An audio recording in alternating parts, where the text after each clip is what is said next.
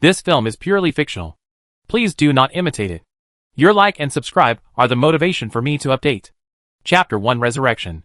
I got up at 6 o'clock, went out at 6:30, rode my bicycle to the subway station, bought an egg pancake at the corner of the street, and ate it while riding. When I got to the subway station, I had finished eating the egg pancake and locked the bicycle on the side of the road. Go to the subway station. Use your student card for half a ticket. And then take the subway to the school station without changing. After getting out of the subway station, you can walk not far to the school and start the day's classes. This has been Lu Yi's high school life for the past 3 years. Every day. Today is June 5th, the last day of high school life. After arriving at school, the head teacher will explain the precautions for the exam, and then have the afternoon off. I will have another day off tomorrow, and I can go to the exam room by myself. The day after tomorrow, June 7th, will be the most important day in the lives of all senior high school graduates. That is, the college entrance examination. But not long after Louis left the house, he met Uncle Jean, holding soy milk and fried dough sticks in his hand, and asked, "Xiaoyi, are you about to take the college entrance examination?" "Yes, the college entrance examination the day after tomorrow," Louis replied with a smile. Uncle Jean asked again, "Your parents are also going back to China to accompany you in the college entrance examination?" "Right. My parents work abroad all year round, and my flight will be home tomorrow afternoon." "Yes, Uncle Jean," Louis replied. "My parents will be home tomorrow afternoon." After leaving the community, I met my desk mate Jiang Haowei, who was also riding a bicycle. They each bought an egg pancake on the street, and rode to the subway station laughing and talking all the way. To get to the subway station, they had to cross a bridge across the river. Not long after they left the community, they boarded the bridge. However, not long after riding, an out-of-control bus crashed into them from behind. Due to the braking, the tires made a screeching sound against the ground. The two of them happened to be on the collision route of the bus, and both turned around to see the bus ramming behind them. The two screamed, but it was too late. They were directly hit by the bus, hit the railing, and fell into the river. The moment he was hit by the bus, Louis said, "No.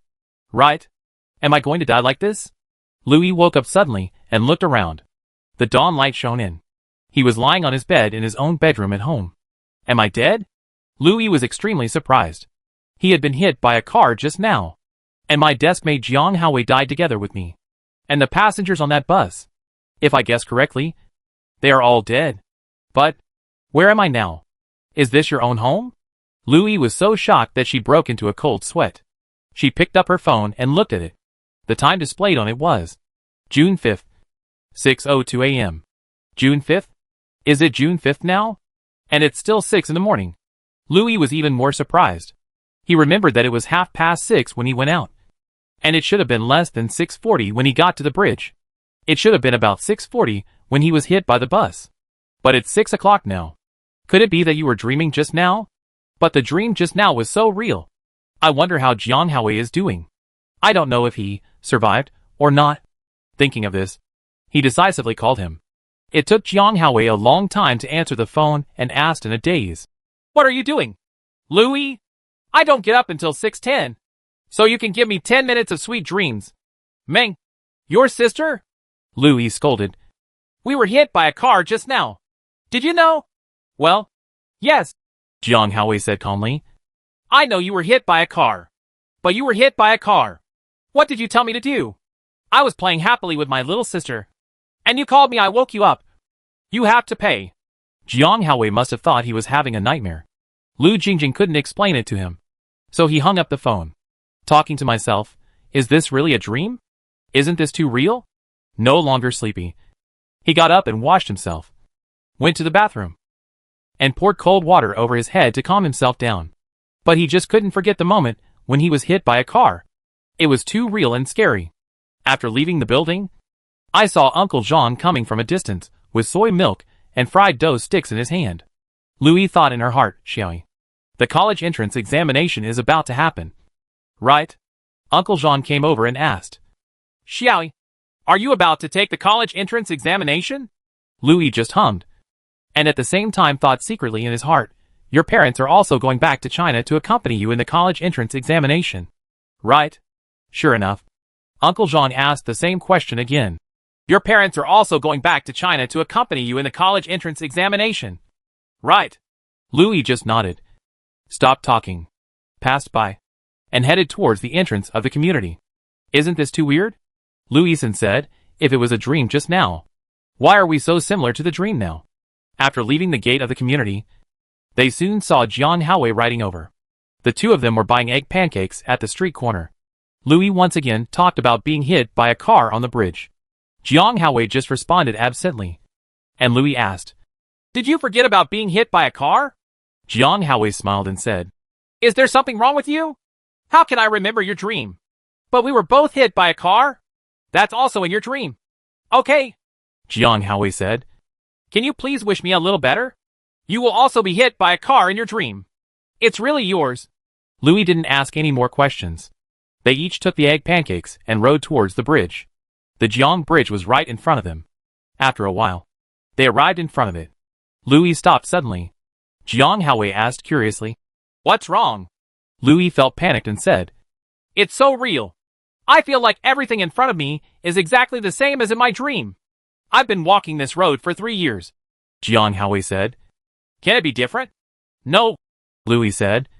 I mean pedestrians, vehicles. Everything that happened and is about to happen is exactly the same as what appeared in my dream just now. Jiang Haowei shook his head. I think you were fooled by your college entrance examination review. Let's go quickly. After that, he was about to ride on the bridge.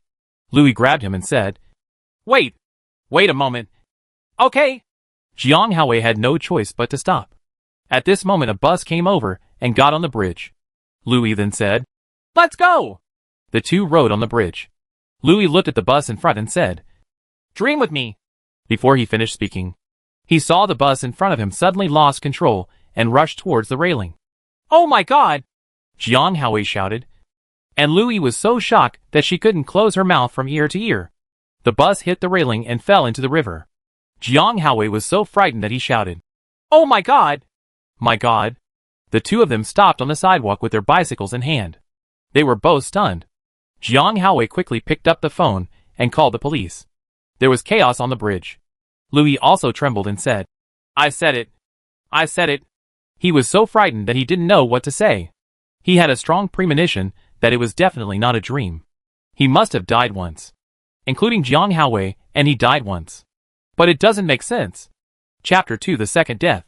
On the subway, Louis and Jiang Haowei stood together, holding on to the handrails. Louis looked distracted, but Jiang Haowei was nagging beside him. You really dreamed it. And you really hit the mark. We almost died. Louis was stunned. Sitting on the seat opposite him was a beautiful young lady wearing a beautiful little skirt. The hem of the skirt had blue and white stripes with a series of numbers in the middle of the stripes. Louis's mind went blank. He turned a deaf ear to Jiang Haowei's chatter, but looked at the string of numbers in a daze. A string of numbers composed of zeros, but with only one in the middle. Hey, are you stupid? Jiang Haowei poked him. Louis suddenly came back to his senses and said, I always feel like it's not like a dream. Isn't it a dream? Jiang Haowei asked. Do you have a sixth sense and can predict the future? Louis shook her head in confusion and said, I can't explain clearly. I just feel it. Louis didn't know how to describe it. So Jiang Haowei asked, What does it feel like? Finally, Louis said, I feel like I really died for once. Isn't it? Jiang Haowei said with a smile. Rebirth after death? Have you read too many online novels? I don't know. Louis shook his head again. He couldn't figure it out. The two stopped talking. Jiang Haowei took out his mobile phone and looked at it. After looking at it for a while, he exclaimed, Look, the news is out. Louis leaned over to take a look. Sure enough, the news that the bus crashed into the river was posted on the local self-media forum. It was said that at least 20 passengers drowned, and the specific number of casualties needs to be further verified. Oh my God! Jiang Haowei looked surprised again. We witnessed a car accident. Moreover, many passengers in the carriage began to discuss the car accident just now. After about 20 minutes, the two got off the subway and came to the ground. The school was not far across the street. Jiang Haowei took out his skateboard and said, I'm so unlucky today. Let's skate for a while and forget about the unpleasant things. Louis smiled and took out his skateboard. The two of them rode the skateboard to the intersection, where they planned to cross the road and walk 2 steps to get to school. The two were skating all the way, and Jiang Haowei said, "Hey, hurry up! The green light is going out!" The two ran forward with all their strength. When the light turned green for 5 seconds, Jiang Haowei got on the zebra crossing, followed closely by Lu Yi. At the last second of the green light, he also rushed onto the zebra crossing. A 3-wheeled battery-powered car ran through the red light and turned left. If it was just a 3-wheeled battery car, it wouldn't matter. Lu Yi was fully capable of avoiding it. The 3-wheeled battery car was almost reaching the zebra crossing and was about to hit him. Lu Yi quickly kicked off and rushed forward to avoid the tricycle. However, an SUV making a normal right turn came over. The battery tricycle blocked the SUV's line of sight. Lu Yi avoided the tricycle. The SUV braked suddenly, but still failed to stop. It hit Lu Yi's body and knocked it out. He was knocked away. With a bang, Lu Yi fell heavily to the ground, his face close to the ground. He saw Jiang Haowei, who had already crossed the road, lost his skateboard and ran towards him. Screaming, Lu Yi said, "Maid, I died again." Then he lost consciousness. Lu Yi woke up suddenly and looked around. The dawn light shone in. He was lying on his bed in his own bedroom at home. Am I dead? And he died twice. The 2 death experiences are vivid in my mind. The first time was when I was hit by a bus on a bridge. And the second time was when I was hit by a private car while crossing a zebra crossing. This is definitely not a dream. Lu Yi sat up and looked at his phone. June 5th, AM 6:02. After calling Jiang Haowei, it took a long time for the other party to get through. Jiang Haowei said in a daze, "What are you doing? Lu Yi, I only get up at 6:10. You can accompany me to have a sweet dream for 10 minutes. It was exactly the same as calling him up and talking just now. Just now Jiang Haowei witnessed himself died tragically on the street, but now the phone call was very dull, which meant that he did not remember, or that he did not know that Lu Yi had died in front of him. This is a big problem. Lu Yi hung up without saying anything. He understood that what he said was in vain. Jiang Haowei must have known nothing. Is there really rebirth? And the kind with infinite rebirth? You just happened to be hacked by me. Lu Yi, I can remember everything before my rebirth, but others cannot. No matter what, we must find out the truth. Even if you can live after death, you must find out." Lu Yi's heart calmed down instead. She got up and washed up. She put on her school bag and prepared to go out. She looked at the skateboard and thought, "Forget it. Don't bring it with you." She just died on the skateboard trying to get the green light. Safety tip: please do not skateboard on the road. After exiting the building, I saw Uncle Jean walking over. "Xiaoyi, the college entrance examination is about to happen." "Right. Your parents are also going back to China to accompany you in your college entrance examination." "Right." This was the 3rd time that Lu Yi experienced exactly the same conversation as Uncle Jean, at the same place and at the same time. When he came to the gate of the community, he happened to run into Jiang Haowei. Lu Yi didn't say anything. Not that the bus fell into the river. And he didn't mention the zebra crossing tragedy. What he said was in vain. After buying egg pancakes, the two biked to the bridge. When they came under the bridge, Lu Yi stopped the car. Jiang Haowei asked him, but he didn't say anything. He waited until the fatal bus got on the bridge. And then he and Jiang Haowei on bridge, seeing the bus rush out of the railing and fall into the river in front of him. Jiang Haowei was frightened, but Lu Yi was very calm. This was the 2nd time he saw the bus fall into the river, and it was exactly the same. After getting on the subway, Jiang Haowei was still talking about the incident where the bus fell into the river just now. Lu Yi inadvertently saw the beautiful young lady sitting on the opposite seat. A beautiful little skirt with blue and white stripes on the hem and a series of numbers in the middle of the stripes. Lu Yi's mind went blank. He turned a deaf ear to Jiang Haowei's chatter, but looked at the string of numbers in a daze. A string of numbers composed of zeros, with 2 connected, 1 S in the middle. After leaving the subway station, Jiang Haowei took out his skateboard. Seeing Lu Yi continuing to walk, he asked, "Why don't you skateboard?" "No," Lu Yi answered simply. "Why don't you bring it? We skateboard every day." Jiang Haowei was puzzled. "It's not safe," Lu Yi replied very simply. "Okay." Jiang Haowei put away his skateboard and walked with him. In fact, the exit of the subway station is not far from the school entrance. If you walk, you can get there in 10 minutes at most. The two walked all the way to the intersection in front of the school. From a distance, They saw a large group of people surrounding the intersection. When they went over, they saw that a private SUV had hit a pedestrian. Louis paid special attention and found that the person who was hit and killed was a middle-aged man. The two entered the campus soon, and Louis felt relieved now that he has entered the campus. He won't die. Right? Chapter 3: A day that repeats infinitely. After entering the school, as he expected, there was no further danger. When he arrived in the classroom, Jiang Haowei told his classmates what he saw and heard today, including the bus on the bridge falling into the river and the car accident in front of the school. Louis sat down listlessly in his seat. He had been feeling uneasy and scared about his two deaths. He was thinking about the cause. Many speculations came into being in his heart, but all were overthrown by himself. He had been restless, even when the head teacher came in to give a lecture, but he had no intention of listening. He stared in one direction in a daze. One row in front of him, at 10 o'clock, was his goddess Lurong. Lurong's academic performance is above average, and her appearance is not very beautiful, but she has an indescribable temperament that makes people feel admiration for her. And Lurong is that kind of aloof girl who is difficult for people to get close to. Louis liked her from the bottom of his heart, but he didn't dare to say it for fear of being rejected. But he said that he spent the whole morning in a state of confusion. The teacher repeatedly emphasized various precautions for the college entrance examination. For example, the diet in these 2 days should not be too fatty and meaty.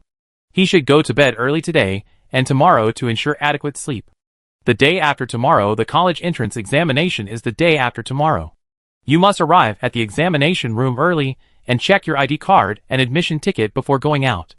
In the event of an emergency, you can seek help from the nearest traffic police, as well as taxis with love signs. After school ended at noon, many students gathered in the corridor to tear up books and have a carnival, and then scattered the pieces downstairs. Louis was not in the mood at all, looking at the books on the table in a daze. Lurong also sat in her seat and did not join the carnival team. After school, Louis and Jiang Haowei left the campus together. After leaving school, Louis has been worried about whether another disaster will happen. The two death experiences have frightened him. He has a strong consciousness that these two disasters are definitely aimed at him. So be extra careful with everything. Everything was fine. Nothing happened that he was worried about. Since his parents were not at home, he ate at a small restaurant in front of the school, and Jiang Haowei left first. After dinner, I went to the subway. When I arrived at the station, I rode my stored bicycle home. Nothing unusual happened until before going to bed at night. So he went to sleep with peace of mind, and turned off the alarm clock for tomorrow morning, waiting to see the exam room tomorrow and for his parents to come home. June 5th just passed. The ringing of the alarm clock woke Louis up. And Louis thought to herself, didn't I turn off the alarm clock? Why are you making trouble again? This phone is broken. Drowsily, he turned off the alarm clock. Today was June 6th. He had a day off and went to the examination room in the afternoon, so he could sleep a little longer now. But just after sleeping for a while, the phone rang again. This time it was not the alarm clock, but a call from Jiang Haowei. Louis picked up the phone and looked at it. It was 6:15. Is Jiang Haowei crazy? He finally had a day off and didn't sleep well. Why was he calling so early? After the call was connected, Jiang Haowei shouted, "Hey, are you up? Are you crazy?" Louis was still half asleep and half awake. "It's been a long day's rest. Can't you let me sleep a little longer?" "You are stupid," Jiang Haowei shouted. "Today is the last day. I have to go to school to attend classes. Is the admission ticket still with the teacher?" When I went, Louis immediately realized the seriousness of the matter and asked, "What's the date today? Are you really stupid?" Jiang Haowei said on the other end of the phone, "June 5th is the last day of our senior year of high school. We must all go to school." Louis hung up the phone and looked at the time on the phone. June 5th, AM 6:12. He was spinning rapidly in his mind. The first time I was hit by a car on the bridge was at 6:40 on June 5th. And the second time I was hit by a private car in front of the school was at 7:20 on June 5th. The third time I arrived at school safely, it was also June 5th. It was also the first time in my memory that I lived June 5th completely. And it's still June 5th. Time has stood still. Louis came to such a shocking conclusion. Time stopped forever on June 5th. He didn't know what caused it. But there was one thing he knew very well, and that was that he was the only one who could always remember the endless repetition of June 5th. all the memories of June 5th. Everyone else only has the memory of June 5th that day. And those who have repeated it will lose their memory. This is too scary. In order to verify that my guess is correct, I can only make a conclusion after today and wait until tomorrow morning to see if it is repeated. He got up quickly and washed up in a hurry. He wanted to go downstairs before Uncle Zhang. So he wakes up late and is faster than usual. When he exited the building in a panic, he saw Uncle Zhang walking over slowly. Xiaoyi, the college entrance examination is about to happen. Right. Your parents are also going back to China to accompany you in your college entrance examination. Right. After repeating these two sentences again, Louis just nodded and walked over quickly. He now understood that time did not start again because he was hit by a car, but that it started to repeat after June 5th. So, on the first June 5th, he went out and was hit by a bus on the bridge. This day ended and began to repeat the second June 5th. On June 5th of the following year, he was hit and killed by a private car in front of the school. The third June 5th is an ordinary and safe day. Today is the fourth June 5th. June 5th has passed 4 times, which means that June 5th has been activated 3 times. How many times will it be repeated later? Will it be repeated indefinitely? Louis didn't know all this, but he felt it was necessary to investigate clearly. He couldn't live in endless repetition without knowing it. He met Jiang Haowei at the gate of the community. Louis looked towards the sky and around as he walked. What are you looking at? Jiang Haowei asked curiously. If it is really repeated infinitely, it is very likely that the Earth has been invaded by aliens. It is the aliens who have caused the Earth to fall into infinite repetition. So he looked up and looked around to see if he could find 1 or 2 ships. Alien spaceship. As you can imagine, the result was that he couldn't see anything. Louis could only say, "Oh, it's nothing. Let's go!" The two bought egg pancakes and rode to the bridge. Just like yesterday. No. To be precise, it was like last June 5th. Louis deliberately waited under the bridge for a while before getting on the bridge. I saw the bus rushing under the bridge again. When you get to the subway station, lock your bike.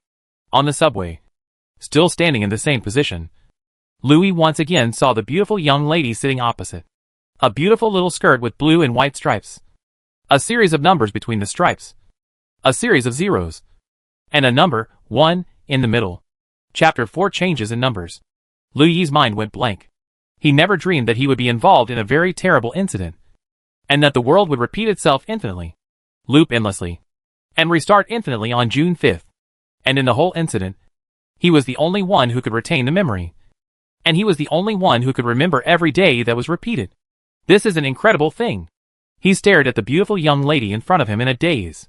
In fact, he was not staring at her, but he was confused by what he encountered. So he was in a daze. When he was almost at the station, he suddenly remembered something. At this time, the car door opened and Jiang Haowei urged him to get out of the car. After getting off the bus, I was stunned when I saw the subway leaving. Hey, what's wrong with you? Jiang Haowei asked. Are you absent-minded? He just thought of one thing. That is the beautiful young lady in the carriage. The young lady didn't attract his attention. What caught his attention was the string of numbers on the young lady's skirt. He remembered that when he saw the young lady yesterday, there were 2, 1, S in the string of numbers. But today there was only 1, 1. It's obviously a repeating day. And everything is repeating itself. So the numbers on the young lady's skirt should be the same. Why did she change? In fact, this was just a subtle change. And Louis happened to be standing opposite the young lady. And he happened to be staring at her. So this caught his attention. Yes, there must be something wrong with this woman, Louis said casually. Which woman? Jiang Haowei asked. It's okay. Let's go out. Louis didn't explain. He wanted to be sure before deciding whether to talk to Jiang Haowei. What I have to do now is to get through the day first. And when I meet this young lady in the car tomorrow morning, I will pay attention to the number on her skirt. If it really changes, then there is definitely something wrong with this woman. He now remembers that there is only 1, 1, in that string of numbers, and the others are all 0. When I arrived at the school gate, I witnessed a car accident again. After arriving at school, it was exactly the same as what I experienced yesterday. After school, I still order and eat at the small restaurant in front of the school. After eating, he was thinking, should he go home? Or do something? He wanted to investigate this matter, so he needed to do something. But he didn't know what to do specifically. If time has begun to repeat itself infinitely, is this the case only in this city? But it's impossible, because this city belongs to this world. It is impossible for a city to cycle endlessly, while the rest of the world continues to function normally. Could it be that the entire Earth is caught in a cycle? What about the solar system? What about the universe? Observe the stars. Yes, he observed at night. But then he gave up this plan, because he knew nothing about astronomy. Then call your parents first. Right. My parents are abroad. It should be 12 o'clock at night. I don't care. I'll talk about it later. Thinking of this, I dialed my parents' phone number. Louis didn't say anything clearly on the phone, because it was difficult to explain it. Even if it was explained clearly, it would still be difficult to explain. No one will believe it. So he only asked one thing. What time is it now? His parents didn't suspect anything, thinking he was asking about the time difference. So they told him it was midnight on June 5th in Country M. Louis didn't ask any more questions and decided to call again at this time tomorrow. There is another question, which is also a very important question, and that is the digital lady on the subway. If you can find her, you may be able to find the answer. Louis went to the subway station. But when he got there, he was at a loss again and couldn't find it at all. In desperation, he had to give up searching and take the subway home. I can only hope to find the number girl tomorrow morning and ask clearly. He spent a half-day break in the afternoon at home. Even if he didn't go out at home, he was still not idle, but searched for answers online. As you can imagine, I couldn't find the answer at all on the internet. I only found a few novels and film and television works about the infinite repetition of time. One is Sakurazaka Hiroshi's novel, All You Need Is Kill, Kill All You, which is about time repeating infinitely. It was later adapted into the classic science fiction movie, Edge of Tomorrow. There is also a movie called Groundhog Day, which also tells the story of the male protagonist repeating the same day's experiences endlessly. The former talks about the Earth being invaded by aliens, while the latter talks about the infinite repetition caused by meteorological disasters. All the information I consulted was either science fiction or fantasy, and none of it was a serious scientific explanation. Louis summarized 3 possibilities: alien invasion, celestial disasters, and virtual worlds. But all 3 possibilities were overturned by him, and he felt that they were all impossible. Especially the last possibility, the virtual world. There are 2 possibilities in the virtual world. One is to live in a computer, such as science fiction works, The Matrix, and 13 Degrees of Evil. The second possibility is that you are living in a dream, such as Inception in science fiction works. But both possibilities were overthrown by himself, because he could feel that he was real, and it would never be the code in the computer, nor would it be in a dream. So what exactly is causing this current infinite loop situation? June 5th will never end. Louis once again spent June 5th in such entanglement. June 5th, the 5th day. When the alarm clock rang, Louis got up immediately and looked at his phone. June 5th, AM 6 o'clock. Today, he wants to determine whether the number on the girl's skirt on the subway has changed. As expected, when I left the house, I met Uncle Zhang with the same 2 familiar questions. I met Jiang Haowei at the gate of the community, bought egg pancakes, and rode on the road. After waiting for a while under the bridge, I saw the bus falling into the river again on the bridge. Jiang Haowei was trembling with fear again, and Louis was already numb, so he looked calm. When I got on the subway, I saw my long-lost number girl again. The numbers on her skirt had indeed changed. Sure enough, between a string of zeros, yesterday's 1 became today's 2, 1s. And there is a 0 sandwiched between these 2 1s. All people, things, and things were repeated. But 2 things were not repeated. One was his Louis's memory, and the other was the number on the skirt of the young lady in front of him. So now we can conclude that there is something wrong with the young lady in front of me. If you look for the reason why time repeats endlessly, you may get a breakthrough with this young lady in front of you. Louis wanted to ask her for clarification, but saw the young lady in front of her playing with her mobile phone. He wanted to ask her, but he didn't know where to start. Maybe she didn't know at all. But how to explain the numbers? Louis once again paid attention to the string of numbers. A series of zeros with 2 1s in the middle, adding up to a total of 10 numbers, with spaces on both sides, and then repeated this string of characters left and right. And if this string of characters is recorded, it will be 00000000101. It's more of a character than a number. What does that mean? Chapter 5 Strike up a conversation. Louis looked at the young lady in front of her, and didn't know where to start. However, she was looking down at her phone intently at the moment, and she didn't even realize that someone was staring at her secretly. While he was struggling with what to do, Jiang Haowei, who was beside him, poked him quietly and asked in a low voice, "Hey, aren't you interested in her anymore?" Louis came over in a daze and thought, no matter how many things there are, I must ask clearly. Thinking of this, he took 2 steps forward, came to the young lady and said, "Hi, Lo." During the morning rush hour, the subway was crowded with people. Even when he came to the young lady, Louis was crowded with people on both sides. Although he called her, they didn't hear him at all. Only then did Louis realize that she was wearing Bluetooth headphones, maybe listening to music. So she didn't hear him calling her. Jiang Haowei behind him was stunned. He didn't expect Louis, who rarely spoke, to take the initiative to flirt with a girl. Louis shouted again, "Hello." This time he deliberately raised his voice. The other party still ignored him. Louis said, "It is repeated every day. Everything is repeated, except that I can retain the memory of every day. Then the young lady in front of me may also be able to retain the memory like me. Then if I talk to her now, she should be able to realize it. So it will speed up the process of solving the mystery. It doesn't matter if she can't retain her memory like everyone else.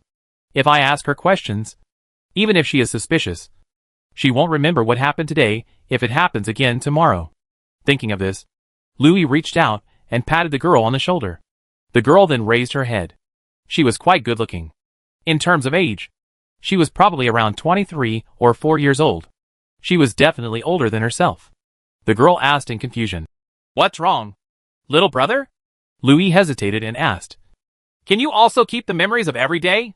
The girl frowned and asked, "What did you say?" Louis asked straight to the point. "Every day is repeated. The same day repeats infinitely. No one knows it. But you know it?" The girl smiled and said, "Brother, what are you talking about? I don't understand at all." "How could you not understand?" Louis said. "The number on your skirt is different every day." The skirt the girl wore was relatively short and could not cover her knees when she sat down. When Louis said this, she immediately covered her skirt with her hands and said, "You?" Louis thought something was about to happen, but she saw the young lady's face full of anger. As expected, the young lady held it in for a long time and finally said, "Rogue." Louis was very embarrassed. Everyone around him was looking at him. Jiang Haowei pulled him and said, "Louis, what's the matter with you?" Louis was angry and thought to himself, "You know the truth, but you deliberately concealed it. And you even bit back and scolded me. How unreasonable." Then he said, "You know the truth of the matter. Why don't you admit it? I suspect that you may be the accomplice behind this incident. Can't you tell me?" The girl was ashamed and angry, and said, "You gangster. You look at me every day." The subway was arriving at the station at this moment, and Jiang Haowei quickly pulled Louis out of the car. On the platform, Jiang Haowei asked, "Louis, what did you do? You are not usually like this." Louis pointed to the carriage and saw the young lady still sitting there, saying, "There must be something wrong with this woman. She definitely knows the secret of infinite restarts." "Infinite restart?" Jiang Haowei was also confused. "What infinite restart?" There were too many people on the platform, getting on and off the train, passing each other and bumping into each other from time to time. "Let's go. Talk as we go," Louis said. On the way, Louis asked, "What day is it today?" "It's June 5th. Are you stupid?" Louis continued. "After today is over, what is tomorrow?" "Nonsense. It must be June 6th. Louis sneered and said, "Wrong. It will still be June 5th after dawn tomorrow. Because June 5th is repeated infinitely, and everyone is repeating it. But no one knows that June 5th has been repeated. On the 5th. Just remember the 5th of June when we start again." "Ha ha. Louis, have you read too many science fiction novels?" Jiang Haowei laughed. "I know. The college entrance examination is the day after tomorrow. You are under too much pressure. We are both bad students. It doesn't matter if you don't do well in the exam. If you can take the exam, 3 junior colleges are the best. It doesn't matter if you don't pass. Just go find a job. What I told you is true," Louis said. "It repeats infinitely. But I can remember every repetition. Today is already the 5th day since the repetition began." "You mean you experienced June 5th 5 times?" Jiang Haowei asked, with a smile on his face. He still didn't believe it. Yes, Louis said. Do you still remember the bus on the bridge? Why every time? Oh no. Why do I have to hold you for a while before getting on the bridge in the morning? Because I know there will be a bus rushing out the railing fell into the river. The two continued walking. Jiang Haowei just hummed and motioned for him to continue talking. Louis continued. On the first day, I didn't know that I was riding with you on the bridge without waiting. As a result, I was hit by this bus, and we both died on the spot. Isn't it right? Louis, you are so good at making things up. Can you please listen to me? Louis said angrily. Okay, you say it. I died, but I never imagined that I would actually come back to life. I still remember the moment of death clearly. When I woke up, I found myself lying on my bed at home. At that time, the second June 5th began. To be precise, it was the second time that the repetition really started.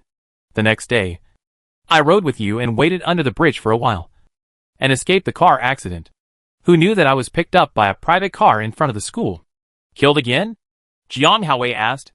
Louis replied, yes, it's all because of you.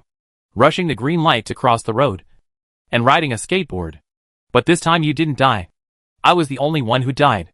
So starting from the third day, I won't bring my skateboard. And deliberately slowed down when approaching the school, and finally escaped the second death.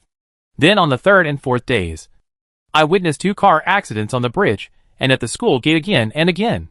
Today is the 5th day. Jiang Haowei, if you still don't believe me, when you get to the school gate, you will know. Jiang Haowei asked, you mean there will be a car accident when we get to the school gate later? Yes, Louis said.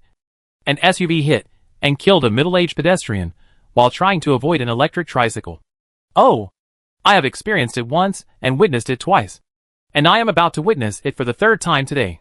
In fact, you have experienced the same times as me. But you have no memory. Jiang Haowei was dubious. The two left the subway station and came to the road. The school was not far away. The two walked towards the school. Jiang Haowei saw Louis's vow and asked again, are you sure you are not fooling me? Louis said, let everything be based on facts. Okay, you'll find out when you get to the school gate. Sure enough, when he arrived at the intersection not far from the school gate, a tricycle and a private car stopped in the middle of the road. Jiang Haowei was shocked and said, there was really a car accident. Louis, how did you know about it? Chapter 6, The Mystery of Numbers. Jiang Haowei began to believe it.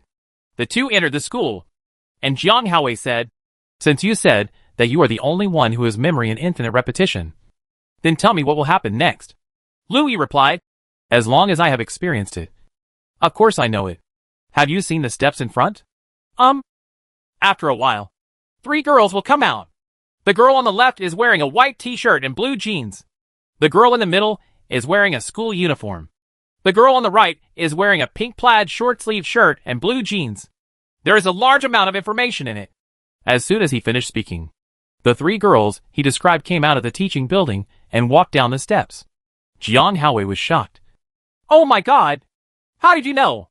Also, Louis said very calmly, the principal and 2 school workers will appear at 10 o'clock and then separate at 12 o'clock.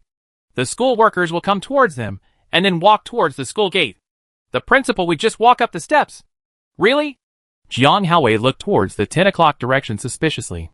Sure enough, just a moment later, 2 school workers walked out, and the principal walked out behind them. They were together, but not together. Next, do exactly what Louis said. Jiang Haowei kept whispering, oh my God! My God! The 2 of them went up the steps and entered the teaching building. Louis said again, did you see the boy in front of you? When they were going up the stairs, one of their feet was missing and they almost fell. Sure enough, Louis's words were verified again. The reason Louis decided to talk to Jiang Haowei about this matter today was that he felt that some problems were difficult to solve by himself. The so-called authorities are blind to the beholder.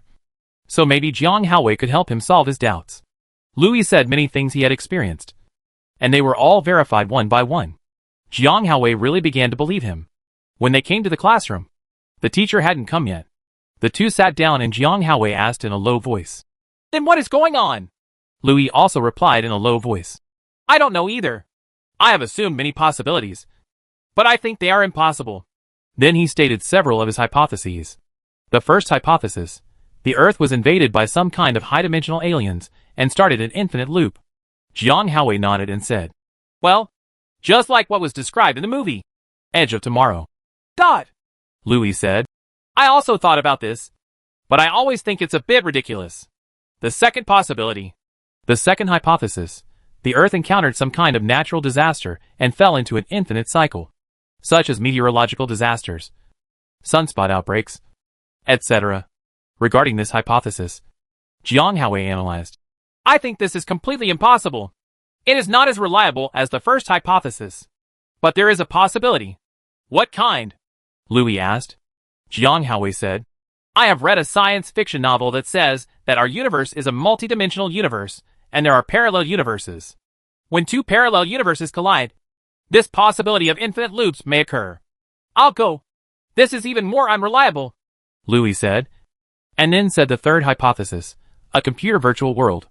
"You mean it's possible for us to exist in a virtual world built by computers?" Jiang Haowei asked. Louis nodded and said, "Yes. This is what I have thought about these days.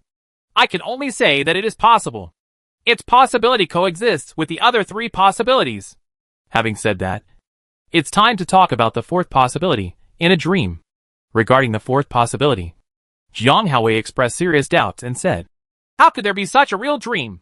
"I think so too," Louis said. "Actually, I was inspired by the movie Inception, so I told you this, and you helped me analyze it." Jiang Haowei thought carefully for a while and said, "Of the four possibilities, the computer virtual world is the most likely, and the dream is the least likely. But although the computer virtual world is the most likely, I have serious doubts, because I think this reality is so real. It's impossible for a computer to simulate it so realistically." "And how?" "I thought of a fifth possibility." "Oh, tell me," Jiang Haowei said. "It may be man-made. A certain human scientific research institution was conducting experiments and inadvertently started an infinite loop that even they themselves cannot control. It feels a bit unreliable." "Yes, it's unreliable," Jiang Haowei said. "But there is such a possibility. Infinite restarts are possible. What else is impossible, you think?" Louis nodded and said, "Well, I will think about it carefully. Now you are the only one who has the memory of infinite restart," Jiang Haowei said. "Then what are you going to do next?" "I must solve this mystery," Louis said. "And the woman on the subway may be the breakthrough." "Then why do you think it's her?" Louis then told the mystery of the numbers he discovered. "A series of zeros," Jiang Haowei pondered. "But there are two ones." Louis looked at him expectantly. Maybe she could count on him to solve the mystery of numbers.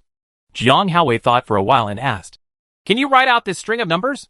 "Of course," Louis said. "I started paying attention to it yesterday, so I made a point of seeing it clearly today." Then he wrote this string of numbers on the paper.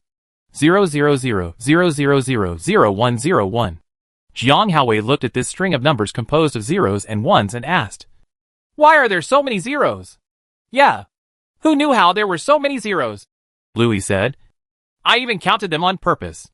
There were 7 zeros in front. And immediately after these 7 zeros, it was 101. What number was it yesterday?" Jiang Haowei asked, thinking about it all the time. "I can't remember clearly yesterday, but there was only one, Louis said truthfully. "Then where was yesterday's 1? Louis asked again. "I think it was 3rd or 4th. I can't remember clearly." Jiang Haowei took out his mobile phone, fiddled with it for a while and said, "I understand." "What do you mean?" Louis asked. And it seemed that the onlookers really understood. Jiang Haowei said, "You said today is the 5th day of repetition? The 4th day of the repeat to be precise. Because the first day was not a repeat. So today will still be the 5th Juneteenth?" "Yes. I understand," Jiang Haowei said. "This string of characters is actually a set of binary digits." "Binary numbers?" Louis asked curiously. "That's right." Jiang Haowei began to analyze. "This set of binary numbers corresponds to 5 in decimal, which means the 5th day. And yesterday's number must be 100 in binary, corresponding to 4 in decimal. So among the numbers you saw yesterday, the only one should be in the 3rd position." Louis thought for a moment and said, "It seems so." Jiang Haowei pointed at the string of numbers again and said, "Look, it's exactly 10 digits. The largest 10-digit binary number is 10 ones, And the corresponding decimal number is 1023. 1023? Louis still didn't quite understand. Jiang Haowei continued his analysis. This 1023 may be telling you that the total number of cycles is 1023. How do you know it? I don't know. I just guessed. Then you continue to help me guess. What about 1023? Jiang Haowei shook his head and said, I don't know. It is possible that the world order will return to normal. It is also possible. How? Bang! Jiang Haowei made an explosive movement. Game over. Chapter 7. My name is Angela. According to Jiang Haowei's hypothesis, the total number of repeated days is 1023 days, which means that these 1023 days are all repeats of June 5th. After these 1023 same days are repeated, there will be two possibilities. 1. End the repetition. Start June 6th. The world and time will return to normal. 2nd. The game is over. The world is destroyed. Everything will no longer be repeated. And everything will perish. According to the assumptions made by myself and Jiang Haowei, there are 5 possibilities for infinite repetition, actually a limited number of 1023 times alien invasion, natural disaster, virtual world, dream, and runaway experiment. Each possibility is unlikely. Louis decided to find out the truth of the matter. He could not live passively in these 1023 repetitions, letting his destiny be controlled by the players, hiding in the dark. And now the only clue he has is the young lady on the subway. If I take the initiative to strike up a conversation, she will be called a gangster. So how should I approach her? Louis felt a headache about this matter. It's obvious that she must know the truth about this incident, but she deliberately concealed it. However, Jiang Haowei didn't think so. Jiang Haowei said, it's also possible that this woman really doesn't know the truth, but is manipulated by the players that may exist behind the scenes. Every day when she starts repeating it, she thinks it's the number on her skirt, or she simply didn't notice the change in numbers. You mean, this woman is just like everyone else and has no memory? Louis asked. I'm just saying it's possible. Feeling that what Jiang Haowei said was reasonable, Louis pondered and thought, no matter what, I must find out the details of this woman, whether she knows it or not. She is absolutely inseparable from this incident. But how to check? It was the first time today that I encountered such a big problem. I was called a gangster and almost couldn't escape. You can change your strategy, Jiang Haowei said. How to change? Trying to get close to her, such as asking her name, asking for her phone number, or complimenting her on how beautiful she is. I'll go. Wouldn't that be flirting with girls? In order to find out the truth. Do you still care about this? Louis looked at Laurent, his goddess, who was sitting in the front left. He felt that the one he loved most was Laurent. He must not have any inappropriate thoughts about other girls. Otherwise, he would be sorry for Laurent. Even if he never confessed to Laurent, Laurent didn't know that he had a crush on her. So he didn't allow himself to be disloyal to Laurent in the slightest. But now Jiang Haowei actually asked him to flirt with other girls. Jiang Haowei added, what else can we do? Louis nodded and thought to himself, that's all that can be done. Let's try it out tomorrow to see if it works. After making this decision, we continued this repetitive day. The next day, for Louis, he got up early to wash up, went to school with Jiang Haowei, and got on the subway as usual. When I arrived at the place where I get on the bus every day, I saw that young lady sitting in her usual place opposite. Louis looked at the string of numbers again, and sure enough, something changed again. 000000110 corresponds to 6 in decimal. And today is also the 6th day since repetition was started. So Jiang Haowei's guess is correct. But Jiang Haowei has no memory. He can't remember anything about what he said to Louis yesterday. Seeing that the young lady opposite was there, playing with her mobile phone with her head down, Louis didn't know how to approach her and strike up a conversation. Jiang Haowei, who was next to him, noticed that he was a little strange. So he poked him in a low voice and asked, what's wrong with you? After being stabbed by him, Louis was originally scared.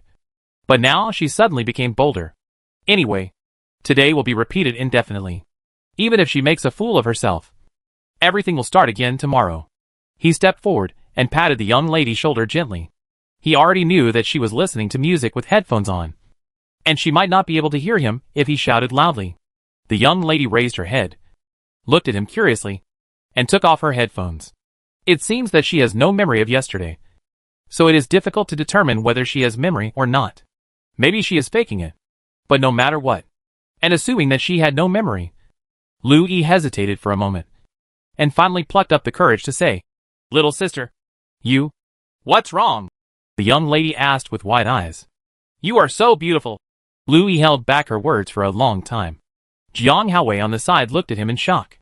The young lady giggled, and Louis looked embarrassed. "Do you want to pick me up, little brother?" the young lady asked with a smile. Louis felt embarrassed. The young lady in front of her smiled so beautifully. The young lady continued to look at him with a smile, waiting for him to speak. "It seems that it is about to succeed. Keep trying." Louis thought of this and said, "My name is Louis. Can you give me your VX?" Louis's words were a bit incoherent. The young lady thought for a moment and said, "Okay. Shall you sweep me or shall I sweep you? I'll scan you." The young lady called up the QR code. Louis scanned it and added her as a friend, only to find out that her online name was, "My name is Angela." Louis, whose real name is online, asked curiously, "Angela? It turns out that my sister is an angel." Angela smiled sweetly and said, "My little brother is very good at talking. But this is really my name. My surname is An." It turns out her name is really Angela. Angela added, "My little brother should be a high school student." "Right." Louis nodded and said, "Yes. I am in my 3rd year of high school. I will take the college entrance examination the day after tomorrow." "Then come on." "Okay, sister." The two didn't chat for long before Louis arrived at the station and got off with Jiang Haowei. On the platform, Jiang Haowei said in an admiring tone, "Louis, you are really good. When did you become so good at flirting with girls?"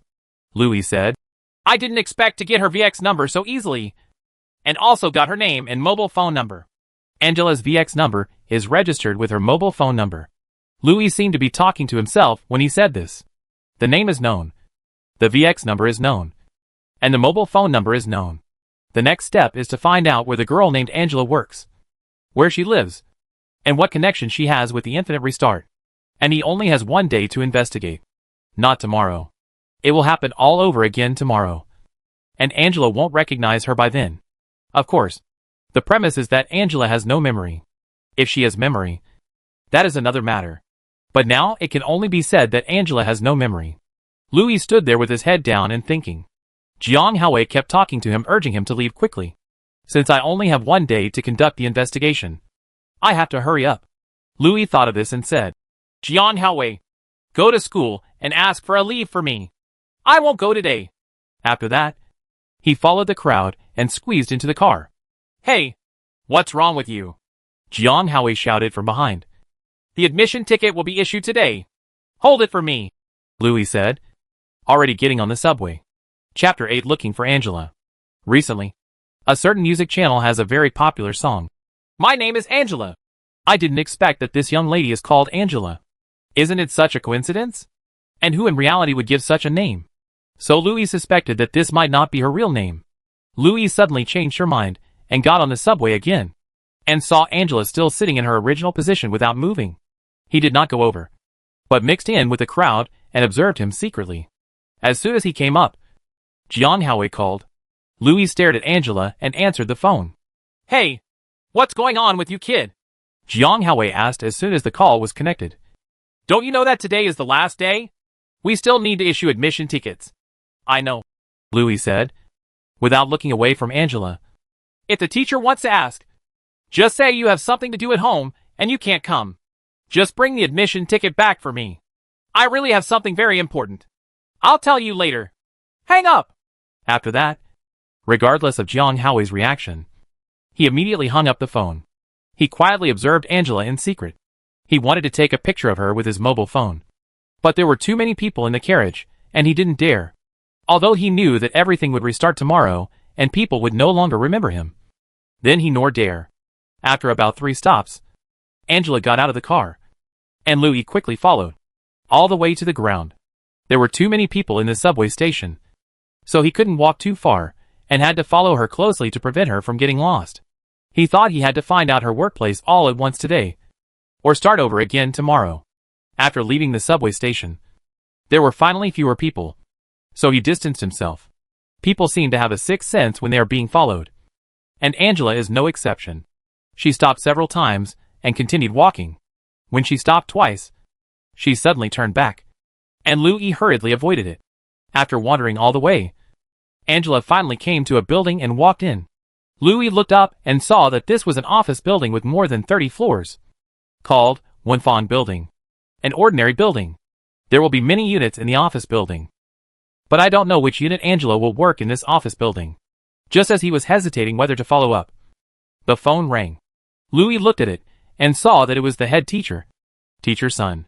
Louis was puzzled. Why did this old Sun to call me? I'm just a scumbag in the class. Shouldn't I attract his attention? Even if today is the last day to issue the admission ticket.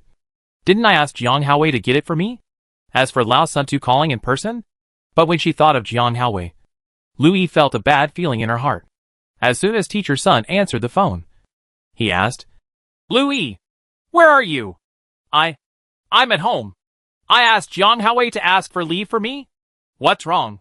Teacher, do I have to go today? Teacher Sun on the other end of the phone sighed and said in a trembling voice, Jiang Haowei was hit by a car. As soon as he heard that Jiang Haowei had been hit by a car, Louis's head buzzed loudly. He immediately thought that it must be the intersection not far from the school entrance, where Jiang Haowei must have been hit. How is he? Louis asked carefully. He died. Louis was stunned. Hey, Louis, my teacher here. You'd better come to school. Get your admission ticket, and help Jiang Haowei sort out his belongings. Oh, wait a minute. Be careful when you come here. Yes, teacher. Louis hung up the phone, looked at Winfong Building again, and looked at the surrounding terrain. There happened to be a bus stop not far away, and there was a bus stop to the school where he could wait. When he took the bus to school, it was already 40 minutes later. The students in the classroom were all sitting quietly in their seats, and the atmosphere was very low. Looking at Jiang Haowei's seat, it was right next to his own seat. All the books and materials on his seat had been taken away, and now they were empty. When he appeared at the door of the classroom, he was told by the monitor to go to the teacher's office. When he came to the office again, he saw Jiang Haowei's mother sitting opposite Teacher Sun, crying sadly. Seeing Louis's arrival, Jiang's mother immediately came forward and asked, Louis, weren't you with my Xiaowei this morning? Why didn't you two come together? Teacher Sun also asked. Yes. Louis, didn't you always go to school with Jiang Haowei? What happened today? Louis panicked for a while. I still can't figure out the relationship between Jiang Haowei's death and feelings. He could only say nonchalantly, Yes. I rode to school with him in the morning and rode the subway together. Then what? Mother Jiang asked. Why weren't you there when there was a car accident? Louis didn't know how to answer. If he told the truth, no one would believe it, which would make it even more unclear. He could only find a way to get past it. Anyway, tomorrow will happen again, and Jiang Haowei will be alive tomorrow. But today he has to fool around. I suddenly remembered that the natural gas at home was not turned off, Louis said in a hurry and lied temporarily. As you know, my parents are abroad and I am alone at home. When I took a shower last night, I didn't remember whether I turned it off or not. Natural gas. So when I left the subway station, I thought about going back and turning off the natural gas. Louis, what's your reason? Teacher Sun said angrily. Did you do something you shouldn't do? No, really not. Teacher, Louis said firmly. At this time, he could only bite him to death. Otherwise it would be really troublesome later. I really have to go home and turn off the natural gas. When he couldn't find anything out, Teacher Sun let him go. Back in the classroom, someone came over to ask him about his situation. Louis could only follow what he said just now. That is, he went home temporarily to turn off the natural gas. So why was he not at the scene of Jiang Haowei's car accident? The lie just came true. The whole morning was spent in boredom. The teacher came over and talked about some things to note about the college entrance examination and handed out admission tickets to everyone. Louis had also been thinking about Angela, and now he went to see if she worked in Winfong Building. He opened a certain map on his mobile phone and found Winfong Building. But there was only Winfong Building on the map, address, and no detailed introduction to it. I also searched on a certain website and only found the business phone number of Winfong Building. As for which companies were working there, I couldn't find out, unless you go to the office building to investigate in person. So in order to find out the truth, Louis decided to go to Winfong Building to investigate in the afternoon and see if he could find Angela. However, things suddenly took a turn for the worse. Louis was planning to go to the restaurant in front of the school for dinner at noon when his cell phone VX suddenly rang. He took it out and saw that it was a message from Angela. Is school out, little brother? Chapter 9 Waiting for the Rabbit. Seeing that the message was from Angela, Louis immediately sent back the message. I just got off school. Sister, are you off work too? Angela sent a voice message. Yes, but I only go to dinner alone. It's so boring. Louis was overjoyed. This is the chance for me to get close to you. And she hurriedly said, I'm alone too. Why don't you come over and I'll treat you to dinner? Angela's voice. Okay, but I am a sister, so there is no reason for my brother to treat me. Come here and I will treat you. Okay, where are you? I'll go find you. Don't you know I'm in the Fawn building? I'll be waiting for you downstairs in the company. Louis was stunned. He was following her quietly, and she actually noticed him. She couldn't help but feel embarrassed. Fortunately, they were chatting with the ex, and she didn't know his current expression. He typed, okay, I'll go there now. But if I take the bus, it may take half an hour to get there. It's okay. I'll wait for you. Sister. Angela's voice was very sweet. Louis walked to the bus stop. The stop was on the opposite side, and he had to cross an intersection. That intersection was the intersection where many accidents happened in Louis's endlessly repeated June 5th. Louis was a little frightened, but she still walked over. However, the more afraid she was, the more trouble would come. He was very careful waiting for the green light on the side of the road. To be sure, he lived very carefully and looked around to prevent any accidents from coming. However, at this moment, a battery car came diagonally across the intersection and ran through the red light. If it was just a battery car, forget it. It wouldn't pose much danger to him. Just when the battery car was halfway through the ride, a normally traveling bus came quickly and hit the battery car. The battery-powered car, including the car and its occupants, was knocked away and rolled over. The bus accelerated and braked, making a screeching sound. Louis was about to dodge, but the rolling battery car had already come to him. He couldn't dodge it, and hit him with a bang. Louis was knocked to the ground, looking at the street becoming blurry, cursing in his heart, damn it. I was actually hit to death by a battery car. Dee. The alarm clock rang, and Louis suddenly sat up from the bed. Time, June 5th, a.m. 6 o'clock. Repeat, day 7. Louis sat on the bed and thought quickly. He decided to change his strategy today and take the initiative. So what should be done? Yes, just do it. Thinking of this, he immediately got dressed without brushing his teeth, washing his face, or carrying his school bag. He only took his mobile phone and went out. As he went downstairs, he called Jiang Haowei. When I left the building, I didn't see Uncle Zhang, because he left early today. I didn't meet him. What are you doing? Louis! Calling me so early! Jiang Haowei said in a daze on the other end of the phone. This kid really came to life. Louis smiled secretly in his heart and said hurriedly, I have something to do, and I won't go to school today. You can go and ask for leave for me and get the admission ticket for me. Also, I remind you, ride on the bike. Wait 1 minute in front of the bridge. Don't skateboard when you get to the school gate. Don't go when the light is yellow. Go only when the light is green. Don't go when the light is green for 5 seconds. Stop and wait. Let me go. Louis. What do you mean? When did you become so mother-in-law? You don't care why. Just do what I say. I'll explain it to you in detail later. After Louis said that, he had already left the gate of the community. He didn't ask for the egg pancake and rode directly to the bridge. The aunt selling egg pancakes shouted from behind. Hey, Louis! Why don't you want egg pancakes today? Louis shouted without even looking back. I've been eating it for so many days. But today I'm going to change the taste. When he got to the bridge, he didn't stop at all and went straight onto the bridge, because he knew that the bus hadn't come yet. So there was no need to worry. Soon I arrived at the subway station and got on the first train. I saw that Angela was not in the seat where she was supposed to be sitting. This meant that he was at least one bus ahead of her. This is just right. On the subway, although there were many people, no one disturbed him, allowing him to concentrate on thinking. Why did Angela suddenly call him at noon yesterday and invite him to dinner?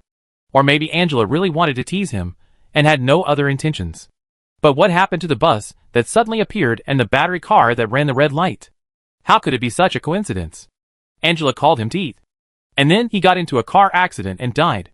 This is such a coincidence. So strange. In these repeated days, he experienced many deaths, all related to car accidents. He and Jiang Haowei were hit and killed by a bus. And he was hit and killed by an SUV alone.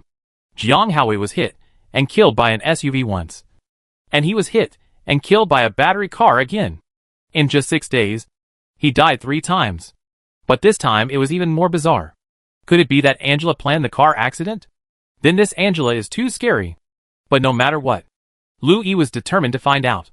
After sitting down all the way, Louis got off the car at the stop Angela wanted to go to, and walked all the way to Wafan building. There was a security guard standing guard at the gate on the first floor of the office building. Louis did not dare to go there at first. He was afraid of being stopped by others, because he saw that everyone who entered had a sign, which might be a work permit or something like that. They only put it in after getting a work permit. So he wandered behind the stone lion in front of the building, thinking about how to sneak in.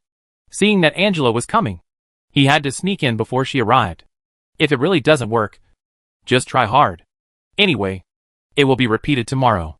If you fail today, try again tomorrow. Thinking of this, he followed several people up the steps. Unexpectedly, when he came to the door, the security guard just looked at him and let him in without saying anything.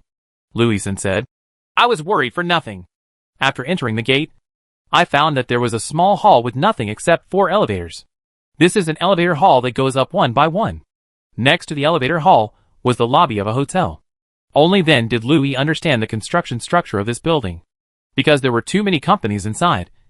It was set up like this. Louis stood not far from the door and looked out, always paying attention to whether Angela was among the people who came in. The people who came in were all in a hurry, and no one paid attention to him.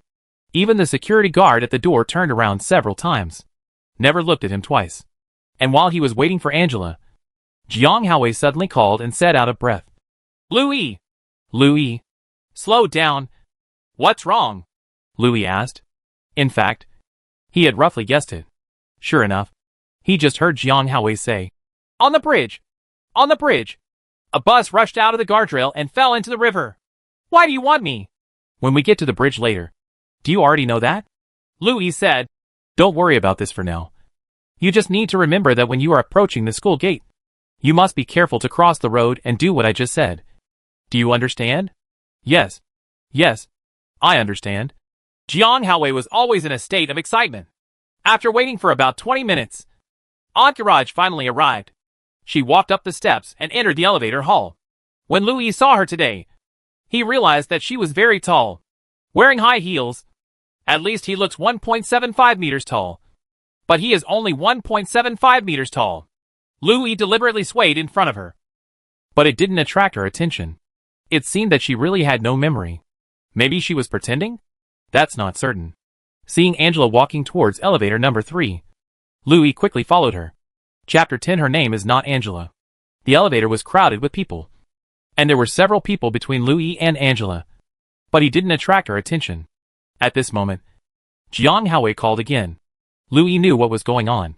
Sure enough, he heard Jiang Haowei say very excitedly on the phone, "Louis! There is another car accident at the door." Louis said very calmly, I know. You can go to school safely now. Don't forget what I told you." "What's up? Are you stupid? Bring me your admission ticket. I'll tell you later. Don't call me if you have nothing to do. I'm very busy now." And then hung up. Several people looked at him curiously, and Louis also smiled awkwardly at everyone. She glanced at Angela with a cold look and did not look at him. Louison said, "This Angela is really so close yesterday.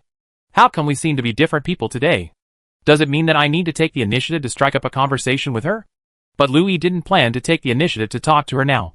What he had to do now was to find out which unit in this building she worked for. The further up you go, the fewer people there are. And slowly, she is the only one left in the elevator. Louis subconsciously looked at her skirt. From this angle, she could see the string of numbers. It was indeed different from yesterday. 000000111, corresponding to the number 7. So today is the 7th day. Angela took off her headphones, took out her phone and turned off the music, then put them both in her bag. She looked up at Louis, who hurriedly looked away and saw Angela's imperceptible smile in her peripheral vision. The elevator stopped at the 25th floor. Angela walked out, and Louis quickly followed. Watching Angela move forward, Louis followed closely. He could no longer hide himself here, and could only follow behind. Angela stepped on high heels and walked in front, while Louis followed behind and looked around. Angela looked back at him, and Louis also smiled at her. Finally, he came to a company and stopped in front of it. Louis took a look and saw that it was GIG Culture Media Company. Gig? What's the meaning? It must be some English abbreviation. What could it be? Angela smiled at him again and went in. The door of GIG Company is made of frosted glass. Once closed, the inside cannot be seen. Louis didn't dare to go in, so he wandered outside. There were many units on this floor, and he could see people walking around from time to time. Louis found a stool in the corner and sat down, thinking about what to do next. Now that we know that Angela works in this company, should we take the initiative to approach him next? I took out my phone and opened VX. The Angela friend I added yesterday was gone because of today's restart, so I had to add her again. Then let's search for friends one more time. He tried to remember, but they couldn't remember Angela's mobile phone number. Without a number, he couldn't add friends. Let me go! What should I do? Louis felt annoyed. At this time, he suddenly remembered Jiang Haowei. He told him about Infinite Restart the day before yesterday, and he helped him think of a lot of things he hadn't thought of. Try asking him again. Maybe he can help him make suggestions again. The problem is, we have to talk to him again. Hey, it was troublesome enough to think about it, but there was nothing he could do. Louis typed to Jiang Haowei on VX, "Has the admission ticket been issued?" After a while, Jiang Haowei replied, "It hasn't been sent yet. Are you at home?" Louis replied, "I am in a very mysterious place now. Can you come over now? It's about the end of the world." Jiang Haowei replied, "Are you crazy? The end of the world? You can also say such things." Louis replied, "Just believe me. Otherwise how could I remind you to avoid car accidents twice? Anyway, you and I are both bad students. We are neither in the classroom nor will we attract the teacher's attention." Jiang Haowei replied, "But I haven't gotten my admission ticket yet. Although in the infinite repetition, it doesn't matter whether you get the admission ticket or not." But now Jiang Haowei doesn't know, and he can't tell him clearly at the moment. Louis replied, "Then ask the teacher for it in advance and come over immediately after you get it." After a moment of silence, Jiang Haowei replied, "Then tell me where you are?" Louis replied, "I'm on the 25th floor of Wafang building. I'll send you the location. You can come over by bus in a while." There was no more typing communication. Louis thought about it, but still felt uneasy and typed again, "Be sure to pay attention to safety when crossing the road." Remember, he was already frightened by yesterday's battery car accident. He was worried that someone was operating this infinite restart incident. So he specifically reminded Jiang Haowei to pay attention to safety. The next step is to wait for Jiang Haowei's arrival. And Angela has never come out since she entered the company. Louis kept wandering back and forth on this floor, always wandering back and forth in front of the GIG company. But Jiang Haowei never came. Louis urged him several times, but he always replied that the teacher would not let him leave. Louis became angry. "You are a scumbag and don't care about the teacher. It doesn't matter if you leave." Jiang Haowei replied, "But Lao Satu said that the admission tickets must be issued at the end and cannot be taken away in advance." Louis had no choice but to stop urging him. He wanted to go in several times, but he always hesitated. But it's not a problem to wander around here all the time. This reminded him of Angela taking the initiative to ask him out for lunch at noon yesterday. This means that Angela will definitely come downstairs for dinner at noon. Thinking of this, I just need to come back near noon. Why wait so hard and dare not go in to find her? Thinking of this, he was about to leave. Just as he was about to leave, he saw a young woman walking out of the door of GIG company. Louis thought for a moment, then stepped forward and said, "Sister." "Well?" The woman stopped and asked, "Are you looking for me, little brother?" Louis asked, "Is there an Angela in your company?" "Angela?" The woman looked puzzled, then shook her head and said, "No." After saying that, she left. Louis was a little puzzled, but then she figured out that such a name was too unlike her real name. Maybe Angela was just her online name, so she didn't know Angel yet, Ra's real name. Thinking of this, Louis shook his head, left here, and went to the elevator to go downstairs. When he came to the street downstairs, he wandered around aimlessly. As for whether Jiang Haowei could come, he no longer cared. At least he has figured out 2 things. 1. Angela works here. 2. Angela is not her real name. It was still early, and Louis didn't know what to do. He sat down on the seat at the bus stop across the street and looked up at Wafan building. This was a very ordinary office building. There was nothing unusual about it. Out of boredom, he wandered around the streets, and a store caught his attention. It was a store specializing in optical instruments. It must have sold astronomical telescopes. Buying one might be helpful. Thinking of this, Louis walked towards the store. Chapter 11 Magical Girl Angela. The reason why Louis thought of buying an astronomical telescope was because of the first of the 5 possibilities: alien invasion. If alien invasion plunges the Earth into an infinite loop, it will never plunge the entire universe into it, because the vastness of the universe is unimaginable. If this is the case, then the universe will continue to change every day, as long as the starry sky observed every day is different. It proves that only the Earth is caught in an infinite cycle. If this is really the case, it also proves how powerful aliens are, and they can easily make the entire Earth repeat themselves infinitely. Of course, observing the starry sky is also suitable for the second and 5th possibilities: natural disasters and runaway experiments. When Louis was thinking about these questions, one of them came to mind, and that was the regional nature of the infinite loop. That is it really the entire Earth that is looping infinitely? Or is it only Jianghai City in the southeastern province where he lives? Or is this infinite loop area slightly larger or smaller than Jianghai City? But the most reasonable regional explanation is the infinite cycle of the Earth, and even the Earth-Moon system including the Moon. If the Earth circulates infinitely, observing the starry sky is the best way to verify it.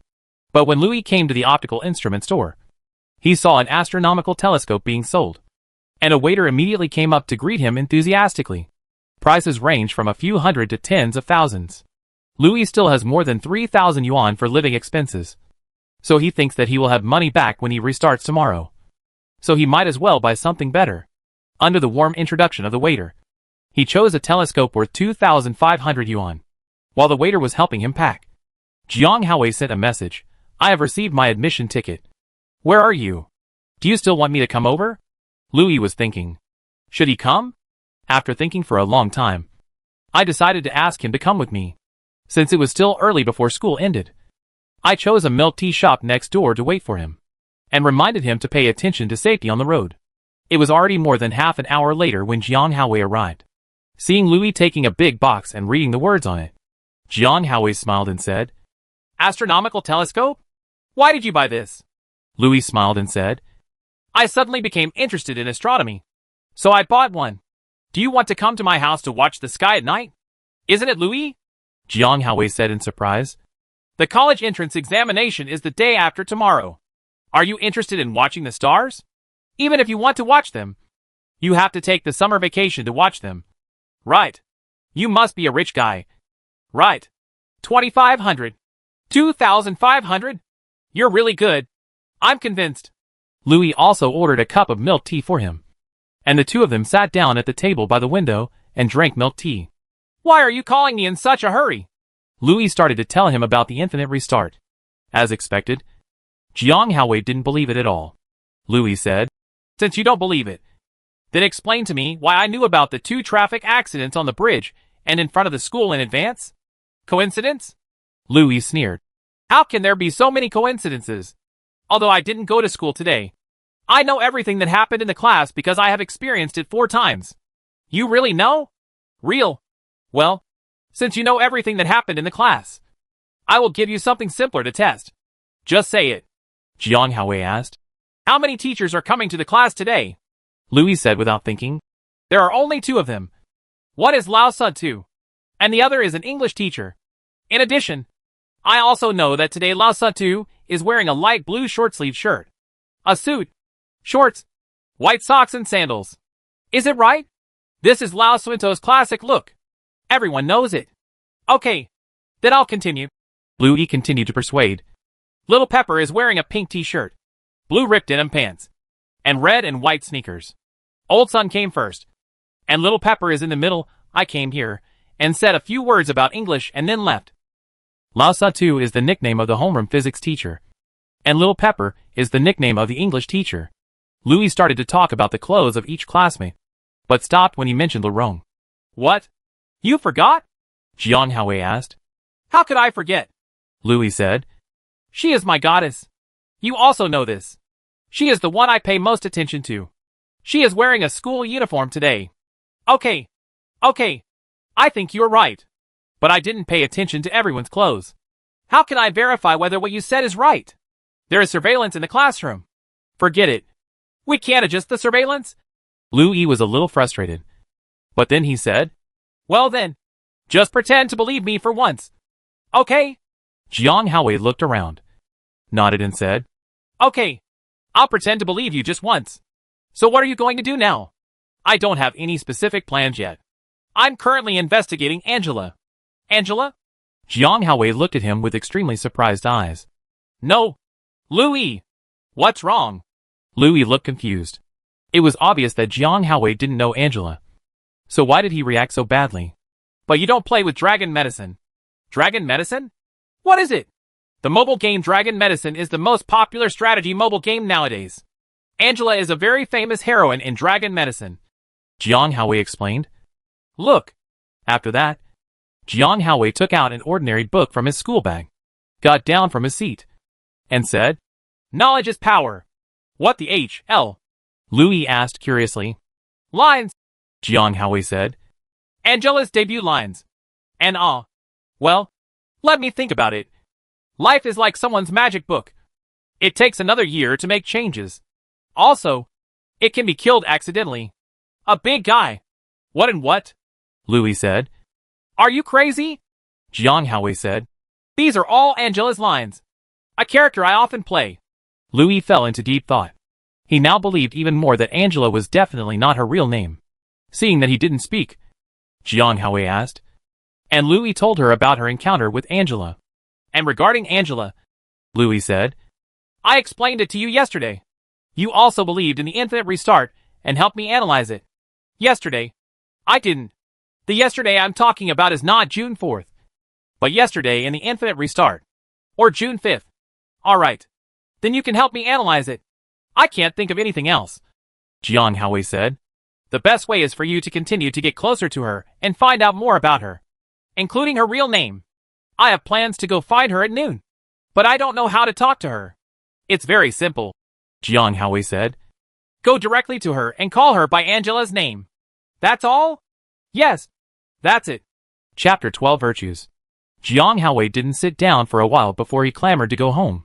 He didn't believe Lu Yi's talk about unlimited restarts on June 5th, which was completely opposite to his attitude yesterday. Louis saw that there was no use in keeping him. It seemed that he had to do everything by himself. So he took the admission ticket and let him go. He sat in the milk tea shop for a while, and when it was almost 11 o'clock, he returned to the optical instrument store again, stored the astronomical telescope he bought in the store, and then went to Wafan building, arriving on the 25th floor.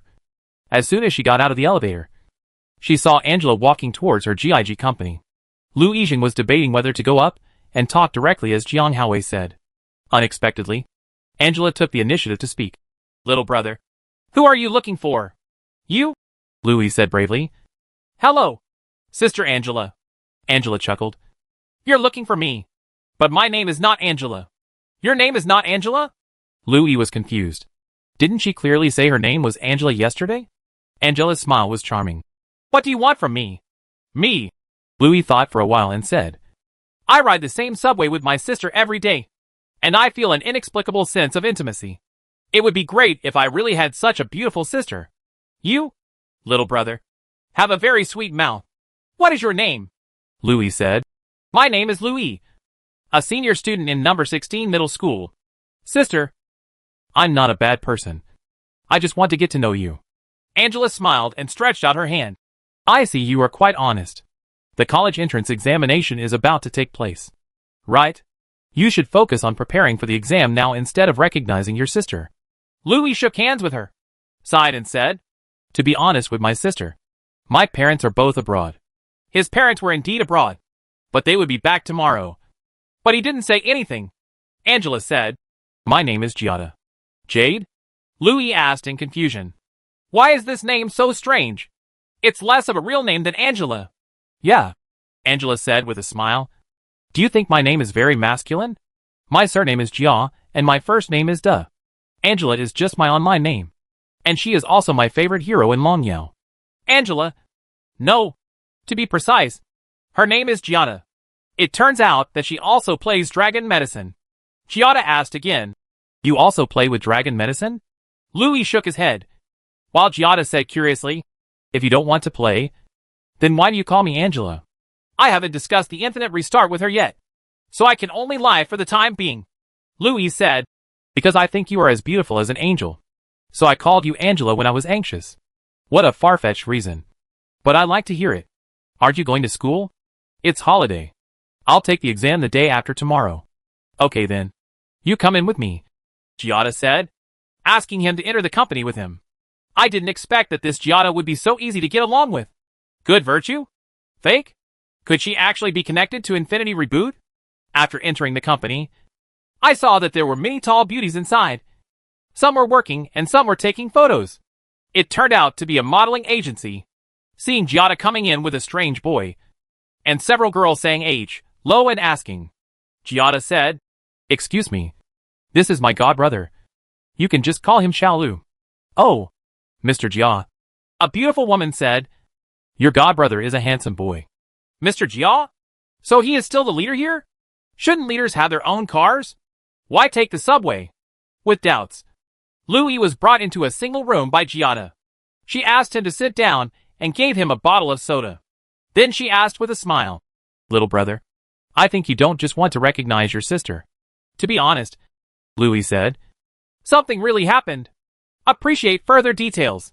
Louis thought for a while how to talk about this matter. After thinking for a while, he said, sister, have you seen the movie Edge of Tomorrow? Edge of Tomorrow? Giada shook his head and said, I don't watch movies very much. What are you talking about? Louis said, about an infinite restart. The Earth is attacked by aliens. Every time the male protagonist dies, he will be reborn and return to the beginning of the time period. On that day, he died infinitely and was reborn infinitely. It's a very interesting movie. Do you want me to watch it? Louis replied. This is a movie that was made a long time ago and has been offline for a long time. Louis thought for a while and decided to get straight to the point.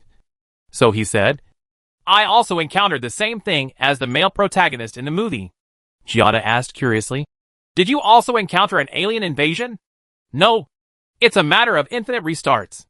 Giada looked at him intently, neither saying he believed it nor saying he didn't believe it, but listened to him with interest. Louis said, every morning when I wake up, it is June 5th, June 6th never comes.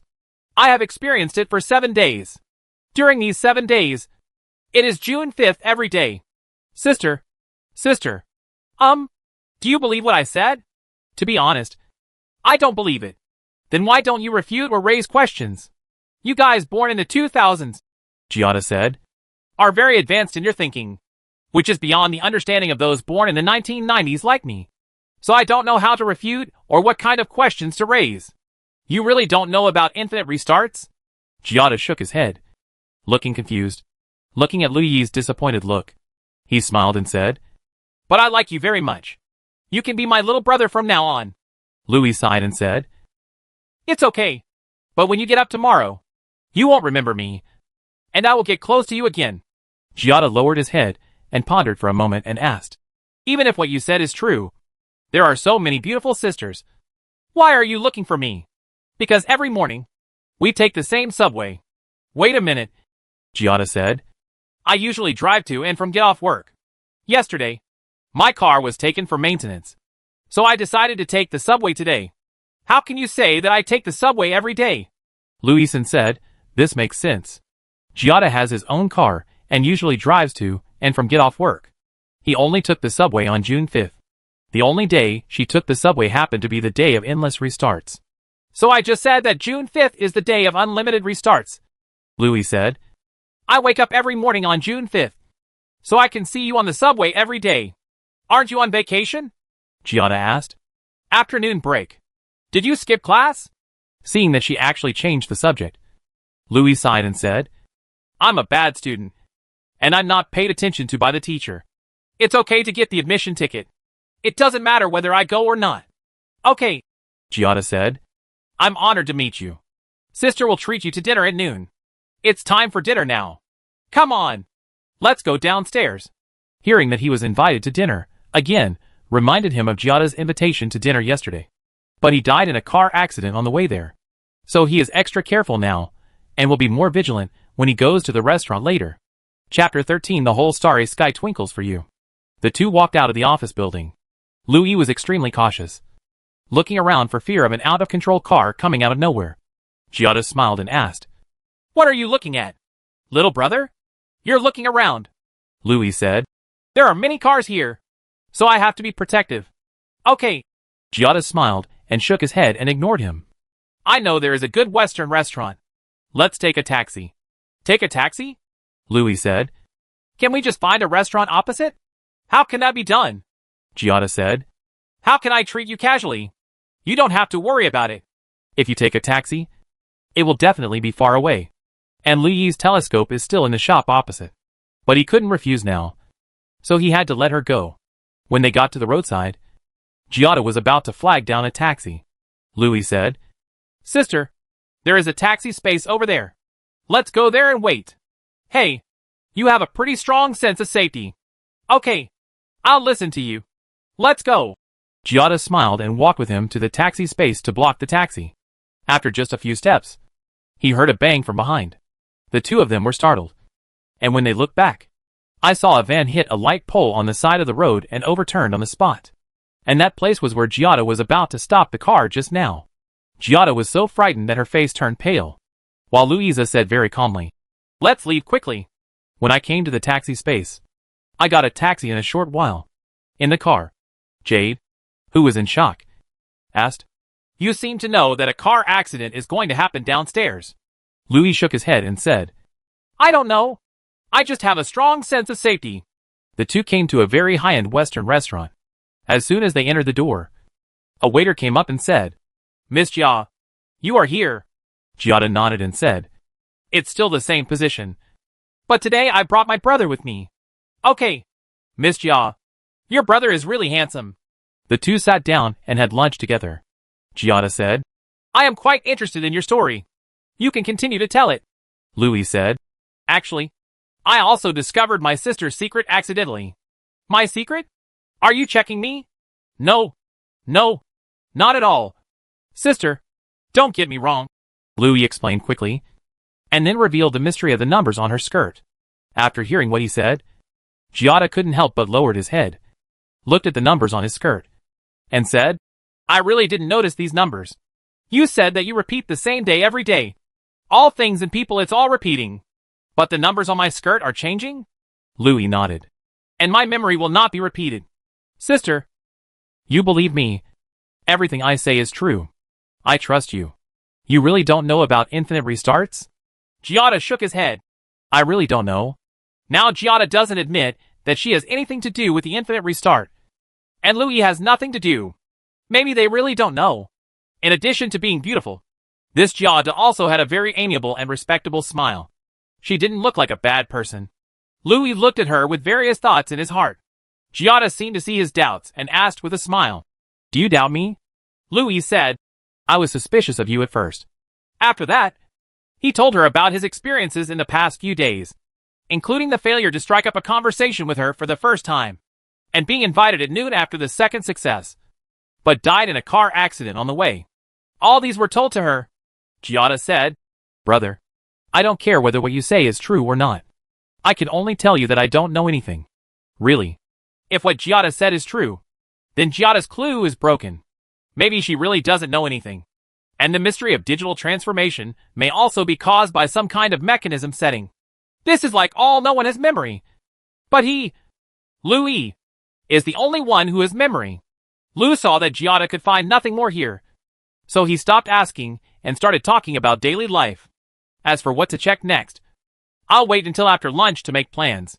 We got to know each other during the chat and learned that Giada is 25 years old, 6 years older than him, single, a foreigner, and working hard in this city alone. When asked where she lived, she didn't tell her, but told her in one word. During the chat, Giada said, "I will drive to your community to pick you up tomorrow morning." "Tomorrow?" Louison said. "Tomorrow is still June 5th, and you still have to take the subway." But he didn't say this, but said, I will take the exam the day after tomorrow. Oh, yes. I forgot about this. Giada said. I also gave you my phone number and VX. You can contact me anytime you want in the future. When you finish the college entrance examination, I will take you out for a drive. Okay, sister. Thank you. You're welcome. I'll treat you as my brother. After dinner, he learned that Louis and his binoculars were left in a shop across the street from Lafong Building. So Giada took a taxi and took him back to pick them up. After getting the telescope, the two separated, and their encounter with Giada was over. Nothing could be found on Giada's line. Louis couldn't help but feel annoyed. So how to check next? Do we really need to look at the stars to find out? Or rather study this matter? But he knows nothing about astronomy. How can he check it? I can't think of any other way for the time being. So I have to go back first. After returning home, he started looking up information about astronomy on the internet, hoping that the bulk knowledge he could find on the internet would be helpful to him. But after checking all afternoon, I couldn't find out why. I ordered takeout for dinner. At night, he set up the astronomical telescope he bought for 2,500 yuan on the balcony. After setting up the telescope, he was worried again. How on earth were we going to observe? Even if he could see, he could record the movement data of the moon, Venus, Mars, and other celestial bodies. But these would need to be written down in notes. But at dawn tomorrow, everything is back to the starting point. The telescope is gone, and the recorded data is gone. We have to buy it again, observe it again, and record it again. And a lot of data needs to be remembered by the brain. Only things remembered by the brain will not be cleared, which will be a cumbersome matter. Louis scanned the sky through the astronomical telescope, not knowing where to start. At 8 o'clock, Jiang Haowei called and asked him what he was doing. When he learned that Louis was watching the starry sky, he couldn't help laughing. Jiang Haowei smiled and said, You spent more than $2,000 just to see aliens? I'm not looking at aliens. Louis explained. I want to see the changes in the stars. Okay, let me tell you, Jiang Haowei said. If what you say is true, whether it is alien invasion or other reasons, since it has the ability to make the entire Earth enter an infinite repetition, then why is it impossible for you to block the entire starry sky? When Louis heard it, Jiang Haowei made sense. So there was no need to observe the stars. The entire starry sky twinkles for you, or the entire starry sky shields you. Tribute to the three-body problem. So, is the universe you see real? Chapter 14, let's take a quick trip. I felt that Jiang Haowei's words were reasonable, and Louis was not interested in observing the starry sky, so he stopped watching. I returned to the house and sat in front of my desk thinking, what should I do next? Obviously, the Giada line can no longer be traced, and observing the starry sky has become impractical. Returning to the 5 possibilities, Louis wrote these 5 possibilities on paper, looked at them one by one, and studied them one by one. Jiang Haowei connected to him again, but this time he sent a video chat request. Louis connected him, and Jiang Haowei appeared on the phone screen and asked with a smile, You kid is still thinking about infinite repetition. Yeah. I have no clue right now. It seems that having memories is not a good thing. At least I don't have such troubles. Then you can help me analyze these 5 possibilities. Which one is the most likely? Jiang Haowei thought for a while and said, I think the computer virtual world is the most likely. We live in a computer world, Louis said. But I think this possibility is the least likely. How much memory does it take to copy the entire Earth? Jiang Haowei shrugged and said, You can make more bold ideas. How bold? Jiang Haowei said mysteriously. Perhaps the real world is no longer like this era. Not understand. Jiang Haowei said, Is it possible that the real world is already in the 31st century? 1,000 years from now, won't computers be able to create a virtual world? Jiang Haowei's words reminded him of the movie 13 Degrees of Evil, which talked about similar things.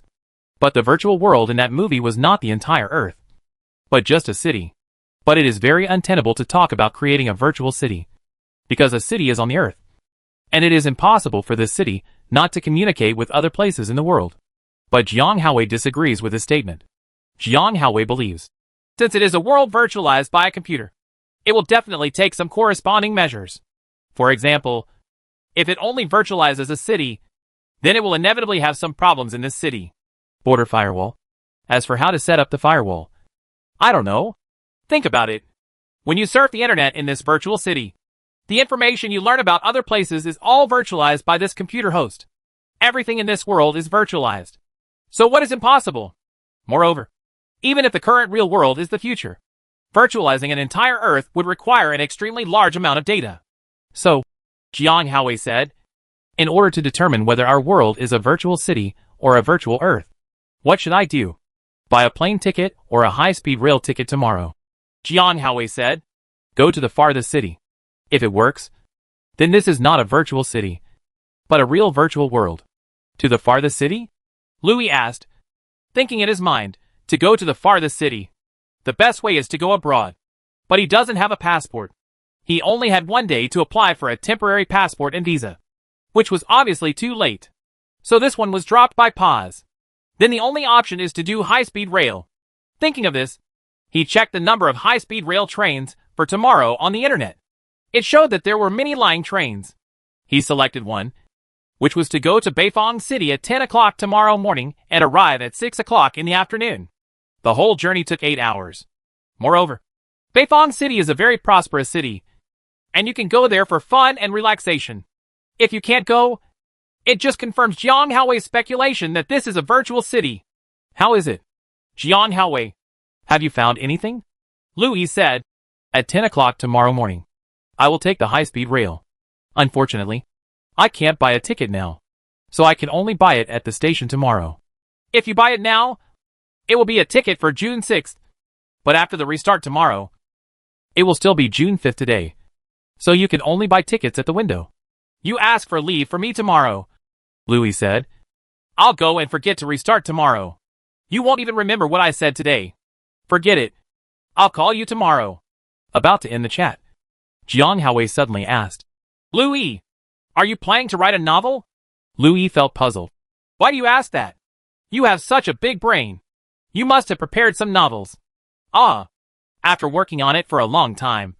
You don't believe what I said at all? No one will believe this nonsense. Forget it. Just think that I'm going to write a novel. Louis hung up on him.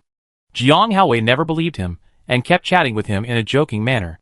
This actually helped him a lot, because Jiang Haowei thought of many things that he had not thought of. Yes, let's leave tomorrow. June 5th. The 8th day repeats indefinitely. After Louis woke up, he was not in a hurry. He first sent a message to Jiang Haowei through VX, asking him to ask for leave for him and bring back his admission ticket. Then I started to prepare my luggage. I didn't have anything else to bring, so I brought my laptop and ID card. All other food and supplies were bought on the road. Anyway, I would repeat it endlessly, and I didn't worry about the expensive things on the car. After washing, I sat down and bought a 10 o'clock ticket to Beifang City on my mobile phone. Jiang Haowei called and asked him what was wrong and why he didn't go to school. Louis didn't give a detailed explanation and just said that something happened. I went out at 8:30 and took a taxi to the station.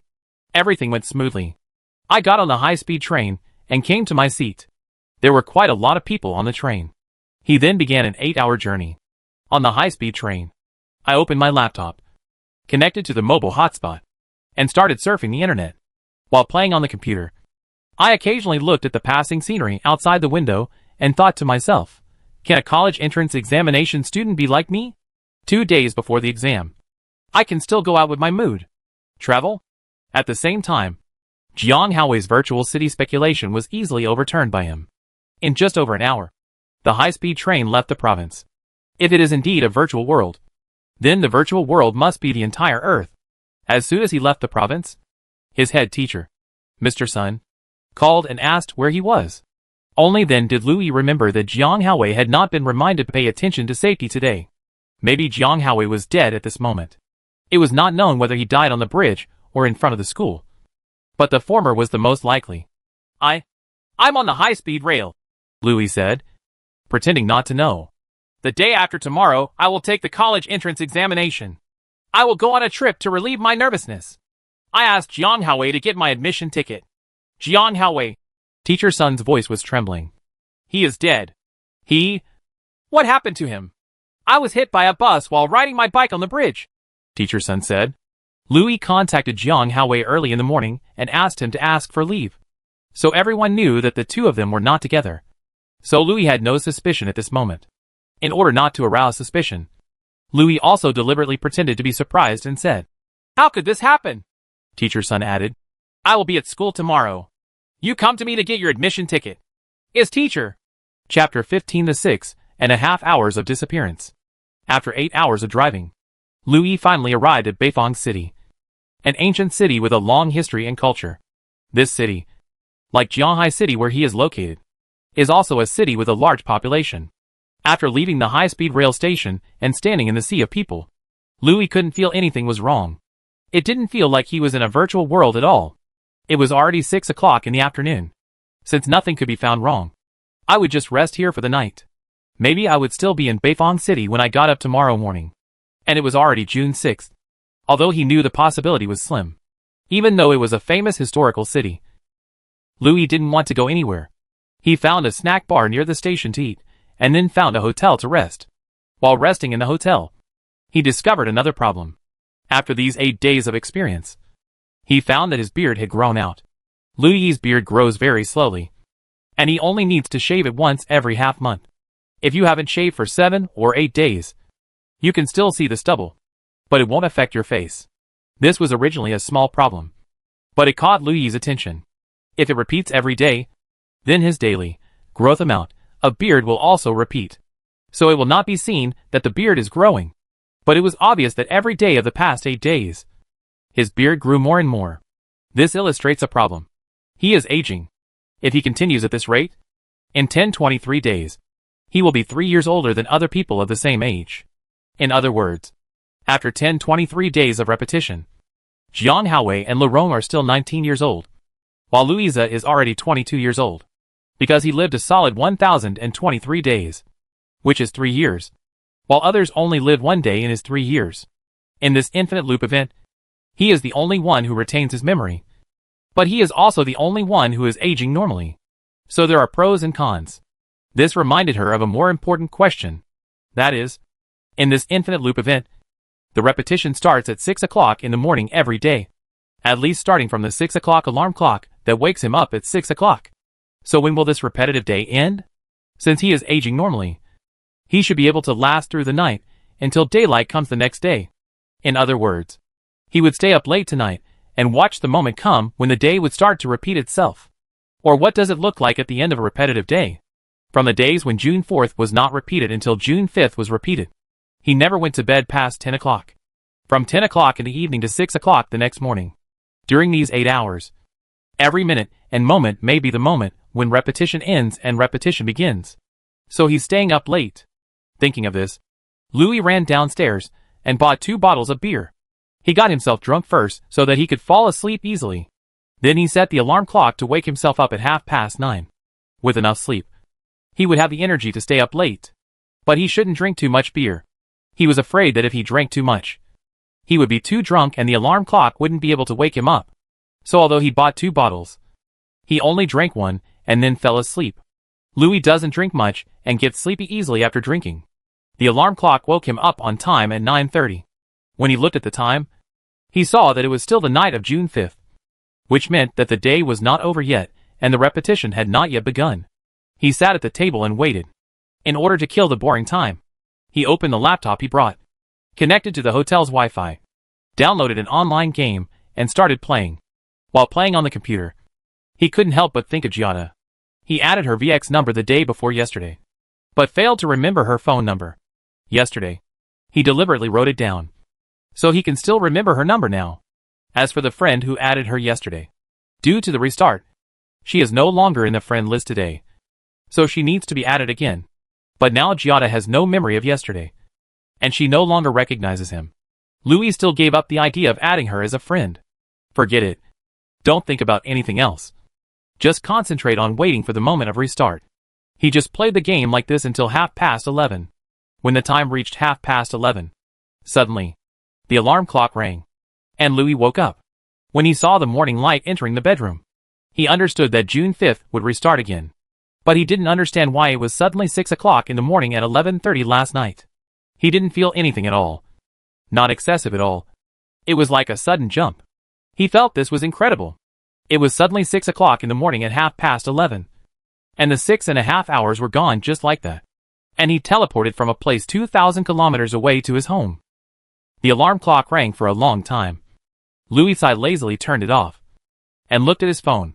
Sure enough, it was still 6 o'clock in the morning on June 5th, on the 9th day after it was turned on infinitely. He felt exhausted and couldn't find a clue. Come on. I don't want to check anymore. Anyway, there are still more than 1,000 days. Just lying on the bed, looking at the ceiling, thinking about nothing, doing nothing, just in a daze. At 6:20, Jiang Haowei called. Louis answered the call listlessly and told him that he was not going. Why don't you go? Jiang Haowei asked. It's the last day to issue admission tickets. This was a repeated question. Louis didn't bother to explain, so he just said 3 words. I don't want to go. Okay, Jiang Haowei said helplessly. I'll help you get your admission ticket. Louis didn't say anything, nor did he say hello or thank you. Just like yesterday. Not long after, Teacher's son called and said that Jiang Haowei had died in a car accident on the bridge. Louis just dealt with it casually for a few words and then hung up. He was used to it now. I lay like this all morning. At noon, I felt hungry, so I remembered to eat and ordered a takeaway. He then got up and started to wash up and shave. In the bathroom, looking at myself in the mirror, I was thinking in a mess. While he was eating the takeaway meal, he suddenly had an idea and thought of a question. If this world is virtualized by a computer, then it is impossible for a computer to cover all aspects of this huge world without any flaws. He remembered the game of chicken he played in the hotel in Beifang City last night. When playing the game, if the lens is very close to the object, the surface of the object will become blurry.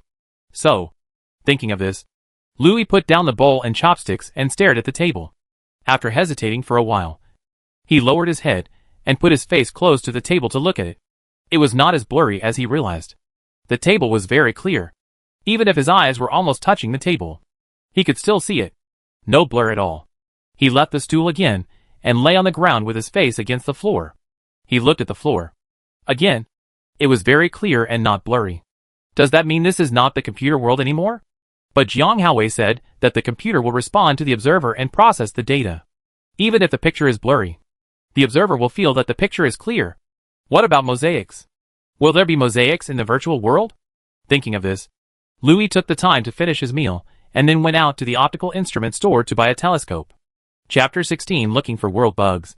The optical instrument store was quite far from home, so Louis simply took a taxi there and bought the same astronomical telescope as last time, and also bought a more ordinary telescope.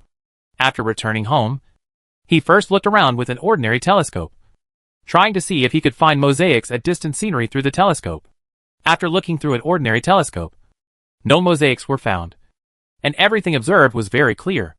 Then he used the astronomical telescope to look around and looked at distant scenery. He still found no so-called mosaic. The places he observed were very clear, and there was no blurry picture that could only be found in computer games.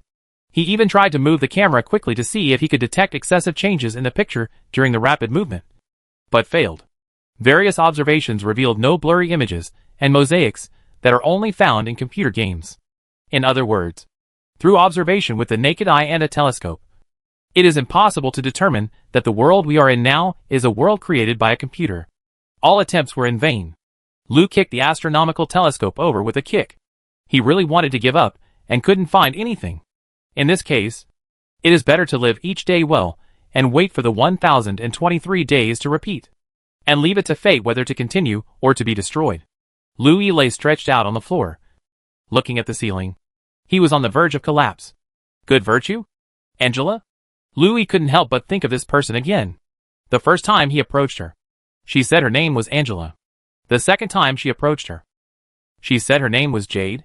Now I know her name, phone number, VX, workplace and occupation. I also know that she is single and not a local.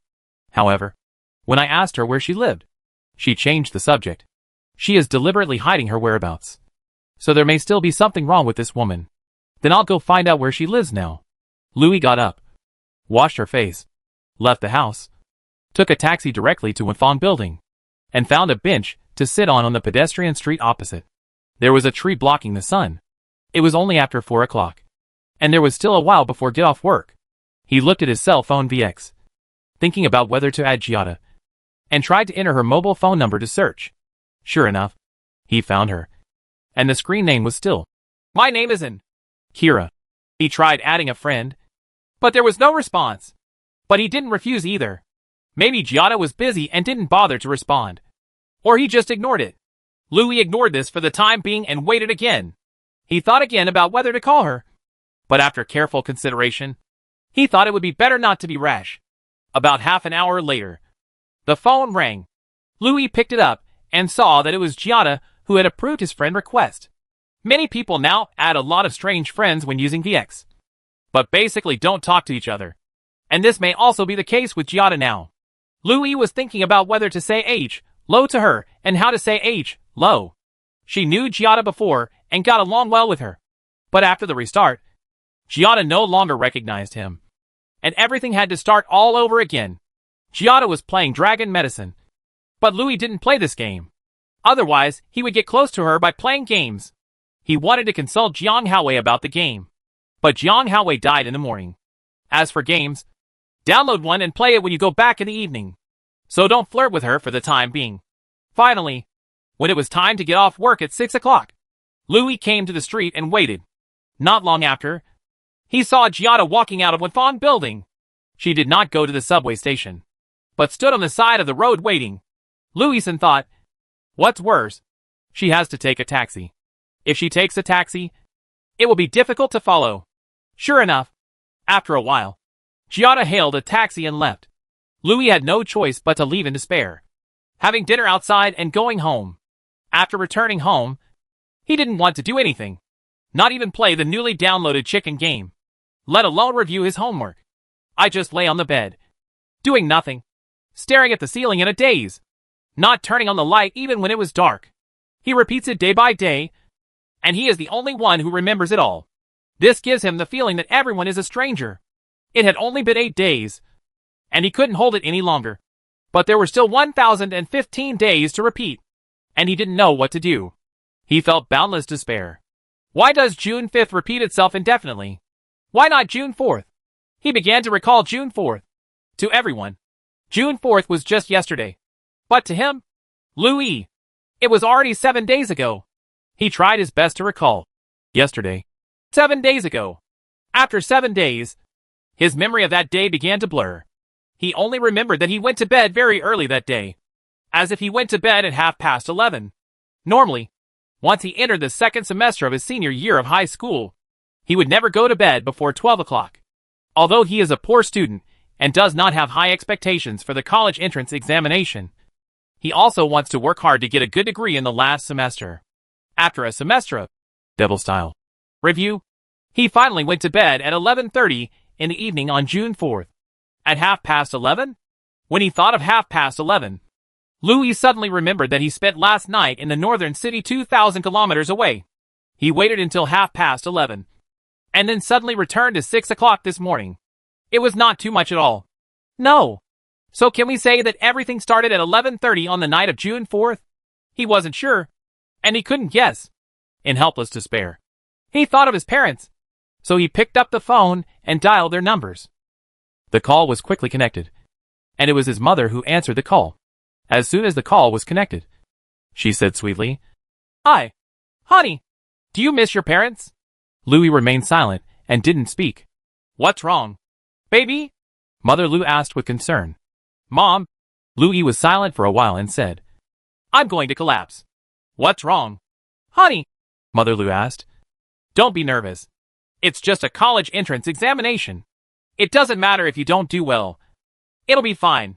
Louis shook his head and said, "This has nothing to do with the college entrance examination. It is an infinite restart." "Infinite restart?" Mother Lou was confused. "Yes. I wake up at 6 o'clock every morning and find that it is the same day. Every day is June 5th.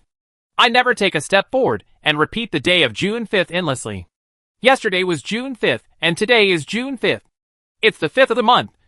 And tomorrow will still be the 5th of June. And I can't get out of June 5th. Baby," Mother Lou said, "you are under too much pressure. Please relax. Okay? Old Lou. Old Lou. Come here quickly. Talk to your son."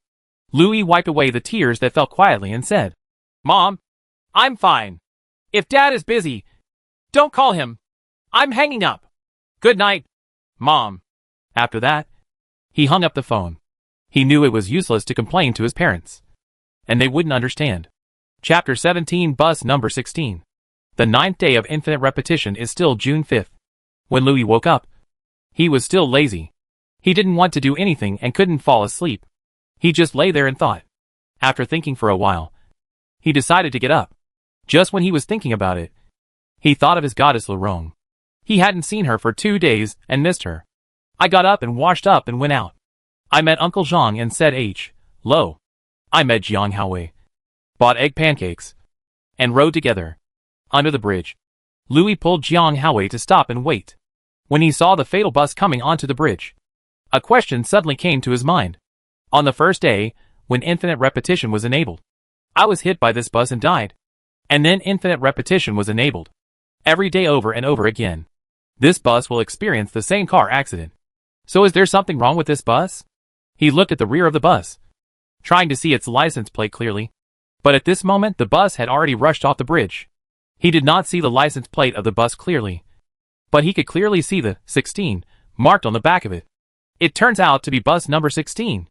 Jiang Haowei went to the subway station with Louis in panic. On the subway, Louis met Giada again and paid special attention to the number on his skirt. 000001001, corresponding to the number 9. The numbers were still changing according to the number of repeated days. Giada still didn't recognize him, and neither of them had any friends of the other person in their address books. After arriving in the classroom, the same things were repeated every day. The teacher explained the precautions for the exam, issued admission tickets, had a book-tearing battle, etc. Another day has passed like this, and Louis has already thought of a plan for tomorrow. This plan is for the deadly bus. The 10th day, DR10, starts with infinite repetition. As soon as the alarm clock woke up at 6 o'clock, Louis got up immediately, took nothing, and went straight out to ride towards the bridge. He soon arrived at the bridge and waited at the place where the bus accident happened. It was still 20 minutes before the accident happened, so he was not in a hurry. Not long after arriving on the bridge, Jiang Haowei called and Louis told him not to wait for him and go to school by himself. "Aren't you going today?" Jiang Haowei asked. "Of course I went, but I have something very important to do, so I won't tell you." Louis calculated the time correctly, took out his mobile phone and started playing. It was after 6 o'clock in the morning. The sun was already shining, and he felt a little crowded. There was no shade on the bridge, so he hid behind a lamppost to shade. Estimating that the time was almost up, he turned on the camera function of his mobile phone, pointed it at the location of the car accident, and prepared to take pictures of the upcoming car accident. At this moment, Jiang Haowei was seen riding up on his bicycle. Louis immediately realized the problem and quickly waved and shouted, "Hey! Go away! What did you say?" Jiang Haowei asked loudly, pedaling more vigorously. The fatal bus also came up. Louis kept shouting at him to get out of the way, but it was too late. The bus slammed into Jiang Haowei, rushed out of the railing, and fell into the river. Louis was shocked. He didn't expect this to happen. He actually saw his friend at the same table die in front of his eyes. He quickly ran to the railing and looked down, only to see the bus sinking quickly. Then many people came to watch. There was chaos on the bridge. Louis rode toward the subway station in despair. He was very upset and didn't want Jiang Haowei to die like this. But at the same time, he comforted himself in his heart. It's okay. He will be alive tomorrow. As long as this is not the last day of 1023 days, nothing will happen. Arriving on the subway, standing opposite Giada, I casually glanced at the numbers on Giada's skirt. 000001010, corresponding to the number 10, indicates that today is the 10th day. He had no intention of paying attention to Giada, but took his mobile phone and watched the video he had just recorded. Due to negligence, he did not expect Jiang Haowei to be hit by a car. So when the car accident happened, he was also very panicked. So that the video was it was blurry, and I couldn't see the people in the carriage clearly. The video was very short, only 10 seconds. He watched it repeatedly, focusing on the scene inside the bus. Although it was very blurry, he could see 2 figures appearing in the front of the bus. One of the figures might be the driver, and the other 2 figures appeared in front of the bus. One should be a passenger. It was hard to see clearly further in, and the license plate number was not photographed. I only know that it is bus number 16. But I don't know which bus among the 16 buses it is. All that can be done now is to wait until tomorrow morning to do it again. I hope that I can remind Jiang Haowei tomorrow morning. After arriving at school, he didn't dare to say that Jiang Haowei didn't come. And no one paid attention. And the teacher didn't ask. When school was about to end, the teacher gave him Jiang Haowei's admission ticket. After leaving school at noon, Louis didn't know what to do. After a while, Jiang Haowei's parents saw that their son hadn't come home. They would definitely call and ask what they should say then. Just pretend not to know. Louis thought to herself. That's all she can do now. The more she explains, the more unclear she becomes. So she simply pretends not to know. He didn't even eat lunch. So he rode to Jiang Haowei's house and delivered his admission ticket. When he arrived at Jiang Haowei's house, his parents naturally asked him why Jiang Haowei hadn't come back yet. Louis could only say that he didn't know. Escape. Not long after leaving Jiang Haowei's home, he received a call from his head teacher, Mr. Sun, saying that Jiang Haowei had died in a car accident and asked him if his admission ticket had been sent. Louis dealt with it with just a few words. He was pushing the cart on the Riverside Avenue. But he didn't feel hungry. He was walking aimlessly. He happened to see the bus stop not far away. His heart moved. So he rode over to have a look. He wanted to see these 16. He has never been on the number 16 bus before. On the platform, he saw the route map of bus number 16 and took a photo of it with his mobile phone. This route map might be useful to him. At this moment, a number 16 bus happened to be coming. The platform he was on was in the opposite direction. He quickly got on the bus, swiped his transportation card, and saw that there were empty seats in the car. So he found a window seat and sat down. The next stop arrived in about 5 minutes. Instead of continuing the ride, he got off the bus and bought a hamburger set at a roadside fast food restaurant. He then walked along the number 16 bus, eating and observing the street, scenery on both sides. Occasionally take 2 photos. He now began to have serious doubts about the number 16 bus. In the middle of eating, he happened to pass by the entrance of a small park. So he found a place to sit down and continued eating his hamburger lunch. While eating, opened the mobile app and checked the number 16 bus. A certain group app has a detailed introduction to the bus system, which shows the bus routes and driving times for all routes in the city. He looked at the route list. It started from Route 1 and ended at Route 16. There were no routes for 13 and 14 in between. At first, he thought that the bus company might have arranged this because these 3 numbers were unlucky. So he didn't use them. But he soon discovered a problem. That is, if arranged in order, bus number 16 should be ranked 13th. Which means that bus number 16 should be the real bus number 13. Chapter 18: The Road to Escape. The number 13 is a very unlucky number in Western countries. Many places do not use this number, but skip it directly. But this is in China. No matter how superstitious it is impossible to be superstitious about Westerners. So Louis even had doubts about the bus system.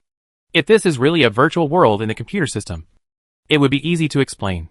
The computer system combines Eastern and Western habits. So 4 and 13 will appear. A taboo phenomenon. But why does the system arrange bus number 16, actually number 13? Is it just a coincidence? He decided to continue investigating the number 16 bus tomorrow. So it was useless to do anything now. Not long after finishing the hamburger, Mr. Sun, the head teacher, called again and asked him to go to school. Louis felt puzzled and asked why. But Mr. Sun didn't say anything. A scumbag who had never been paid attention to. And being called to school at this moment would never lead to anything good. A serious ominous sign arose in Louis's heart. Should I go or not? Agree first and then talk. Louis hung up the phone, walked to the side of the road, took a taxi and headed to the school. Before he reached the school gate, he saw 2 police cars parked there. And one of them was a special police car. The driver was about to stop. Louis said, "Don't stop. Drive over." The bus fell into the river. This was a serious traffic accident. Someone must have seen him taking pictures of the bus. So this aroused the suspicion of the police and came to the school to investigate. That's for sure. If that's the case, you can't go home. The police must have been to his house. That's why Lao Sun called him and asked him to go to school. He doesn't want to go back and be investigated. There will definitely be too much unnecessary trouble. Anyway, it will restart tomorrow. So he will find a way to fool today. The taxi drove far away before he got out of the car, scanned the QR code and paid. Walking aimlessly on the street, Louis felt extremely depressed. He accidentally became a fugitive today. Although he knew very well that he was not a real fugitive. He felt like a fugitive, and had a family. Can't return. It's only 2 o'clock at noon. And there are still more than 9 hours before restarting at 11:30 in the evening. How should I spend these 9 hours? After thinking about it carefully, I decided to buy a train ticket and go on a trip. Thinking of this, he first found a cool place on the roadside and checked the train schedule on his mobile phone. There was a train to Southwest City at 3 o'clock. But it was not a high-speed train, but an ordinary express train. He couldn't care less. So he bought a sleeper ticket and took a taxi to the station. After arriving at the station, I discovered that I had forgotten my ID card. Fortunately, there was a self-service machine for temporary ID cards at the station. I had no choice but to go to the self-service machine to take a photo and apply for a temporary ID card. After finishing it, it was almost time to drive. He got in the car in a panic and found his seat, which was a middle berth. When he was about to climb up to rest, a young couple asked him where he was going. After learning that he was going to Southwest City, they discussed with him whether they could exchange tickets. Because the young couple's tickets were separate, Louis thought about it. It was not easy to go out, so he exchanged tickets with them. This is a long-distance train. It takes 18 hours to reach Southwest City. If this thing does not repeat indefinitely, then the normal time is to arrive in Southwest City at around 9 o'clock tomorrow morning, June 6th. But now it is repeated endlessly. When he lies on the sleeper berth and the train arrives at 11:30 p.m., he will instantly return to 6 a.m. on June 5th. When he was going to swap berths, Louis was thinking about a question. That is, if this was a world created by a computer, how could someone exchange tickets with him? How can a computer be so intelligent? Can various events be automatically generated? Or is it that in this computer world, everyone has human consciousness?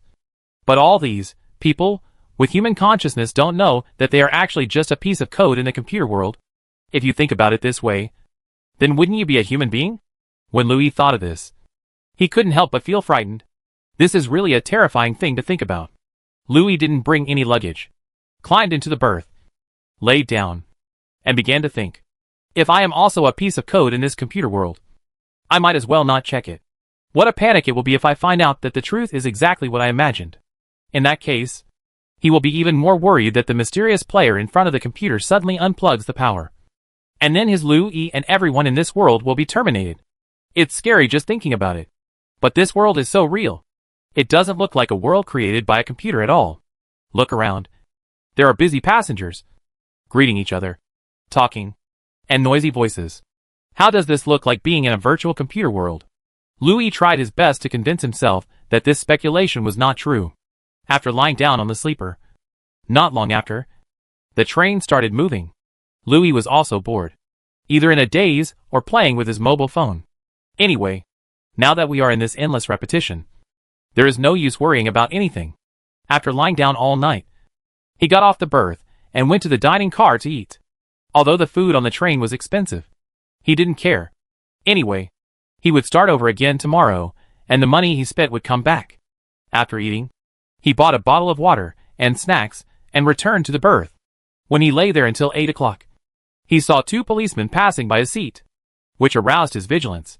Looking up, he saw that the policeman was heading in the direction of his bunk. He quickly got down from his bunk, put on his shoes, and quietly looked in that direction. Sure enough, he saw the police officer going to his bunk and asking questions. And the young man who changed bunks with him stretched his head and pointed in the direction of him. Louis quickly lowered his head and walked in the opposite direction.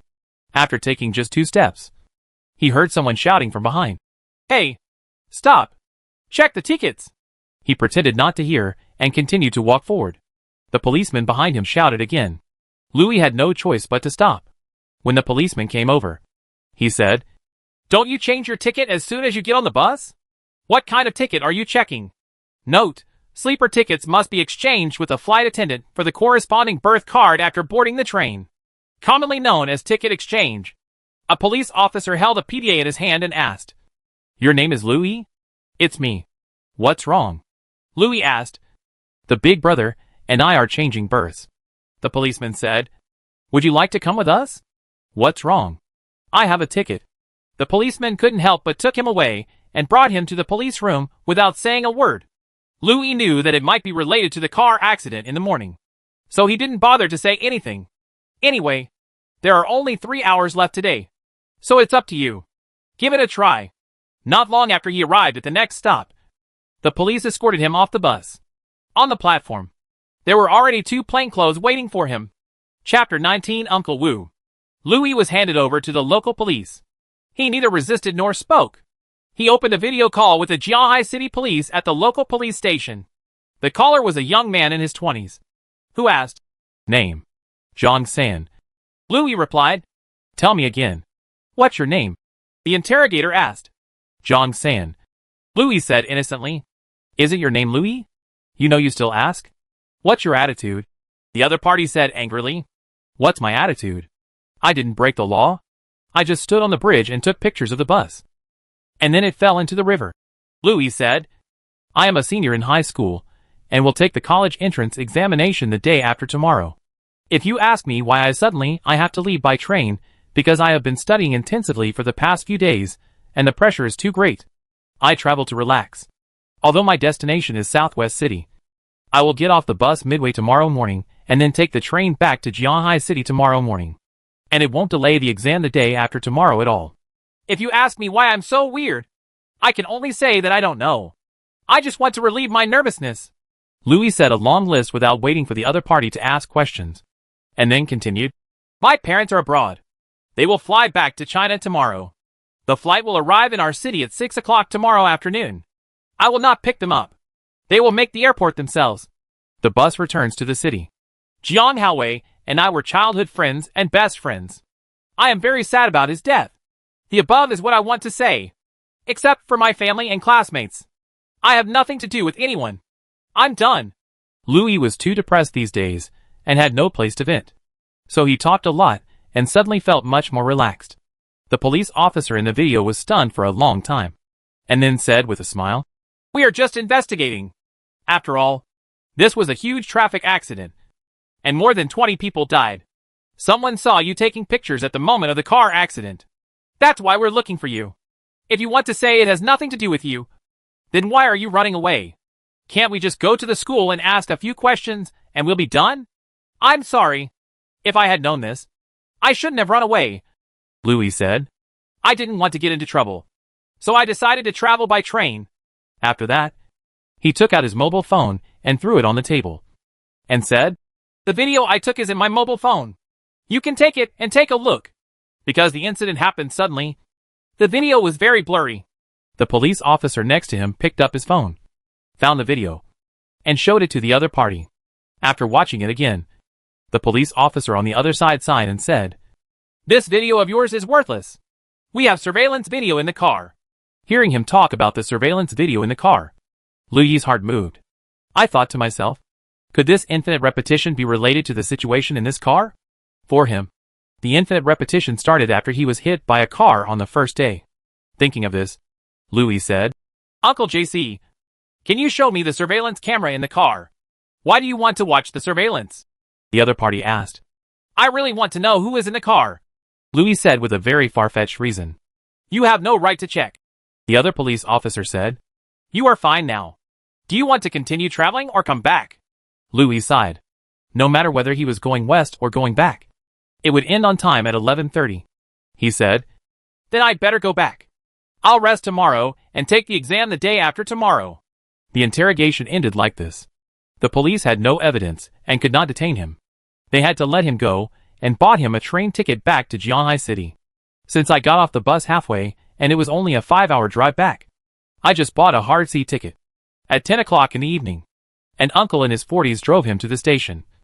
You said you, a naughty kid, have an exam the day after tomorrow, and you still have the energy to run around." Louis just smiled and said nothing. The uncle added, "My son is also taking the college entrance examination this year, and he is still reviewing nervously." Louis said, "I am a bad student. It doesn't matter whether I study or not." "You can't say that," the uncle said. "If you don't try, how will you know whether it will succeed? I think you should try your best." Seeing his uncle's enthusiasm, Louis said, "Okay, I'll start studying when I get back." When they arrived at the station, The uncle got off the bus with him and asked, "Is it really just an accident that you took the photo this morning? Uncle, do you have any doubts?" The uncle smiled and said, "No, I'm just wondering why you got into a car accident when you were taking pictures. How could it be such a coincidence? Why don't you take me back for questioning? You kid." Louis saw that he was quite kind, and couldn't help but think of his father. She didn't know how long she hadn't seen him, and suddenly her heart moved, and she said, "Uncle, if you want to invite me to drink milk tea, I will tell you."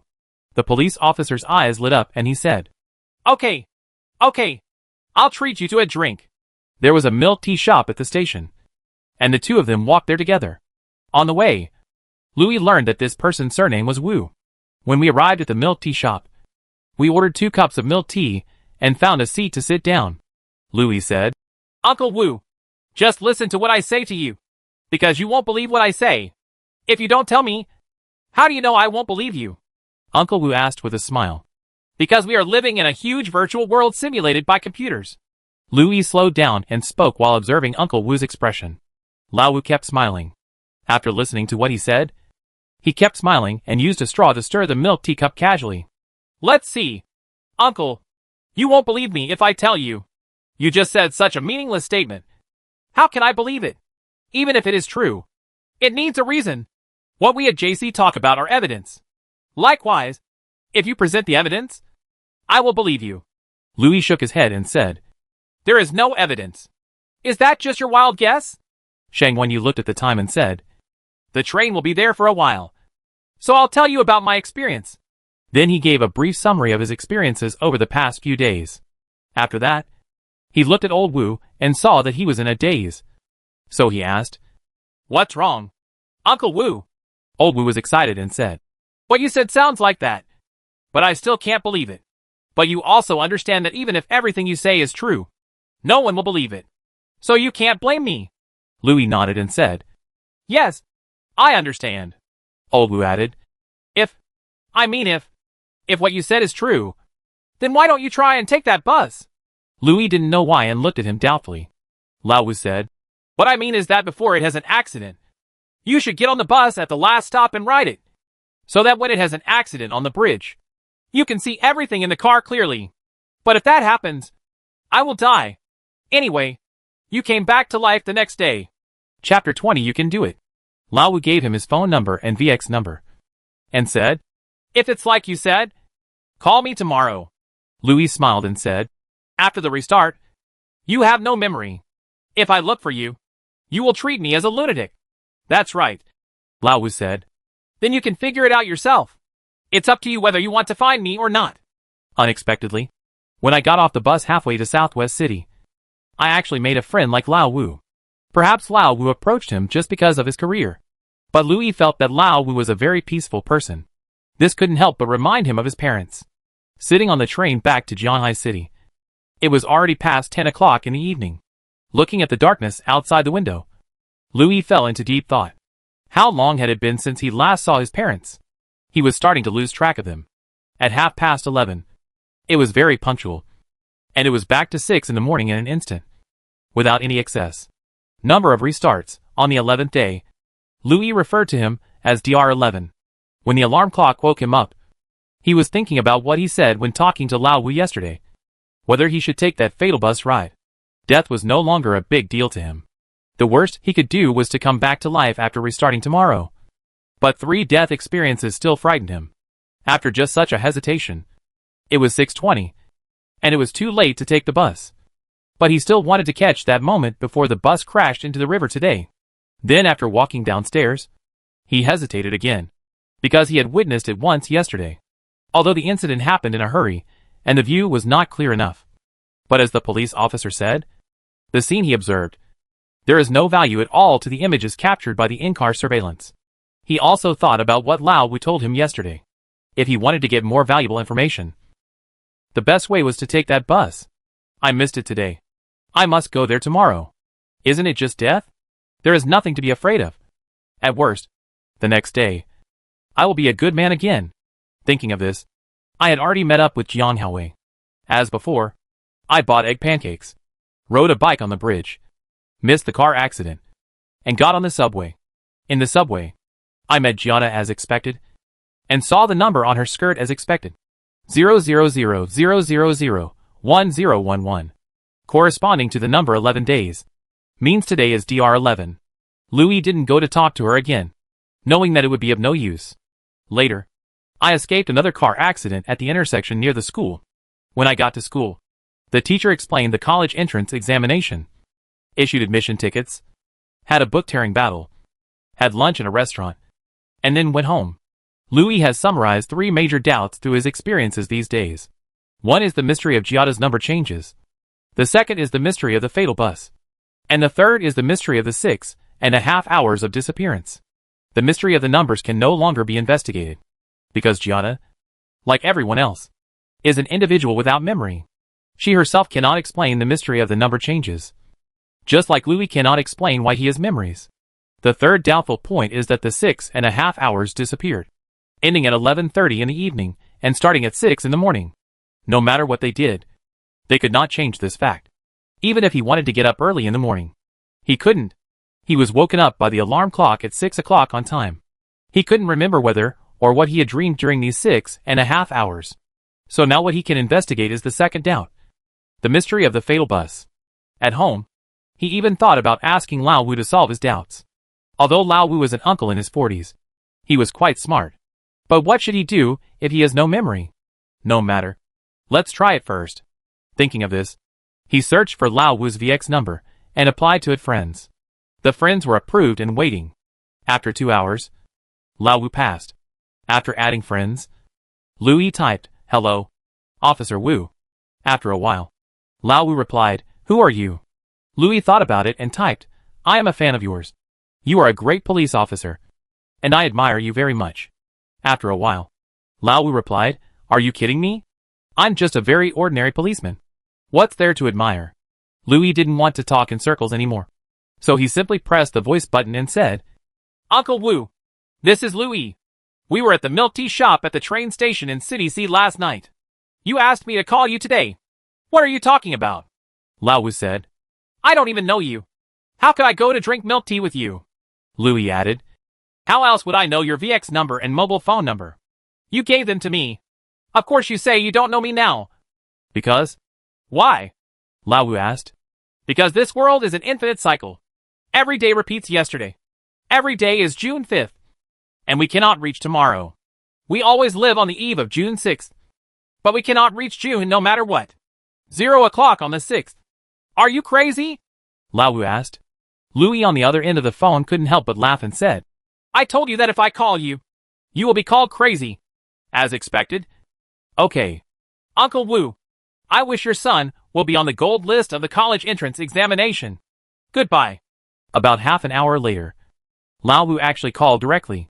Louis deliberately disclosed his mobile phone number on the VX account, so he added the other party as a friend, so that the other party knew his phone number. "Hello, Uncle Wu," Louis said. "Who are you?" Lao Wu asked. "You are not allowed to have any ideas about my son. Otherwise I will make your death ugly. Uncle Wu, you are worrying too much. I told you that this is an infinitely repetitive world, and I have no interest in your son. Is what you said true?" Lao Wu asked. "Of course it's true. You mean this world really repeats itself infinitely?" "Yes, Uncle Wu. Could it be that aliens have occupied the Earth?" Lao Wu asked in a serious tone, which left Louis at a loss.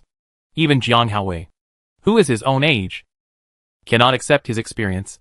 But Lao Wu, who is almost 50 years old, can actually believe him? "I think so too," Louis said casually. "Well, it's a very good subject matter. It will be very good to write a novel. You must be a writer." Louis didn't answer and hung up the phone directly. Lao Wu didn't believe him. It's just like what he said himself.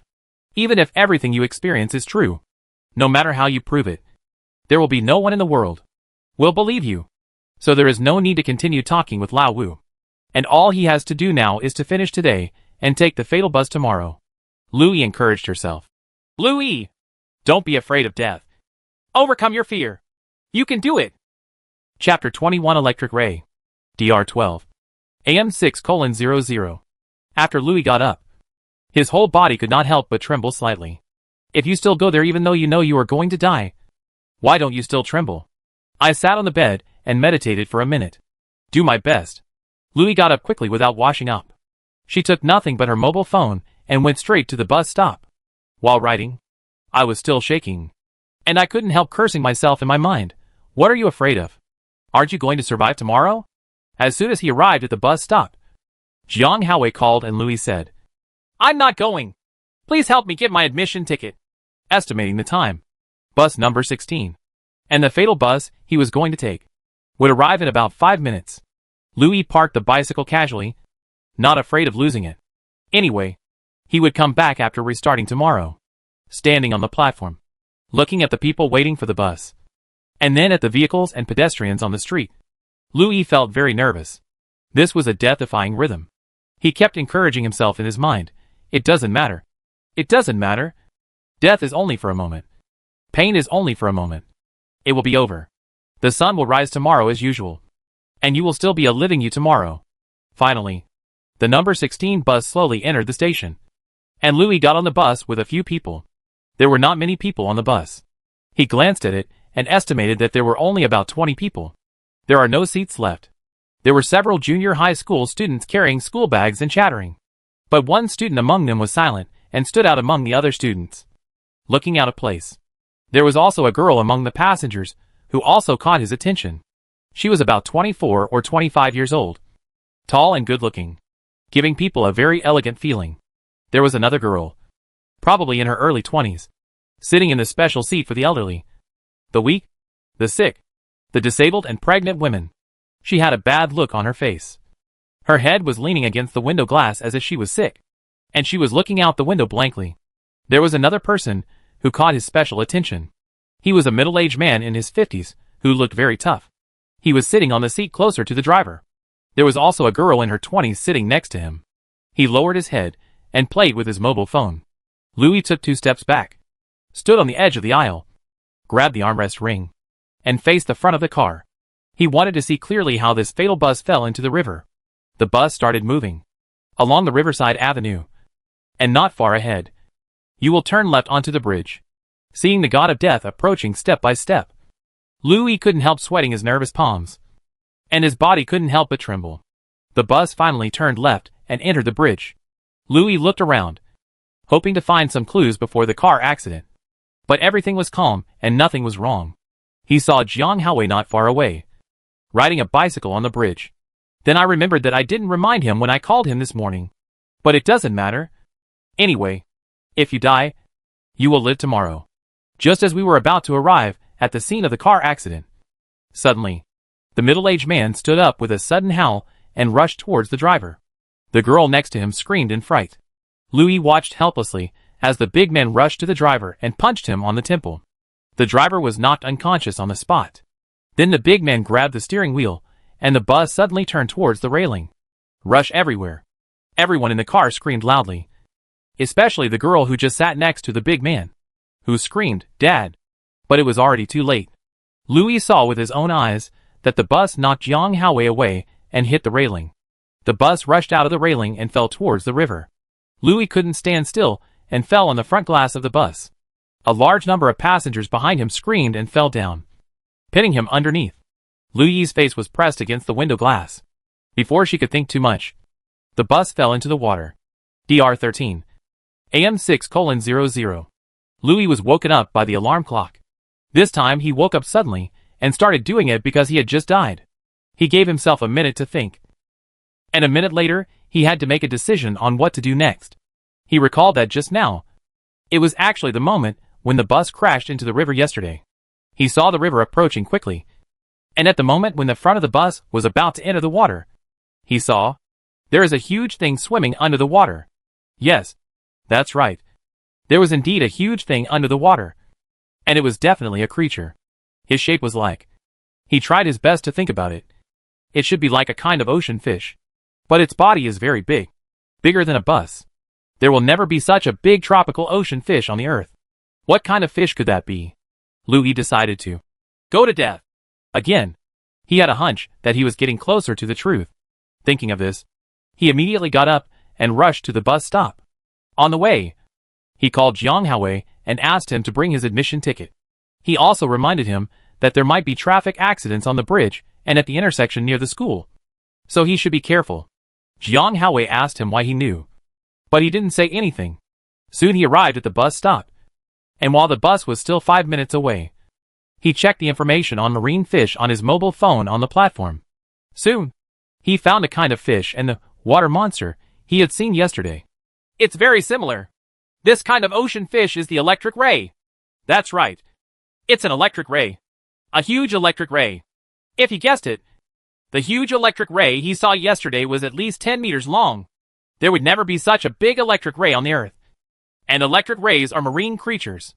Before the bus came, Louis started to check the relevant information about electric rays, and learned that electric rays live on the bottom of the sea, and the largest ones are only 2 meters. The electric ray he saw appeared in an inland river, and was more than 10 meters long. None of this conformed to common sense in Earth biology. So where did this huge mutant electric ray come from? 2 possibilities are some kind of genetic mutation and alien invasion. No matter which possibility it is, it will greatly increase the possibility of alien invasion among the 5 major possibilities. Louis can now deduce based on this matter that among the 5 possibilities that can be repeated indefinitely, alien, biological, invasion and computer virtual world are the 2 most likely. So he must continue investigating. After a while, the bus arrived. After Louis got on the bus, he once again faced the familiar situation in the bus that he saw yesterday. Those junior high school students, the temperamental girl, the sick-looking girl, the sturdy man and his daughter. The bus started to drive towards the bridge. Louis was wondering whether he should step forward to stop the strong uncle who was about to attack. He stared at him closely, feeling very nervous. He had lived for 18 years, but he had never done anything heroic. After a while, the bus got on the bridge. Louis looked forward and did not find Jiang Haowei. It seemed that he still listened to her words. As they were getting closer to the site of the car accident, Louis looked at the strong uncle and saw that he was already preparing to attack. Louis said, "Go all out and fight him." He and his muscular uncle rushed to the driver. Chapter 22 finally got a win. Louis rushed forward quickly. As soon as he reached the driver's side, the big man punched him and knocked him to the ground. Then the big man started to grab the steering wheel. The driver fought with him, but still couldn't get over him. The bus crashed into the railing and fell into the river. During the fall, the passengers screamed and slid down from the back one after another, pinning him down so that he could not see out of the car window. With a bang, the bus fell into the river. Louis did not see the huge electric ray before he died. DR 14. AM 6:00. After Louis got up, he felt annoyed. Yesterday he died in vain. He didn't expect that he would be knocked down by a punch from that middle-aged man. Thinking about it made him angry. We must find a way to prevent car accidents from happening today. He got up immediately, didn't have time to wash up, rushed out of the door, and rode to the bus stop, 5 minutes earlier than yesterday. After arriving at the platform, he suddenly thought, since there are still about 10 minutes until the bus arrives, why don't I ride forward to one more stop? Get on the bus early, and you'll learn more. Thinking of this, he pedaled hard again, and soon arrived at the previous stop. As soon as he arrived, he saw the fatal bus approaching. He quickly lost his bike, and scanned the QR code to get on the bike without even locking it on. Because he was too panicked, he didn't have time to notify Jiang Haowei. Now that he was on the bus, it was even harder to notify him. Forget it. Looking at the phone, it turned out that Jiang Haowei had just called once, but he didn't receive it. As soon as he got in the car, he called again. Louis could only tell him not to go to school. As for the car accident warning, he had no way to notify him. Facing familiar passengers again, a girl with a sick appearance, a girl with an elegant temperament, a group of junior high school students, a sturdy man and his daughter. Louis stared at the tall man, thinking of countermeasures. At this moment, a girl's voice came from behind and said, "Teacher Bao." I didn't hear what was said after that. It turned out that this elegant girl was a teacher, and her surname was Bao. Louis turned around and glanced at her inadvertently. I saw her smiling and talking to her students. Louis had no intention of admiring the beautiful teacher, and turned her eyes back to the middle-aged man in front of her again. He was thinking about what to do next, and then he thought about it. He didn't know if it would work, but he would give it a try when the time comes. Just try it, and you will know. However, He said that the number 16 bus was driving forward and was about to get on the bridge. After a while, it arrived at the scene of the accident. The middle-aged man suddenly stood up and rushed towards the driver. With quick eyes and quick hands, Louis jumped up suddenly and kicked the big man in the back. However, unexpectedly, he failed to stand firm and fell down.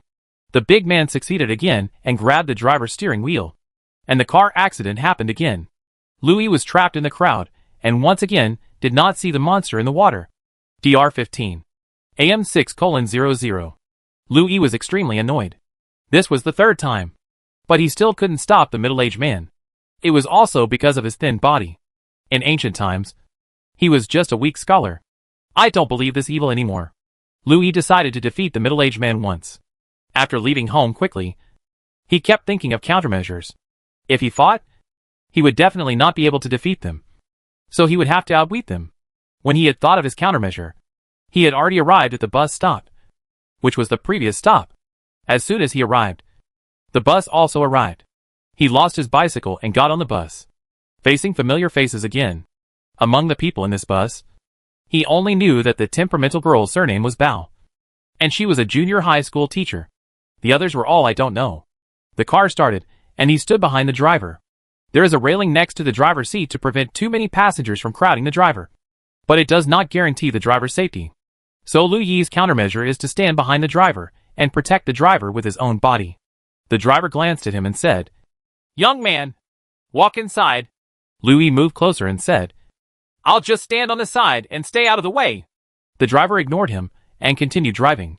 Finally, after another battle, they were about to get on the bridge.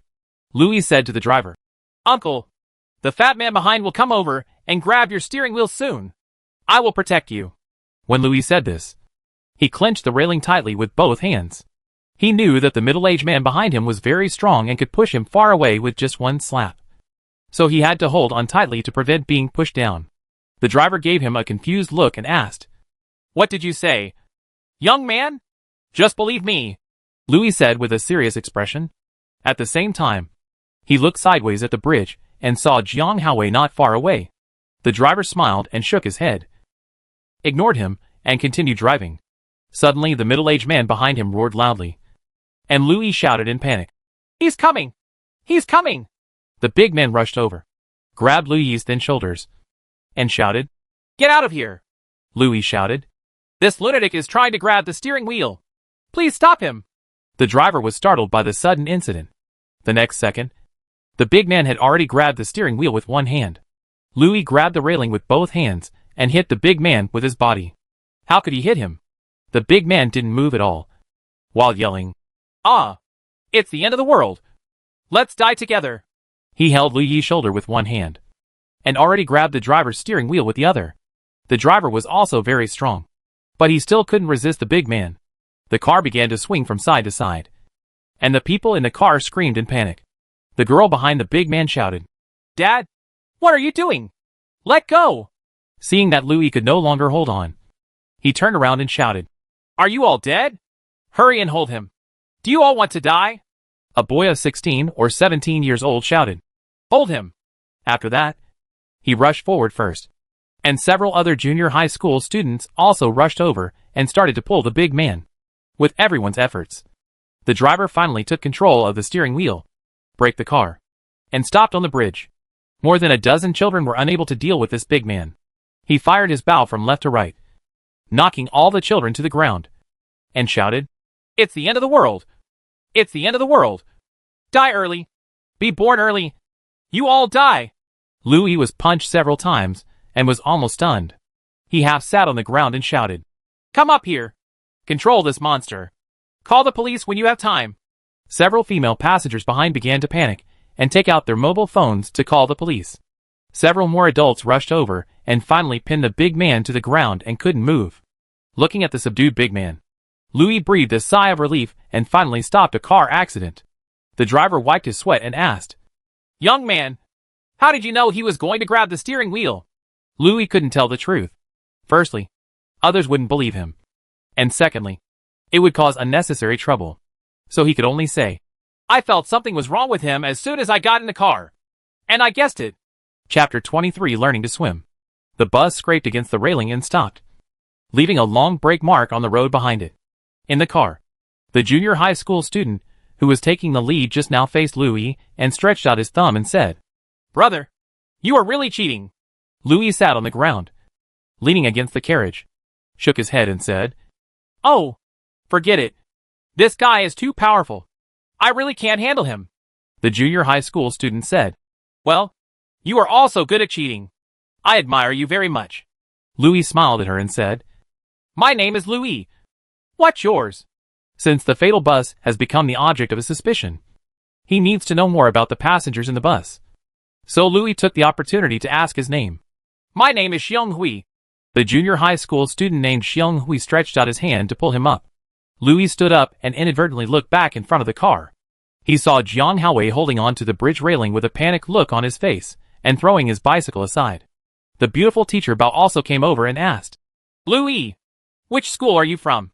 Louis replied, "I am from number 16 middle school and am in my 3rd year of high school." "Teacher Bao, how do you know I am a student?" Louis was in a hurry to go out. He didn't bring a school bag or wear a school uniform. So he asked. Teacher Bao smiled and said, "Did you swipe your student card when you got on the bus?" Louis suddenly realized. And Teacher Bao said again, "3rd year of high school? Then isn't there a college entrance examination the day after tomorrow?" Louis nodded, then turned around and looked outside. At this time, Jiang Haowei also saw him and pointed at him in surprise. And Louis waved to him and said, "Lo." Some passengers said they were in a hurry and urged the driver to continue driving. But the driver said, "I can't drive until JC arrives." Others asked to open the door and leave on foot. But the driver also refused, and the car began to become noisy. Jiang Haowei pointed to his cell phone and asked him to answer the phone. Louis answered the phone. Jiang Haowei asked what was going on in the car, and Louis told him roughly. About 10 minutes later, the police arrived and handcuffed the perpetrator into the police car. At the same time, they questioned all the passengers on the bus. After confirming that there was nothing serious, the bus returned to normal order. The police car took the perpetrator away, and the perpetrator's daughter also followed. The bus continued to drive, and Jiang Haowei had to get on the bus because he had a bicycle. However, Louis suddenly became a hero in the eyes of all the passengers on the bus, and everyone gave him bursts of applause. Louis was embarrassed and said to everyone, "My name is Louis, a senior in 16 high school. Actually, I didn't do anything. I just thought he was suspicious." Xiong Hui came to him and said with great admiration, "Brother, you are simply my idol. How about a button?" Louis smiled and thought, it will restart again tomorrow, and it will be useless to add anything. However, he still agreed to his request and took down his Chinko number. Junior high school students are not allowed to carry mobile phones, so they can only add buckles instead of VX. Louis asked, "Your teacher cares about you very much." "Oh." Xiong Hui looked back at Teacher Bao and said, "Bao Ran. She is traveling with us." It turned out that her name was Bao Ran, and Louis made a mental note. He himself couldn't figure out why he should remember them. They were just passers-by in his endlessly repeated June 5th. As soon as the bus crossed the bridge, he got off the bus and hesitated whether to go to school. After thinking about it, he went to take the subway. "Because I wasted too much time. I didn't see Gianna." Now he knows almost the basic information about the fatal bus, but it doesn't have much research value. As for the passengers on the bus, he only knows 2 people. The Chinese teacher Bao Ran, the head teacher of the 3rd grade junior high school, and her student, 16 years old Xiong Hui. But they are not from the same school as him. People you know and don't know are individuals who are repeating themselves endlessly. They have no ability to preserve memories and are no different from other people in this world. So next, Louis is going to focus on that electric ray. How can we observe this electric ray more clearly? Louis has been thinking about this problem. Is it possible to take a bus that kills people once or multiple times, and does not stop the middle-aged man from committing suicide, and then sticks himself to the front glass when the bus falls into the river? For a close observation? But if you do that, you will die again. Don't do it. Although death can be resurrected, death is really uncomfortable and painful. What to do? Why not observe on the riverside or on the bridge? Thinking of this, Louis, who was still on the subway, decided to go to the riverside to take a look. Maybe he could get some clues. After he got off the subway, he changed to a bus back and walked under the bridge. standing on the river bank, looking at the river water under the bridge. With the arrival of summer, there are more and more duckweeds on the river. Nearly 1/3 of the river surface is covered by this kind of duckweed. But when he looked at the river, he couldn't see why, let alone a giant electric ray. He walked back and forth by the river, hoping to find some clues. This also attracted the attention of several neighborhood committee ants, who thought he was going to commit suicide by jumping into the river, and shouted desperately to stop him, leaving Louis speechless. In desperation, Louis could only flee in a hurry. He came to the bridge again, where the car accident occurred. He held onto the railing and looked down. But again, he couldn't see anything. Could it be that this giant electric ray, which may be an alien creature, only appears in the river under the bridge when there is a car accident? Then we can only check it tomorrow, and we have to wait another day, since this monster appears in the water. Do you need to be able to swim if you want to check it? Thinking of this, Louis paid attention to one more thing, and that was to learn to swim, because he couldn't swim. After checking on mobile phone, there was a swimming gym nearby, and he immediately went to the swimming pool, paid the tuition, and the coach asked him to come tomorrow. Louis quit at that time and restarted tomorrow. How could that be possible? He asked to teach him how to swim now, and he could pay more. The coach had no choice but to incorporate him into the current student team and teach him to practice swimming alone. After practicing all morning and still not learning, Louis ate a packed lunch nearby and pestered the coach to continue teaching him in the afternoon. As soon as the coach said no, he immediately asked for more money. Anyway, the money is gone, and it will all come back after the restart tomorrow. In order to find out the endlessly repeated truth, Louis also worked hard. He wanted to learn to swim in one day today, so that he could investigate the water monster all at once tomorrow. He might die once during the investigation. He was afraid of death, and that feeling was really uncomfortable. So he hoped that even if he died during tomorrow's investigation, he would only die once and never do it again next time. Chapter 24. This won't work either. Louis spent half a morning, an afternoon and half a night, 10 hours before and after, and finally achieved some results. He was also very tired, but after thinking about restarting the next day, all this fatigue would be gone. So he learned a lot. It's even more powerful. DM 16. AM 6:00. After Louis got up, he first called Jiang Haowei to tell Jiang Haowei that he would not go to school today and asked someone to get his admission ticket. He also told Jiang Haowei that there were dangers on the bridge and at the intersection near the school, so he must drive slowly. After that, he left home and headed towards the bridge. When he came to the scene of the car accident, there were still 5 minutes before the bus arrived. He stood by the railing and looked under the bridge, but there was nothing but the river and the large floating area. Ping. Basically nothing can be seen, let alone a giant electric ray. Then this electric ray may appear at the moment of the car accident. So now we can only wait. Calculating that the bus was about to arrive, Louis climbed to the railing and stood on it. His move alarmed passers-by. Some began to scream. Some took out their mobile phones to take pictures, and some were preparing to call the police. They all thought he was going to commit suicide by jumping into the river. Louis didn't care. It was going to restart tomorrow anyway. Who would remember his behavior today? In order to find out the endlessly repeated truth, we must risk everything. An old man passed by and shouted, "Hey, young man, what can't you think about?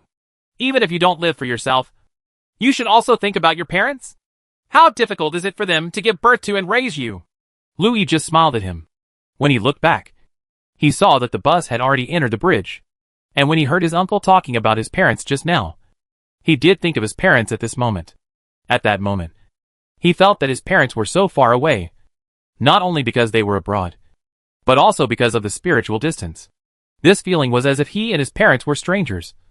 But before he had time to think about it, he had already stretched out his hands and faced the river, ready to jump. The uncle shouted again, "Young man, come down quickly!" Louis ignored him. His mind went blank, and Jiang Haowei's voice came from behind. "Louis, what are you doing? Come down quickly!" At this moment, Louis didn't care whether Jiang Haowei would get into a car accident. He only knew that if he jumped, he would probably die, or he might escape and swim back to the shore, because he had learned how to swim now, although not very skilled. The familiar breaking sound of the bus came from behind. Louis jumped forward and jumped off. DM 17. AM 6:00. Louis was woken up by the alarm clock and tried his best to recall what he saw just now. or rather yesterday, when he jumped into the river. Sure enough, he saw the electric ray again. Based on his memory, he could conclude that this so-called electric ray, definitely not a creature on Earth. These days, as long as he is alive, he will find time to check out information about electric rays on the internet, including pictures and videos. So he is already very familiar with the appearance of electric rays. The electric ray he saw yesterday was completely different from what he learned about online. It just had a flat body. This electric ray appeared in the river, and he only saw it when the bus crashed into the river. It swam toward the west, and there was no other information about it. Louis sat on the bed and thought about what to do today for a minute. Whether we still need to track down the bus, or track down the electric rays in the river. There is nothing to do in this repetitive day anyway, so why not go along the river to the west of the city and have a look? Thinking of this, he got up and prepared to go out. At the same time, he called Jiang Haowei, told him everything he needed to say, and quickly went downstairs. When he rode under the bridge, he did not get on the bridge. Instead, he rode along the river toward the west of the city. While riding, he looked at the river. After riding for a while, he suddenly thought, if I swim now, what would it be like to go to the middle of the river and wait for the electric ray to swim over? Thinking of doing it, he threw away his bicycle, jumped into the river, and swam towards the center of the river. When it jumped into the river, it saw that the fatal bus had already driven onto the bridge. He swam hard towards the center of the river. When he was approaching the center of the river, he also saw the bus crashing into the river. After a while, he felt something swimming under the water. With an uneasy mood, Louis looked down, but couldn't see anything. So she felt something swimming past. He could only conclude that the big guy swam over. But other than that, he found no valuable information. Louis swam back to the shore in great annoyance. As soon as he landed, he found many people watching him. He pushed away the crowd, found his bicycle, and escaped amidst everyone's comments and surprised eyes. He did not go to school, but went to the swimming gym again. But this time, he did not pay tuition to continue learning, because he had almost mastered swimming, and all he had to do now was to become proficient. So he just bought a ticket and a swimsuit, went to the swimming pool to continue practicing swimming, and that was the end of the day. His plan for tomorrow was this: he would ride on the bike at the right time, jump to the back of the bus when it was about to fall into the river, and then stand on the back of the bus. After falling into the river like this, he could not only guarantee his immortality, but also have the possibility of seeing the alien electric ray again. However, this plan was subsequently rejected by himself. It was too unreliable, and the success rate was almost zero. Another way is to still take this bus as you did a few days ago, but stand all the way to the back of the bus. Open the window and jump out when you are about to fall into the river. He decided to try the second method. DM18 AM6:00. After getting up, Louis quickly washed up and rode to the bus stop. After getting on the bus, he faced these familiar faces again. He could recognize them, but they didn't recognize him. He didn't care about anything and came to the last row of the carriage. There were people in the seats, so he could only stand. Only then did he realize that it would be very difficult to get out through the window while driving or falling into the river. Seeing that he was about to reach the scene of the car accident, Louis quickly went to open the window. Sitting by the car window was a middle-aged man who said, "What are you doing? You can't open the windows in air-conditioned cars." Louis ignored him. Everyone would die soon. "I don't care if you could open the windows of your air-conditioned car." He insisted on opening the window, and the middle-aged man came to stop him. But he still failed, and the window was opened. Louis was about to turn out of the window, and the middle-aged uncle asked, "Young man, what do you want to do?" "I want to get out," Louis shouted. "Let me out quickly." The uncle grabbed him and said, "You naughty kid. Do you want to die?" Louis was about to struggle, but at this moment the bus bumped violently, and he knew that the strong man in front started to grab the steering wheel.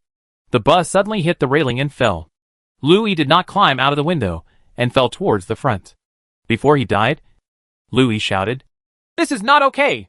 Chapter 25 Garden Station. He jumped into the water to look for the electric ray to no avail. Climbing out of the back window of the bus didn't work. Louis even thought of clinging to the back of the bus, but he rejected it. DM19. So what to do today? Louis still thought of yesterday's plan, which was to walk along the river towards the west of the city to see if he could investigate and deal with the reason why he came here. because he saw the alien electric ray swimming towards the west. Thinking of doing it, Louis rode his bicycle along the river bank in the west direction, hoping to find anything valuable along the way. While riding, he thought of what the old man passing by said when he was preparing to jump on the bridge the day before yesterday. Think of your parents. At this moment, he suddenly thought of his parents again. He tried his best to recall his childhood experiences, but he couldn't remember them. His memory of his parents felt so vague. And this feeling has happened more than once or twice. He only knows that he has parents. They work in Country M and only come back once a year. Even their appearance is a bit blurry to him. He doesn't know what causes this. A feeling. Perhaps after the infinite repetition is over and everything returns to normal, he will be reminded of the past. It's like he is the only one who has the memory of repeating the day, while also losing the memory of the past. After riding for a full hour, he reached the west of the city and was almost out of the city. There was nothing that caught his special attention. The river made a sharp turn at this place, changed its direction, and flowed into the distance. In that direction was a main river, Jianhai. This small river in the city flows to the main river. At this place where the river turns, it is almost to the suburbs. There are many high-end residential areas, a playground, and a subway station entrance. Seeing the subway station, Liu Yi's heart moved. Giada took the subway in this direction. So could she live nearby? Thinking of this, he found a place to lock his bicycle and got off the subway station. When I arrived at the station, I looked for the line map. The station name here is Huayuan Station, and there is a line leading to Wafang Building. The station where Louis takes the subway to school every day is Jiangqiao Station. There were only two stations, Huayuan Station and Jiangqiao Station. Louis planned to get on the subway from Huayuan Station himself. Maybe he could find some clues on this line. After getting on the bus, Louis looked at the time. It took about 15 minutes to reach Jiangqiao Station. He did not get off the bus, but continued to sit down. It takes 25 minutes to get from Jiangqiao Station to Science and Technology Museum Station. Wafang Building is located near the Science and Technology Museum Station. Louis got off the train at the Science and Technology Museum Station and got on the return subway. It takes 40 minutes to take the subway from Huayuan Station to Science and Technology Museum Station, including stop time. Jiafang Road Station, where Louis needs to get off for school, is 20 minutes from Jiangqiao Station and 5 minutes from Jiafang Road Station to Science and Technology Museum Station. If Giada lived near Huayuan Station, she would need to get on the bus at 6:40 and arrive at Jiangqiao Station after a 15-minute drive. At this time, Louis and Jiang Haowei happened to get on the bus and meet her. Louis began to think about it. The alarm clock woke me up at 6 o'clock, and I went out at 6:30. I rode to Jiangqiao with Jiang Haowei at 6:35. At 6:40, I arrived at the bridge, and a car accident happened at the same time. At the same time, Giada took the subway to come here. At 6:55, Louis and Jiang Haowei got in the car and met Giada. At 7:15, Louis and Jiang Haowei arrived at Jiafang Road Station and got off. At 7:20, Louis and Jiang Haowei arrived at the intersection near the school. A car accident occurred. At the same time, Giada arrived at the Science and Technology Museum Station and got off the bus. The timing of both car accidents coincided with Giada's getting on and off the bus. Is it really all a coincidence? She had given up her doubts about Giada before, but this time Louis began to doubt her again. When Giada got in the car, a car accident occurred, and when he got out of the car, there was a car accident as well. Louis decided to investigate Giada again, and this time he decided to investigate her secretly. To investigate Giada, we must first find out where her family lives. Last time Giada took a taxi when she got off work, so this time she had to wait downstairs at her company when she was about to get off work, and then take a taxi to follow her. Only in this way could we know where her family lived. But it's still morning, and it's still early before I get off work in the afternoon. He's given up on investigating deadly buses and alien electric rays, so there's no need to learn how to swim. After getting off at Huayuan Station, Louis came to the ground, found his bicycle, and wandered around the area, guessing where Giada might live. Does Giada live in this area? However, based on the timing coincidence just now, Louis believed that Giada most likely lived in this area, but he didn't know where exactly. Another question he has is, even if you know where Giada lives, what should you do next? Regarding this point, Louis really didn't think about what to do. But there are 1,023 days of repetition. It's only the 19th day now, and there are still 1,004 days. Find out her detailed address first, and the rest will be dealt with later. Take your time and think of a solution. At noon, Louis ordered food at a restaurant near Huayuan Station. While eating, Jiang Haowei called and asked him if he wanted an admission ticket. Louis didn't want him to disturb him, so she asked him to hold it first, and then give it to him when they go to the examination room tomorrow. While eating, he thought of a problem. That is, since he wanted to find out Giada, he needed some investigation equipment. He did not have professional equipment and could not get it, but there was no shortage of ordinary civilian equipment. Thinking of this, he found a nearby store that sold mobile phones, bought 3 low-end mobile phones and 3 high-power power banks, and then took a taxi home. After returning home, I fully charged the 3 low-end mobile phones and power banks, and then applied for 3 QQ accounts online to add each other as friends. After everything was ready, I calculated the time and took a taxi to Qingxi Garden Station again. I found 3 hidden locations, fixed the 3 mobile phones with tape, and connected them to the power bank. I used the pre-downloaded tools to search and crack the nearby ones. Wi-Fi. Connect to the internet. Bring a mobile phone yourself, and then activate the group video chat mode on 4 mobile phones. 3 hidden mobile phones. The cameras are pointed in different directions, and the video chat lens is changed to the rear camera. After everything was done, it was already 5:30 in the afternoon. Louis didn't have time to make adjustments, so he took a taxi and headed towards Wifang Building. When they arrived at Wifang Tower, they did not let the taxi go, but gave him money to wait for someone else. After waiting for a while, she saw Giada coming down from Wifang Building after get off work and waiting for a taxi at the intersection. After she got a taxi, Louis asked the taxi driver to follow her quietly. Chapter 26. My goddess. Louis took a taxi and followed Giada's car quietly. They had been in the city for about half an hour, and stopped in front of a high-end restaurant. Louis took a look and saw that it was the restaurant where Giada invited him to eat Western food last time. Knowing that she was going in to eat, Louis paid the taxi and let the taxi go. He bought a hamburger set meal from a nearby fast food restaurant and ate on the roadside while waiting. After waiting for about half an hour, I guessed that Giada was about to come out, so I took a taxi and waited on the opposite side of the road. Sure enough, after a while Giada came out of the restaurant and hailed a taxi. Following along, Giada took a taxi and stopped at a 4S store near Huayuan Station. Giada got out of the car and went in. After a while, a Ferrari sports car came out. Louis wanted to keep up, but he didn't expect the sports car to drive so fast and disappear in a flash. Louis couldn't help but feel annoyed, so she found a place to sit in front of the 4S store and checked the surveillance mobile phones. 2 of them were disconnected, and 1 was still connected, but it was night, and he couldn't see anything at all. Louis went to find the place where the mobile phones were hidden. 1 of the 2 disconnected mobile phones was missing. It was probably found and taken away by someone. The remaining 2 mobile phones were found and were of little use.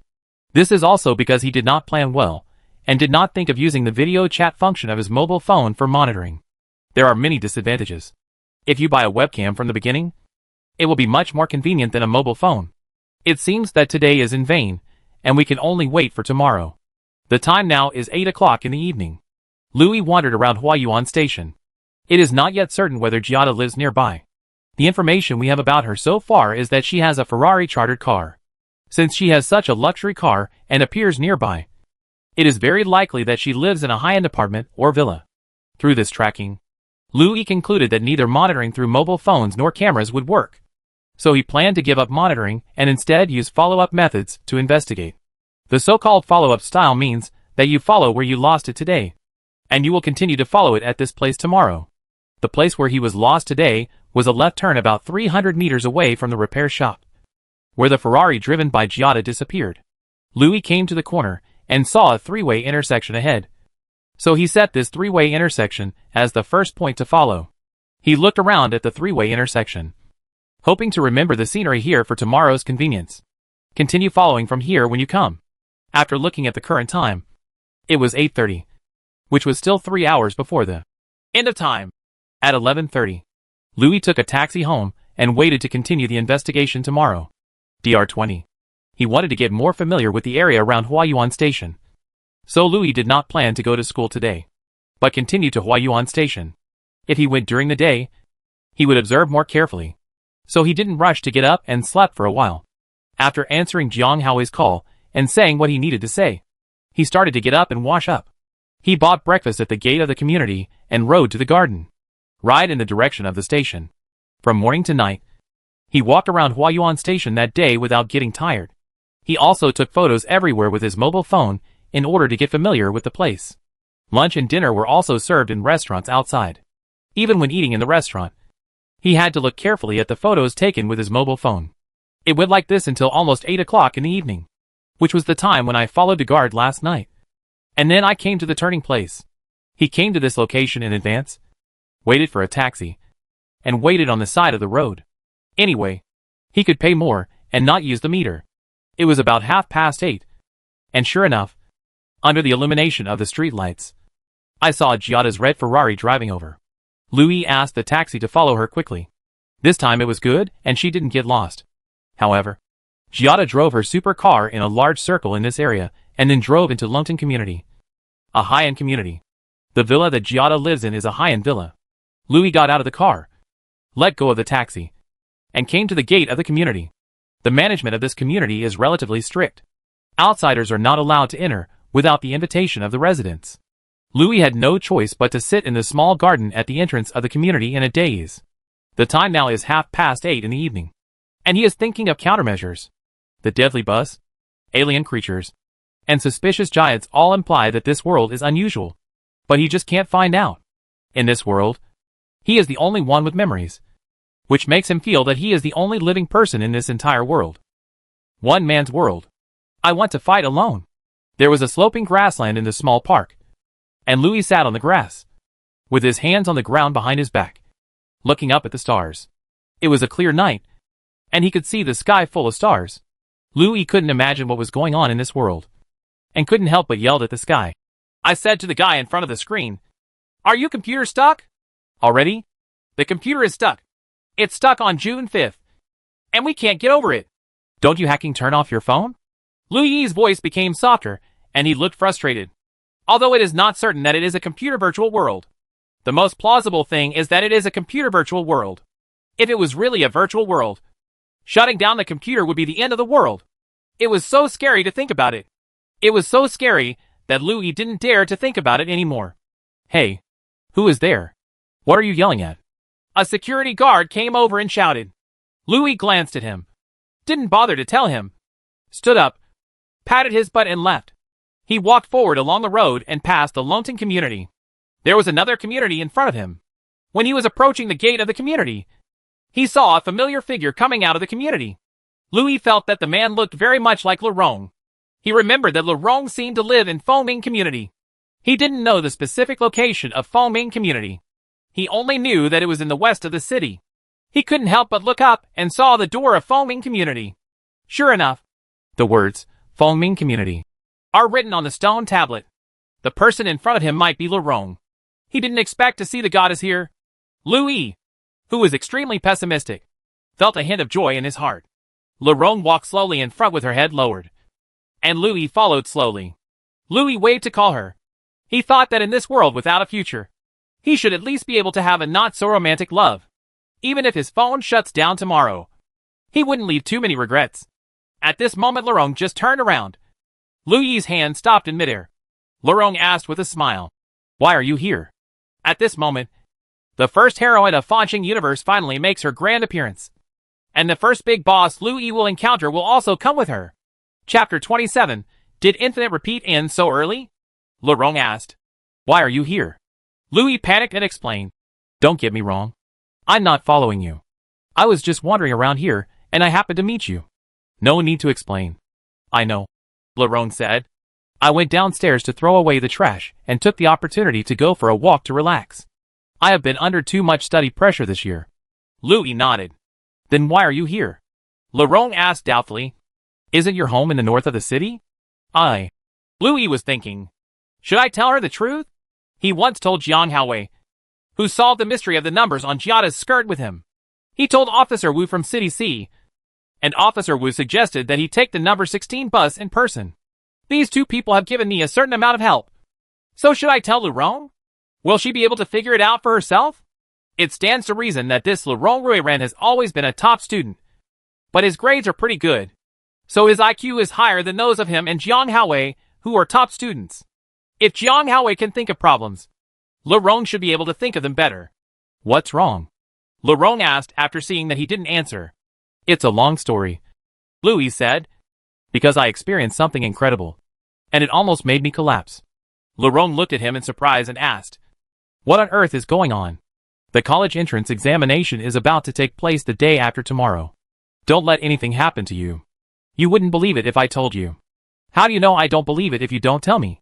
Louis saw that Guanzi was almost sold. So he said, then let me tell you. I won't delay your study. Right? When is this? Lerong said. The college entrance examination is the day after tomorrow. If I had to delay it, I would have already delayed it. Do you still care about this moment? Just tell me quickly. Okay. Let's talk while walking. Okay. Louis asked. Lerong nodded. Walking on the road under the streetlights, with the night wind blowing, Louis recounted his experiences in the past few days. Lerong listened silently the whole time without interrupting or asking questions. Louis finally finished speaking. When Lerong didn't respond, he said, I told you. You won't believe it. Lerong said, it's not that I don't believe it. It's just that what you said is hard to believe. You can't blame me. I definitely don't believe it in my heart. But I can't lie to you and say I believe it. Are you right? That's true. Lerong thought. Louis looked at her from the side. Her thoughtful look was so beautiful. He was almost fascinated by it. In fact, in terms of appearance, Lerong is not particularly beautiful. But as the saying goes, beauty is in the eye of the beholder. Louis just thinks she is beautiful and never gets tired of looking at her.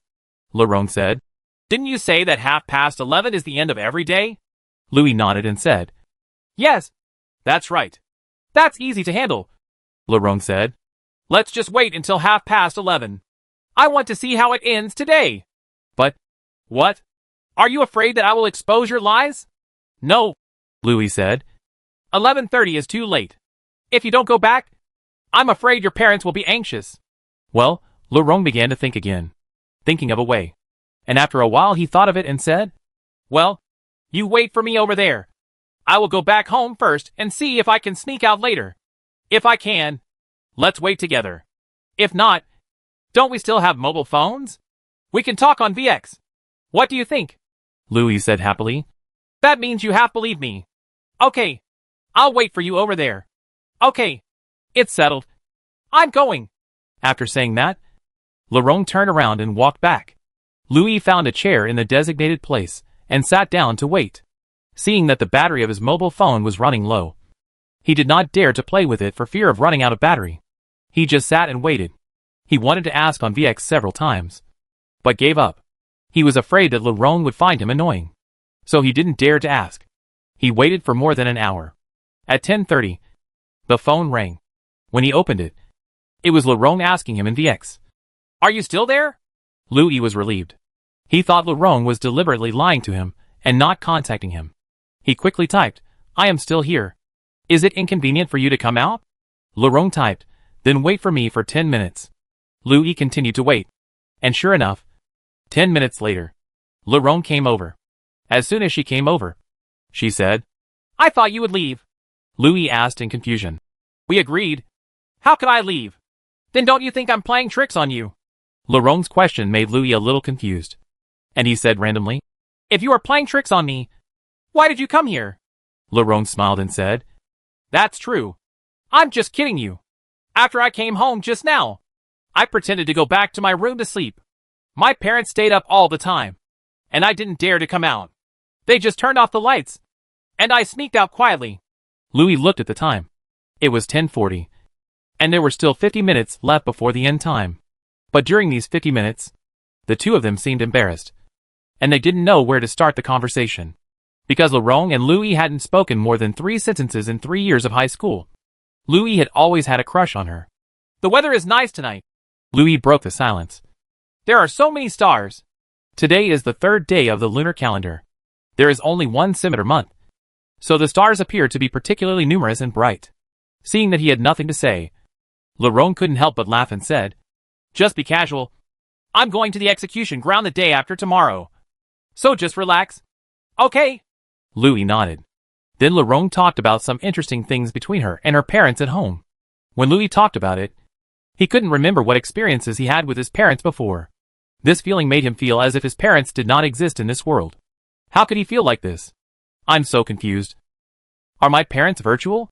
This thought passed through his mind, and he couldn't help but tremble. This thought was so terrifying. He was very sure that his parents existed, and that they worked in Country M. This was also true. Laurent saw him trembling, and asked what was wrong. Louis told him how he felt. And Laurent said, "It's normal. Your parents are away from home all year round, and don't communicate with you very much. Now we are facing the college entrance examination again. So you are under a lot of pressure, and the string in your head is too tight. So you have this illusion." Louis nodded. Maybe. The two chatted casually for a while. Today was the first time that Louis was so close to the goddess. After saying so many words, he was both happy and excited. Time passed very quickly, and he was about to get there. It's 11:30. Laurent took out her mobile phone, looked at the time, and said, "Let's witness the arrival of the end moment together." Louis said, "Laurent, when it reaches 11:30, it will instantly jump to 6 in the morning. After that, you won't remember anything. Not the 2.5 hours we were together." "Oh, really?" Laurent asked.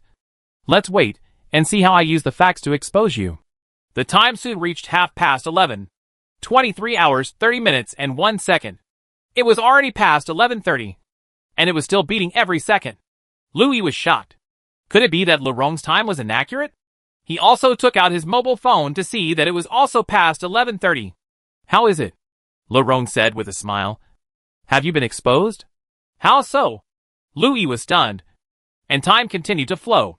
23 hours, 31 minutes, and 5 seconds. Chapter 28 Invasion of Giant Alien Creatures. Chapter 28 Invasion of Giant Alien Creatures. In infinite repetition. Every day will end on time at 11:30 p.m. and then start on time at 6 a.m. And now, it's past 11:30. But the end hasn't come yet. Louis is a little confused.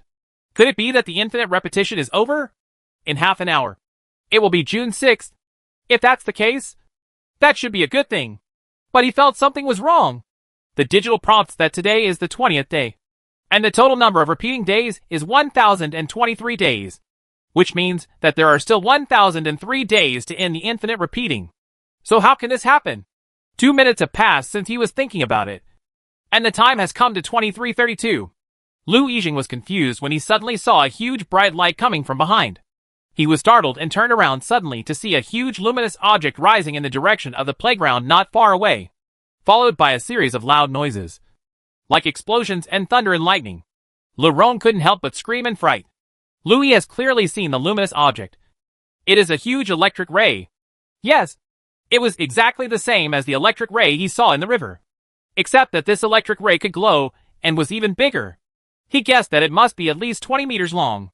The giant ray made a piercing cry and flew in the sky, and small luminous objects continued to split from the giant ray's body and fly around.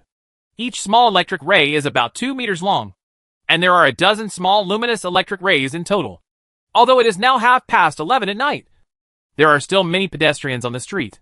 When they see these luminous monsters rising into the sky, many citizens begin to run away in panic, while some boldly stop to watch and take out their mobile phones to take pictures.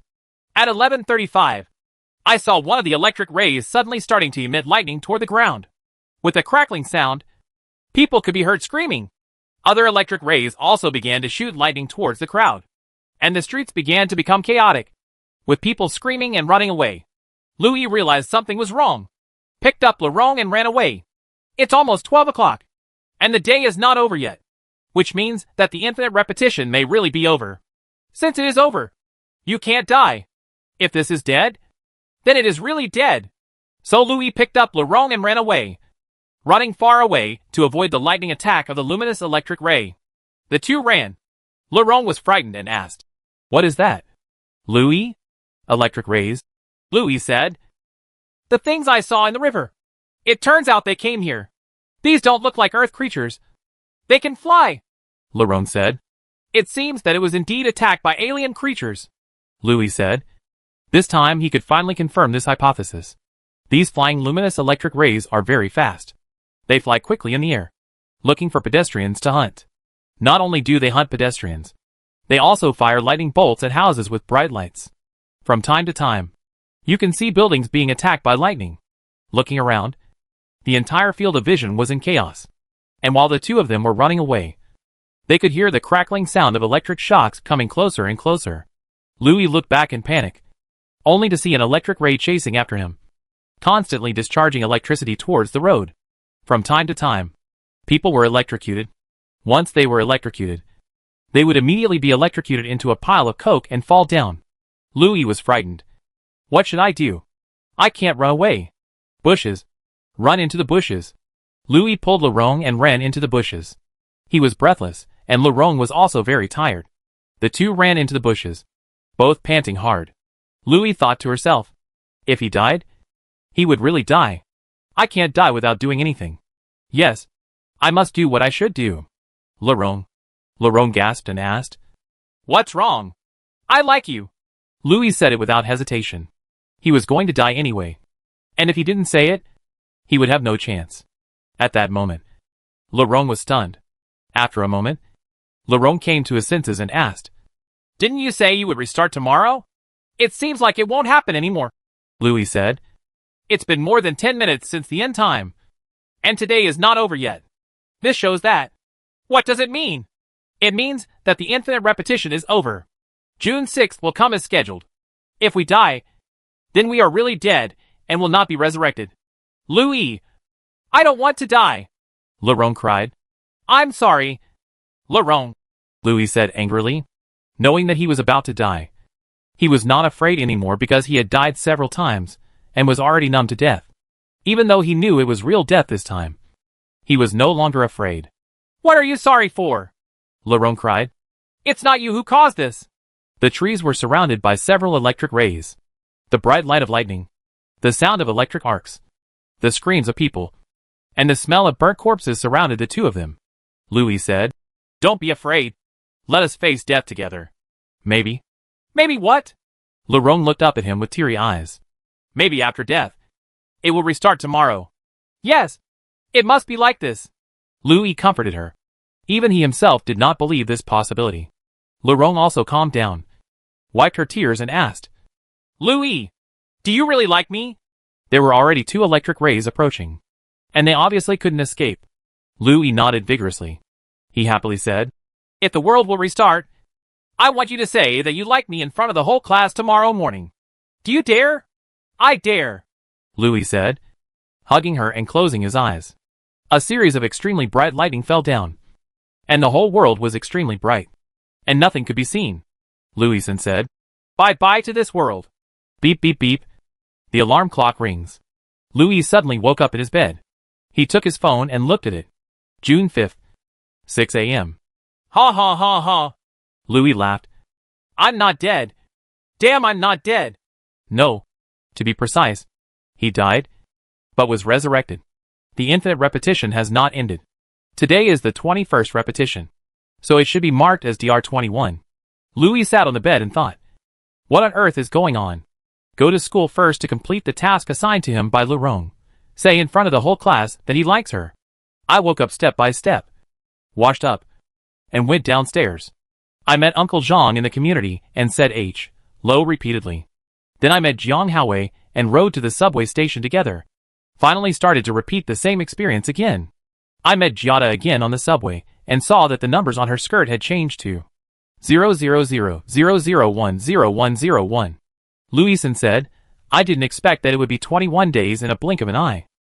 On the subway, he was thinking about last night's experience. According to past experience, the day should be over at 11:30 p.m. and then it jumped directly to 6 o'clock the next morning. But last night, this routine was not followed. At first, Louis thought that the infinite repetition would suddenly end early. Now that he saw Giada and the changing numbers, Louis understood that this infinite repetition would not complete the 1023 days and would not end the cycle. So why was it still going on at 11:30 last night? Is it because of that glowing alien creature? So the rules were changed. For the time being, he called it a rule to end the day at 11:30 p.m. and start the day at 6 a.m. He thought of many possibilities, and finally concluded that two possibilities were more likely. First, The sudden appearance of alien creatures made the end of the day no longer reach 11:30 in the evening, but was extended.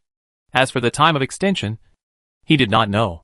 Second, within a certain radius of the Huayuan Station playground as the center, the end of time every day is after 11:30, while for other places outside this radius, 11:30 is still the limit point.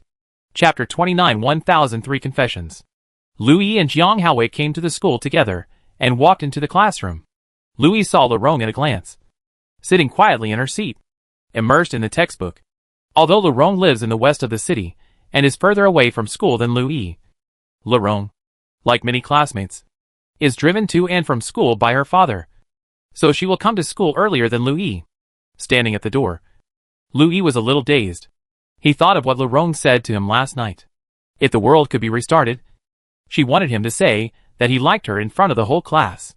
Last night, I thought the infinite repetition ended early, and I was dead if I died. Who knew that it did not end, but continued to repeat endlessly. So Lerong at this moment did not have the memory of last night, and she did not remember the alien creature last night. Then she didn't even remember that she had encouraged Louis and asked him to come in the morning and confess to her in front of the whole class. Louis glanced at Lerong all the way to his seat, looking distracted. In fact, he was thinking about whether he should say it later and how he should say it. Louis is very smart, but he doesn't like to study, so he is a scumbag, and at the same time, he is timid and afraid of getting into trouble. So much so that he does not dare to express his feelings in front of the goddess. Even if Lerong clearly encouraged him, he did not dare. He also knew that what happened yesterday had passed, and Lerong had no memory at this moment, so he did not dare to say it. Jiang Haowei, who was at the same table, poked him secretly and asked, "Hey, what's wrong with you? Why are you so stunned?" Infinite repetition has been going on, and there are still more than 1,000 days before the end. So at this moment, like Lerong confesses, it doesn't matter even if it fails. Anyway, after the restart tomorrow, no one will know. So Louis suddenly came to his senses and whispered to Jiang Haowei, "I want to confess like a goddess." Jiang Haowei looked at him with extremely contemptuous eyes and mocked. "Just you? Pull him down. You are as timid as a mouse." Louis glared at him, coughed, and then faced Lerong's direction, preparing to. "Isn't it? Do you really dare?" Jiang Haowei couldn't believe it. Louis finally shouted, "Lerong." After shouting 3 times, her voice increased from soft to loud. Lerong turned around and looked at him curiously, with big watery eyes. She didn't ask him why he called him. She just looked at him and waited for him to speak. Louis coughed again, cleared his throat, then stood up and said loudly, "Lerong, I want to tell you now in front of the whole class." Louis, like you. The noisy classroom suddenly became quiet. Lerong was stunned and looked at him without knowing what to say. Louis struck while the iron was hot and continued to say loudly, "Lerong, please be my girlfriend. I really like you, and I will only love you in this life." Lerong's face turned red, and she glared at him. "Louis, are you crazy? What are you doing?" At this moment, the head teacher's son, came to the door of the classroom. He did not come in, but looked inside, focusing on Louis and Lerong. Jiang Haowei was completely stunned. He couldn't believe that Louis would be so bold. This was not his usual style. Louis also saw Lao Sutu at the door and said, "Teacher, you have always prevented us from falling in love early. Now that I have graduated from high school, I think I can boldly pursue the girl I like." Teacher's son had a livid face and did not answer immediately. He was probably thinking about countermeasures. After a long pause, he looked at Lerong and asked, "Lerong, what do you mean?"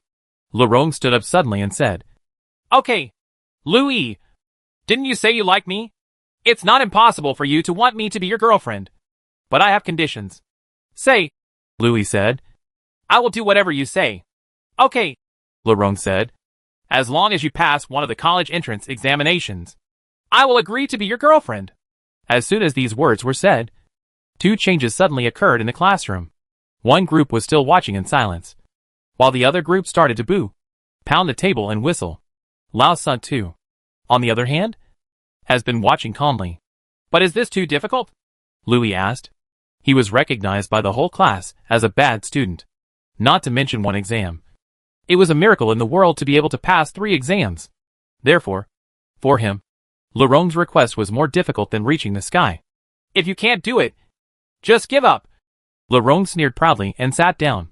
Louis couldn't help but feel proud and said, Okay, Laurent, this is what you said. The whole class is a witness. Teacher, you can also testify for me. I will give you a test this year, and it will be a one-time test. Pass. There is no rereading. Lao Satu held it in for a long time and finally spoke. Okay, Louis, don't be brave. No. Louis was very stubborn. Laurent, which school do you want to go to? Laurent's grades were above average, and she said without knowing her head. Provincial University of Technology. Okay, Louis said. When the time comes, I will apply for the Provincial University of Technology. Laurent turned around and said, Louis, I keep my word. As long as you and I are admitted to the same school, I will be your girlfriend and marry you. But from now on, until the college entrance examination scores come down, just stop asking questions like this. Okay? No problem. On September 1st, we will go to the Provincial University of Technology together. Seeing that everyone was making a fuss, Lao Satu said, Okay, everyone, please calm down. Louis, although I don't think highly of you, I still hope you can succeed. Come on. Jiang Haowei asked in a low voice. Are you crazy? In just 2 days, how can you make up for all the lost homework? Louis sneered and did not answer him. He already knew it. He had repeated the same day 1,023 times. He still had more than 1,000 days and nearly 3 years to review his lessons. With his intelligence, he could completely throw away the if you make up for all your homework, let alone the Provincial Polytechnic University, even Peking University and Tsinghua University. It is not impossible. So in the next 1,003 days, he has something to do. In addition to investigating the infinitely repeated mystery, he also has to seize the time to review his lessons. He decided that before the infinite repetition ended, firstly, he would find out the truth about the infinite repetition, and secondly, his grades would reach the top of the class. The focus of the investigation will be on the alien creatures at Garden Station, which means that he will go to Garden Station tonight. He may die again, but the time of death will be after 11:30 p.m. Even if he does not die, he will die again. The day ends at 11:30. So it doesn't matter whether we die or not. He has to make a plan for himself now. This plan cannot be written down, because whatever he writes down will be gone the next day. So this plan can only exist in his brain. The plan is to come to school every morning and confess to Laurent once. So before the infinite repetition ends, he needs to confess to Laurent 1,003 times. Chapter 30 Playground. Why do you have to come and confess to Laurent every day? This is what Louis thinks, because he now has to investigate the invasion of alien creatures. He will go to Huayuan Station at night. Foaming community where Laurent lives is in the Huayuan Station area, and he will meet her at night. In this case, isn't it a beautiful thing to confess your love in the morning and meet each other at night? Even if you face death, you can still face it with a smile. Moreover, he needs to remember that every day, in this endless repetition with no hope, Laurent will be his misty hope again. Start making plans now. This plan can only be engraved in your mind, not written on paper, or recorded on your mobile phone, because it will restart tomorrow and all records will be automatically deleted. Only the memory in your head will be retained. First of all, after confessing, he can no longer stay in the classroom. He must seize the time to do what he has to do. The first thing he has to do is to go to the Garden Station amusement park to investigate, because the alien creatures at night soared out of the amusement park. Now he is going to see if there are any clues. The second and most important thing is something that will be repeated over time every day in the future, which is to start his crazy self-study. He must make up for all the middle school courses he missed in the next 1,000 days. There is only one goal: to be admitted to the Provincial Polytechnic University and gain Laurent's favor. The third thing is to go and meet alien creatures at night. Although it is scary, and even facing the threat of death, we still have to check it out. Perhaps this alien creature will be the big boss he faces. Just like what is said in the movie, Edge of Tomorrow. As long as the final big boss Omega is killed, the repetition will end and the world will return to normal. Get on track. So how to kill the big boss glowing electric ray? This is a very difficult thing for Louis. So difficult that it is almost as difficult as the sky. But he also has to try, for 1,000 days, to find the weak spot of the luminous electric ray. Although this is a very difficult or even impossible task, As my best friend Jiang Haowei said, what if after this infinite repetition is over, the world is really destroyed? So give it a try anyway. If you try, you may succeed, although the hope is slim. But if you don't try, there is no hope. Thinking of this, Louis found a few test question books among a pair of review materials on the desk, and was about to leave the classroom with his back bent. Lao Sun too, who was explaining the college entrance examination on the podium, glared at him and said nothing to him. Louis waved his hand awkwardly and said, "Aren't you going to take a test? I have to hurry up and review." Lao Sun too snorted and said, "I knew today was coming. Why did I go there so early? Okay, sharpen your gun before the battle, even if it is not bright. Go ahead. Wait, what do you do with your admission ticket?" Louis looked back at Jiang Haowei and said, "You help me take it down. I'll withdraw first." After that, he ran away amidst the laughter of his classmates. After leaving school, he immediately took the subway to Huaiyuan Station. After arriving at Huaiyuan Station, we walked around and came to the amusement park. It was a small amusement park. It was around 9 o'clock when we arrived. It didn't take long after it opened, and there were no tourists inside. After all, it was not a large amusement park. Louis started walking around the amusement park. Due to the size, there were not many items. Only a few bumper cars, go-karts, merry-go-rounds, rotating small planes, small trams, and Ferris wheels, and big projects like pirate ships, giant pendulums, and roller coasters simply don't exist. There is a winding river running through the middle of the playground. Since there is a small river passing through, it has to attract Louis's attention. Under the river bridge where the fatal bus crash occurred, he saw giant electric rays. And at the amusement park, there would also be luminous electric rays flying into the sky at night. He began to study the small river carefully, and sure enough it led to Jiangjiao. Then it makes sense. The electric ray passed downstream from the river bridge, came to the amusement park, lurked, and then at night, he glowed and took off into the sky, starting to massacre.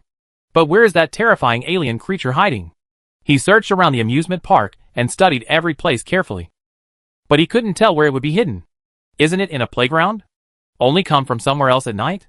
Since it is so corrupt, why doesn't it come out directly? Why does it have to come out at 11:30 at night? Does it only have an impact in this area? Or that unexpected places around Garden Station are not affected by alien creatures? In other words, outside a certain range, the day will end on time at 11:30? These questions kept popping up in Louis's mind, flashing in turn.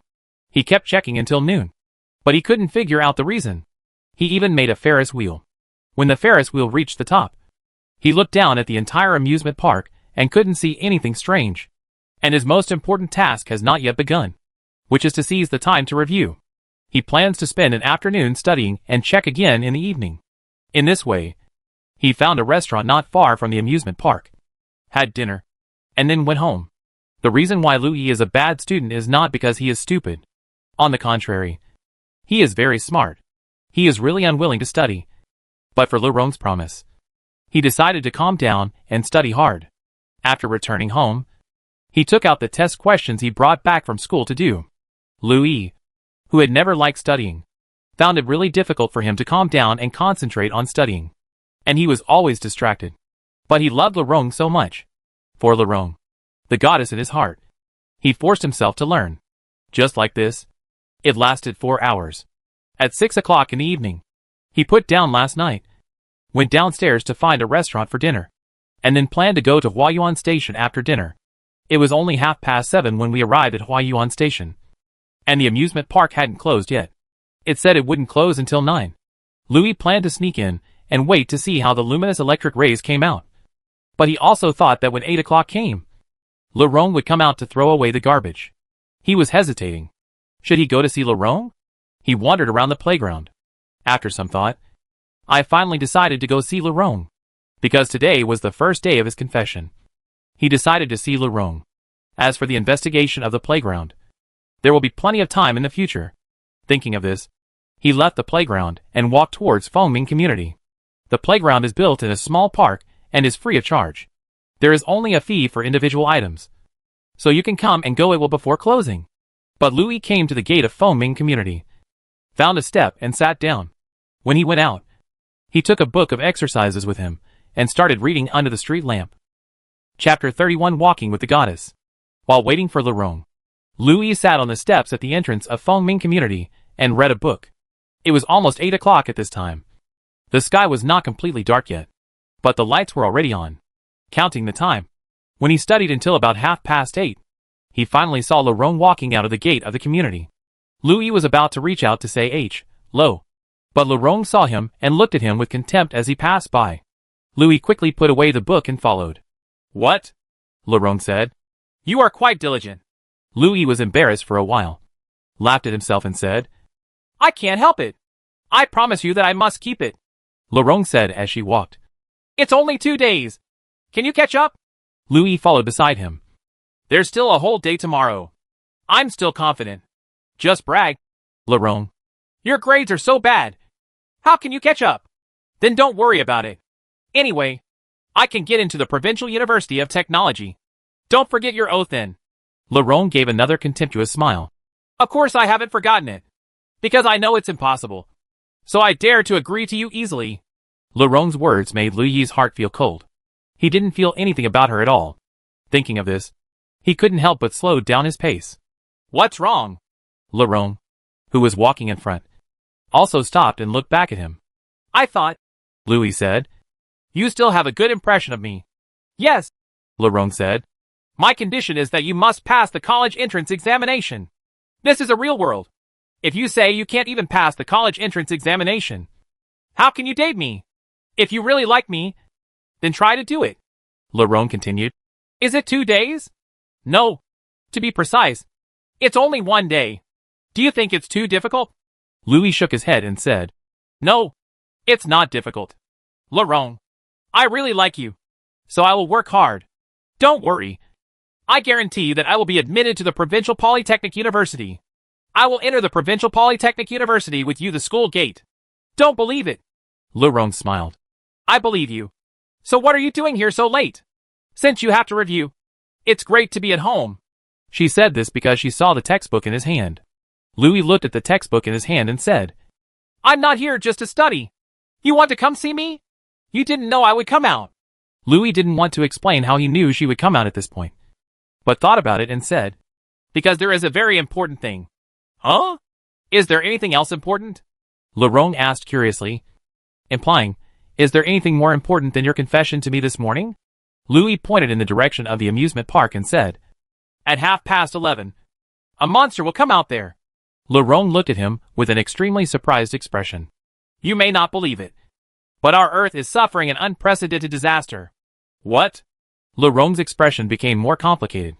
She was no longer surprised, but suspicious, wondering whether Louis was out of his mind. Louis knew that she didn't believe him, so he needed to convince her. So he said, "You went downstairs to throw away the trash. Don't rush home after throwing out the trash. You want to go for a walk to relieve the pressure caused by intense study in recent days." "How do you know?" Louis tilted her head, thought for a while and said, "Because June 5th has already been repeated for a day." "What?" Lerone looked at him in surprise, not knowing why. "It starts at 6 in the morning and ends at 11:30 at night. It's like this every day. Endlessly. Every day is June 5th. And you can never reach the early morning of June 6th. What are you talking about? I don't understand it at all." Regardless of whether she believed it or not, Louis pointed to the amusement park and said, "At 11:30 p.m. Eileen will come out from there on time." Louis couldn't remember what to use to describe the photoelectric ray, so he used the English pronunciation of alien to call it. Note, alien. Alien. Extraterrestrial creature. Alien. Lerone no longer interrupted him, but continued to look at him in surprise as he continued. Louis continued, "Alien will lurk in the amusement park. When it comes out, it will be the end of the day repeatedly. At 11:30, with a certain point in the amusement park as the center, within a certain radius of an addition. The day of June 5th will end on time at 11:30, not even a second behind. And within this radius, as time continues, Alien will release more small alien, massacring all earthly creatures including humans within this radius. Using lightning, once struck, was burned instantly. Even if you hide in the house, you can't escape this disaster." And Louis stopped here and Lerone asked, "And what happened?" "All this happens every day." Louis looked in the direction of the amusement park, then looked at the busy streets, and sighed. Every night at 11:30 p.m. this monster alien will come out. But he won't know when it will end. But each cycle will start at 6 o'clock on time. So this light murder show will most likely continue until 6 o'clock in the morning. The more Larone listened, the more confused she became. Louis looked at Larone and said, Alien's appearance is a bit like an electric ray. Have you ever heard of it? Larone shook her head in confusion. A very flat deep-sea fish. The largest one is nearly 2 meters long. It's just that Alien's reminder is bigger, and it will glow. So this world has been controlled by alien creatures. I guess as long as Alien is killed. Well, only then will this endlessly repetitive embarrassing situation end. The reason why he said this was because he thought of the movie, Edge of Tomorrow, which tells the story of the protagonist who died countless times, and went through all kinds of hardships before finally killing the alien boss Omega. And that was the end. Repeated infinitely, the world returned to normal. So he thought that the world might be like in the movie. As long as he killed Alien, everything would be over. Larone just looked at it. This time it was Lu Yi's turn to look at her doubtfully. Thinking about it carefully, Larone didn't think that I was crazy. Right? Forget it. Forget it if she doesn't believe it. Lest she want to go check on Alien with me at night. Louis planned to sneak into the amusement park later. So Louis didn't plan to continue talking at this moment. Larone asked, Why don't you talk anymore? No one will believe such unbelievable things. Larone, thank you for listening to me. Larone smiled and said nothing, looking at her from the side and smiling. Louis felt like she was drunk, and thought to herself, She is so beautiful. I can't let her die with me. After walking on the street for nearly half an hour, Larone wanted to go back. Louis did not hold her back and watched her leave. After walking a few steps, Larone suddenly turned back and asked, Then what are you going to do? How are you going to face those deep-sea fish that shoot lightning? Louis pointed at the amusement park and said, I'm going to sneak in later. Chapter 32 Playground Night. Watching Larone walk back to the community, Louis walked towards the playground. It was already 9 o'clock in the evening. When he arrived at the entrance of the playground, he was told that it was closing, and he was refused entry. Louis had no choice but to wander outside. This playground was actually renovated from a small park. The outer wall was not very high. Louis planned to find a place to climb in after the staff at the door left. This trip is very dangerous. He already knows very well that the amusement park is the home of the alien creature Alien. As long as he goes in, no matter whether he can find it or not, he will definitely die on this trip. It will restart again tomorrow morning anyway. So why fear death? He had already had an experience where he knew he was going to die, but still faced it bravely. So this time, he was much less timid than the last time. After walking around for a long time, I finally found an easy place to climb in. There was a bamboo forest inside the wall of that place. And there happened to be a place where the wall collapsed. It might have been supported by the growth of bamboo. Or it might have been due to some other reason. Louis climbed in very easily, walked through the bamboo forest, and came to the playground, walking through various facilities. I don't know where to go. The playground was also quiet, seeing 2 security guards not far away patrolling with flashlights. Louis looked for a corner to hide. The security guard just took photos for a while, and then left. It was still a little while before 11:30, and Louis was ready to find a remote place to rest, when he saw a bumper car where he could rest and hide. He walked over, found a bumper car, and sat in it. He didn't dare to take out his cell phone to look at it, for fear that the light of the cell phone would attract the security guards. But he still took out his cell phone and set an alarm clock for 11:20, preparing to take a nap and wake up at 11:20. Wake up! After everything was ready, he leaned against the bumper car and prepared to sleep. But he couldn't fall asleep. When it was almost 11 o'clock, the cell phone VX suddenly rang. I took it out and saw that it was a message from Larone. Where are you? Larone sent a voice message. Louis replied that he was at the amusement park. And Larone immediately sent another message. Let me go. Why did you really go to the amusement park? Louis replied, Because I want to see the truth about Aileen. After about 10 minutes of silence, Larone called again. I'm here. Louis was stunned. He never expected that Larone would come. Before he could reply, Larone's next voice message came again. Teach me how to get in. Louis didn't want her to come, for fear of scaring her. But now this girl actually wanted to come. He had no choice but to reply, when you get to the door, go left along the wall. There is a bamboo forest there. The wall outside has collapsed. I will pick you up. About 10 minutes later, Louis received Laurent and asked, "Why are you still here? It's dangerous." "What's the danger?" Laurent said with a smile. "Can you still eat me? It's not me who is in danger, but the alien creature alien here. Then we'll face it together.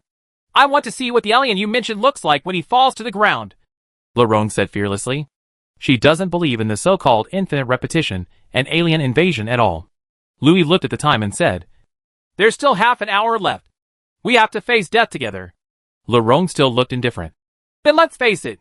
Anyway, it will restart again tomorrow morning. And everything will start again." Louis thought about it. He was not afraid of death. He didn't want Laurent to die with him. But what was the fear of being private? Wouldn't it be possible to live again tomorrow morning? Louis took her to the bumper cars. There happened to be 2 bumper cars touching each other, and the 2 of them sat in one. The 2 are not in a relationship, so they are embarrassed to sit together.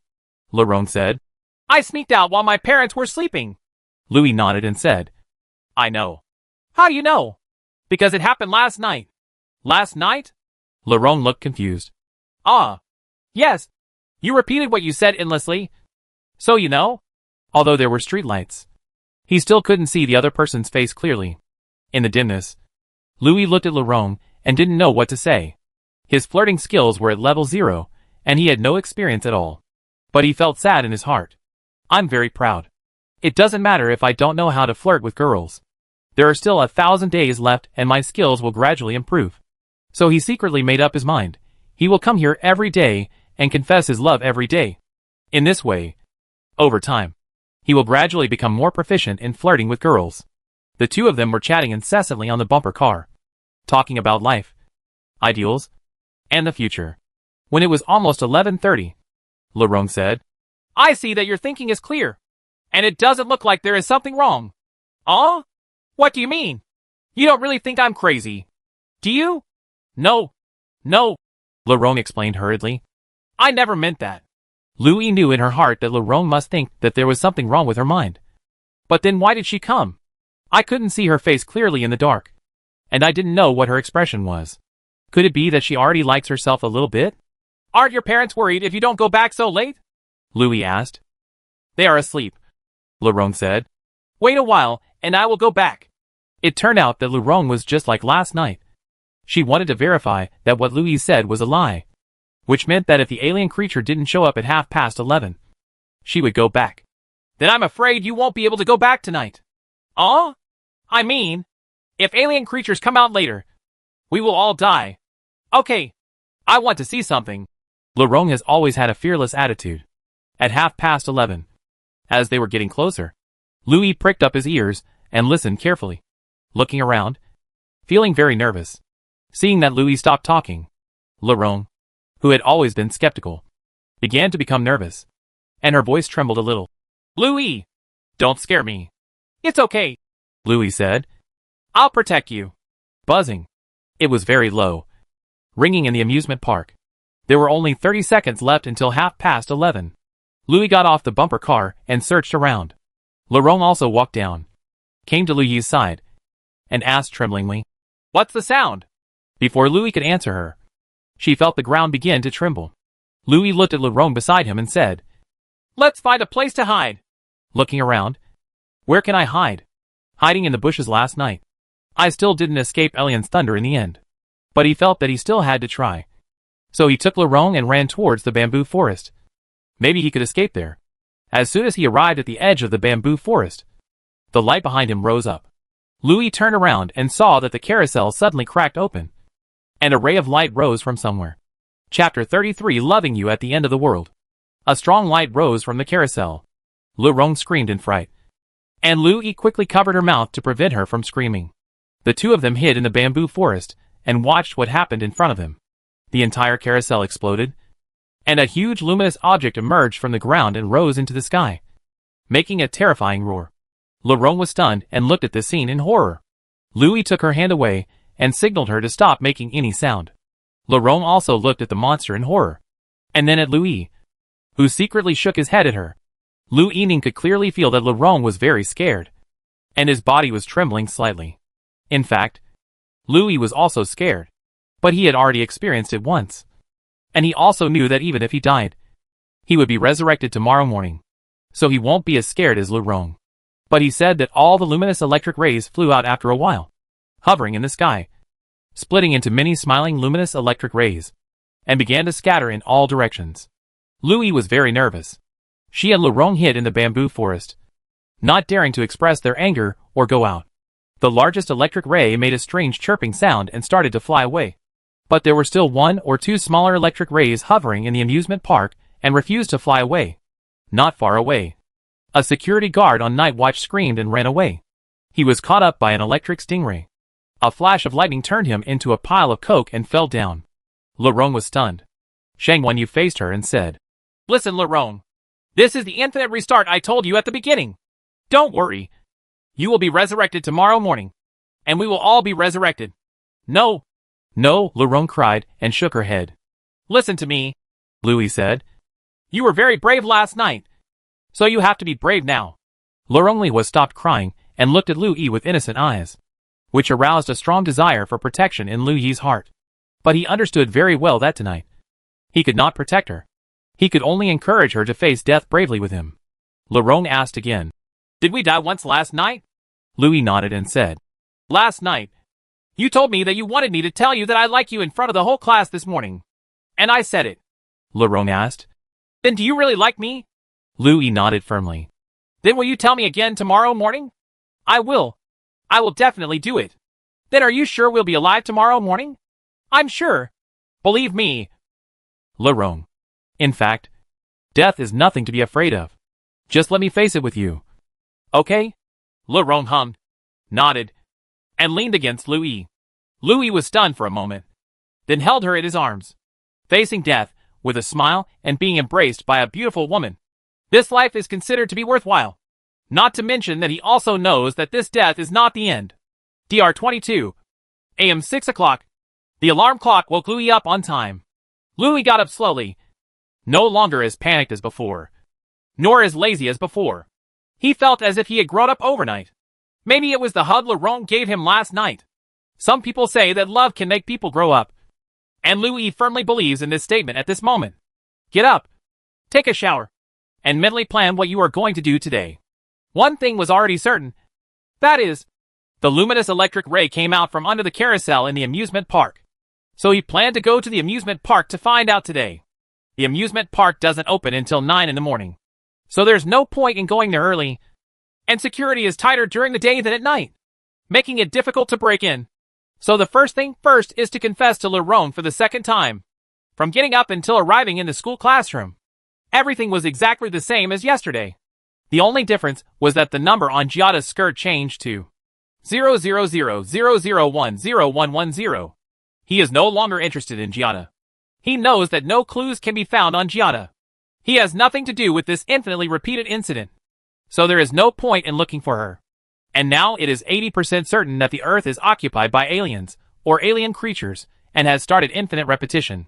As for the reason, it is not good for them to let them start infinite repetition of the Earth. Just enslave human beings. Why go to all this trouble? But after Louis came to the classroom, he started his second confession to Lurong just like yesterday morning. The process was exactly the same as what happened yesterday morning. After he confessed, he left the school and headed to the amusement park. After arriving at the amusement park, there were not many tourists inside. After all, it was a small amusement park. He came to the carousel. No one was playing yet, so he started spinning around the carousel. But no matter how hard he looked, he couldn't see any clues. Judging from the time, the electric stingray in the river should have arrived underground at the playground at this moment. How it got in, he didn't know. But how to eliminate it? He couldn't come up with a good idea either. He was also spinning around anxiously in front of the facility. Notify the park? Or call the police? No one would believe him. And on the contrary, they would treat him as a lunatic. The ground of the carousel facility is very solid, and it is impossible to see anything getting under it. And the playground is also far away from the water. He studied the terrain of the amusement park. If the electric ray in the river could swim in, it should come from the direction of the bumper cars. So he walked towards the bumper car, walked all the way over, and came to the riverside, looking at the river below and thinking, if the electric ray swam in from below, it means there must be an entrance below the water surface. But he doesn't know how to dive. If he wants to buy diving equipment, he doesn't know where to buy it. Even if he has it, he doesn't know how to use it. In short, in one day, he didn't have time to dive down to investigate. Even if he could go down, what could he do? Report to the relevant parties to carry out the hunt? This alien creature can cause the Earth to fall into endless repetition. It is already a destructive existence. What other power on Earth can deal with it? The more I thought about this problem, the more confused my thoughts became. And suddenly I remembered something Jiang Haowei said. He said that the current era might be the 31st century. It is better to think alone than to think more than one person. Maybe I can get some inspiration from Jiang Haowei. Thinking of this, I took out my mobile phone VX to contact Jiang Haowei. Jiang Haowei has been at school, waiting for the admission ticket. This Jiang Haowei is real. Did he have sex with the admission ticket or something? Every time I approached him, he said I had to wait for my admission ticket. Louis typed, "Come here quickly. I have something important to do. I will get the admission certificate for you tomorrow." After waiting for about an hour, Jiang Haowei finally came. But he still brought his admission ticket. "You are really good. Can't you live without the admission ticket or something?" Louis said. "Forget it. Let's not talk about the admission ticket. Please help me analyze it quickly." Chapter 34 Death Radius. After Jiang Haowei arrived, he muttered, "No way. Louis, did you ask me to play with you with these things?" "No," Louis said. "I have something very important to tell you, related to the comfort of the world." "Okay. Tell me. I'm all ears." Louis asked him to sit down at a nearby table, and then told him the whole story. During this time, Jiang Haowei also expressed disbelief as before and raised various doubts. And Louis also answered them one by one. "Answer, and try your best to prove to him that what you said is true." "Okay then. Louis," Jiang Haowei said. "Just think that I pity you. What do you want me to do? Help me analyze. What should I do?" "It's easy to handle," Jiang Haowei said. "Go back. Take a hot bath. And then take a nap. Everything will pass." Louis punched him. "What I said is true. Just help me come up with ideas." "Okay. Just think that I am telling a story." "Okay. If this is a story, I am the one in the story. The protagonist. What should I do?" Jiang Haowei asked. "Are you writing a novel?" "Just think I'm writing a novel." Jiang Haowei stood up and walked around him, thinking. Louis also looked at him expectantly. "Okay." Jiang Haowei began his analysis. "Alien creatures invade the Earth?" "Yes." "Well, alien creatures invaded the Earth and took control of it. Due to some kind of mechanism, the Earth fell into infinite repetition. They can't control it themselves?" "I don't know about this," Jiang Haowei said. "Maybe they can't control it. Or maybe they need to do this. There is a movie called The City of Souls. Have you seen it?" "Have not seen." Jiang Haowei began his formal speculation. "Aliens control a city, put everyone to sleep before night, and recall their memories to study human mental power. Of course, the alien creatures in the story you mentioned are definitely not for studying human mental power. But they may have other purposes. We don't know yet. And it will definitely not be just a few big flat fish under the carousel that control the entire Earth. There must be more advanced alien creatures monitoring it in the dark. Do you agree with what I said?" "Okay. Then I will continue. The alien creatures are conducting an experiment. We don't know what the purpose of the experiment is. And we can't know it. The clues we know now are nothing more than the following. It is said to be repeated infinitely. In fact, there are only 1,023 days in total. It is already the 22nd day, so there are still 1,001 days. In the next 1,001 days, no matter what you do or don't do, the number of repetitions will keep going. Right? Okay. Let's go back to this glowing electric ray, which you named Alien. You have finished repeating on time at 11:30 at night several times. And after arriving here, this rule was interrupted. So I suggest you try not to stay here once, and see if other places will still be there at 10:30. The day of repetition ends at 1:30. If so, then we can draw a conclusion. With the carousel as the center, within a certain radius, affected by Alien, it will end at a certain time after 11:30. At this time, I guess it should be midnight sharp. Of course, it's just my guess, and it may not be accurate. Then the question now is, how big is this radius? Jiang Haowei spoke for a long time and finally ended. How old do you think it will be? How do I know? Jiang Haowei said. Only you can measure this yourself. How to measure? Jiang Haowei said, "Don't you still have 1,000 days? 1,001 days. That's enough. You come here every night and wait at a certain distance each time. This distance will change every day. And ultimately you will use this to determine what the radius is." Louis nodded and said that this was a good idea. Then he asked, "Even if I can measure the radius, what's next?" "Kill Elian." "Kill?" Louis asked in surprise. "How to kill? Isn't there a radius?" Jiang Haowei said, "Find a way to lead it outside the radius." Louis asked doubtfully, "Can this kill it?" "I don't know. But you can try." Jiang Haowei said, "Since there is a radius, there are monsters within the radius, and there are no monsters outside the radius. Then it is very likely that the monster has a radius limit." "Death radius? Death radius?" Jiang Haowei repeated his words. "All creatures outside the radius will die on time at 11:30, and be reborn on time the next morning. But the creatures within the radius will not die. So this monster will come out and kill all the creatures within the radius." Louis expressed doubts. "But there are loopholes in this." Jiang Haowei asked. "What loophole?"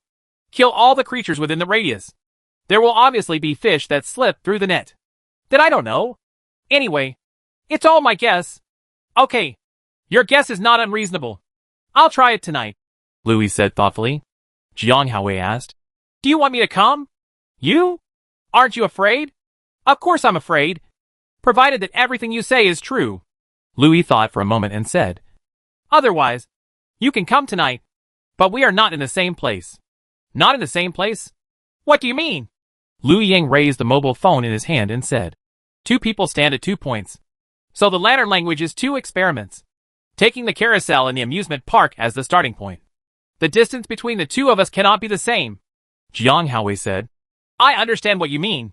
We will wait for the arrival of 11:30 at 2 points. We will contact you by mobile phone at that time. If you can contact me, it means that we are both within the radius. If you can't contact me, it means that my location is outside the radius. So I must be farther away than you." "Yes, that's what it means. The problem is that it's okay," Jiang Haowei said. "I just feel so stupid." The reason why Jiang Haowei said stupid was because he still didn't believe in things being repeated indefinitely. Louis said, "What are you stupid about? This is the best way to investigate this matter. You have to believe me. We are best friends. You should help me." "Okay. Stop talking. I will transfer you 1,000 yuan as your reward." "Hey, Louis, are you slapping me in the face? What is our relationship?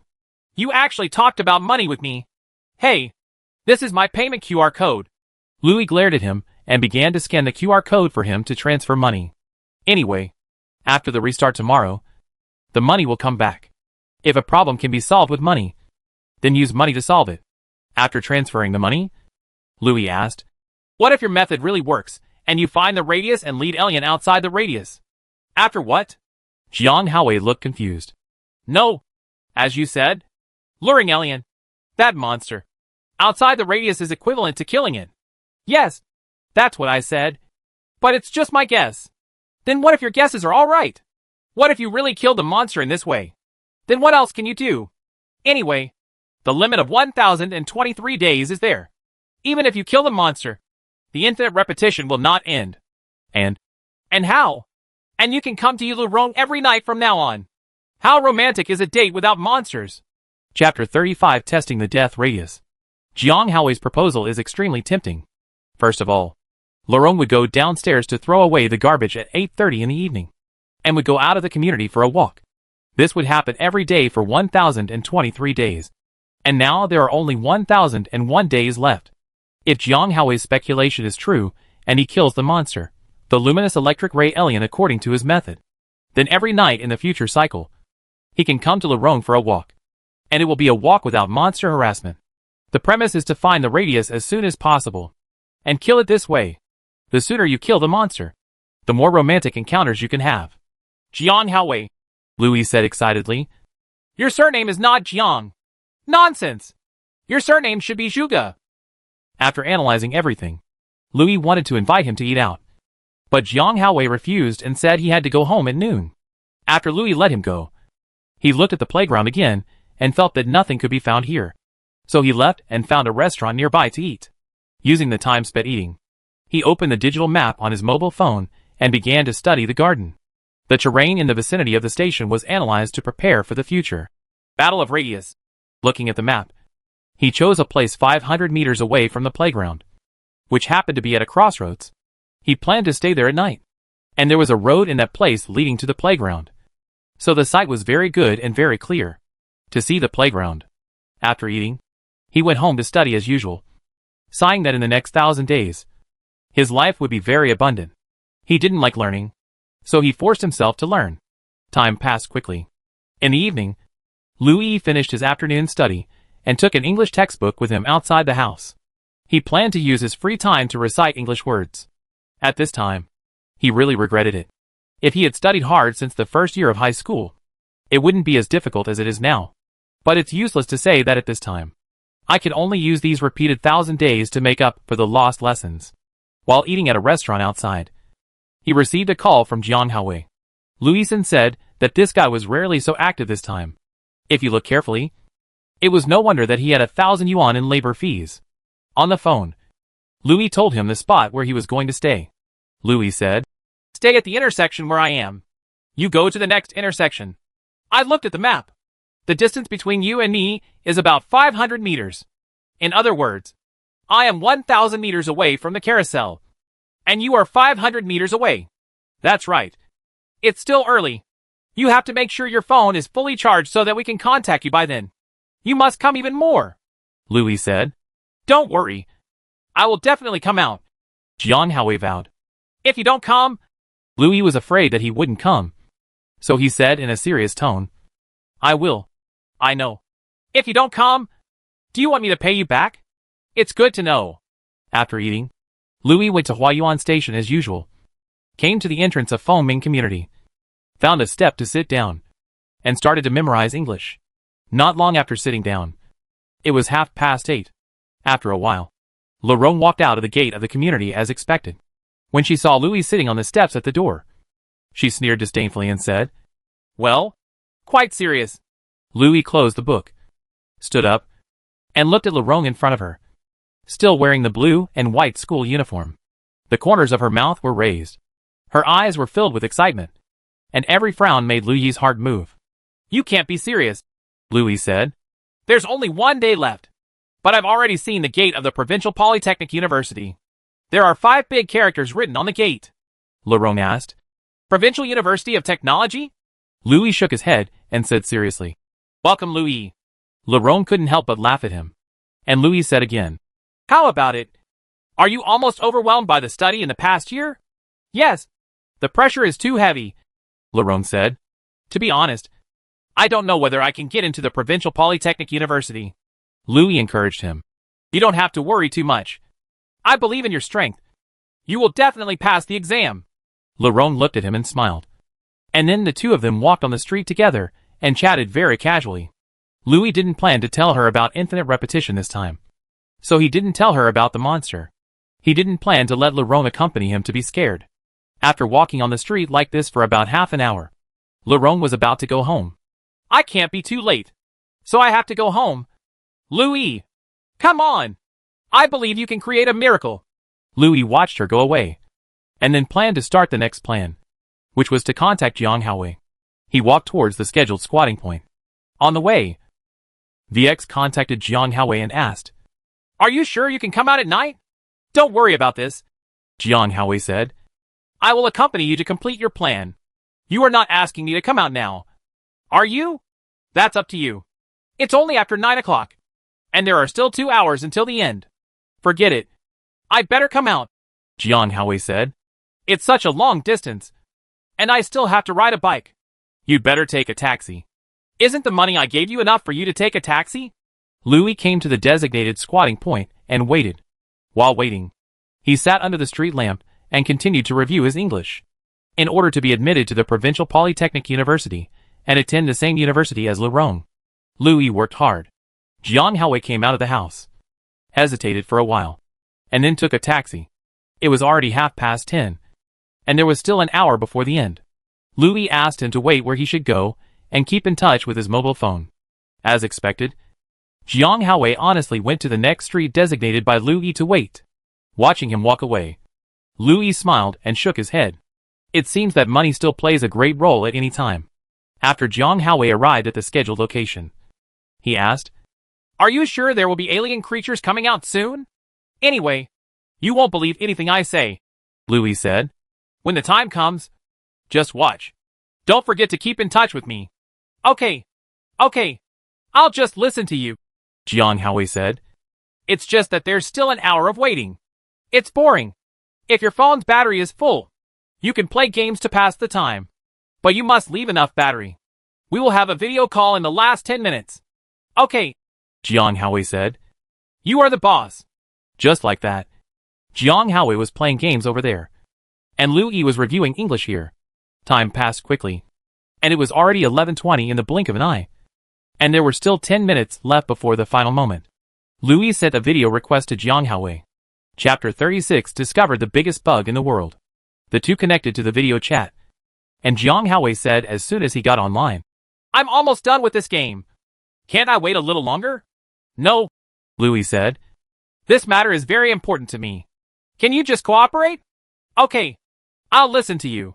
While the two were talking, Louis saw a message pop up at the top of his phone. From Lurong. "Are you still studying?" Louis said to Jiang Haowei in the video. "My goddess has sent a message. I will reply to her. Please stay connected and don't hang up." "Okay. You guy who values sex over friends. Go back to your goddess quickly." Louis opened VX again and typed to Lurong, "Yes. I need to take the time to review." Lurong typed again, "Actually, don't work too hard. If you can't pass the exam, you can't pass it." Louis typed, "But if I don't take the exam at the Provincial Polytechnic University, how can I be worthy of you?" Lurong replied, "What I want is not your diploma or how rich you are. I just want you to be willing to work hard." Seeing Lurong type this paragraph, Louis was so happy. In this way, Lurong would fall in love with him no matter whether he could pass the exam or not. "But," Louis replied, "even so, I still have to fight hard one last time. And I can't do too poorly in the exam." Seeing that the end was coming, Louis became a little anxious. At this time, Lurong actually sent a video request, which made Louis suddenly feel at a loss. Jiang Haowei, still in the video connection, asked, "What's wrong?" Louis replied, "The goddess wants to video chat with me." Jiang Haowei said, "Okay, just bring her in and let's have a group chat. Just don't dislike me as a light bulb and that's it." Louis had no choice but to pull Lurong in. So the three of them formed a small 3-person video conference. Lurong was surprised. "Jiang Haowei, you are here too," Jiang Haowei said with a helpless look. "There is no way. Beauty, Louis insists on letting me do an experiment for him." "Experiment?" Lurong asked with interest. Louis wanted to stop Jiang Haowei from telling his true thoughts. But Jiang Haowei continued, "Yes. An experiment. An experiment about the fate of the Earth. Right, Louis?" After checking the time, there were still 30 seconds left. Louis said, "Yes, there is less than half a minute left. Can we talk about it later? By the way, Lurong, turn off the lights in the room."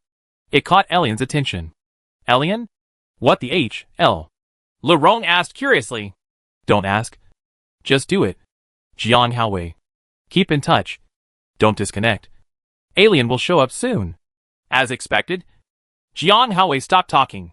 Seeing that they both looked serious, Lurong stopped asking any more questions, but remained online. She was just watching the fun.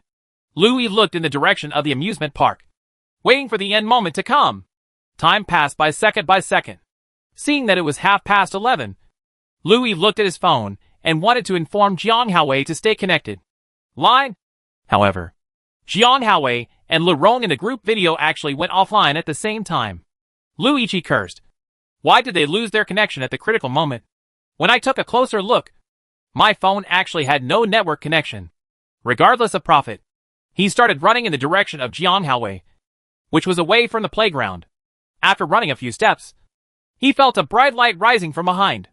He knew that the luminous electric ray alien had risen into the air, so he ran as hard as he could. Now that he couldn't contact Jiang Haowei, he couldn't count on him. He had to rely on himself to measure the death radius. Who knows? Plans might as well change. While running, he could hear thunder and lightning and people's screams coming from behind from time to time. Louis didn't care so much and just ran forward without looking back. While running, he was thinking about a question. Why is it that at 11:30, the internet is not on time?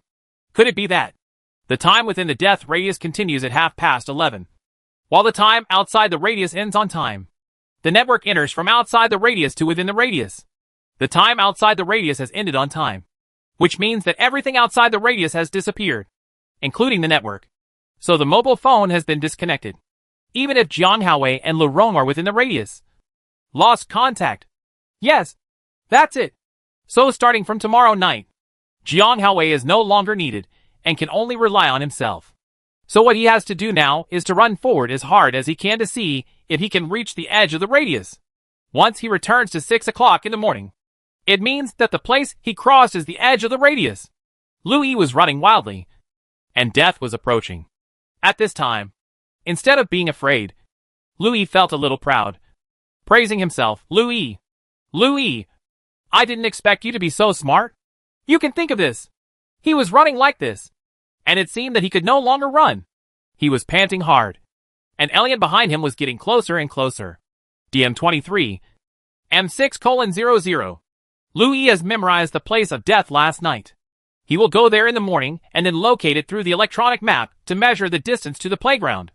He went to school step by step, got on the subway with Jiang Haowei, and still stood opposite Giada. Like everyone else, Giada had no memory, so he didn't know him. Lu Yi looked at the numbers on Giada's skirt in a daze. 00000010111. Jiang Haowei talked to him several times, but he didn't hear it. In fact, he was thinking about what happened last night. That is, when the time within the radius reached 11:30, the mobile phone suddenly lost the network. After thinking about it, he suddenly thought of a problem. A very serious problem, and couldn't help but scream out, "This is a big bug." Jiang Haowei looked at him in surprise and asked, "Hey, what's wrong with you? Are you okay?" Lu Yi looked at Jiang Haowei excitedly and said, I thought of it.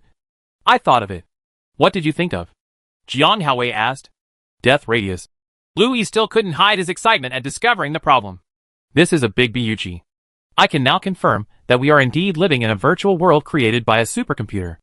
After he told this answer, he couldn't help but feel depressed again. Living in a computer is such a terrible thing. As long as the player in front of the computer turns off the computer, the world will be completely destroyed. He said no more. This was a very serious problem he discovered. This problem is, since the internet can be disconnected within the death radius, why is there no power outage? Electricity is also imported from outside the radius. There is no power plant within the radius, so it is impossible to generate electricity by yourself. But when the end time came at 11:30, there were still street lights and lighting within the radius, which explained a problem. When the designer was designing the death radius, due to a moment of negligence, he forgot to cut off the power on time at 11:30. So this is a huge bug. Since it is a bug, it means we are in the virtual world of the computer. But when Liu Wanking mentioned the bug, he didn't notice that Giada in front of him trembled slightly. Chapter 37 Computer Virtual World. Inadvertently, Louis discovered the biggest bug in the world. So he can now conclude that it is in the virtual world built by computers. In this case, he had a series of inferences. Since you are in a computer, you can be sure that you are just a code segment. And all the people, things in this world are all strings of code segments. A string of binary code segments composed of numbers 1 and 0. Although this is a frightening thing, Louis is used to it. Since he has to face this fact, he must face it bravely. This computer, or computer operator, let's temporarily call him or her the computer system administrator, or GM for short. Since he created this virtual world, why does he keep repeating June 5th 1023 times? There must be a reason. But Louis doesn't know it yet. What about the time before June 5th? He has a bold idea. That is, the world was born on June 5th. So all the time before June 5th was generated by the computer system, or GM through calculations. In other words, everyone in this world is only 1 year old. To be precise, it was a virtual year. Before June 5th, Louis and everyone else had no experience, and all memories were generated by the system. And the more Louis thought about it, the less he dared to think about it. The more he thought about it, it could be described as extremely terrifying. No wonder I have so little memory of my parents. It turns out that my parents were also created for me by the system. Parents are codes. Goddess Lorong is code. Jiang Haowei is code. Head teacher Sutsu is code. Giada is code. Community Uncle Zhang is code. Everything is code. The repetition of 1023 times may be due to some reason that is not checked by others. But it may also be that an error occurred during the initialization of the system, resulting in repetition. And this repetition is exactly 1023 times. During the operation of this system, a lot of bugs appeared. It was a bug that I could save my memory. It was a bug that the numbers on Giada's skirt changed. It was a bug that there was no power outage in the death radius. Thinking of the death radius, Louis had another question in his mind. No matter what purpose the GM had in building this virtual world, why did he create Alien? Could it be that it is a test to see human reaction? Can he defeat Alien? The interests are a bit confused now. So should we test the death radius at night? After thinking about it carefully, I still want to go. Since Alien and the death radius are set up, there must be a reason. Perhaps killing Alien is a test of this system?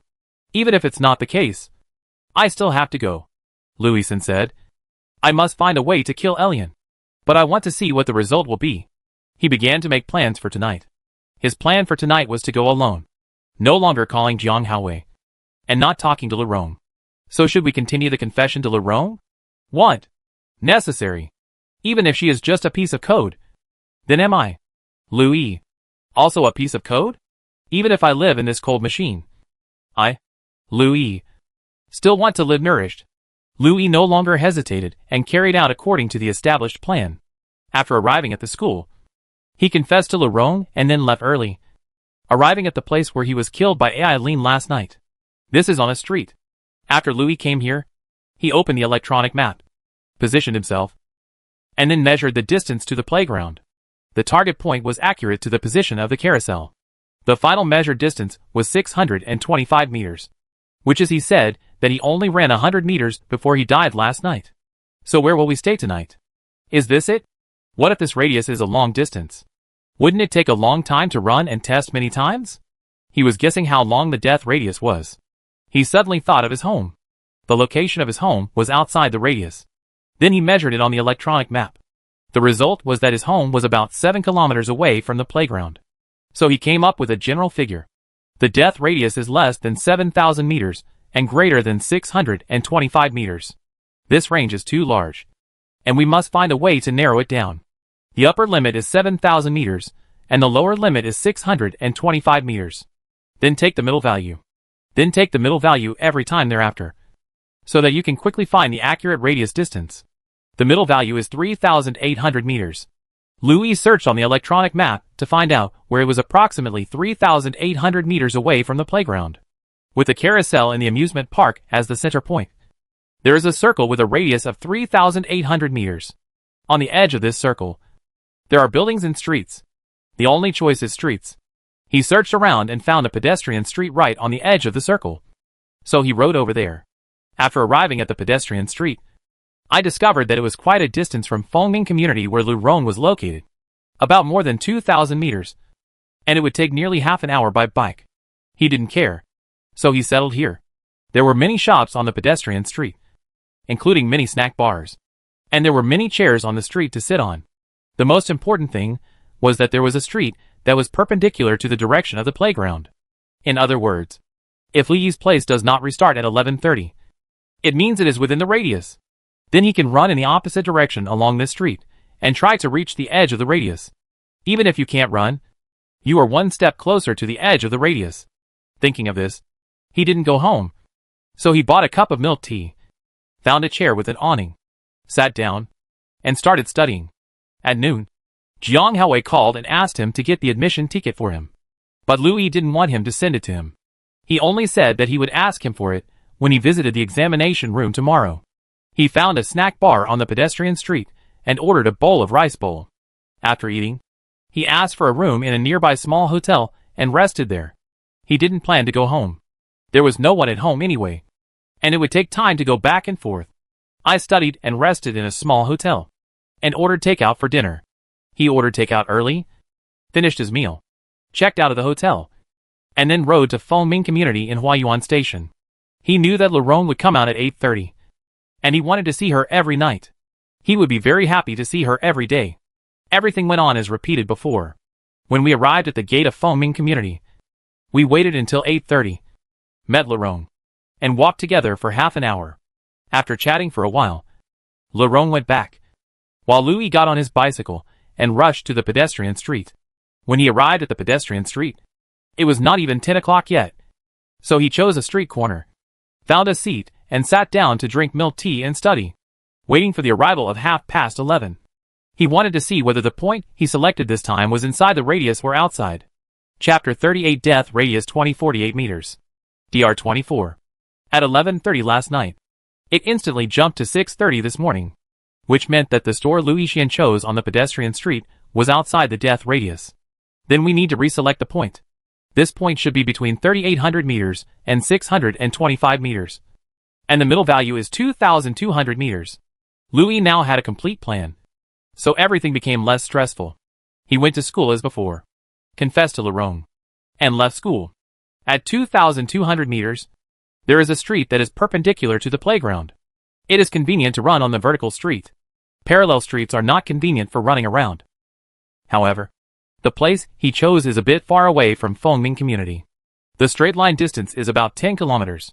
Riding a bicycle will be very fast and tiring. He not only wanted to see Lerong every night, but also wanted to test the radius. For those who were far away, he could only abandon the bicycle.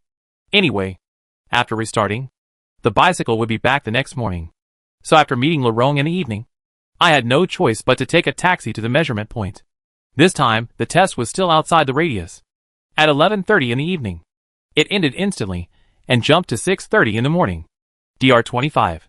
Louis was not discouraged and continued to adjust the distance, taking the middle value and settling on a distance of about 1,400 meters. Ran chose a street with a vertical playground. When it was almost 11:30 in the evening, Louis looked in the direction of the amusement park and thought to himself, I wonder if it will be outside the radius again this time.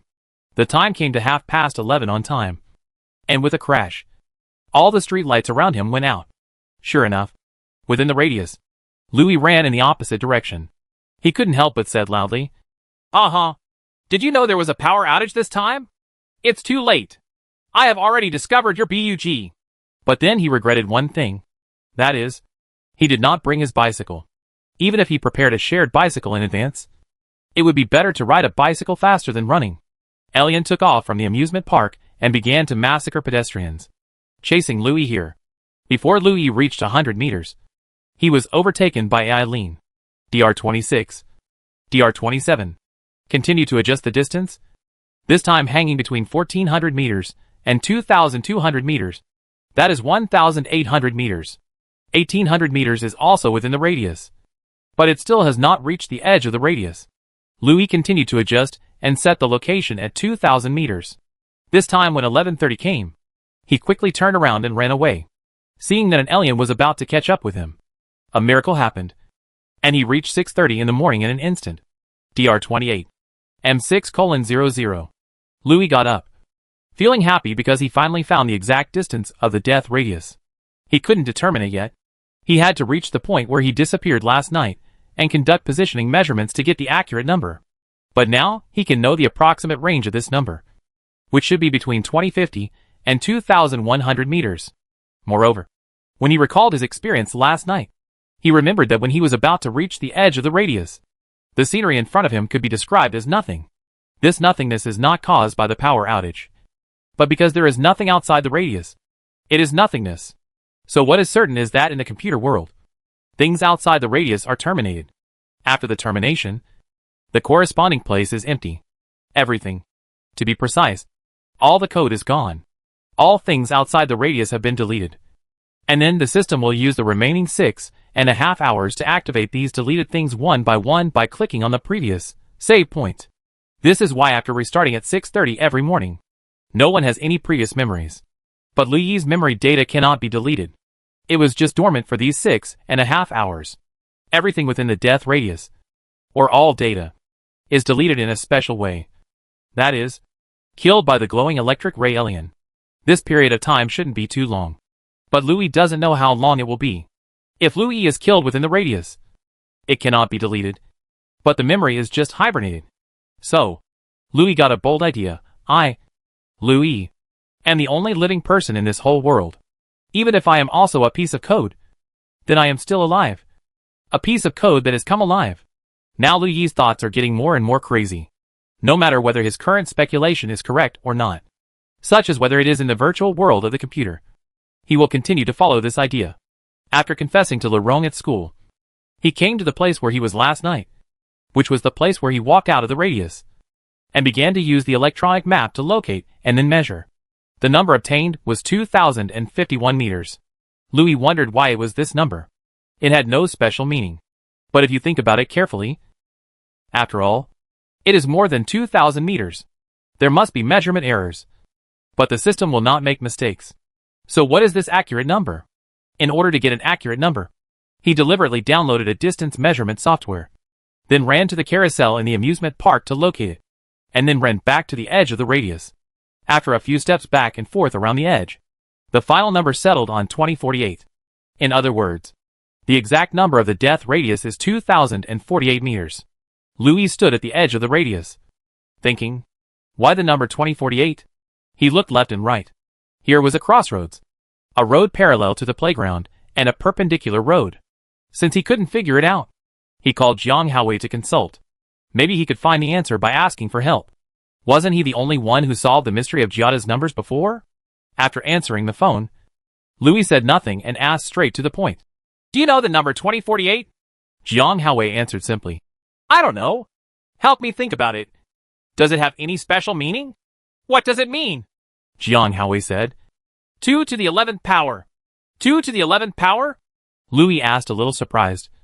How did you calculate it so quickly? You seldom play computer games. Right, Jiang Haowei said. 1K equals 1024, which is 2 raised to the 10th power. Multiply it by 2 to get 2048, which is 2 raised to the 11th power. 2K. Oh, I got it. Louis hung up the phone randomly, ignoring the confused Jiang Haowei on the other end of the phone. Sure enough, it is a computer, and the numbers must be computerized. If the radius is set to 1K, it is too close. But if it is 2K, it is just right. This is why the radius is set to 2K, which is 2,048 meters. The radius has been measured. So the next plan is how to kill Elian. Fighting head-on would definitely not work, because Louis had no direct way to kill it. Then try to lead it outside the radius. There is nothingness outside the radius, and the past will disappear. Louis feels that Elian should also disappear if he is attracted to it. Maybe that will kill Elian. Chapter 39 Big Boss Elian 1. Now that he has decided to kill Elian in Jiang Haowei's way, he needs to make some preparations. For example, he needs to buy a battery car, because neither running nor cycling is as fast as riding a scooter. In order to lead Elian out of the radius, riding a scooter is the best way. So after confessing in the morning, he went directly to the battery car street and bought a battery car for 3,000 yuan.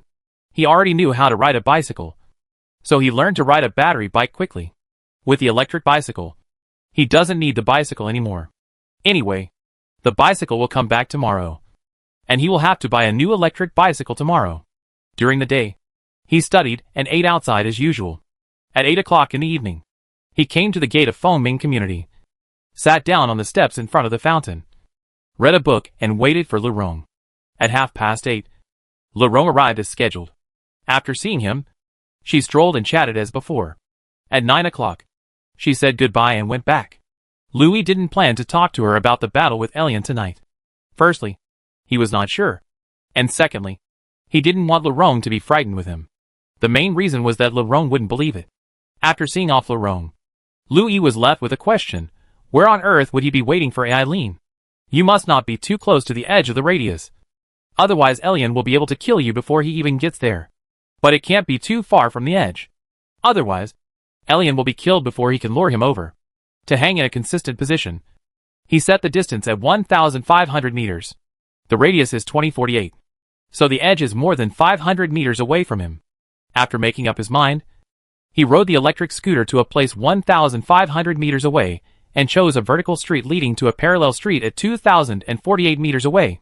After arriving at the location, he parked the battery car on the side of the road, sat on the battery car and chewed an English book, waiting for the arrival of 11:30. Just when the time was approaching, Lerong suddenly sent a VX message. Are you still studying hard? Louis read the message and thought to herself, does she still want to video chat with him like last time? Thinking of this, I typed, I am studying outside. Outside? Laurent typed and asked, how do you study outside? Louis replied, I think this is good. Otherwise it would be too quiet for me to be alone at home, and I would not be able to calm down. Laurent typed again, the college entrance examination is about to take place. I am so nervous now that I can't sleep. Louison said, could it be that she wants to make a video but is too embarrassed to take the initiative? How about I give it a try? Thinking of this, he took the initiative to send a video request. After staring for about 10 seconds, Laurent answered the call. After seeing him, Laurent was shocked. You are really outside. Are you? You can't be. Are you playing? Louis smiled, raised the English textbook in his hand, and asked, have you ever seen anyone playing with an English textbook on the street in the middle of the night? Laurent was amused by him. I've never seen him before, but I've never been out so late. Louison said, you haven't gone out in the middle of the night? You just stayed with me twice, but you don't have the memory and don't know. It was already 11:20, and there were still 10 minutes before the glowing electric ray Eileen appeared. Louis suddenly thought of a problem. That is, Laurent was at home. Her home was within the radius, and she would be killed by electric rays even if she stayed at home. So she might as well fight with herself. But it's definitely too late now. So now that he only had 10 minutes with Laurent, he didn't talk about the glowing electric ray. Instead, he turned the camera around the street and said, look, it's already midnight, and there are still people on the street. It's too late. Well, how about I invite you out for barbecue? It's definitely not okay to go out for barbecue now, but after finishing the college entrance examination, you can consider it. Aren't you afraid that your parents will object? It won't work if it's too late, but it won't be a problem if you come out early. Laurent was willing to come out to have barbecue with her, which showed that Louis still had some place in her heart, which made him happy. The two of them were chatting like this, and soon it was 11:30. The network was offline. The streets were all dark, and the entire area was blacked out. Louis put away his cell phone and started the battery car, who was ready to escape. After a while, he saw that the sky was full of alien, some big and some small, and the biggest one was very easy to distinguish. Louis knew that the biggest one was the big boss, and only by killing it could he be considered successful. There is no other way to kill it except to find ways to lure it outside the radius. But it was very far away from him, and couldn't come at all. Instead, there were several small electric rays flying towards here. Louis was anxious. What should he do? It seemed like he was going to fail today. He could only place his hope on tomorrow night. But would he have to go to the other side tomorrow night? The road on the side centered around the playground is more complicated, and there is a small river flowing through it, making it difficult to lure giant electric rays. Now we can only try our best to attract the big electric ray. The only way is. Louis turned around and shouted in the direction of the big electric ray. Hey! Come here! Pressing the horn at the same time. He wanted to use the sound to lure the big electric ray to come over. But it attracted two small electric rays, which flew toward him with lightning. I go! Louis cursed and drove away quickly in the battery car, seeing that the little electric ray was about to catch up. Louis drove the battery car to the maximum speed. The distance of 500 meters was reached in a moment, and he rushed in the void outside the radius. DR29. The radius has been determined as the biggest luminous electric stingray of the big boss. Alien also knows the general direction of its appearance, and the battery car has also learned it. The biggest problem now is how to attract the giant electric ray to come over. Louis couldn't think of any good way, which made him think of Jiang Haowei again. Although Jiang Haowei is also a scumbag like himself, he is also very smart like himself. He has helped him a lot before, such as the mystery of numbers and the mystery of radius. This time I asked him for help, but I had to talk to him about restarting, which was really troublesome. Louis proved the infinite repetition and the giant electric ray to Jiang Haowei in many ways. But Jiang Haowei was also dubious. After Louis finished his confession, he went to buy a battery car and called Jiang Haowei out of school not long after. In a milk tea shop, the two of them were drinking milk tea, and Louis began to ask him for advice. It's actually very simple, Jiang Haowei said with a proud look. Easy? Louis sneered. I've racked my brains and can't think of a good way. That's because you didn't meet me. Okay, Zhuge Haowei, tell me the solution quickly. Jiang Haowei said proudly. Do you know about laser-guided missiles? Heard about it. Army soldiers use laser guides to lock onto targets and direct missiles to attack. What do you mean? Louis seemed to have woken up. Chapter 40 Big Boss Alien 2. Seeing that Louis still didn't understand, Jiang Haowei said, Do you know the characteristics of laser? Louis shook his head, expressing his ignorance. Jiang Haowei said, The biggest feature of lasers is their small diffusion. The light emitted by ordinary flashlights disperses after a short distance. But lasers are different. Even if they shoot very far, they are still almost a point and spread very little. What do you mean? Use the laser to illuminate the monster to attract it, Jiang Haowei said. Due to the non-diffusion of the laser, you can illuminate one of the monsters without attracting much attention from the other monsters. Ah, I understand, Louis said. When the time comes, I will shine the laser on the big boss and attract it alone. Yep, but I need someone to help, Louis said. Jiang Haowei, you can help me tonight. No, Louis, Jiang Haowei shouted. You are going crazy alone. Don't drag me with you. Jiang Haowei never believed the story, he told. So it seemed that he had to use his trump card. Louis said, You come to help me at night. It's not in vain. I'll give you 300 yuan as an appearance fee. The last one I gave was before. But this time, I can only give 300. Because he only had 3,500.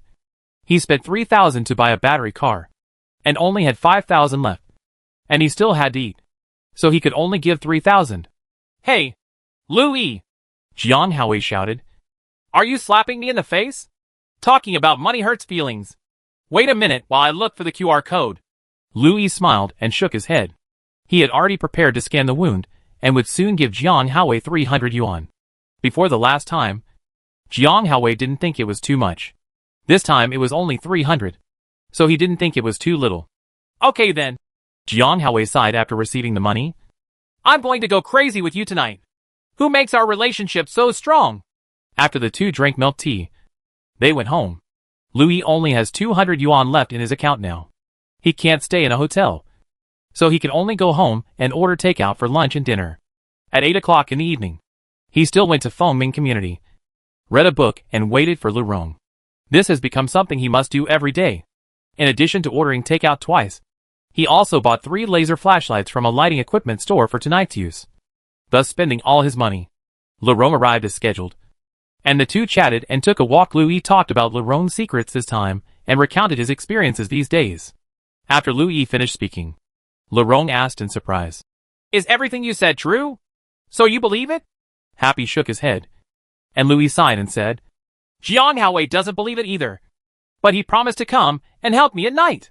Lu Rong's eyes widened. He's also here to accompany you, crazy? Louis looked at her curiously. How could she be called crazy? But Lu Rong didn't believe it. So she thought she was going crazy. But looking at her expression, she was particularly interested in tonight's actions. Lu Rong said, I have been studying for a year to prepare for the college entrance examination. It is rare to relax. Louis asked, Why? Listening to what you mean, do you also want to join us in going crazy? Lu Rong weighed her feet and asked as if she was about to make a move. Isn't it possible? Okay. But you have to come out before 11 o'clock. Because the place is far away. And it will take me at least 20 minutes to get there by electric bicycle. You bought a battery-powered car? No way. Louis. Just to go crazy. You actually bought a battery-powered car.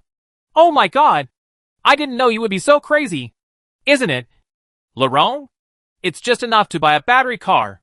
Are you making such a fuss? Lu Rong did not answer him, but looked at the time. It was past 9 o'clock, and said, I will go back now. You wait for me here. I will definitely come out at 11 o'clock. After Lu Rong said that, she ran back all the way. Louis smiled and shook his head. It seemed that the review for the college entrance examination had indeed made everyone very nervous. And Lu Rong also wanted to use this to relieve himself. Louis sat on the steps and continued reading until 11 o'clock, when Lu Rong came. Seeing that time was tight, Louis hurriedly drove her in the hope of booking a location. In the car, Lu Rong said, I finally came out after my parents fell asleep. After a while, Jiang Haowei called. Louis took out the phone and handed it to Lu Rong to help her answer it. Lu Rong sat in the back seat of the car and connected to Jiang Haowei. Jiang Haowei said in surprise, Lu Rong, why are you and Louis together? Lerong chuckled and said, I'm also joining your crazy team. Jiang Haowei said, Then let Louis come to pick me up. How could I come here? Why did this kid lose his temper at the critical moment? He was still at home and didn't come over. Louis said angrily. Lerong asked for a taxi to come over. If he doesn't come, give me back the 300 yuan. If he does, I'll give him another 300 yuan tomorrow. Hurry! It's too late. Although Lerong had doubts, seeing Lu Yiding's anxious look, she told Jiang Haowei truthfully what he said. After arriving on the street at the predetermined location, they stopped and waited for Jiang Haowei's arrival. Louis took out a laser flashlight and gave it to Lerong, and said, When the big electric ray comes out later, you can use this flashlight to look for it. And I'll ride on my bike. I'll run away with you. Do you understand? Lerong nodded excitedly. Louis smiled and said, You are not afraid at all. Lerong shook his head and said, It feels so exciting. Hey, you think you're playing a game. What if I ask you? Everything I said is true? I'm talking about what if. If it's true, of course I'll be scared to death. Louis snorted and said, As you wish. I will scare you to death later. At about 11:20, Jiang Haowei finally took a taxi. Jiang Haowei gave him another laser flashlight and began to conduct tactical deployment. Haowei, when the big boss appears later, take a laser flashlight and shine it on the biggest guy.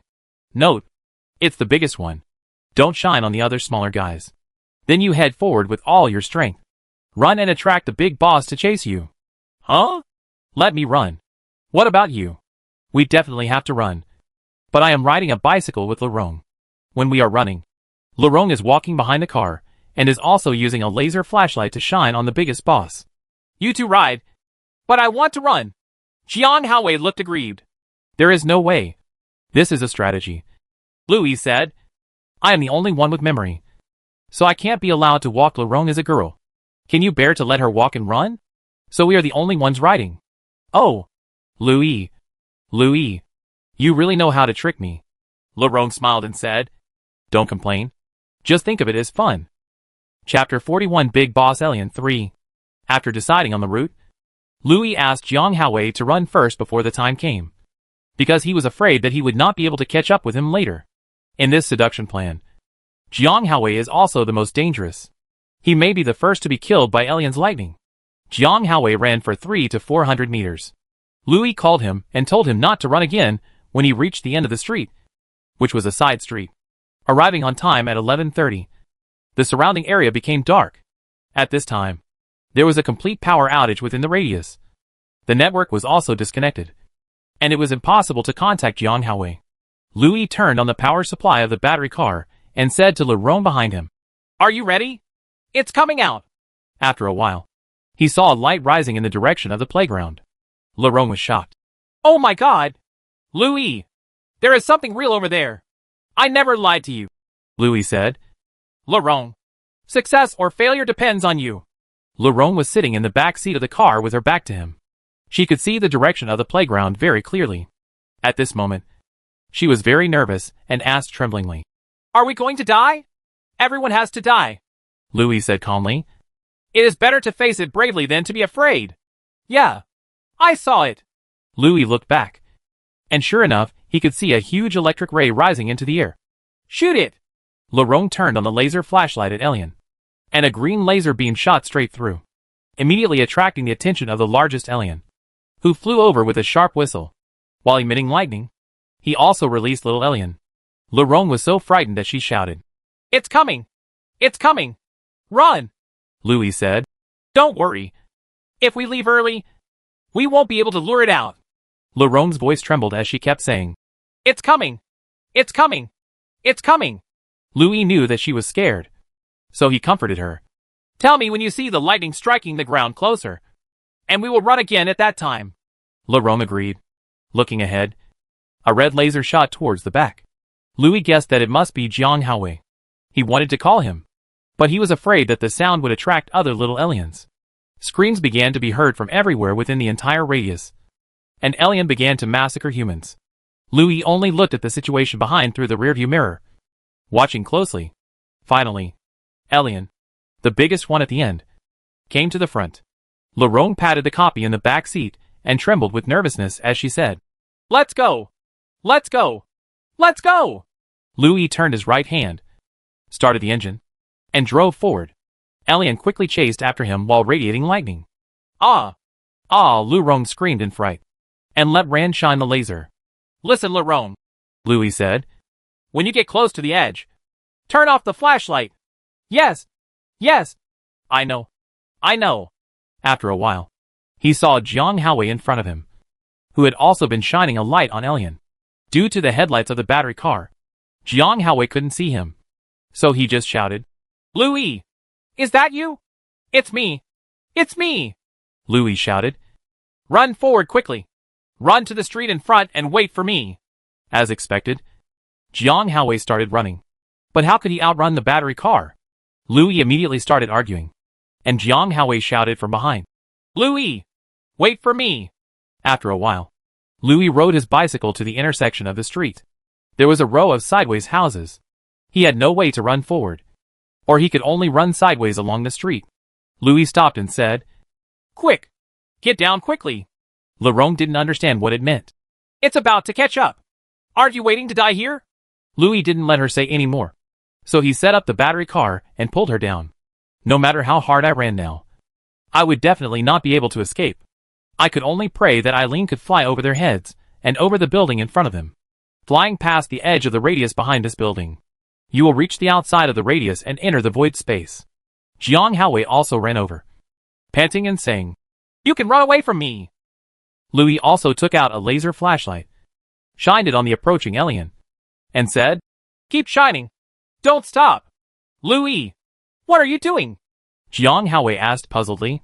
Stop talking nonsense and just take care of it! The three of them each held a laser flashlight and shined it on the luminous electric ray Elian, and they were about to arrive. Jiang Haowei and Lurong both shouted in horror. Come here! Come here! Stop talking! I know! I know! Louis shouted, as it was about to arrive.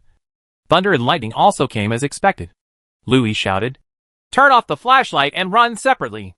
The two obeyed, and the three of them turned off their flashlights and ran to both sides of the street.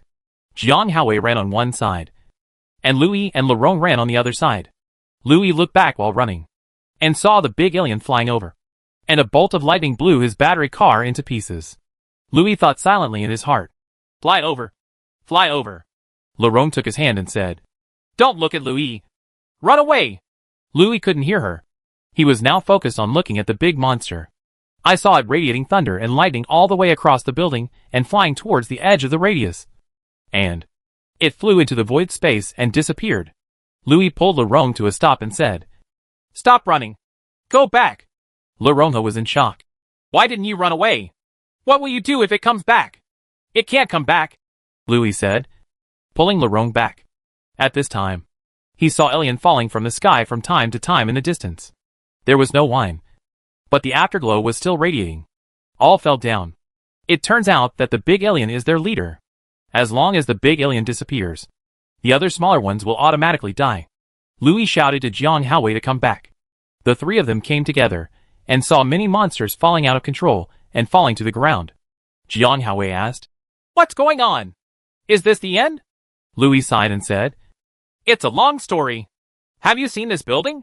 Behind it is the edge of the death radius. What do you mean? Jiang Haowei asked. Louis sneered and said, What do you mean? That means everyone outside this building is dead. Jiang Haowei was shocked. Isn't it, Louis? How is this possible? Louis sighed again and said, It seems that everything I said to you is in vain. Find a place to sit down, and I will tell you slowly. Elian was wiped out in this way, and calm was restored within the radius. But the network and the store were still not restored. There was a bus stop on the roadside. Louis took the two of them to find a place to sit on the platform, and then told them about infinite repetition and the radius of death again. Jiang Haowei asked, Can it be said that we saved the world? Louis shook his head. I'm not sure yet. Chapter 42. The world has changed. In the dark city, the light from the dead alien not far away illuminated the area. Louis, Lurong and Jiang Haowei were sitting at the bus stop, still in shock from the life and death moment just now. If you look up at the sky willingly, you can see nothing. No stars. And no moon. That's because the death radius is not just pushing horizontally. It also wants to expand upward. I didn't expect it to end so easily, Louis said with emotion. The big boss was eliminated so easily. I can't believe it. This setting is unscientific, Jiang Haowei said. Maybe this is just an assessment project? Assessment? What is the assessment? How do I know? Only you have memory. You know everything. We know nothing. They are all code snippets. Louis thought to herself. Why am I the only one so special? Could it be that this assessment is only for me? Lorong said with a sad look. I want to go back. I'm so worried about what's going on with my parents.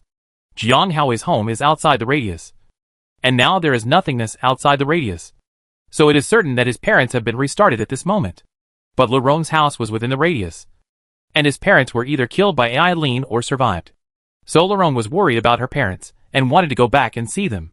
Louis took out his cell phone and raised it and said, It's now 11:45. Lorong, can you wait another 15 minutes? If it's 12 o'clock and the time is still running, it means that the wireless repeater has ended. Now, we'll go back with you. What if not? Lorong asked. If time doesn't continue to move at 12 o'clock, we will be teleported to 6:30 in the morning in an instant. And the world will start to repeat itself again. Lorong nodded and said, Well, that's okay. If time is still running after 12 o'clock, it will be June 6th, which means that the infinite repetition is over. This is what Louis guessed. Of course, everything is uncertain, but he felt that this was unlikely. After all, there was nothingness outside the radius. If the repetition ended, what would happen to the world of nothingness outside the radius? Seeing the two of them looking depressed, Louis thought it was time to offer some words of comfort, and said, Don't worry. Everything will restart. After the restart, all the dead people will be resurrected. But there is no memory. Jiang Haowei looked pessimistic and frustrated. Why do you need memories? They are all horrible memories. Jiang Haowei added, We are all code segments. Code snippets should also live the joy of code snippets. Jiang Haowei then said, Code segments must also live with the dignity of code segments.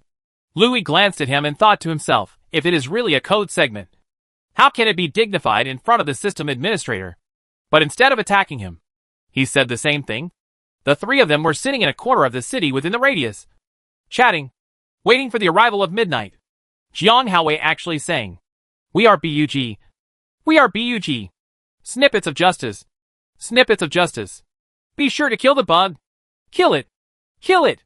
Louis was amused by his optimistic attitude and sang along with Lu Rong. But a trace of sadness arose in my heart. How helpless and fragile people are in the face of fate. Seeing that 12 o'clock is approaching. The time on the phone is beating towards that moment second by second. DR 30. Louis was woken up by the alarm clock again. And Elian was killed, which did not affect the infinite repetition process. The killing of Elian did not allow him to see even a glimmer of hope in this virtual world. I got up and washed myself slowly, stood in front of the mirror, looked at myself in the mirror, and couldn't help but ask, the virtual world is the virtual world. And if it is repeated infinitely, it will be repeated infinitely. What the I do you mean by creating an alien monster? This was a question that he couldn't figure out. But he said that after he went downstairs.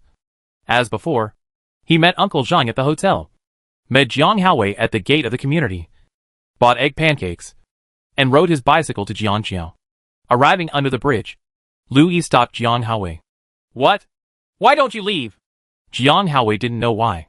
Louis smiled and said, Wait a moment. After a while the fail bus drove over. Jiang Haowei asked, Why do you have to wait for a while? Louis pointed at the bus and said, Look, it will fall into the river soon. Jiang Haowei looked at him with great suspicion. No way. It just looks like it, Louis said. The bus got on the bridge and came to the scene of the car accident.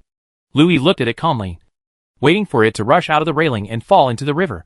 But the bus drove straight past without even swaying. Louis was shocked. What's going on? Doesn't that fatal bus fall down every time? What's going on today?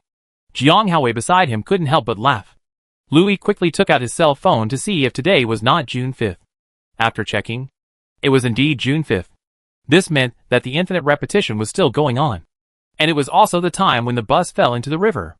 Jiang Haowei smiled and urged, Okay, let's go! Louis looked confused and followed Jiang Haowei on the bridge. When I got on the subway, I saw Giada again, still in the same spot. And the numbers on the skirt also changed to 00000011110, corresponding to decimal 30.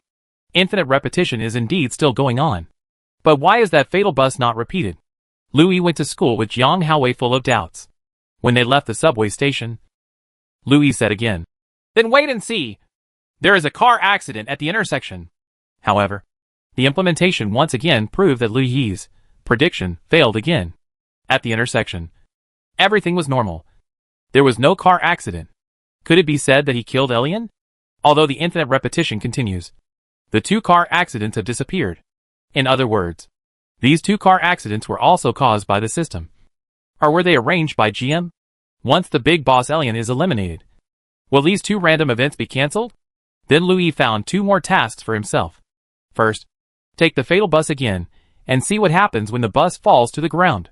This can only be implemented tomorrow morning. Second, confirm whether Elian was really killed. So we have to go within the radius tonight. Or go directly to the amusement park to find out. There is another question that must be answered every day. That is whether to continue to confess to Lerong. He gave himself the answer. He must. In case, after arriving in the classroom, he confessed to Lerong again. What happened after that was exactly the same as what happened before. This time he did not mention leaving school. Instead, he sat down, reviewed carefully, and listened to the teacher explaining the precautions for the college entrance examination. After leaving school, he bought another battery car. But this time he bought a small battery car that only cost 2,500 and planned to go to the amusement park at night. Chapter 43 1016 Days. At 8 o'clock in the evening, Louis arrived at the door of Fengming Community as expected. As before, she found a place to sit down, read a book and wait for Lerong. Without any surprise, Lerong came out at 8:30, walked and chatted together, and went back at 9 o'clock. Louis then found a place with street lights to sit down, reading and studying while waiting for the arrival of 11:30. Seeing 11:30 approaching, he was waiting nervously. Seeing the time approaching second by second, he was extremely nervous. This was not the first time. Nor was it the first time, once faced with the alien creature Elian. But he was just nervous. Just at the moment when the time jumped to 11:30. Dr. 31. Time came to 6:30 in the morning. And Elian, the alien luminous creature that resembled an electric ray, was indeed killed. So there is one more thing to do today. Take a fatal bus and see why there are no more car accidents. Louis got up quickly, washed his face randomly, rushed out of the door, and quickly rode to the last stop of the number 16 bus. As soon as he arrived at the stop, the bus also came, and he quickly left his bicycle, swiped the card and get on the bus. The passengers in the car were still the same passengers before. So familiar. Although many days had passed, Louis still remembered them fresh. The ones I remember the most are Xiong Hui, who was in the 3rd year of the 9th middle school, his Chinese language teacher Bao Ran, and the sick-looking girl sitting at the window. She looked to be in her early 20s, but I didn't know her name. What impressed me most was the middle-aged man sitting by the front door and his daughter sitting next to him, looking at the father and daughter at this moment. Their expressions were no different from before. It was hard to tell whether the big man would make an attack. Louis found a seat, grabbed the handrail, and waited for that moment to arrive. The bus drove to Jiangqiao according to the planned route. After arriving at the scene of the car accident, the big man showed no intention of grabbing the steering wheel angrily. He occasionally said a few words to his daughter. The bus passed Jiangqiao. Louis got off at the next stop, scanned the shared bicycles, and headed to the subway station. He finally understood that if Alien was gone, then the car accident would be gone as well. This was set by the system. He slowly began to believe what Jiang Haowei said. This was a test for him. A test conducted only on him. Louis. Fortunately, he passed the first part of this test. Then it is very likely that there will be a second test to be conducted on him. So what will the second test be? Why should he be tested? And what are the consequences of the 2 results of the test, passing and failing? Louis didn't know now. And he really couldn't think of it. He probably couldn't guess it if he asked Jiang Haowei. Dr. 32. The world has temporarily returned to calm. And everything is repeating itself step by step. After Louis got up, as usual, he and Jiang Haowei rode to the subway station together. He knew that the fatal bus would never have an accident again. So he got on the bridge without waiting any longer. When he came to the scene of the accident on the bridge, the bus happened to pass by him. What happened? It didn't happen and drove past. After a while, the two got on the subway train. Still in the same place as before. But they didn't see Giada. There was an old man sitting on the seat opposite them. Louis was confused for a while. He could see Giada every day. Why didn't he see him today? Could it be that after Elian passed the test, Giada disappeared? But that's not right. Today is the second day after passing the test. Yesterday was the first day after passing the test. We also saw Giada. Why didn't we see her today? But then he knew why. The city subway passes by in about 3 to 5 minutes. And when he and Jiang Haowei passed Jianqiao this morning, they rode over without waiting. So they arrived about a minute early. And just in time to catch the previous subway. In other words, Giada was on the next subway. So he didn't see Giada. It seems that I will never see Giada again. At least not until the end of the 1023rd repetition. Louis couldn't help but sigh secretly. Unexpectedly, she was a little uncomfortable not seeing Giada. Louis himself could not have imagined that the days after this would become very ordinary. There would be no more deadly buses, no more death radius, and no more alien creature Elian.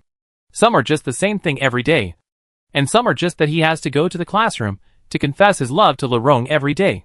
I went to school repeatedly every day, listening to the teacher explain the essentials of the college entrance examination, and the book-tearing battle that started in the corridor when the students left school.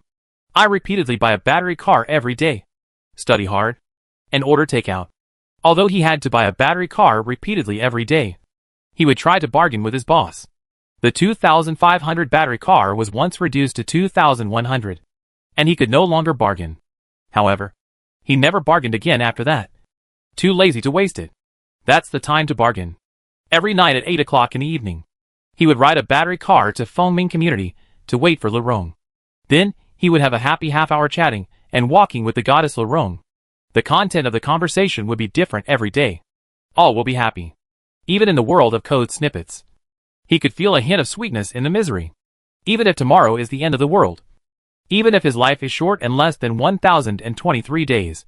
He still feels that he has no regrets in this life. In the repeated days after that, he would occasionally chat with Jiang Haowei. When he talked about infinite repetition, Jiang Haowei always laughed it off. He didn't believe what Louis said at all. But Louis feels that in this world, it is enough to have friends like Jiang Haowei and girls like Lerong who are worthy of his love. Since he couldn't see Giada when he took the subway every day, he couldn't see the changing numbers on his skirt. So Louis sometimes deliberately waited for a while before leaving in order to meet Giada, in order to be afraid that he would forget the number of repetitions. As expected, he could meet Giada and see the changing numbers to make sure he didn't remember wrongly. Just like that, 1,000 days passed in the blink of an eye. After more than 1,000 days and 3 years, Louis has matured a lot. His physical age is 22 years old, but his ID card age is still 19 years old. In the past 3 years, Louis had studied hard and made up for all the missed homework. He was already very confident about whether he could be admitted to the Provincial University of Technology. The time has come today 1017. And there are still 6 days left before the repetition ends. DR 1017. Chapter 44 Battle of Seraph 1. The 1017th day of infinite repetition is recorded as DR 1017. Repeating the day of June 5th. After nearly 3 years apiece, it will end in 6 days. In the past 3 years, Louis has long looked away. After the repetition is over, he feels that it does not matter whether it continues or is destroyed. He will face it with a smile. If this is a world created by a computer, then he should thank the programmer for giving him these 1023 days of life. So, face this bleak world with a smile. When he left the house in the morning, he saw Uncle Jean walking over. Before he could ask questions, Louis said loudly, "Grandpa Jean, you are so early. You are in good health. Grandpa Zong, I am going to school. Goodbye." After walking by, I could still faintly hear Uncle Zhang's praise. This kid is so sensible. When he came to the gate of the community, he met Jiang Haowei. The two were riding on the street. Louis also said, "Haowei, how long have we been friends? Isn't it just 3 years in high school? Didn't we know each other before? You are my best friend." "Hey, Louis, what's wrong with you today?" "It's okay. Let's go." As before, riding on the bridge. The number 16 bus was originally a fatal bus. But because of the end of the Battle of Alian, There has been no more car accidents in the past 3 years.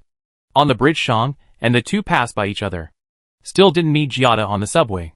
Because there was no car accident. I would arrive at the subway station a little earlier. And because I would go ahead of Giada, I wouldn't be able to meet him.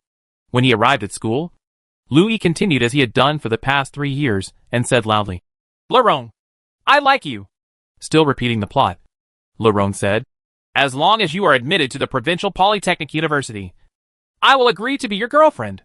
The head teacher, old son, came in with a serious look and said, "Louis, although I don't think highly of you, I still hope you can create miracles." Louis was already numb. Just as he was about to answer, he heard an explosion in the distance and thought to himself, "I'll go. What's going on? It's been 3 years. Why has the plot changed today?" Where did the explosion come from? 1017 days. Only 6 days away. It is almost over. How could something happen at this time? Is this system administrator crazy? Understand? It must be the last test. In fact, it has been programmed a long time ago. And it was deliberately placed at the end. If you calculate it this way, plus today, until the end of 1023 days, you only have 7 chances. So first we need to figure out what happened. Explosions continue. The whole classroom began to shake. From time to time, lime cement blocks fell from the roof. The students were panicked and screamed. Someone shouted, "Earthquake!" "Definitely not an earthquake," Louis shouted. "It's not an earthquake. Let's get out quickly." After that, he ran out of the classroom first. His class was upstairs. And the teaching building was a tick-shaped building. Standing in the corridor, I saw thick smoke rising from the east side of the city. And the explosion came from there. Louison said, "There won't be any monsters coming out." Right? But it's broad daylight. And it's not even 8 o'clock in the morning. Is this going to end the day? More students came out of their respective classrooms. Louis looked back and saw Laurent and Jiang Haowei also coming out. And said, "Laurent, Haowei, let's go downstairs quickly. Hurry up." The two of them looked confused and didn't understand what they meant. Louis couldn't care much. So he ran over and pulled Laurent away. Laurent screamed. And Louis said, "Just believe me. There will be monsters coming out soon." "Yes. Haowei, go quickly." Jiang Haowei said, "Oh," and started running after him. The 3 people began to run towards the stairs. And some students also started to run screaming. The explosion stopped shortly after. The 3 people came to the stairs. Laurent said, "Louis, what are you doing?" Jiang Haowei also said, "Stop. Are you okay?" Louis let go of Laurent, shook his head and said, "It will never be that simple." As soon as he finished speaking, he heard a shrill scream coming from the sky, and a light could be seen flashing in the sky. "I'm going. It's Elian," Louis shouted. "Hurry up. What on earth is it?" Jiang Haowei asked. "What is Elian?" "Just follow me," Louis said. "They are alien creatures. The Earth has been invaded. Students, run away." The 3 people were mixed in the crowd and ran downstairs in a panic. They could hear Elian's cries from time to time. And from time to time, they could see a light in life. And the light was accompanied by the crackle of thunder. The alien creatures actually attacked during the day. He has to figure out what the situation is now. He only has 7 chances. Not many. So he has to hurry up and not let go of every detail. He quickly ran out of the teaching building and saw that the entire campus and the streets outside were in chaos. And a large number of aliens were flying in from the east of the city. These aliens are all luminous. And from time to time, they shoot thunder and lightning towards the ground, killing pedestrians. Louis took a general look and found that none of them were big. They were all about the same shape. He thought quickly. In the last moment of infinite repetition, the system administrator actually released this. It must be to test him. Since it was a test, there must be a big boss. But he did not see the big boss. Elian. The tall glowing electric ray. So where is this big alien? Are you in the east of the city and haven't come here yet? Where in the east of the city? The playground 3 years ago was the center point of the death radius, with a radius of 2048 meters. So is there a death radius this time? And if so, where is the center point? The playground is in the west of the city. This time it is in the east. Last time you had a whole day to prepare. But this time, there was far less time for you to think. Last time there were more than 1,000 days. But this time there are only the last few days left. A total of 7 opportunities. Louis sighed sincerely. It's so difficult for me. In addition to the teaching building. Jiang Haowei asked. What should we do now? Louis pointed at the door and said. Run! Since the monster is flying from the east of the city. Then run towards the west of the city. If there is a death radius. Then as long as you run to the edge of the radius. Today's disaster will end. As for whether to restart immediately after exiting the radius or something else. Louis didn't know. And he didn't have time to think about it carefully.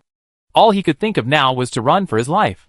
Lerong and Jiang Haowei, led by Louis, ran towards the gate together. While running, Jiang Haowei asked, Louis, you seem to have known about it for a long time? It's a long story. I'll tell you in detail after I escape this disaster. Louis panted.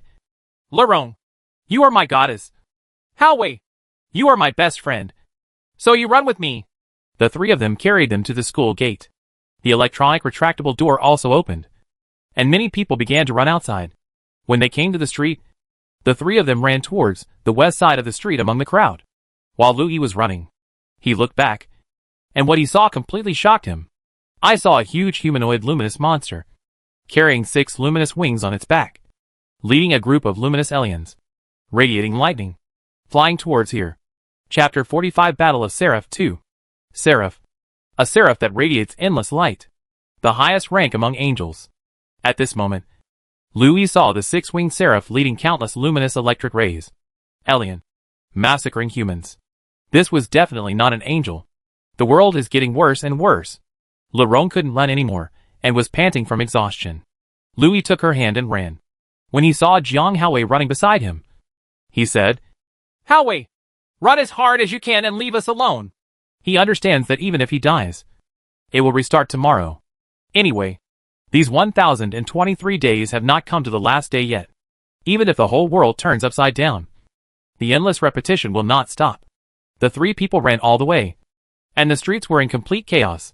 Pedestrians and vehicles were in chaos, and it was completely impossible to get a taxi. The mobile phone is also disconnected. Lerong said, I can't run anymore. Why don't we take the subway? Louis said, Subway? Do you think it can be done? Jiang Haowei added at the right time. No need to ask. He must be paralyzed. In order to encourage everyone, Louis said, It doesn't matter if we run, even if we die, because it will restart tomorrow. And after the restart, we will all survive. How did you know? They both asked at the same time. Because the world has been restarted for 1017 days. And every day is June 5th. Everyone has lost the memory of the previous day after the restart. And only I can retain it. Is everything you said true? Louis didn't care whether they believed it or not. And didn't bother to explain. He didn't have time to explain at this moment. He saw a battery bike shop in front of him from a distance and asked, Which of you knows how to ride a battery bike? Jiang Haowei said, I can. But Lerong didn't know how. Louis said, It's enough if only one person knows how. Have you seen the battery car outside the car shop? Let's go over and ride away as long as there is one with a key inserted. Haowei, you can ride it yourself. Lerong, I'll take you. The 3 people ran up to them. Someone was already grabbing the battery cars. The 3 of them searched among the cars. Fortunately, they found 2 cars with keys. They got on and left. Jiang Haowei was in one car. Louis was in another car with Lerong. And the 3 of them were running wildly on the road. Jiang Haowei rode faster alone, but always had to wait for them. Louis said, Haowei, don't worry about us. You go first. But Jiang Haowei didn't stop and insisted on joining them. Louis said, Good brother. The road was always chaotic, and cars collided with each other from time to time. The 2 of them were weaving in and out of traffic and people, and the monster behind them was about to arrive. And the flying speed is much faster than they ride a battery car. Seeing the monsters approaching through the rearview mirror, Louis knew that it would be hard to escape today. How could we kill the monster boss pretending to be Seraph? I don't know where the death radius is. After many rides, you could see in the rearview mirror that Seraph suddenly changed direction and flew towards another street. But there are still more than a dozen aliens chasing after them. Through the rearview mirror, you can see those luminous monsters emitting thunder and lightning. From time to time, cars are blown up by lightning. And from time to time, people die from lightning. Louis roughly estimated that it was at least 2 kilometers away from the incident site. But it had not yet reached the death radius. Could it be that the death radius this time would be larger than the last time? Ah. In front. Laurent exclaimed. The two came to an intersection, and several aliens suddenly sprang out from the side of the intersection. Thunder and lightning kept being released. Louis couldn't hold the handlebars and rushed into the thunder and lightning. At the last moment, he heard Laurent's exclamation, and everything ended just like that. Dr. 1018. The second day of the Battle of Seraph. After Louis woke up, he was very upset. How could he play like this? The time was short, and there was no way to find out. He sat on the bed and thought for a while. He ran far enough yesterday, but he still didn't reach the edge of the death radius. So he would run farther today. Stop going to school and run directly to the west of the city. By the way, the amusement park is in the west of the city. Is there anything strange about the amusement park? You should go and see it. Thinking of this, Louis got up quickly. He didn't have time to wash up. So he went out directly, got on his bicycle, and headed towards the amusement park in the west of the city. On the way, I called Jiang Haowei and asked him not to go to school. Jiang Haowei was very surprised. Are you crazy? Louis, why don't you go to school? You still need to get your admission ticket today. Louis couldn't help but become anxious. Admittance ticket.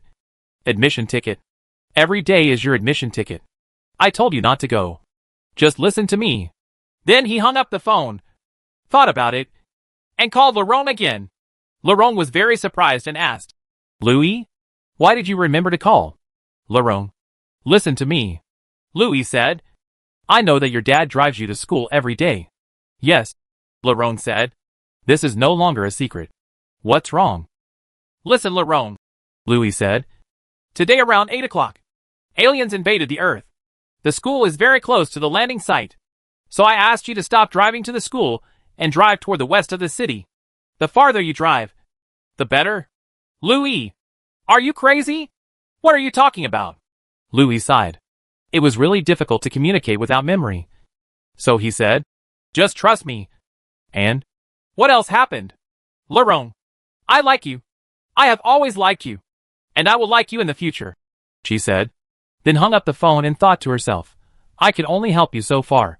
So you all wish for your own blessings. After riding for more than half an hour, they arrived at the amusement park. It was already past 7 o'clock. Louis came to the entrance of the amusement park and found nothing special. Jiang Haowei called and asked, What's wrong with you? You kid? Louis held the phone, put his hands on his hips, looked around, and said, It's too late. In half an hour, the alien creatures will launch an attack on the Earth. And I have nothing to do now. Louis, Jiang Haowei didn't know what to say. Louis could feel his complete disbelief on the phone. Louis said again, Okay. If you don't believe it, don't believe it. But listen. When about 7:40, there will be an explosion coming from the east of the city. That is an attack by alien creatures. You just run downstairs and out of the campus as soon as possible. And then run as hard as you can to the west of the city. But, stop it. Besides, he rushed to take Laurent with him. But after thinking about it, he couldn't escape by running. So he just didn't need to bother too much and hung up the phone. Louis found a step outside the amusement park and sat down. He calmly took out an exercise book and started reading, waiting for the moment when Seraph came. Chapter 46 Battle of Seraph 3. Not long after Louis sat at the entrance of the amusement park, he heard a violent explosion coming from the east of the city, and many luminous objects could be seen rising and spreading in all directions. Laurent called suddenly, and Louis quickly answered the call. Laurent said as soon as she got online, Louis, there are so many monsters. Get out of the classroom quickly and run to the east of the city. Louis shouted. As soon as he said these words, the phone was disconnected. And when he looked again, the network was gone. Once the alien army led by Seraph and Alien descends, or rises, it spreads very quickly. Louis looked towards the east of the city and saw an army of alien creatures flying towards here quickly. Come on. Louis stretched out his hands and shouted towards the east of the city. Your grandpa is waiting. He knew he couldn't run away, so he simply didn't run away and waited for you to come. Enough was enough for him. His nearly 3 years of ordinary life was about to end. But now something like this happened again. The virtual world is just the virtual world. And the code segment is just the code segment. Just leave out all the nonsense. What does it mean? You really want to test me? There's no end to it. Right. Grandpa is too lazy to play with you. Dr. 1019. The third day of the Seraph War. Maybe it would be good to escape from this city. Before his death yesterday, Louis had thought about this problem. So when morning came, he quickly got up and went out, riding straight to the subway station. He also didn't forget his promise to confess to Laurent every day. So he called Laurent as soon as he went out. Laurent was shocked after receiving the call. Laurent, I want to tell you, I like you. I liked you before. I like you now.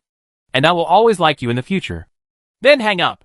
While riding on the road, Louis thought to herself, is this the love of one code segment for another? After arriving at the subway station, he did not take the subway to the east of the city, but took the subway in the opposite direction.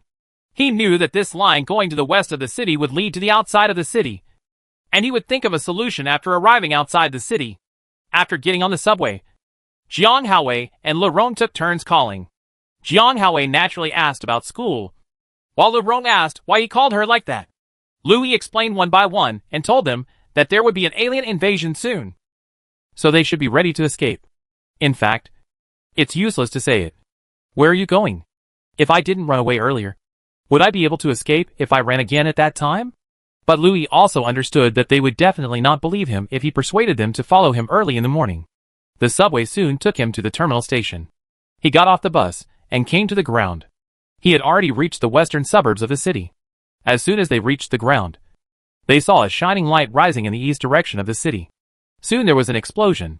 There was a bus station near the subway station, and he ran to the bus station quickly. The bus station had begun to panic, and cars began to leave the station early.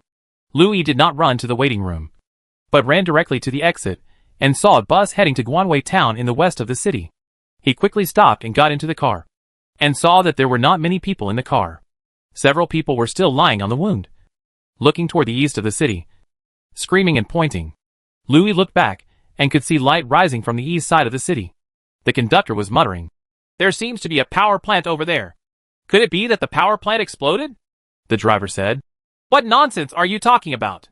Watching the bus slowly leaving the station, Louis shouted, "Master, drive quickly. Don't stop. There is an alien invasion in the east of the city." Everyone in the car looked at him with surprise, as if he was an alien creature, especially the driver and the female conductor. Louis took out his cell phone and said, "Come on, I'll give you 1,000 yuan. Sure enough, money is always useful. When he heard that he had money, the driver immediately said, "Okay." The bus drove out of the bus station and headed towards Guanwei town, without anyone on board along the way.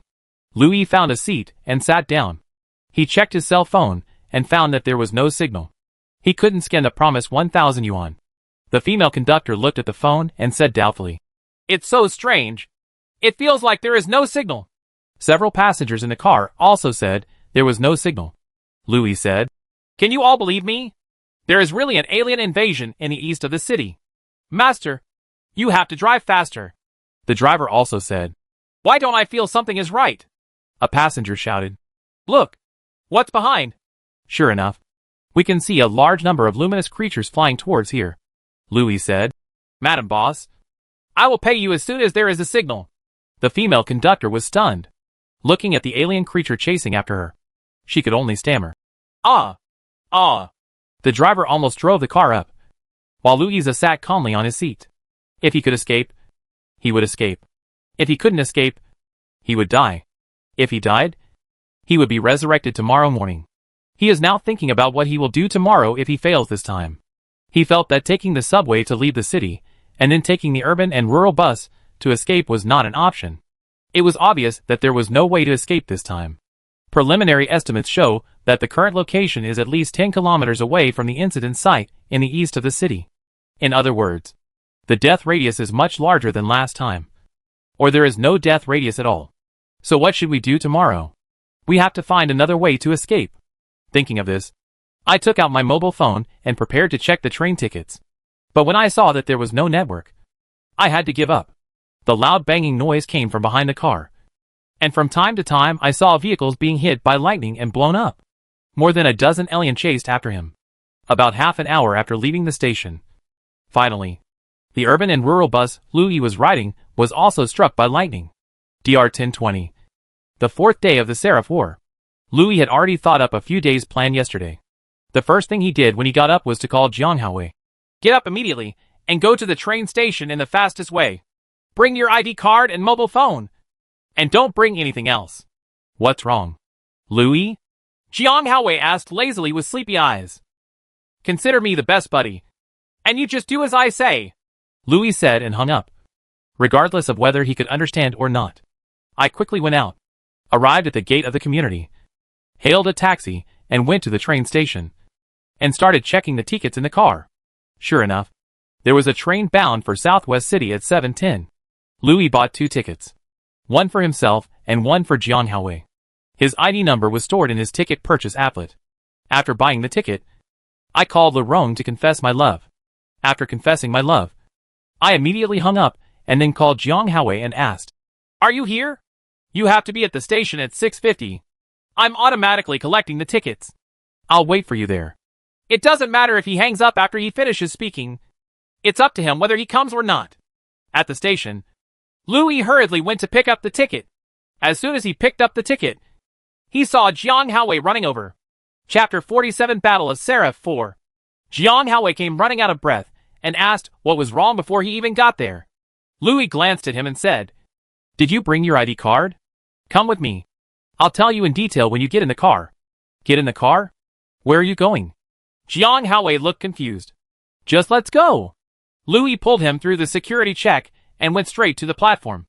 The train was already waiting. He got on the train and found a seat to sit down.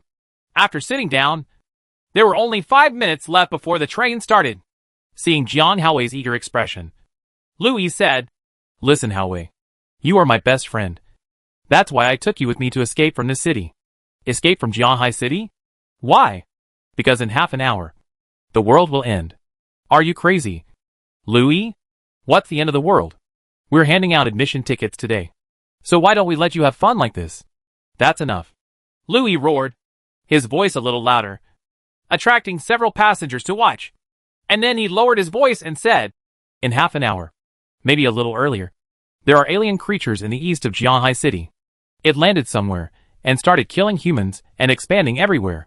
We must leave here and find a secluded place to hide." "But, no but," Louis said and started to dial the phone. "Who are you calling?" Jiang Haowei asked. Louis glanced at him and didn't answer. At this moment, he thought of someone. When he only had 4 chances to challenge Seraph, Louis still had no clue. Maybe he could find one more person who could give him a solution, confusion and help. So at this moment, he thought of Officer Wu in City C. Old Wu's phone number was always in his mind. Even though he had repeated it for 3 years, he never forgot it. Just because he might be able to use it one day. After waiting for a moment, Lao Wu answered the phone. "Uncle Wu," Louis said directly before the other party said, "Hello. I want to report the case." "Report a crime?" Old Wu on the other end of the phone was probably confused. "You can call the emergency police number. Or our office number." "Why did you call me?" Lao Wu is just a young police officer, so he was a little confused. "Uncle Wu," Louis said, "I am a citizen of Jianghai City. Then you shouldn't report the crime to me. Can you listen to what I have to say?" Louis became anxious, making Jiang Haowei beside him confused. Louis continued, "My name is Louis. I am a senior student at Jianghai City No. 9 Middle School. Like your son, I will take the college entrance examination the day after tomorrow." "How do you know my son is going to take the college entrance examination?" Louis replied, "This is not the point. The point is that I want to tell you something. In half an hour, Jianghai City will be invaded by alien creatures. My classmates and I are taking a train to escape from Jianghai City." "Are you crazy, kid?" Old Wu said. "How did you know there would be an invasion by satellite creatures?" "Because," Louis said after a moment of silence, "the world has stayed on June 5th. And it has been repeated for 1020 days. Everything that will happen has happened before. I don't know what to do now. So I called calling for help. Then I suggest you go to the hospital for psychiatric treatment." Lao Wu said and hung up the phone. "Hello?" Louis put away the phone and looked at the platform moving backwards in a daze. The train started to move slowly. "Louis," Jiang Haowei asked, "what's wrong with you?" "Haowei." Louis withdrew his gaze and said to Jiang Haowei, "I will briefly tell you the whole thing, although I have told you many times." Then, After roughly recounting his experiences over the past 3 years, Jiang Haowei looked at him with great surprise and complete disbelief. "What should I do?" Louis asked. Jiang Haowei answered simply, "I don't know. Didn't you give a lot of ideas before?" "I do not remember." Louis sighed and stopped asking him, but looked out the window. Jiang Haowei asked again, "We will take the train to Southwest City. When will we come back?" Louis sighed, shook his head, and said very pessimistically, "I can't come back." At 7:40, Lao Wu suddenly called. The invasion was about to start. Or maybe it had already started. Louis looked at the phone and didn't answer or hang up. Instead, he looked blank. At Jiang Haowei's urging, he answered the call.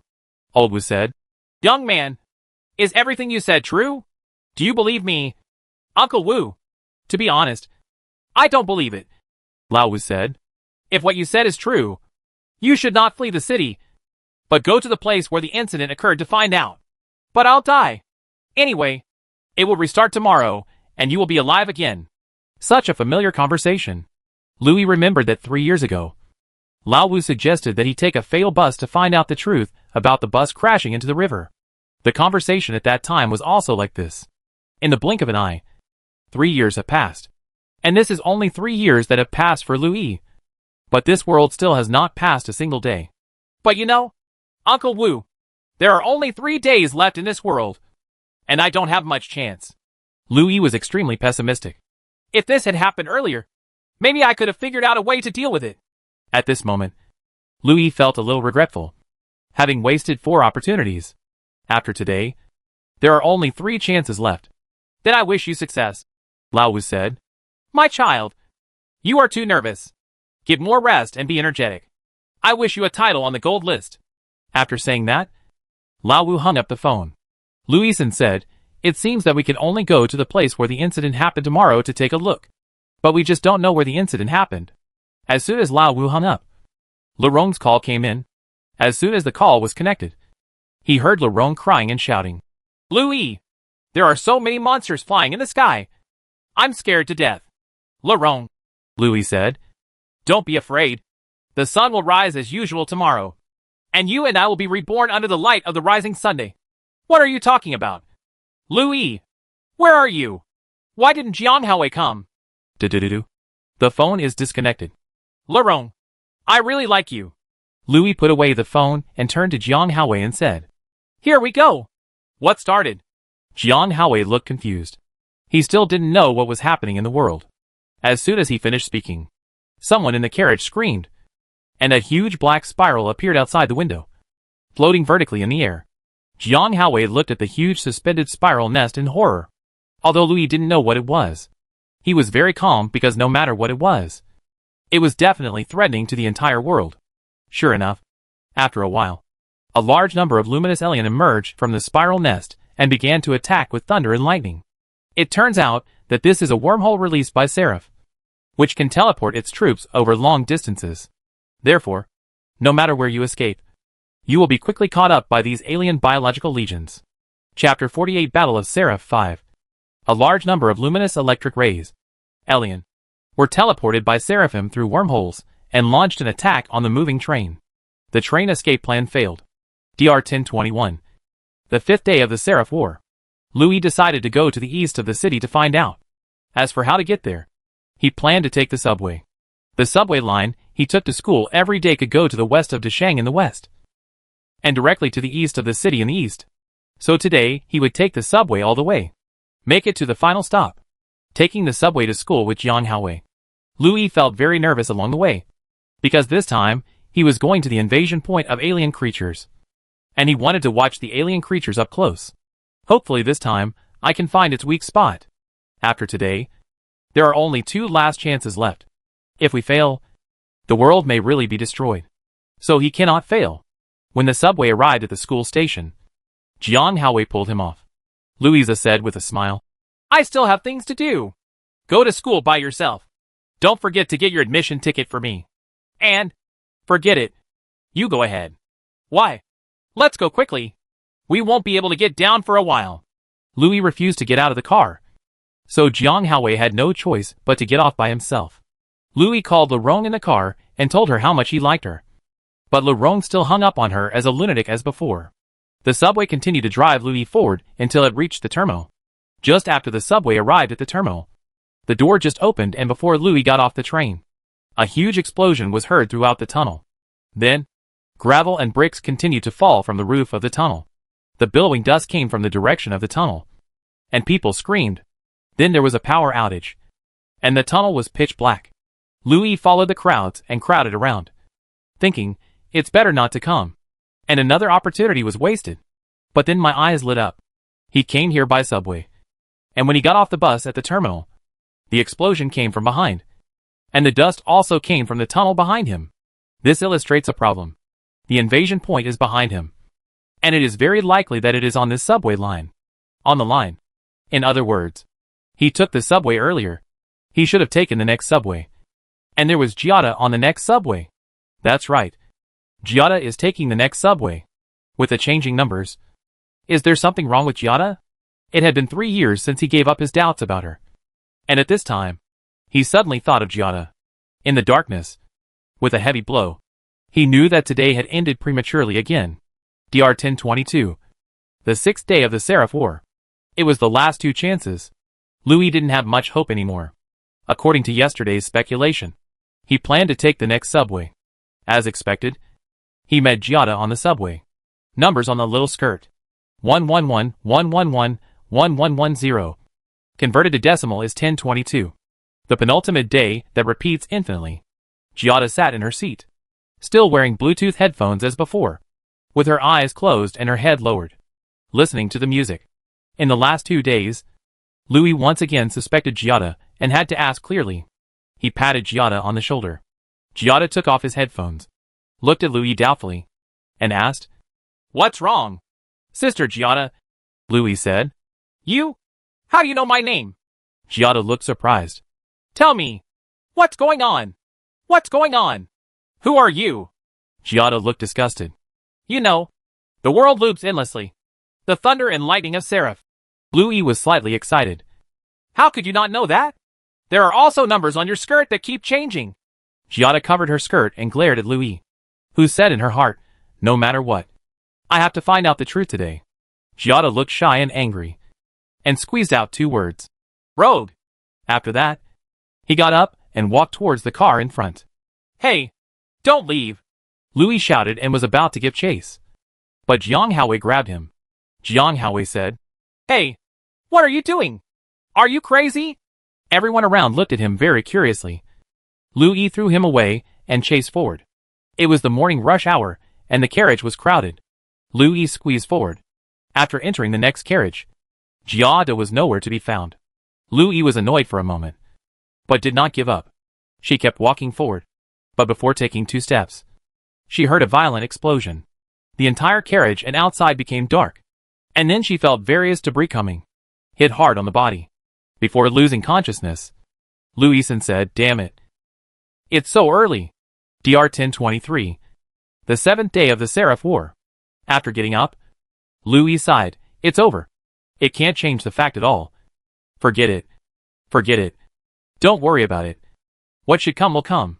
Laurent, Jiang Haowei, Lao Wu, and their parents who are far away from abroad.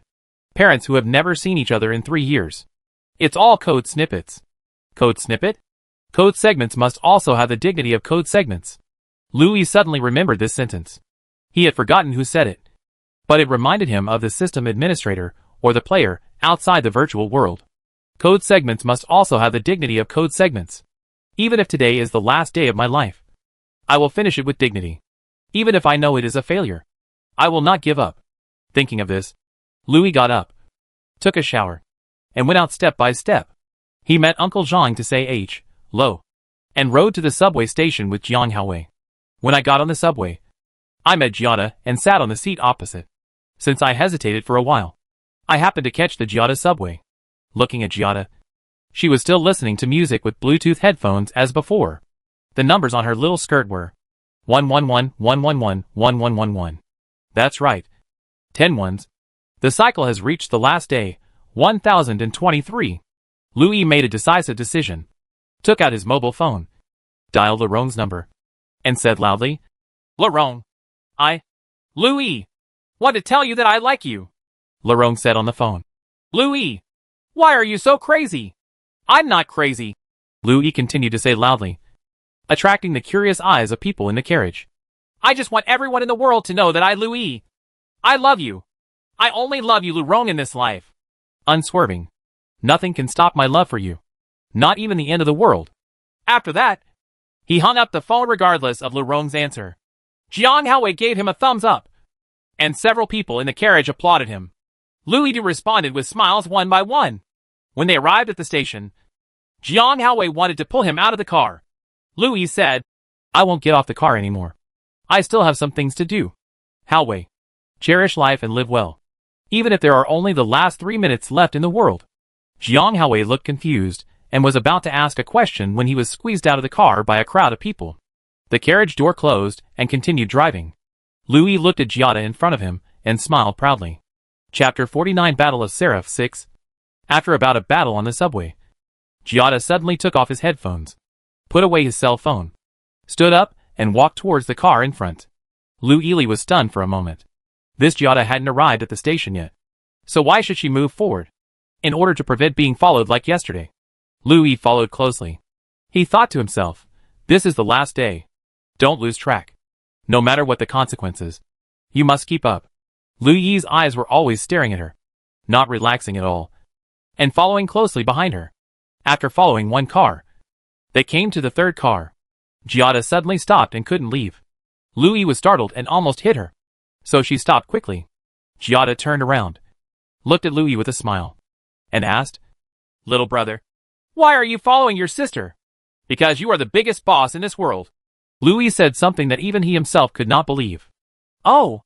Giada still looked at him with a smile and asked, Then what are you going to do with me? Kill me! Louis was stunned. She didn't expect Giada to say such words. Could she really be the big boss at the end of the game? Knowing that on the last day, she would finally reveal her true face. Before Louis had time to answer, Giada suddenly laughed. Day 1023. This is the last day, and you haven't noticed it until now. Louis continued to be confused. Giada slowly raised his hands, spread his palms flat, and the void moved to both sides. He immediately saw the passengers on both sides being separated by two powerful invisible forces. The collision caused the car to scream and scream. Louis was shocked. It's really you. So what? Stupid humans. I gave you 1,023 days. But you still lost, Giada said proudly. People in the carriage looked at the two of them in horror, only to see a man shouting, What the H.L. is this? Giada sneered and stretched out his finger towards the man. Louis shouted, No! But it was too late. The man immediately flew up, hit the roof of the car, and fell down again with a splash, his mouth full of blood. What's so surprising? Giada smiled proudly. It's just a code segment that was deleted. There were constant screams of terror in the carriage.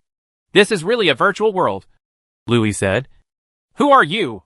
Why do you do this? Why? I just wanted to test you. But you failed. It's not fair to test me, Louis said. Without a death radius and no weapons, what can I use to resist? Oh, you want a weapon? Giada sneered. Okay, I'll give you a weapon. After saying that, the subway came to a screeching halt as soon as he moved his hands. Due to the inertia of the brakes, the passenger doors screamed and hit each other. But Louis stood inquiringly, and Jade also stood opposite him inquiringly. The iron sheets on both sides of the carriage were suddenly split apart, and several passengers were torn apart along with the iron sheets, with blood and flesh flying everywhere. The entire carriage was filled with a strong smell of blood and death, and people screamed and cried. After the carriage was torn open, both sides became extremely bright. A bright passage appeared on each side of the torn car, and there were mysterious objects on both sides moving quickly like a train. They quickly settled down. A weapon rack appeared in front of and behind the two men. The weapons rack is filled with all kinds of weapons. Giada smiled and said, Now the weapons are in front of you. You can choose one. I have never received systematic training, Louis said. How can I use these weapons? So what? So you're cheating? Ha ha. Cheating? Giada laughed loudly, and the weapon rack quickly evacuated, and the mess in the car returned to the mess before. You don't know anything, and you say I cheated? Since you are testing me, you have to give me questions at the beginning. But you didn't. So you are cheating. And you are not the examiner. So you have no right to decide my fate. In other words, I don't have the right to decide this test. Didn't lose. Giada shook his head and sked. You are really good at guessing. But unfortunately everything you said is wrong. Humanity has lost. So this world should be managed by me. Giada, humble human being. After saying that, Giada suddenly raised his head, put his hands behind his back, and levitated his body. The surviving passengers who had not had time to run looked at everything in front of them in horror, crying softly one after another. Louis was very calm at the moment. The worst he could do was die. Anyway, he had enough life in the world of this code segment. Pa! Pa! Pa! The sound continued, and I saw wings growing out of Giada's back one after another. They were the kind of wings that would shine. There were 6 wings of light growing out in total. Seraphim! No wonder her online name is Angela. Louis looked at her sudden change with a sneer and said, You devil! You can even pretend to be an angel! Giada completed his transformation, looked down at Louis, and said fiercely, I am not a devil. I am an angel. Only I can rule this world. I am the real 6-winged seraph. Stupid and humble humans tremble under the feet of angels cry. Ha ha! Having said that, Giada continued to release thunder and lightning in all directions, and people were constantly being hit and turned into ashes. The tunnel had become a purgatory on Earth. The tunnel is constantly collapsing, and the surrounding debris is constantly rotating. Louis and Giada are both in this whirlpool, accompanied by the rotating wind. After a while, they all arrived on the ground. Looking around, the sky was full of glowing electric rays, flying around and killing humans who were running in panic. That's enough. Giada! Louis said loudly. Jade! You're fake. You have been fake from the beginning. What qualifications do you have to comment on human beings? In fact, you are just a piece of code. In 1023 days, I can have this 1023 days in the virtual world are enough. If you want to kill me, just do it. It's time to end. Giada, who had 6 glowing wings, looked down at Louis on the ground and sneered. It's over. Do you think this is the end? After saying that, he raised his hand and stretched into the air, only to see a vertical black whirlpool immediately appearing in the sky. When Giada turned his hand again, he saw a person being pulled out of the whirlpool and falling next to Louis. Louis took a look and saw that it was Lao Wu. Old Wu looked at the scene in front of him in horror. Louis said, Uncle Wu, why are you here? Where is this? What's wrong with falling to the ground? Old Wu asked in horror, getting up from the ground. Giada kept waving his hands, and black spiral wormholes kept appearing in the air. From time to time, people were summoned and fell next to Louis, including Jiang Haowei and Xiong Hui, a junior high school student on the bus, the third-year junior high school teacher Bao Ran, the sick-looking girl, and the burly man and his daughter who used to be more powerful than the steering wheel. There are also the head teacher, Lao Sun Tu, and the English teacher, Xiao Chili. My parents, whom I had not seen for 3 years, were also summoned. Even Uncle Zhang, whom he met every day but had no connection with, was summoned, and a large group of classmates. But the last person summoned was his favorite girl Lu Rong. Chapter 50 Battle of Seraph 7. Seeing that Giada summoned so many people at once, Louis didn't understand his intention. These people were thrown all over the ground, except Lu Rong, who was suspended in the air and unable to move. Lu Rong was frightened and cried. Louis asked loudly, Jade, what do you mean? The world is now controlled by you. If it wants to end, just end it. Why did you have to summon them all? Giada floated in the air and smiled. I just want to show you that only I can be the best manager of this world. And you humans. Having said this, Giada couldn't help but shook his head. They only have the right to be ruled. As for them, after saying that, he raised his hand and extended his index finger expressionlessly, pointing at the crowd. Louis knew that Giada had no good intentions and quickly shouted, What are you going to do? An electric arc shot out from Giada's fingertips and hit a classmate. With a bang, a bolt of lightning hit the classmate and immediately turned into ashes. Louis roared, No! Are you crazy? The crowd immediately screamed and cried. How's it going? Giada asked very proudly. I've been hiding for 3 years, but you just haven't discovered me. In fact, you have many opportunities. What about many opportunities? Louis asked angrily. Kill you? Giada clicked his tongue and shook his head and said, "Kill me! Ha ha! Are you here to tell a joke? Just you? When I created this world, I didn't have any hope for you." As expected, Louis' eye tried his best to analyze the meaning of her words, hoping to find a flaw in it. He knew that with force, he was no match for her. So he wanted to see if he could find any clues in her words. Everyone is a piece of code, and Giada is no exception. So finding flaws means finding bugs. If you find a bug, you can probably defeat it with just one sentence. "This world is coming to an end," Giada said, "and my mission is coming to an end. So Louis, I am very compassionate and give you some time to say goodbye to your relatives and friends. This is an unchangeable fact. Ha ha!" Louis came to the classmates in frustration, and Laurent was also let go. The classmates were all asking Louis what happened.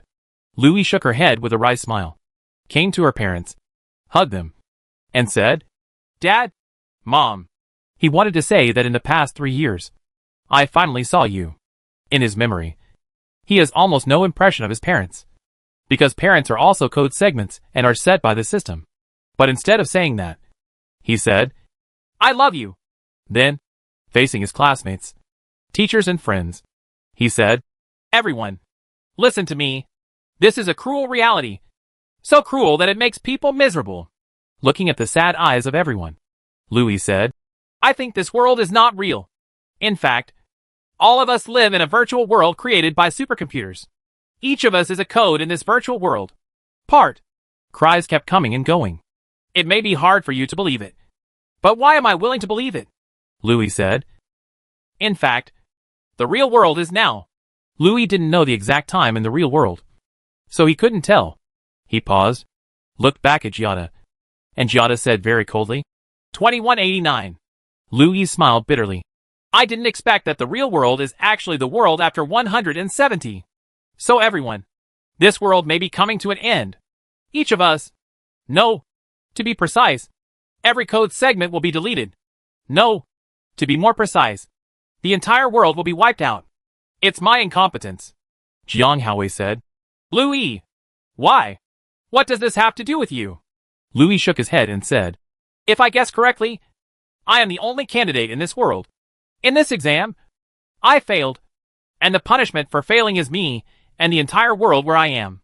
They will all be purged. Giada, am I right?" "You are absolutely right," Giada said behind him. Jiang Haowei almost cried and asked, "Then what is considered a passing grade?" Louis pointed behind him and said, "Kill her." Jiang Haowei turned left and right, picked up a brick on the ground, and shouted, "I'm going to fight with you." After saying that, he rushed towards Giada. Louis's back was turned to Giada, and he did not look back. Jiang Haowei threw the brick in his hand towards Giada. Immediately afterwards, Louis heard a sizzling sound of electricity coming from behind, and the student screamed in surprise. He knew Jiang Haowei had been dealt with.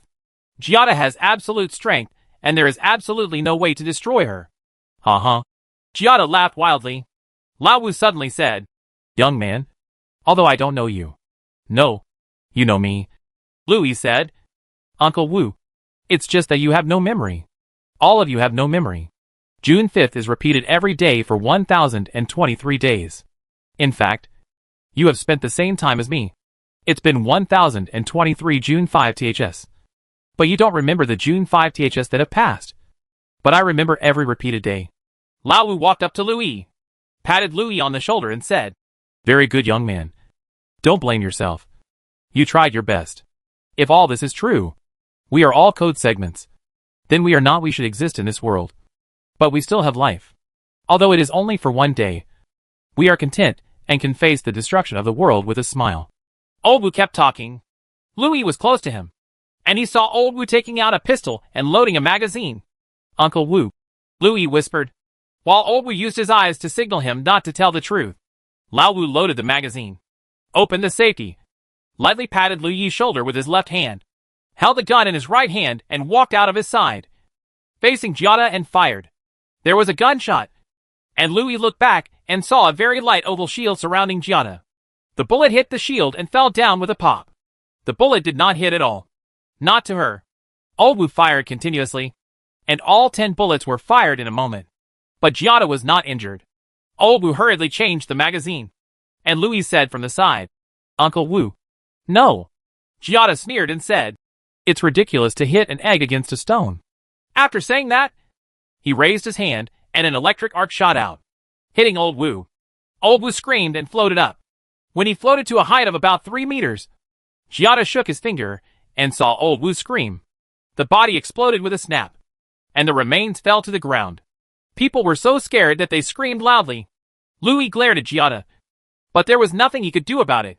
Seeing Lerong in his peripheral vision, Louis calmed down his excitement and said to Lerong, Lerong. Lerong cried, Louis, 1,023 days in the virtual world. Louis said, 1,003 confessions. Today is the last day. I left in a hurry and didn't have time. Now I have to make up for it. Willow. Lerong. I want to tell you. Louis. Like you. I have liked you all my life. Chapter 51 Battle of Seraph 8. If there is an afterlife, Louis said. Lerong. Will you accept my love? Lerong cried and said. Yes, I will. Giada clapped her hands and said. What a pair of Mandarin ducks who share the same fate. What I hate most is the love between children. So. No, Louis shouted. Giada fired an arc of electricity. Lerong was hit. She was sucked into the air with a cry, and then fell heavily to the ground, making no sound. Louis looked at Giada angrily, but there was nothing he could do. It's time to end, Giada said, pointing to the crowd, and saw people being hit by lightning and falling to the ground dead. Looking at these people, the people Louis usually came into contact with, died in front of him, but he had no way to do anything about it. He felt helpless, desperate and angry, even though they were also pieces of code like himself. He couldn't stand such a cruel thing happening in front of him. The screams continued. The ground was a mess, and corpses were everywhere. Only Lerong was still intact, and she fell to the ground. Her life and death were unknown. Louis, desperate, walked towards her and murmured, Lerong, I'm here. We must be together even if we die. With a snap, a bolt of lightning shot out, hitting Louis hard, knocking him away and falling heavily to the ground.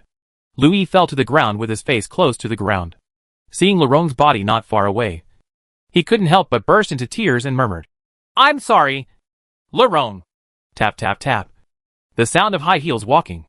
Giada fell from the sky and walked over. Louis could only see her feet standing in front of him. Giada's wild laughter came from above. End it! This world is my Giada's world! Ha. Seeing Giada walking around, Louis was extremely angry and said tremblingly, I don't accept it. I don't accept it. I don't accept it. The world is dimming, finally returning to darkness. The alarm clock rang. Louis woke up suddenly. What the hell is going on? Isn't everything over? How could I still wake up? Is it June 6th? But no, I didn't set the alarm for June 6th. Louis's head was covered with sweat. He picked up his phone and took a look. June 5th. AM 6:01. It's still June 5th. Isn't that string of numbers over? Why would it happen again? Louis couldn't figure it out. What to do next? Is infinite repetition really infinite repetition? And there is no limit to 1023 times? But yesterday, Giada clearly said there were restrictions. Louis got up, took a shower, and called Jiang Haowei. Jiang Haowei answered the phone and complaining that he woke him up. Jiang Haowei was resurrected, which meant that all the people who died yesterday were also resurrected today. Jiang Haowei has no memory, which means that everyone else also has no memory. He thought about yesterday's scene again. Giada killed so many people. He was extremely resentful at this moment.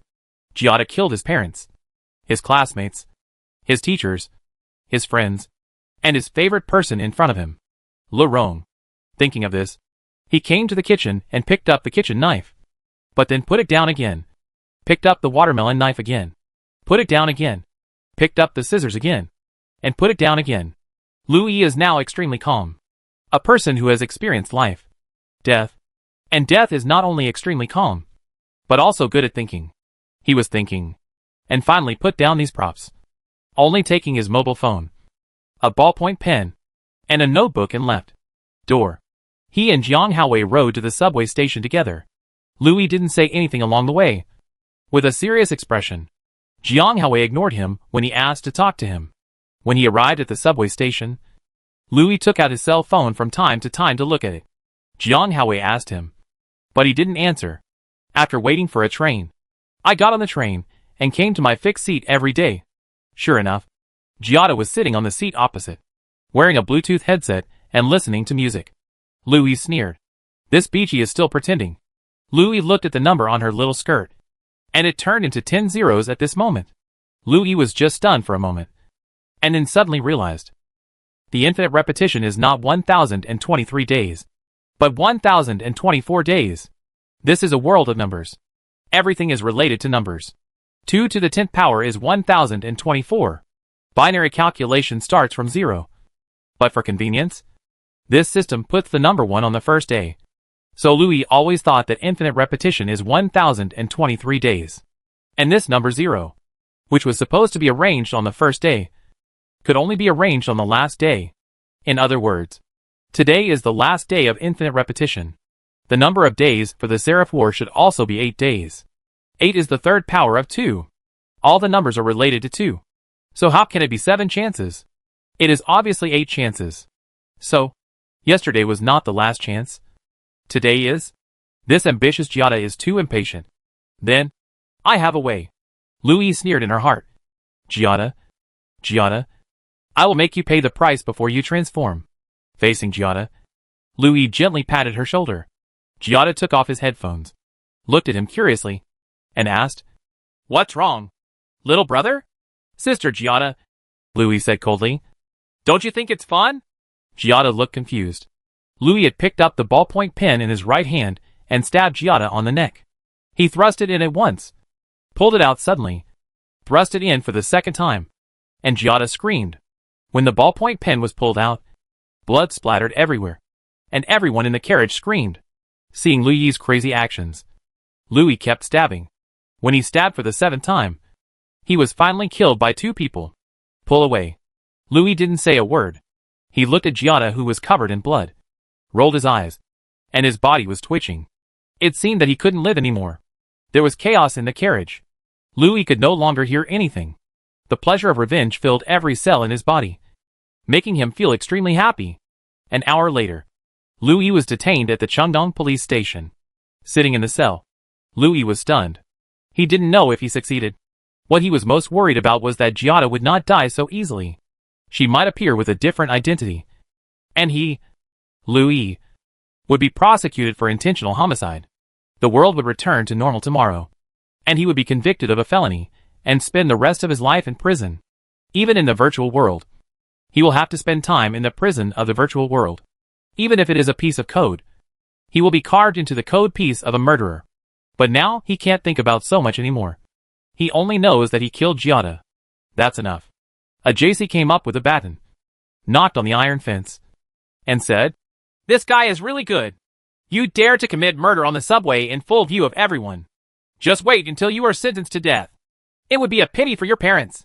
Louis sneered and didn't answer, just sitting quietly. Chapter 52 God is a girl. The music sounds, and everything comes to stillness. An English song with a female voice spread. Remembering me discover, and see all over the world. She's known as a girl to those who are free. The mind shall be key forgotten as the past. 'Cause history will last. God is a girl. Wherever you are. Do you believe it? Can you receive it? God is a girl. Whatever you say. Do you believe it? Can you receive it? God is a girl on. Along with the music, there was the sound of high heels hitting the ground. This sound was so familiar. If I remember correctly, it should be Giada. After killing so many people yesterday, Giada was the walking sound. Louis looked outside in confusion, and a figure appeared in her field of vision. Under the backlight, she couldn't see clearly, but she was sure that she was definitely a woman. Bada bada. The woman walked up to her, and she was indeed Giada. Louis sneered and said, I knew you were not dead. Giada stretched out his hand and shook it casually. The steel bars of the fence in front of him broke one after another, and all the objects around him began to dissipate. Giada smiled and said, I am immortal. No one can kill me, including you. So are you here to laugh at me? Louis asked, not attacking her because he knew he couldn't beat her. No, on the contrary, Giada said. I'm here to congratulate you. Congratulations? What's there to congratulate for? Congratulations on passing the assessment and becoming the quasi-god of world number 6E. Louis was confused. 6E world? Quasi-god? That's right, Giada said. Quasi-god, or quasi-lord, or lord. There are 255 worlds, and the world you are in is numbered 6E. Louis suddenly realized. 6E? I understand. Why is my name Louis? It turns out to mean 6E. At this moment, all the scenery around me disappeared, replaced by a prairie with very beautiful scenery. Louis did not express surprise at such a rapid change, because he knew that this was in a virtual world, and such methods were nothing to Giada. Although until now, he did not know what Giada's identity was. That's right, Giada said.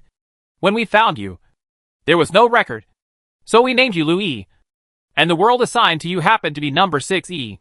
When you found me, Louis asked curiously. When you found me, what did I look like? Giada said. When I found you, you were beyond recognition and your body was completely damaged. At that time, the whole earth was in chaos. I couldn't find your file at all. I didn't know your identity, your social relations, and your name. You are the only one among the 255 candidates who does not have a name, Louis asked. So, I am no longer a code segment? Giada replied. You can say you are, or you can say you are not. Louis was confused. Giada said. Your existence is indeed a code segment, but you are different from all other code segments in this world. All other code segments are generated by system programming, and you are a spiritual load entered. Spirit loading? What the hell is that again? When a person dies, extract his spiritual power and load it into the program, and then the program will come alive. This is the god-level technology of eternal civilization, and it is not something you humans on Earth can imagine. It turns out that he was a real person before and died for some reason. Then this person named Giada, or someone behind Giada, revived him, but he lost his body and only had his mental power loaded into the machine inside. But what is the difference between this and death? He has no memory of his life. He can't remember anything. And even the memories he has now are all designed for him by the system. There must be some conspiracy here. But why are you doing this? Then let me tell you now, Giada said. After 1023 days. Oh no! 1024 days of repetition. It's time to announce the answer to you. Are you ready? You will be very dizzy next. Bring it on. Okay. As you wish, Giada said. And with a move of his hand, he heard a crash. The prairie around him was sinking rapidly, and all the scenery was sinking rapidly. In other words, Louis and Giada were sinking. People are soaring rapidly. Louis knew that this was a virtual landscape, but he still felt a little dizzy. Soon, a blue planet appeared underfoot. It was the Earth. They have arrived in space. Giada pointed to the Earth and said, This is the Earth 170 years ago. Is it really 2189 now? Giada nodded. The scenery continued to fly by. The Earth was moving away. After a while, the moon passed by. The sun appeared in the field of vision and continued to get smaller. Louis knew that he was quickly leaving the solar system in the virtual landscape. Soon, various planets were seen flying away quickly. And soon a huge spiral galaxy appeared in front of him. Giada said, This is the Milky Way. You should be familiar with it. Right. I know. It's said in the textbook. Giada pointed to a point in the Milky Way and said, The Orion Arm. The middle zone. This is where the solar system is located. Louis nodded. He still knew this bit of astronomical knowledge. Giada asked again, Do you know what the Milky Way is called in our eternal civilization? Louis shook his head and said he didn't know. Giada said, Goddess of Stars. Isn't it a beautiful name? The Orion Arm is called the left leg of the goddess, and the location of the solar system happens to be on the knee joint of the goddess's left leg. Okay, after introducing the solar system, now it's time to introduce this civilization. The eternal civilization. The eternal civilization. The greatest god-level civilization in the galaxy. She is here. Giada pointed to the place opposite the Milky Way to the solar system. She is on the edge of the Swan Arm. This area is called the right hand of the goddess. So the eternal civilization is also called the fingertips of the goddess. And in the eternal myth, the goddess of stars is the highest god. That is, God. Louis listened to her explanation in confusion. The edge of the swan arm of the Milky Way was magnified. Stars flew by quickly, and soon a quadruple star system appeared in front of us. Giada said. The mother star of Eternal Civilization is Eternal 3. Eternal 3 revolves around Eternal 1. Eternal 4 revolves around Eternal 2. And Eternal 1 and Eternal 2 orbit each other. The footprints of the Eternal Civilization can be found in every corner of the Eternal Quad Galaxy and extend to many places in the Milky Way. There are often civil wars within the civilization and are divided into two major factions, the Observers and the Cleaners. Chapter 53 Feathers of the Wind. This is a virtual world created by a computer system. Every person, event and object in the world is composed of pieces of code and command lines. There is more than one such virtual world. There are 255 in total. Each virtual world is numbered by a hexadecimal number. And the number of the virtual world where Lu-E is located is 6E. So Lu-E's name is derived from the homophony of 6E. Most numbers are related to 2. And the total number in the virtual world is no exception. So 255 is not the total number. The total number is 256, which is 2 to the 8th power. Who is that extra world? This is Giada. World number 00. Except for world 00. Each of the other 255 worlds has a code person with mental power, and all other code people without mental power. There is another way of saying the so-called spiritual power, which is soul. Only code with a soul can be regarded as a truly living code, and Lu-E is it. In the 6E world, all other people, including his best friend Jiang Haowei, his parents, and his favorite girl Lorong, are all codes without mental power soul. That is, it is said that none of them are truly living codes. This is a very cruel reality, and Lu-E must face it bravely. 255 worlds. Every world is like this, without exception. The only exception is the supernumerary world, world 00. There is only one coder in the 00 world, and that is Giada. The reason why the 00 world is set up is to prepare for the God War in the near future. So who is Giada? Is it pure code? Or is it code with a soul like Lu-E? Or what about infiltrators, who are real people outside the virtual world and enter the virtual world? Lu-E didn't know for the time being, but now he could finally guess that the meaning of Giada's name was not fake, but the transliteration of the English God. God. Yes, God. The meaning of GIG, the so-called GIG Culture Media Company where she worked before, is taken from the acronym of God is a Girl. No wonder that at the last moment, Giada would play the song, God is a Girl, to see her. It turned out that Giada really regarded himself as God, the God who controls 255 virtual worlds. However, Lu-E is sure Giada is definitely not God. There must be important reasons for all of this. Let's see how Giada explains. The distant edge of the Cygnus arm is 70,000 light-years away from the solar system. The cradle of eternal civilization known as the fingertips of the goddess is here. This is a quadruple star system with 4 stars in its star system. So 4 suns can be seen on its home planet.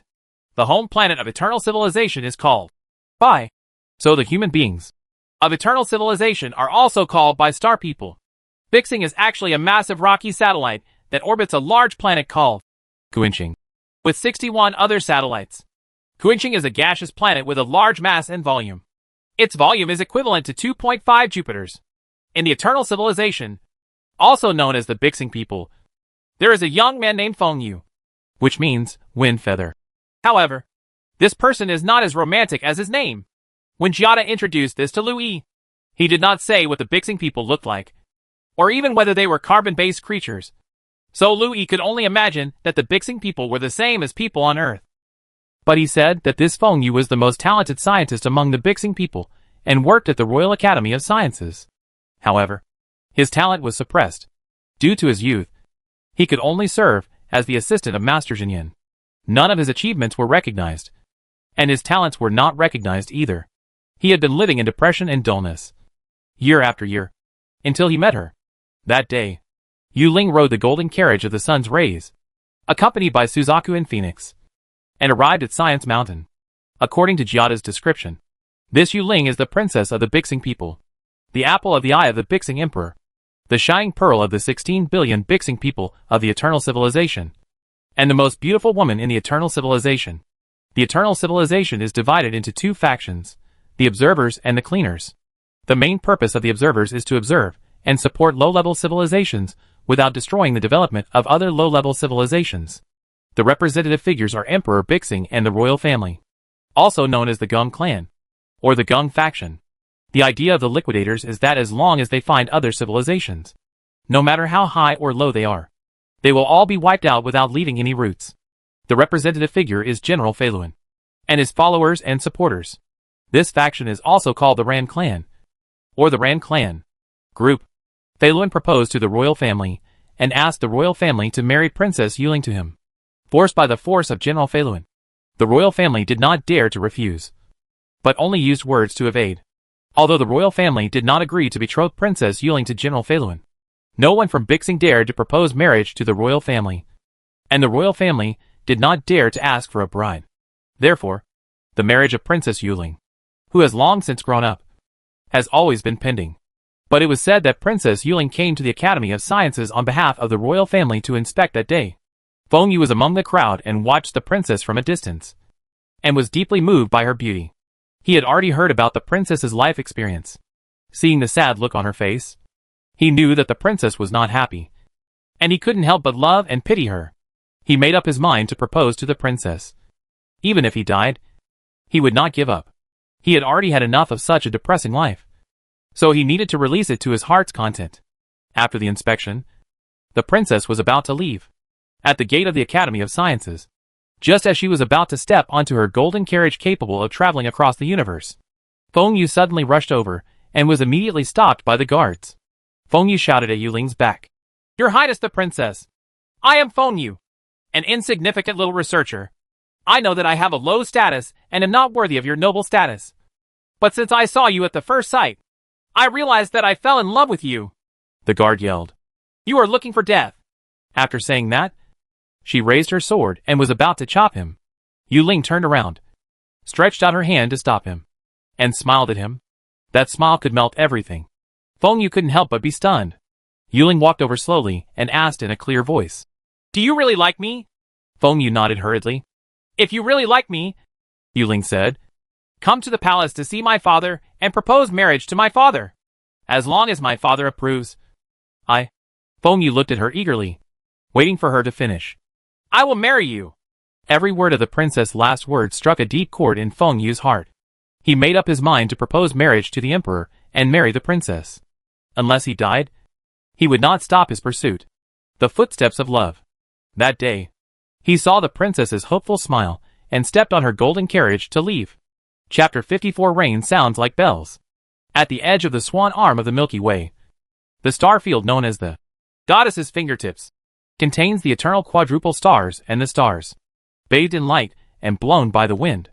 Princess Yuling nestled in Feng Yu's arms and said sadly, "General Feilun has come to force marriage again. What should I do?" Feng Yu also said in a low mood, "The palace is heavily guarded, and I couldn't get in even after many attempts." Princess Yuling said, "I also want to take you in, but I am worried about your life. I am afraid that the flywheel will kill you. If I can't get you, what's the point of my life? Take me into the palace." By Xing, the Eternal Palace, Feng Yu came here under the leadership of Yuling, and at this moment, the General Feilun also arrived in advance and proposed marriage to the Eternal Emperor again, begging Princess Yuling to marry him. Feilun said, "I plan to send troops to the left leg star field of the star goddess to eliminate all higher and lower civilizations that may exist there. The so-called goddess of stars, the Milky Way, and the left leg star field, the Orion arm, where the solar system is located." Feilun said, "I hope that when I go to war, your majesty can marry the princess to me, so that I can go to war with peace of mind." The great emperor said, "Our civilization of the Eternals is the most noble civilization of the star goddess. How can we go around killing them?" Feilun laughed wildly. "That is the ignorant thought of your farming sect. The universe is a dark forest, and every civilization is a hunter in this forest. What every hunter has to do is to destroy other civilizations and preserve his own strength. Otherwise, he will be wiped out by other civilizations." Note, the original text is from The Three-Body Problem. The emperor said, "But we can send people to observe and monitor secretly, and subdue them. We can live in peace." Feilun laughed wildly again. "There are 400 billion stars in the entire star goddess. Do you have so much energy to manage them? So let me destroy them. Your majesty, marry your daughter to me quickly. The great emperor looked helpless and sighed. Yuling didn't care about conquest. She only cared about her lifelong happiness. And said, General, where are you going? Who are you going to destroy? I don't care. I don't care. But you want me to marry you. Dream. Let me tell you. I already have a sweetheart. And we have been secretly engaged for life. He is Feng Yu. After saying that, Yuling pulled Feng Yu over and leaned closely together. You? Fei Luan was furious and turned around to ask Feng Yu. Does your kid also insist on marrying a princess? Feng Yu said firmly. Yes. Feng Yu, will never marry anyone other than Princess Yuling in this life. Okay. Very good. Fei Luan was furious. With an order, a group of warriors rushed into the palace and captured the emperor and all the ministers. The great emperor's voice trembled. Fei Luan, are you going to rebel? Fei Luan laughed wildly. Yes, I am going to rebel against you today. If I can't get the woman I love, I will rebel. Your Highness, just say you must marry this poor boy. Then I will kill the emperor, queen, and every member of the royal family. Give you 3 days to think about it. As for this poor boy, don't worry. I won't kill him. Come on. Lock up this poor boy. Who is his name? And never let him go. Come out until the day the princess marries me. Ha ha. Ha ha. Fei Luan laughed wildly and left. But the samurai who imprisoned them did not leave.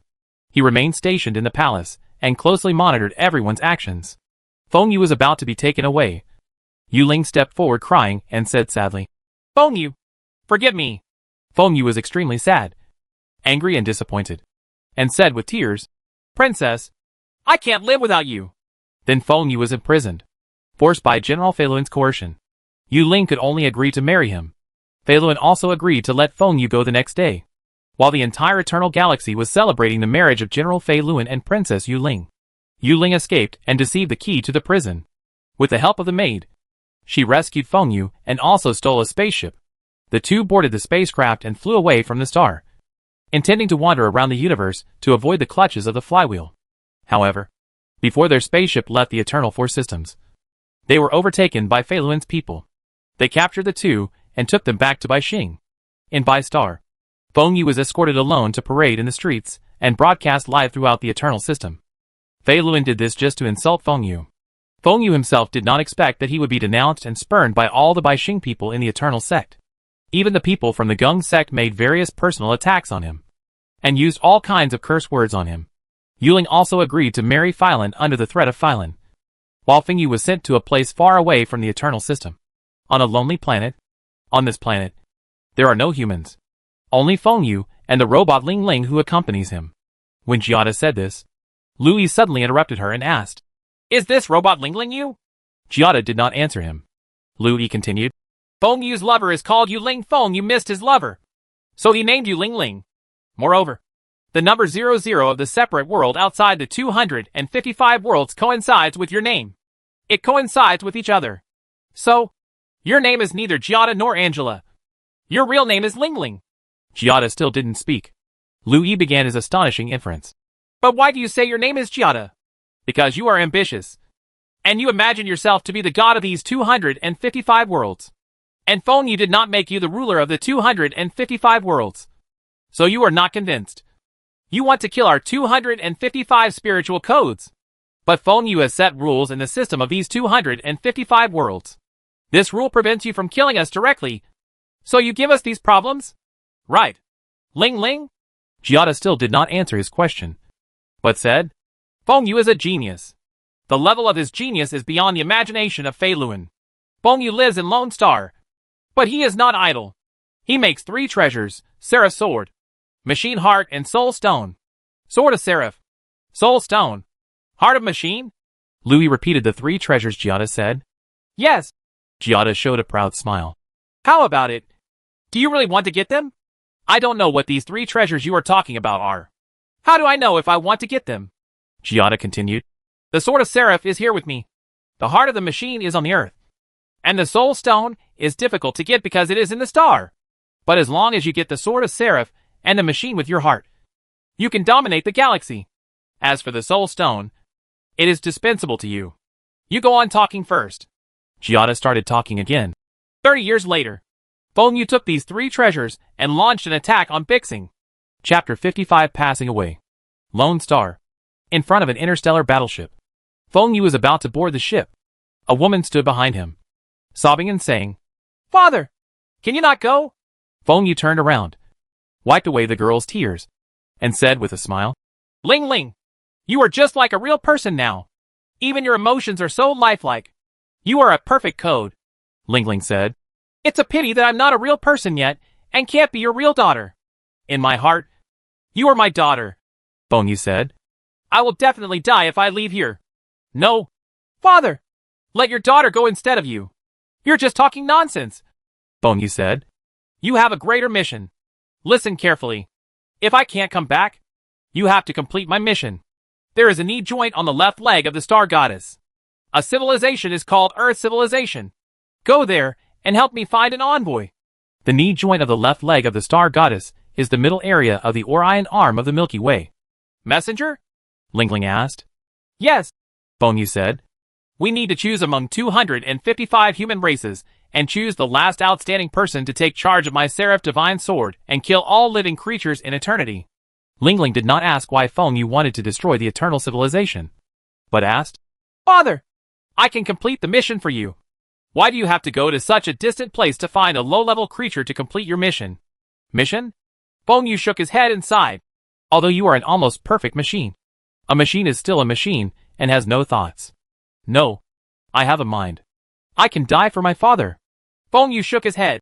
"This is not the thought you understand. It is a kind of spiritual power. A soul. You don't have it.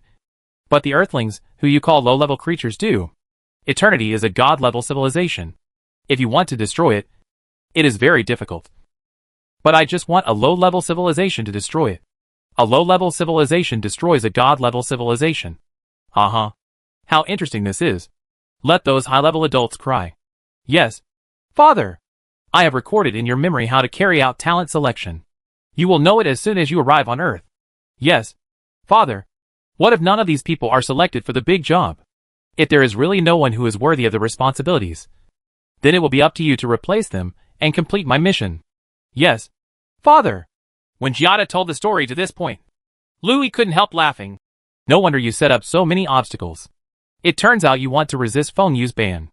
Giada said, "You are wrong. These questions are all set by Heavenly Father Feng Yu." "Heavenly Father?" Louison said, You said he is the Heavenly Father. But I don't agree. This so-called Master Feng Yu, for his own selfish desires, actually wants to destroy his own mother civilization. And 16 billion of his fellow Bixing people will be killed by him. Kill! What a dark person this must be."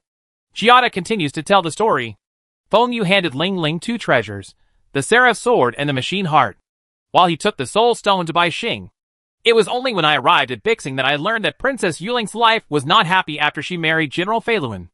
Feiluan restricted her freedom, beat and scolded her, and often verbally abused her. Yuling also became depressed and became ill, unable to afford any illness. She gave birth to Feng Yu's child, who died in less than a month. Later, she gave birth to 2 more children with Feiluan, both of whom died while conquering foreign civilizations. Yuling died in grief and anger after losing her 3 sons. The royal family resisted Feiluan for this reason, but Feiluan killed all the members of the royal family, including the great emperor. From then on, the general took charge of the government, and no one dared to resist, and launched an endless conquest of the entire galaxy. As long as lower civilizations are discovered, they will be wiped out. After Feng Yu came to Bai Xing, he was captured by the people of the Ren faction soon after. It was announced to the public that the entire Eternal Civilization and all Bai Xing people targeted Feng Yu, believing that the death of the princess and the destruction of the royal family were inevitable. It was Feng Yu's fault. If he hadn't entangled the princess, the Eternal Royal Family would not have ended up like this. And among all the Bixing people, no one stood up against General Feiluan. This planted the seeds of revenge in Feng Yu's heart, and he vowed to destroy the entire Eternal Civilization and kill all the Bixing people without leaving a single one. On this day, Feiluan escorted Feng Yu to the tomb of Princess Yuling and laughed wildly. "Don't you want to be with the princess? Let me tell you, as long as she is Feiluan's woman, no one can get her." After saying that, he kicked him to the ground, stepped on him, and said with a ferocious smile, "By the way, I forgot to tell you one thing. The princess once spoiled your child. But it's a pity that not long after he was born, he was beaten by me. I accidentally killed him. Ha. Feng Yufeng was extremely angry and wanted to resist, but was unable to do so. Flywheel continued. Okay. The princess is dead now. Give it to you, and I will have a more beautiful bride waiting for me. Ha. After saying that, he let go of Feng Yu, who was being trampled under his feet, turned around and left. Feng Yu knelt in front of Yu Ling, stroking her tombstone and crying. Seeing that Fei Luan was about to go away, Feng Yu wiped away his tears and stood up, and said coldly, Fei Luan. Oh. Fei Luan stopped and turned around and asked, Do you have any flowers to talk about? Feng Yu said coldly, I will go to see the princess right away, but I will let you be buried with me. I will take you to H.L. with me and apologize like the princess. Ha. Fei Luan laughed wildly. How can you get the confidence to be buried with me? All my people are here. Can you do it? Feng Yu still said calmly, Not just you. I want the entire eternal civilization and all the Bixing people to come and bury the princess with her. No one should be left behind. Fei Luan, who was laughing wildly, had his smile frozen. He saw the coldness and murderousness in Feng Yu's eyes, and couldn't help but be afraid. When he heard about Feng Yu's talent, he couldn't help but tremblingly ask, You? What do you want to do? Feng Yu had a sneer on his lips, holding something in his hand, something as big as a thumb, and said, Ling Ling, start executing your revenge plan. Ling Ling, who was far away in Lone Star, said, Yes, father. Fei Luan asked in horror, Feng Yu, what are you holding? What on earth are you going to do? Feng Yu still sneered, pressed the object in his hand, and saw a huge spiral nest falling from the sky, spinning, sucking up the people around him towards the top of the spiral nest, including the flywheel. Fei Luan shouted in horror, Feng Yu, how did you do it? Let me down quickly. The people who were sucked up screamed, and from time to time someone's body exploded, blooming with dazzling brilliance. When Giada said this, Louis listened carefully, but he was analyzing in his heart. The explosion of the Bixing people was not about flying flesh and blood, but she said it was radiating light. So he guessed that the Bixing people were probably light-based biology. But he said that the general's flywheel also exploded and died in the vortex. The whirling nest quickly disappeared, killing all Bi-stars and Biz-star creatures within a few kilometers. Feng Yu pressed his palm on the tombstone and said, Yuling, wait for me. I will come to accompany you right now. As for the 16 billion Bixing people buried with you, they will come a little later. But it doesn't matter. I can wait with you. Chapter 56 God Audition 1. Your so-called Heavenly Father Feng Yu, Louis said, want to select a spiritual figure among us to realize his revenge plan. But you are ambitious and want to overstep your bounds. Right. Giada said nothing. So you are the super perfect artificial intelligence Ling Lingxiao? Tell me, where is the carrier of this virtual world? Louis really wants to know where this giant computer is. He heard what Giada said just now about the heart of the machine. The heart of the machine is on the earth, but the sword of Seraph is in Giada's hand. Based on this analysis, this computers are definitely no longer on Earth. So where is this supercomputer loaded with 255 virtual worlds? After recalling the past, Giada, this super perfect artificial intelligence, actually squeezed out 2 tears. Louis felt secretly funny. These were really crocodile tears. Giada said, Okay, now let's talk about your 255 worlds. Or to be precise, your 255 candidates. After Giada finished speaking, the background of the Milky Way universe suddenly disappeared, replaced by a bright white world. It was all white, except for the two of him. Nothing could be seen in this white world. Next, the distance between Giada and Louis widened rapidly, until it was at least 20 meters long before stopping. Then a huge hexagon appeared under Louis's feet, and he stood on this hexagon. In the middle of the hexagon, a huge 6E is written on this hexagon. 6E represents his world. In the following time, such hexagons continued to appear around. You can see numbers printed on the adjacent hexagons. 6D is on the left. 6F is on the right. 5D, 5F are in front. And 7D, 7F are in the back. Louis looked around curiously, and saw the outlines of people gradually appearing in these hexagons. After a while, a person appeared in each hexagon. There are yellow people, white people, black people, men and women, and the ages are also uneven. Louis understood that these people were the candidates in each world. At the same time, several huge screens appeared in the air more than 10 meters away, and the candidates in each world were also displayed on the screens. The hexagon carrying Giada began to rise into the air, and when it reached about 10 meters, it stabilized and suspended in the air. Everyone looked at her curiously, waiting for her to speak. 255 candidates for God. Candidate for God? Louis murmured in his heart. Welcome to Zero's world. Giada smiled charmingly. She was a beautiful woman wearing a luxurious evening gown. The white evening gown was studded with dazzling gems, and she wore a platinum crown on her head. There was a swing covered with flowers hanging in the air, and Giada sat on it, swinging gently, smiling like a silver bell from time to time. It's time to announce the answer to you. Giada's voice was soft and gentle. I have explained what happened to each of you in each of your worlds, and now is the time to decide your fate. Of the 255 God candidates, after 1,024 days of training and testing, only 71 passed. Congratulations to you. These 71 lucky ones. You are about to enter the next stage. Having said this, Giada's smile turned cold as he looked around at the people below and the images on the big screen.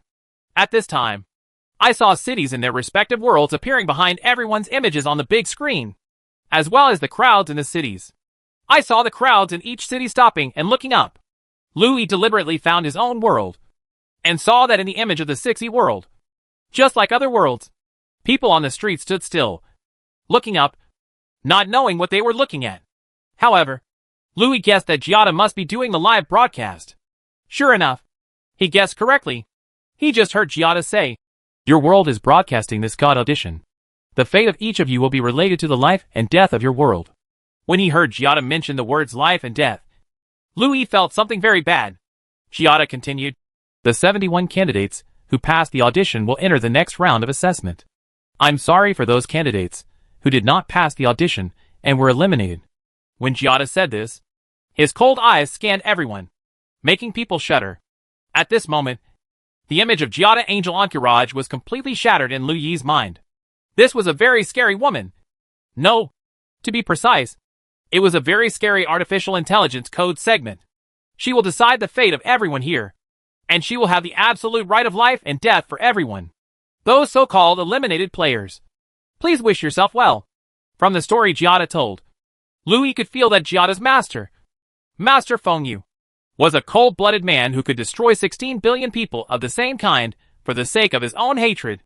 So why is it impossible for the super-perfect artificial intelligence Giada, actually her real name is Ling Ling, he created to easily kill Earthlings like them? In fact, strictly speaking, these so-called candidates for God are no longer human beings. They are just code segments loaded with human souls. I'm sorry, Giada said in a cold voice. The system cannot run so many digital worlds for a long time. So all the eliminated worlds will be deleted. Hearing that the world was being deleted, there was a commotion in the crowd, as everyone knew they had been eliminated, and some started to cry.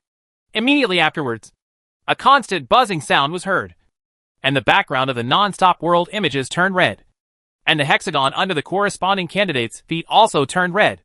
Giada said, because of your failure, your world will be destroyed. It's not fair. It's not fair. Suddenly someone shouted. What he said was neither Chinese nor English, but the system automatically translated it so that Louis could understand it. Oh, Giada asked with a sneer. Tell me where it's unfair. This is a middle-aged man with a big beard, shouting, I restart every day, and no one reminds me that this is a computer virtual world, and there is no system prompt that this is an assessment. What are you saying all of a sudden now? If you choose, you will destroy the world if you fail. How is this fair? Following his words, many other people followed suit, and some even started to kneel down and cry. There were also some people who stood without speaking. Obviously, those who did not speak must have passed the selection, including Louis. Giada sneered and said, okay, then I will convince you. After 1024 days of repetition, you have 1024 opportunities, but you can't discover the mystery? Then let me ask you, how can the other 71 people discover it? Let me tell you, in these 255 worlds, all candidates compete fairly, and no one has ever received a system prompt. Chapter 57 God's Audition 2. The pedal swing carrying virtues hovers above people's heads. The super perfect artificial intelligence that controls people's life and death. No one can resist her, let alone kill her. Let's just talk about you, Giada said to this person. At the same time, his world was enlarged on the big screen, and a building appeared. On the wall of the building was written a row of large numbers, which were 10 zeros. Giada said, "You pass by here every day, and you can see the number on this wall every day. This number changes every day. But what about you? Have you noticed it?" Only then did Louis understand that not every candidate in the world changed through the numbers on Giada's skirt. The man argued, "But if the number is so high, who could have discovered it?" Louis couldn't help but curse in her heart. "You are such a fool. You are still quibbling with such a big number. The numbers on Giada's skirt are so small. But I discovered them. And I discovered them in the first few days. It's been 1,024 days, and you haven't noticed yet." Giada sneered. "This is not a reason. Among those who won, many people's numbers are smaller than yours and more secretive. People have discovered it. What does this mean? It means that others are better than you. Looking back on your past 1,024 days, what have you done? Eat, drink, play and enjoy yourself all day long. Living a luxurious life without thinking about progress or why." Louis knew very well that due to infinite repetition, the money spent every day would automatically come back after restarting the next day. He had 3,500 yuan, so he always bought various things, such as astronomical telescopes, mobile phones, battery cars, etc. But he never thought of having fun. Then this person must have more savings and spend every day drinking and drinking. The money will come back the next day anyway. So what reason is there not to have fun? Giada continued. In the first stage of God's audition, there are two major assessment items, namely how to eliminate alien and seraph. This mainly tests your intelligence and adaptability. Many people are unable to face and do not know how to defeat powerful enemies. The purpose of such test questions is to train you to use your own weak strength to face enemies that are thousands or even countless times stronger than you. If you can't do this, how can I hand you the seraph sword to face the powerful eternal civilization? Giada mentioned the seraph sword again, and Louis was very curious about what this seraph sword was. He thought, what the HL? Even if I pass all the tests and get the seraph sword? Does the so-called eternal civilization have anything to do with me? Why should I sacrifice my life for you? Giada continued. Among you losers, there are those who give up on themselves, those who do evil everywhere, those who cannot find the changing numbers, those who find the changing numbers but don't know how to crack them, those who can't find alien, or those who find it but don't know how to die. Radius, the one who discovered the death radius but doesn't know how to apply it, and the one who doesn't know how to deal with the last big boss. Seraph. What's more, I was so confused by the fatal bus at the beginning that I didn't even know I should get on the bus to investigate. Louison said, it's so lucky that I got in the car and took a look. Otherwise, I wouldn't have found the electric ray. If I couldn't find the electric ray, I wouldn't have found the amusement park. If I didn't find the amusement park, then the 1,024 days would be. He would not know about the invasion of alien. And this must be thanked to Lao Wu, who reminded him to get in the car and check it out. Giada said, many people simply don't know how to use interpersonal relationships to investigate. You must know that everyone around you may be the key to helping you solve the mystery. Louis did this very well. Jiang Haowei and Lao Wu really helped him a lot and helped him solve some puzzles. Giada added, think about it. Is it not unfair at all that you lost? Suddenly another person shouted, what kind of seraph are you talking about? But I never saw it. Giada sneered and said, funny. You haven't even discovered alien and the death radius. How can you be qualified to face seraph? Just be content. You have spent 1,024 days very comfortably, without any pain. It turns out that alien in the playground and seraph in the east of the city are both assessment items. If you don't go to the west of the city, you won't be able to find alien. If you can't find alien, the second level, Battle of Seraph, won't be opened. So this person just now has neither faced the Battle of Alien nor experienced the Battle of Seraph. So Giada said that he spent 1,024 days comfortably. Giada continued, being prepared for danger in times of peace, discovering problems, analyzing problems, and responding tactfully are essential for God candidates. As for combat skills, this is something for the future. If you can't do the above points, then you are not qualified at all. Enter the next round only to be eliminated. You and your world. Prepare to be destroyed. Louis saw the images of the losers in the world. Countless people were crying to the sky. Some people knelt down and kowed out repeatedly, begging God for forgiveness. Some people were scolding their candidates. Louis shook her head secretly and felt sorry for them. At the same time, he felt unbearable and indignant in his heart. He wanted to defend these people, but he didn't dare. He knew Giada's absolute strength, and he had no capital to fight against them. The swing stopped swinging. Giada raised his arms and saw countless bolts of lightning falling from the sky in the images of the losers' world. Crowds of people, vehicles, buildings, and all the scenery were being bombarded by lightning, burned, and reduced to ashes. As if Giada didn't think it was thorough enough, he released a large number of alien and fire dragons to devour the people who slipped through the net. In this scene, many losers were seen wailing, kowtowing, and begging for mercy. Louis couldn't stand it anymore and shouted, "That's enough!" Giada sneered. "Why? Do you want to stand up for them, little brother?" "No," Louis said. He knew that he didn't have any capital to intercede for anyone here. He could only say, "We are all code segments and should not have come to this world. And this extra 1,024 days are extra. So listen to me. You should feel lucky." One person yelled, "It didn't happen to you. Why are you here making sarcastic remarks?" As soon as he finished speaking, Giada pointed at him, and immediately a bolt of lightning went over and smashed him into pieces. Louis originally wanted to comfort everyone, but in the end, he was said to be making fun of them, which scared him so much that he never dared to speak out again. There were wailings one after another, and the crackling of thunder and lightning was endless. The 184 losers were killed one by one, and their world was also destroyed one by one. Giada said with a smile, "From this moment on, there will be no more repetitions, no more restarts. They have been completely deleted. Well, next is you, the 71 survivors. Starting the next stage, the Battle of God. Chapter 58 God's Audition 3:00 World. Those losers' hexagons have become empty and turned red. The corresponding world image on the big screen also turned pure red." Giada said, "Actually, I can't bear to destroy 184 worlds at once." Louison said, "I believe you. You are such a snake-hearted woman." Giada added, "I will give you 10 minutes to rest. You can communicate with each other and the people in your world. After 10 minutes, I will start talking about the next round of gameplay." After Giada said that, he walked on the swing and kept swinging back and forth, saying no more. Louis saw the image of his own world and tried to wave to it. When he saw the people on the screen, he immediately cheered towards him. Louis tried to pull the screen forward again, and sure enough, the virtual screen was pulled forward. He looked carefully and saw that this scene should be the square in front of the train station. Louis smiled and waved to the crowd on the screen, thinking, "This will be my world and my people. I must do my best to protect my world and my people." You can see that the people in the square are almost excited. They are extremely excited to survive the first round. Louis started to fiddle with the screen, and after a while, he dialed his classroom.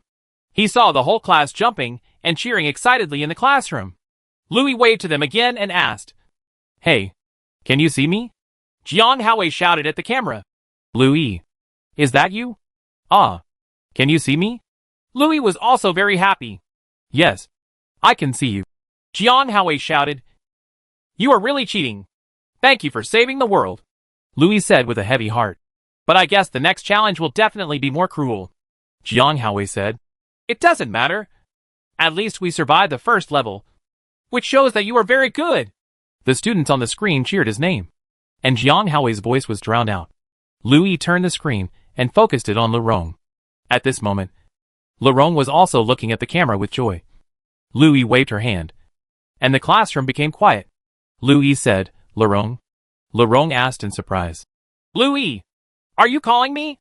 "Lerong, I like you," Louis said without hesitation. "I have always liked you very much. I only like you in this life, and I will love you with my whole life." Lerong was very happy, nodded and said only 4 words. "I understand." Just as he was talking, a person next to him patted Louis on the shoulder and said, "Brother, let's get to know each other."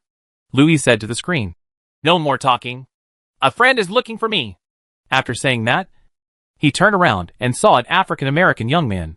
He stretched out his hand towards him. Louis shook hands with him. The African-American young man said, My name is Ron. C9 World. Louis smiled and said, Louis. 6E World.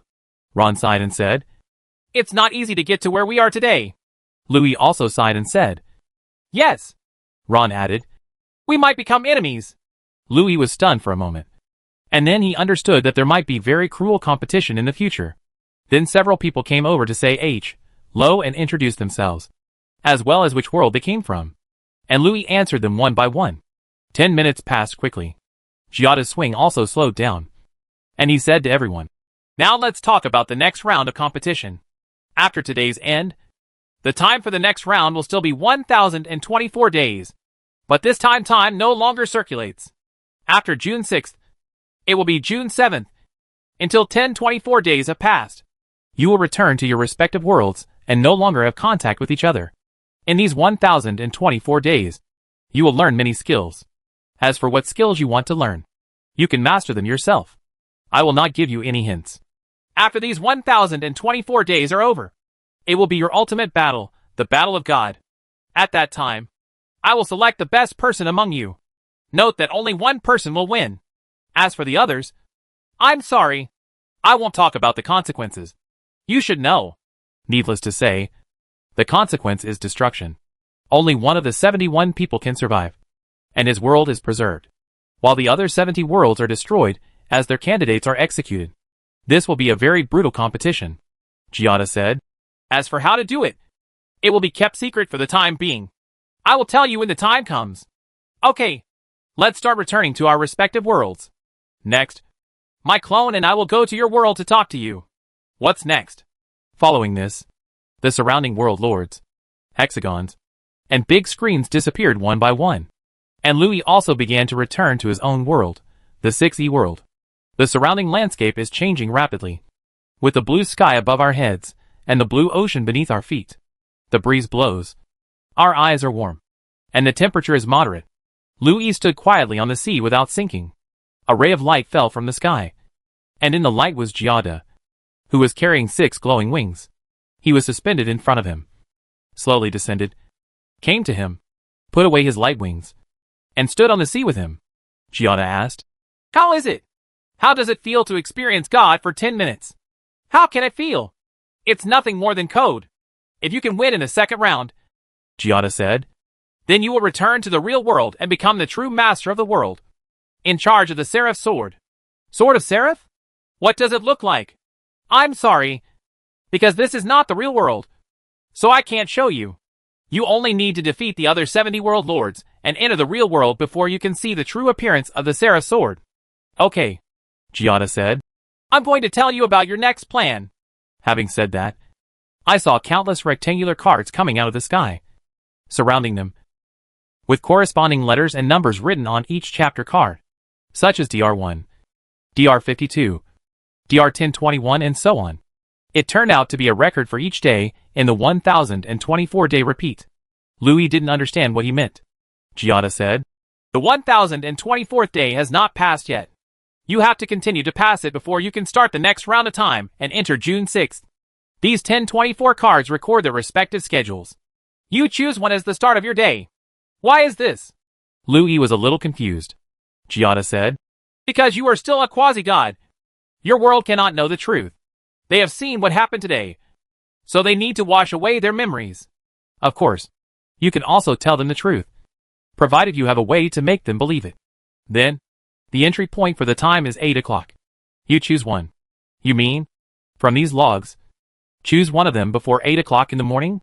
Giada nodded and said, But you can't choose those after DR 1017 because of the appearance of Seraph. Louis nodded and said, Understood.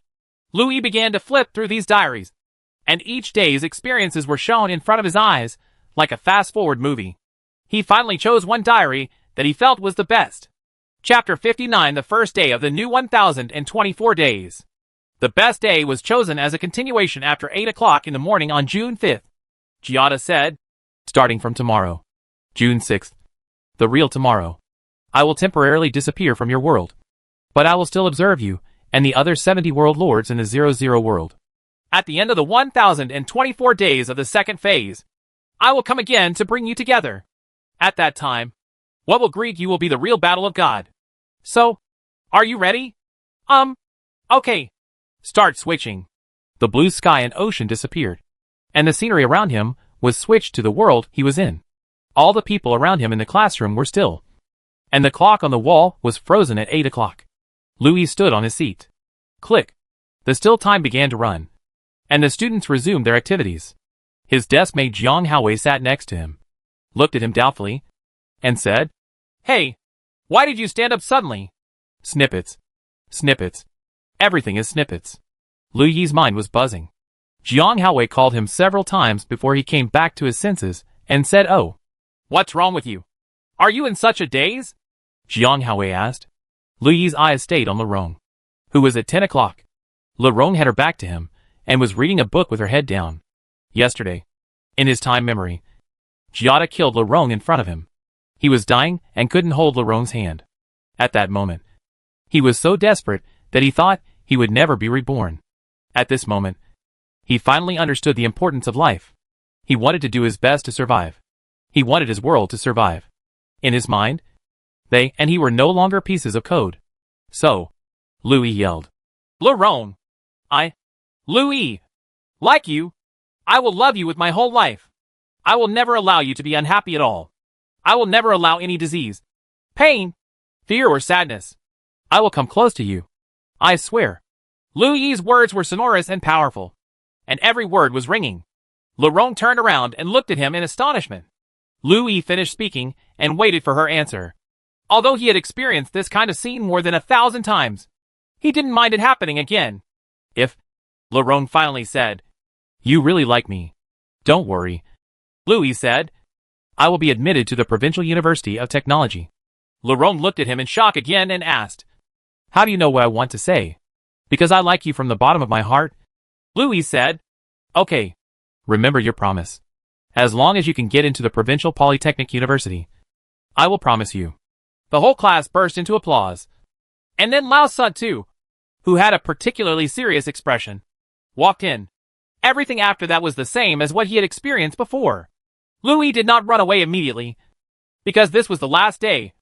There was no threat, no need to investigate or plan anything.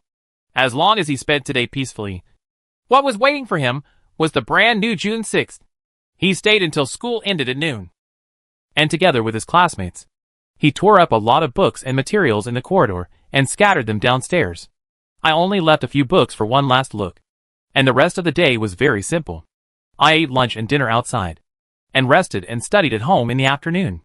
In the evening, I brought an English book with me and went to the gate of Fengming Community to wait for Lerong.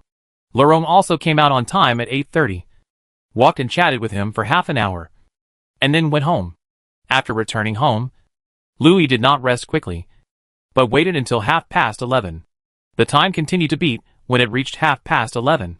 At 11:40, Lerong sent a video call, and Louis answered the call. The two looked at each other and smiled. After looking at each other for 10 seconds, Louis spoke. "Relax, Lerong. Keep a good attitude. To welcome the college entrance examination the day after tomorrow." "Louis," Lerong said, "don't feel any pressure.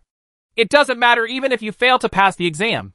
You just need to let me know that you are motivated." Louis smiled and said, "No, Lerong. In order to love you, I must be admitted to the Provincial University of Technology." The two didn't talk for a while. Then, they said good night to each other and hung up. Louis was lying on the bed, looking at the time on her phone. And finally the time came. June 6th. AM 00:00. Louis turned off the screen, put down the phone, and prepared to fall asleep. DR 0001. Year 1. June 6th. This was the first time in 3 years that Louis had slept so well. There was no alarm clock, and he slept until 8 o'clock before waking up leisurely. He could still vaguely remember some scenes in his sleep. He slowly picked up the phone and turned on the screen. He was still worried about whether today was June 6th. So he only dared to look at the screen after making a lot of determination. When he took a look at the screen, he finally felt relieved. Louis got up slowly and came to the window. The curtains were not closed tightly, letting in a little sunlight. Louis put his hands into the gap between the two curtains, took a deep breath, and then pulled them open to both sides. The dazzling sunlight suddenly slanted in. But this sunlight made people feel very comfortable. The streets outside the window were full of pedestrians, busy traffic, and noisy. A new day has begun, Louis thought to himself. His plan is to wait until the college entrance examination is over, and then think about how to spend the next 3 years. The first thing I do when I get up is to go into the bathroom and take a comfortable shower. Then I order a takeaway and sit down to review my homework. June 6th is the last day before the college entrance examination. I should study. I have learned everything and made up for what I need to make up for. Now I am just reviewing it roughly so that I can have a clue when I take the exam. I made an appointment with Jiang Haowei to go to the examination room at 2 o'clock in the afternoon. But before we left, Laurent Viex sent a message asking to go with them. Jiang Haowei and Lu Yi's examination rooms were both in Renmin Primary School, but Laurent's examination room was in Tuan Primary School. For this reason, Lu Yi felt uncomfortable in his heart. How was the system arranged? Why should he and Laurent be separated? Why couldn't they be arranged in the same examination center? But these are not important anymore. What is important is that Lu Yi is very confident about this college entrance examination. 3 years of hard study are not in vain. The 2 test centers of the Renmin Primary School and the Tuan Primary School were relatively far away. Lu Yi and Jiang Haowei made an appointment to meet at the gate of the community, then took a taxi there and waited for Laurent at the museum. Finally, the 3 of them went to the Renmin Primary School together. After visiting the examination room at the Renmin Primary School, he accompanied Laurent to the Youth League Primary School. After seeing the examination room in Renmin Primary School, the 3 of them were about to go to the Youth League Elementary School, but Jiang Haowei expressed his unwillingness to go together. Lu Yi insisted on going, but Jiang Haowei smiled and said, "You two go on your own. I won't be the big light bulb anymore," Laurent said angrily. "I have nothing with him now. Let's wait until he passes the exam. Anyway, I just won't go," Jiang Haowei said, refusing to question. The 2 stopped trying to persuade each other. Louis wanted to take a taxi, but Laurent insisted on taking a bus. Chapter 60 College Entrance Examination. The bus was driving on the street in the afternoon. Laurent sat in front and looked out the window. Louis sat behind him and looked at her. Su Jima wrote in a poem, "You look at the scenery on the bridge. People watching the scenery are watching you upstairs. The bright moon decorates your windows. You decorate other people's dreams. The scene at this time is different, but the artistic conception is similar." Lu Yiming knows that these are dreamlike virtual worlds, but he cannot control his love for Laurent. It is very likely that Laurent will be installed with a monitoring program by Giada. That is, to monitor Lu Yi. But even so, it cannot stop his love for Laurent. When a person falls in love with another person, there is no need for a reason. Laurent is a piece of code without a soul. But Louis does. And Louis swears, as long as one day I can truly control this world, I will make Laurent have a soul. After the bus took the 2 of them to the location, they walked for a while. They arrived at the Tuan Shao School. Louis accompanied her to find the examination room and seats, and got familiar with the environment. Throughout the whole process of watching the examination room, Laurent was very happy, while Louis was always looking at her very deeply, feeling happy for her happiness in his heart. Laurent found that he was watching her secretly and asked, "What's wrong? You are so deep. Are you worried about tomorrow's exam? Didn't I say anything? It doesn't matter if you don't do well in the exam. I won't care."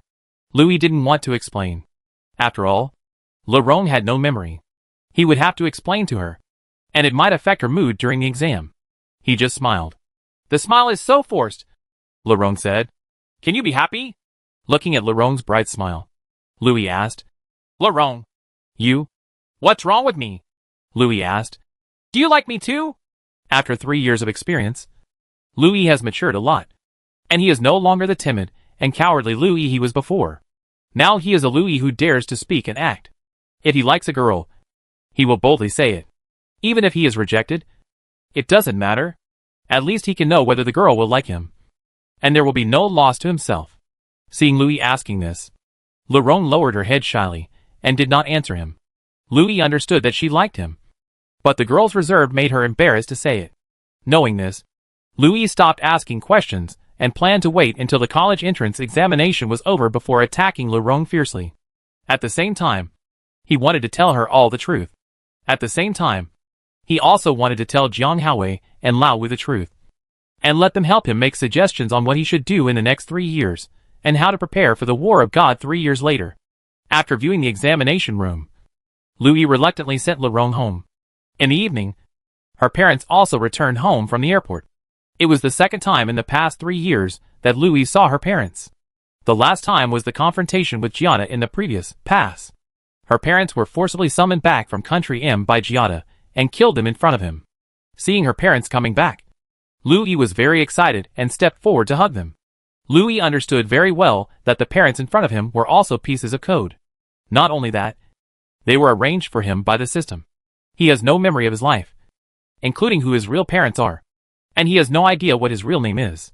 Everything in the 6E world is the system, or programmers arranged for him, including his parents. However, he is still willing to accept the parents arranged by this system. Otherwise, what else can he do? For the first time in 3 years, Louis enjoyed the joy of family, and he couldn't help but be moved and wanted to cry. The college entrance examination started the next day. His father drove him to the examination room, and his mother accompanied him. For the college entrance examination, his mother even wore a brand new cheongsam, which meant victory. The 2-day exam went very smoothly, and there was almost no pressure on Louis. This was also thanks to Laurent. Without her force, he would not have worked hard. On June 8th, after finishing the last subject, Louis walked out of the examination room relieved. Jiang Haowei had already come out and had been waiting for him. Laurent VX sent a message. My classmates have made an appointment to sing K to celebrate in the evening. Will you go? Louis didn't want to waste time. The next 3 years would be extremely precious to him. Louis replied, I don't want to go. If you want to go, then go. Laurent replied, if you don't go, then I won't go either. Louis said again, Laurent, are you free now? What's wrong? Laurent asked. Seeing Louis's intention to date Laurent, Jiang Haowei beside him said, it seems I have to dodge. Oh, my poor single. Who will feel sorry for me? Don't leave, Louis said. I have something to tell you, and it's a very important thing. What's going on? Jiang Haowei asked curiously. We'll find out later. While talking to Jiang Haowei again, he replied to Laurent, I want to treat you and Haowei to dinner. We have important things to say. Laurent replied, what's so important? Louis replied, you will know when you come. After waiting for a while, Laurent replied, probably asking her parents for instructions. Laurent replied, okay. Where can we meet? Louis replied, there is a Western restaurant at the entrance of Tuanxiao. Let's go there. You wait for us, Haowei, and I will come over. Seeing how mysterious he was, Jiang Haowei asked, are you going to propose like Laurent? I beg you. Big-headed devil, Louis said. Don't you know that men's marriage age is 22 and women's marriage age is 20? We are not here yet. How can we ask for it? What is that? Why do you have 100,000 reasons? You'll know when you get there. The two said goodbye to their parents and took a taxi to the Tuan Elementary School. When they arrived at the Western restaurant opposite the Tuanxiao School, the three of them ate Western food together. Jiang Haowei asked, now that we're here, can we talk? Laurent lowered her head and remained silent. Lu Yisan said, Laurent doesn't really misunderstand that I want to propose to her. How embarrassing it is. But I still want to say this. Then he said, today's matter is very, very important. So I decided to tell you as soon as the college entrance examination is over. One of you is my favorite person, and the other is my best buddy. So I can only tell you first. Explain. Jiang Haowei asked, what's going on? What the H.L. Louis said, this matter will be incredible and unimaginable for you. Before I start, let me tell you a story. Louis, when did you become so serious? Jiang Haowei joked. You actually still have time to tell stories. Laurent said. Haowei, listen to him. Okay, you say it. We're all ears. Louis coughed and began to say, when God created the world, he thought it was too boring to create just one world. So he created 255 worlds at once. Chapter 61 Persuasion. Jiang Haowei asked, you mean there are 255 parallel worlds in the universe? And our world is just one of them? Louis did not answer him, but smiled and said, after God created these 255 worlds, he suddenly felt bored again. He felt that 255 worlds were too many, and one was better. So he decided to destroy the other 254 world. Laurent was shocked. Oh? In that case, What about the people in the 254 worlds? Wouldn't they all die? Louis nodded and said, Yes. This is a very cruel thing. But God doesn't care. He can create with one hand. And he can also destroy with one hand. The two fell into silence. And Louis added, But God is lazy. He didn't want to destroy it himself. So he asked his agent Angela to do it. Laurent asked, Angel? Louis nodded and said, Yes, Angela. He was originally just an unknown little angel under God. Now that she has received God's order, she has the power of life and death in 255 worlds, and calls herself God, and named himself Giada. Laurent said, Then this angel must be a very evil angel. Louis shook her head and said, It's not evil. After all, she was ordered by God. So what happened next? Laurent asked. It was obvious that she was very interested in the story Louis told. Louis said, Jade accepted God's will and began to clear 254 of the 255 worlds. But each world is independent and parallel. Whichever one is retained is unfair to the other 254 worlds. So she adopted a fair competition approach, which was divided into 2 rounds. In the first round of competition, 71 worlds survived. Giada destroyed all the other 184 worlds in front of these 71 world lords. Aw, that's too scary. Laurent sighed. Yes, Louis said with emotion. In the 184 worlds, thunder from the sky fell. Seas of fire rose, and countless creatures were turned into powder or ashes. When Louis said this, the scene of that day was so vivid in his mind that he couldn't bear to look back. Laurent asked, There are still 71 worlds that still need a second round of competition? Yes, the second round will be even more brutal. What's the result?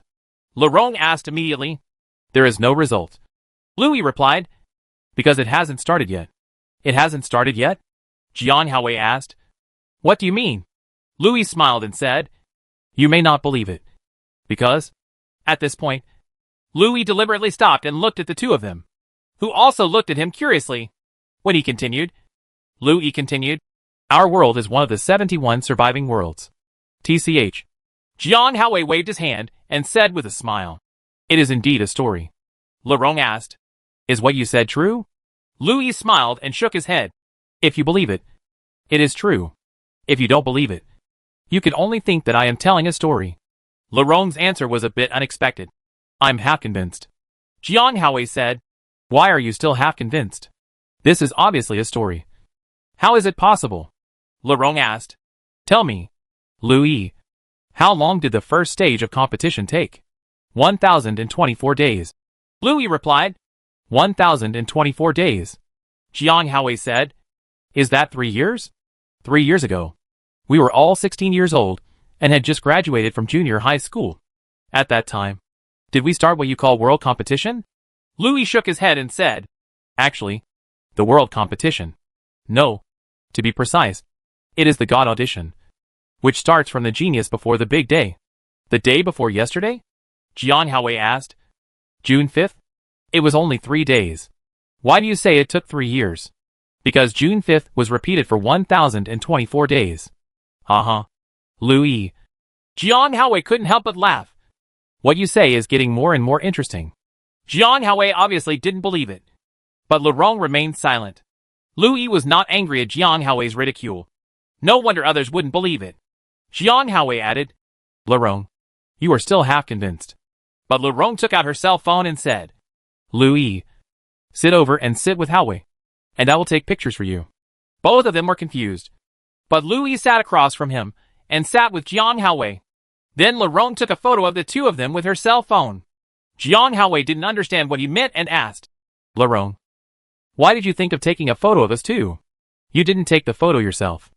Laurent did not answer, but found the photo she had just taken on her phone, and then handed the phone to Jian Haowei to see. Jian Haowei took her cell phone and asked in confusion, What are you doing? Laurent just said, Look carefully. Jian Haowei looked at the photos on his phone carefully and said, Well, I'd better be more handsome. Just be pretty, Laurent said. Look carefully and see what's the difference. Louis was also curious about Laurent's actions, but her heart moved. Did she see something? If that's the case, it will be easier to explain later.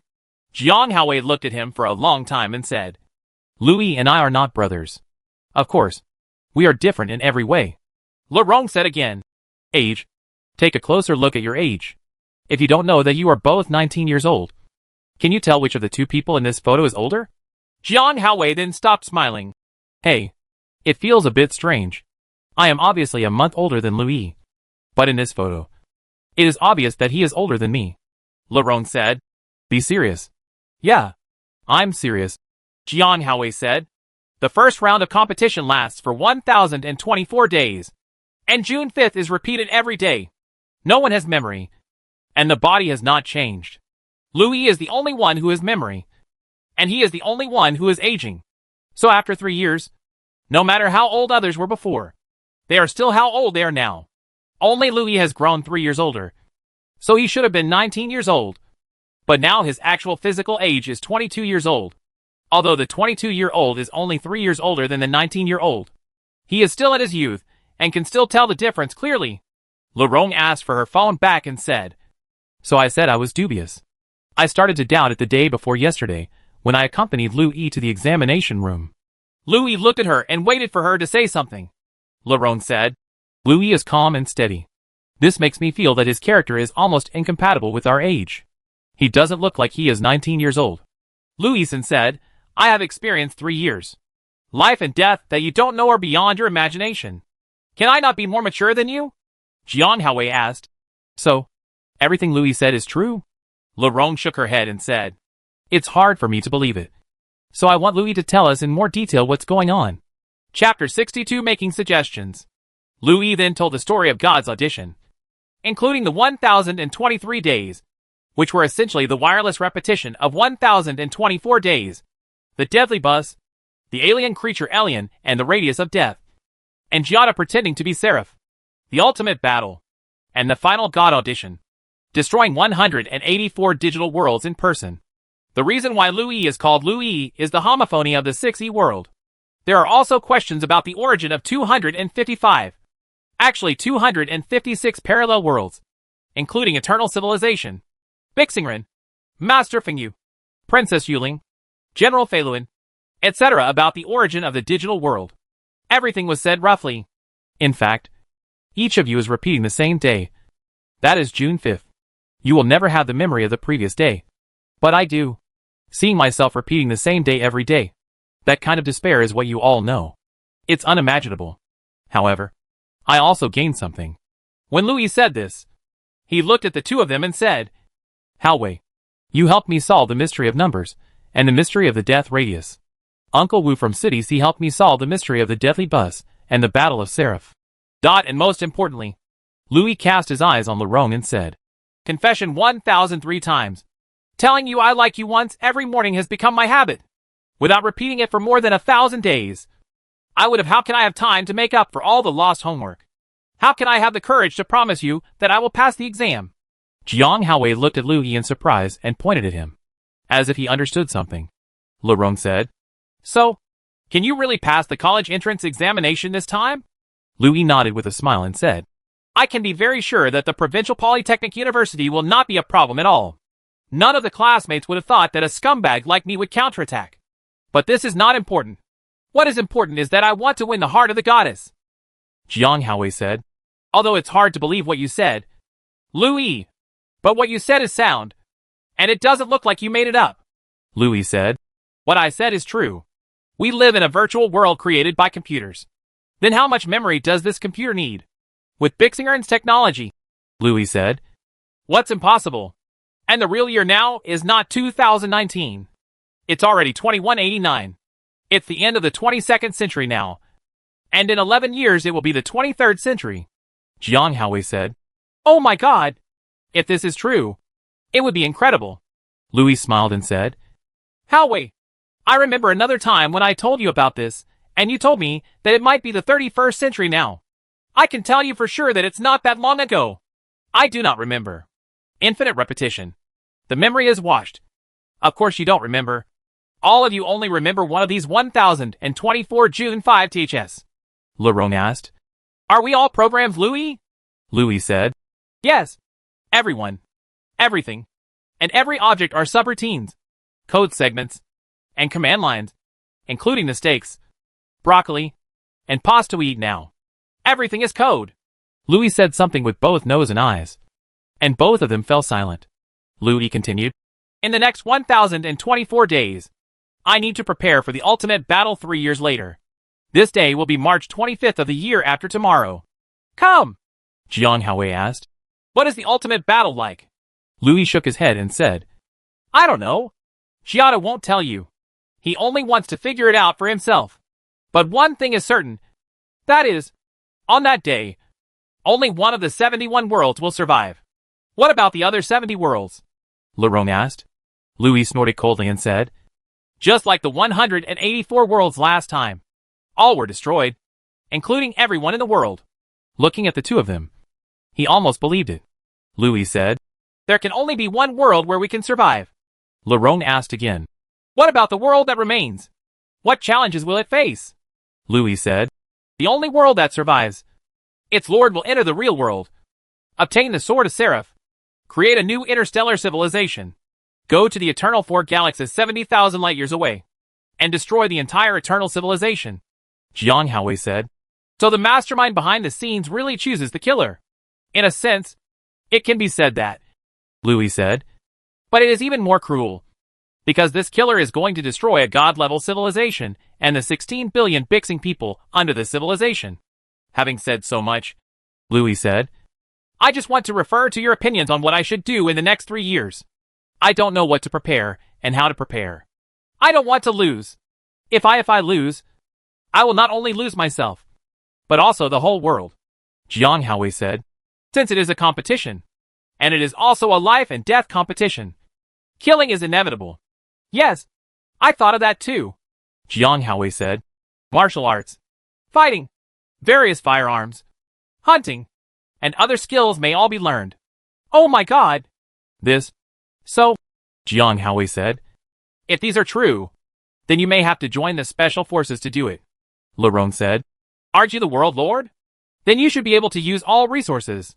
Louis shook his head and said, no, the current lord is just a title, without any rights or skills, and lords cannot cheat or enjoy privileges. Otherwise, the world may collapse because of this. Lerone was anxious. What should we do? How about you participate in this year's fall recruitment and study in the army after school starts? Jiang Haowei shook his head and said, this method is not good. If everything Louis said is true, think about it. Although this world is virtual, everything is simulated and is based on the real world. Designed? So even if you recruit, you may not become a special forces soldier. What if you are an ordinary soldier? Or even a firefighter, who can't even touch a gun? Louis also said, I have also thought about this problem. Jiang Haowei said, I think you should first sign up for a martial arts class. Martial arts class? Louis asked suspiciously. The kind of taekwondo that fills the streets? Jiang Haowei shook his head and said, those will definitely not work. I have heard of a martial arts class in our city. It is run by a very famous martial arts master. You can try it.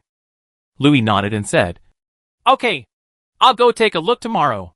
Lerone looked at Louis and asked with concern, Louis, are what you said true? Louis smiled bitterly and said, I know that it is really impossible for you to completely believe it. But I really want to train myself in this direction and make myself stronger. So you can just help me make suggestions.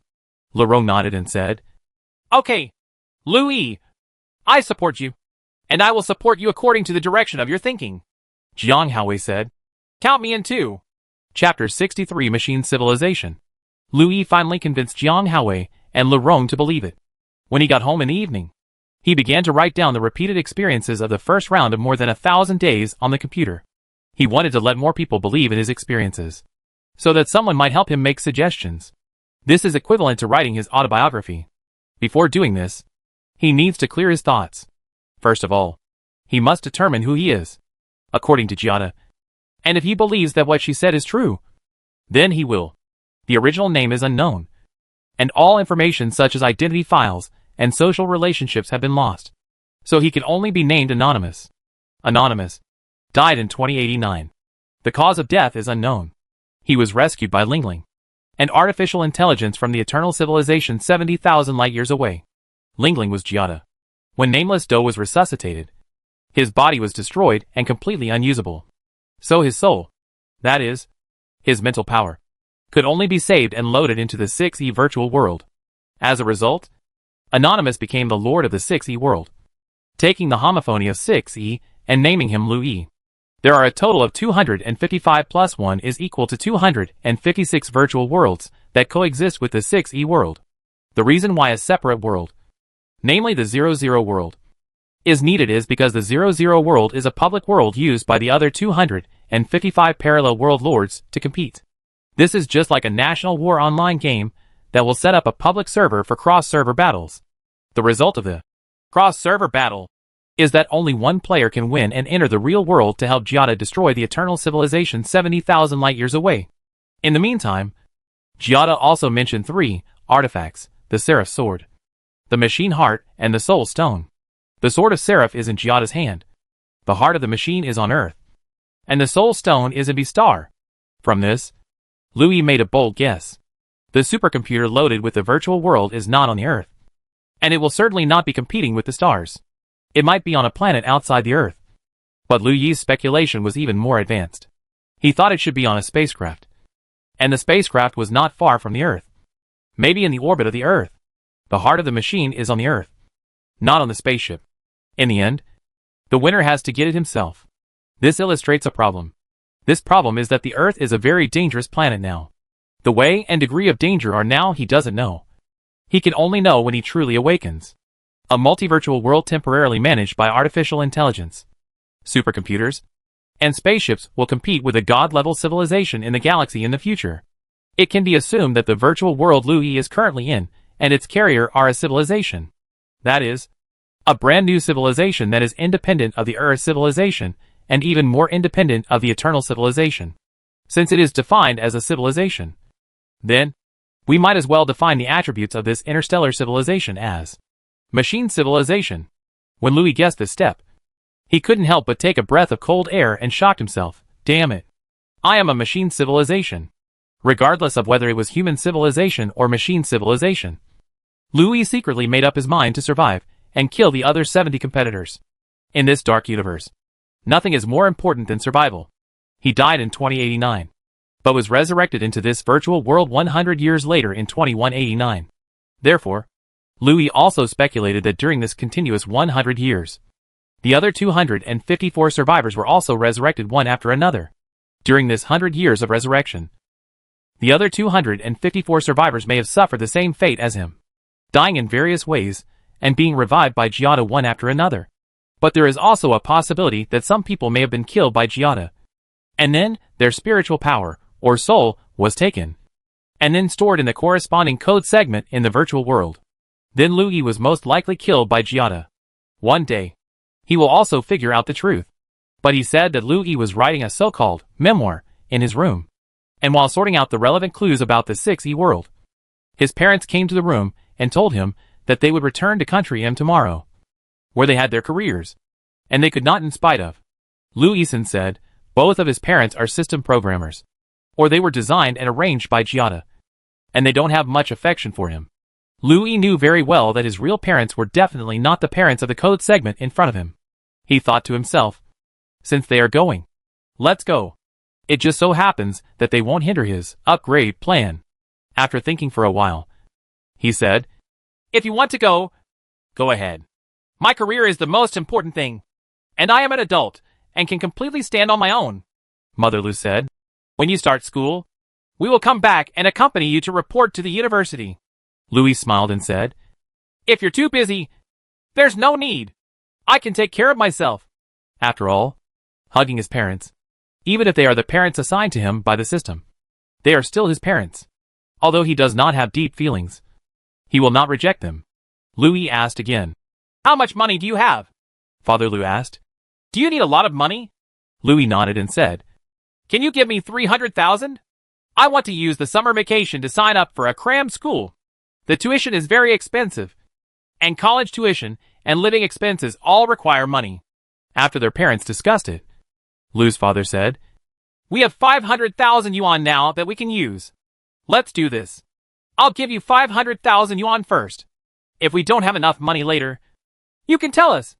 Louis didn't expect that his parents would be so cheerful and easily agreed to give him 500,000.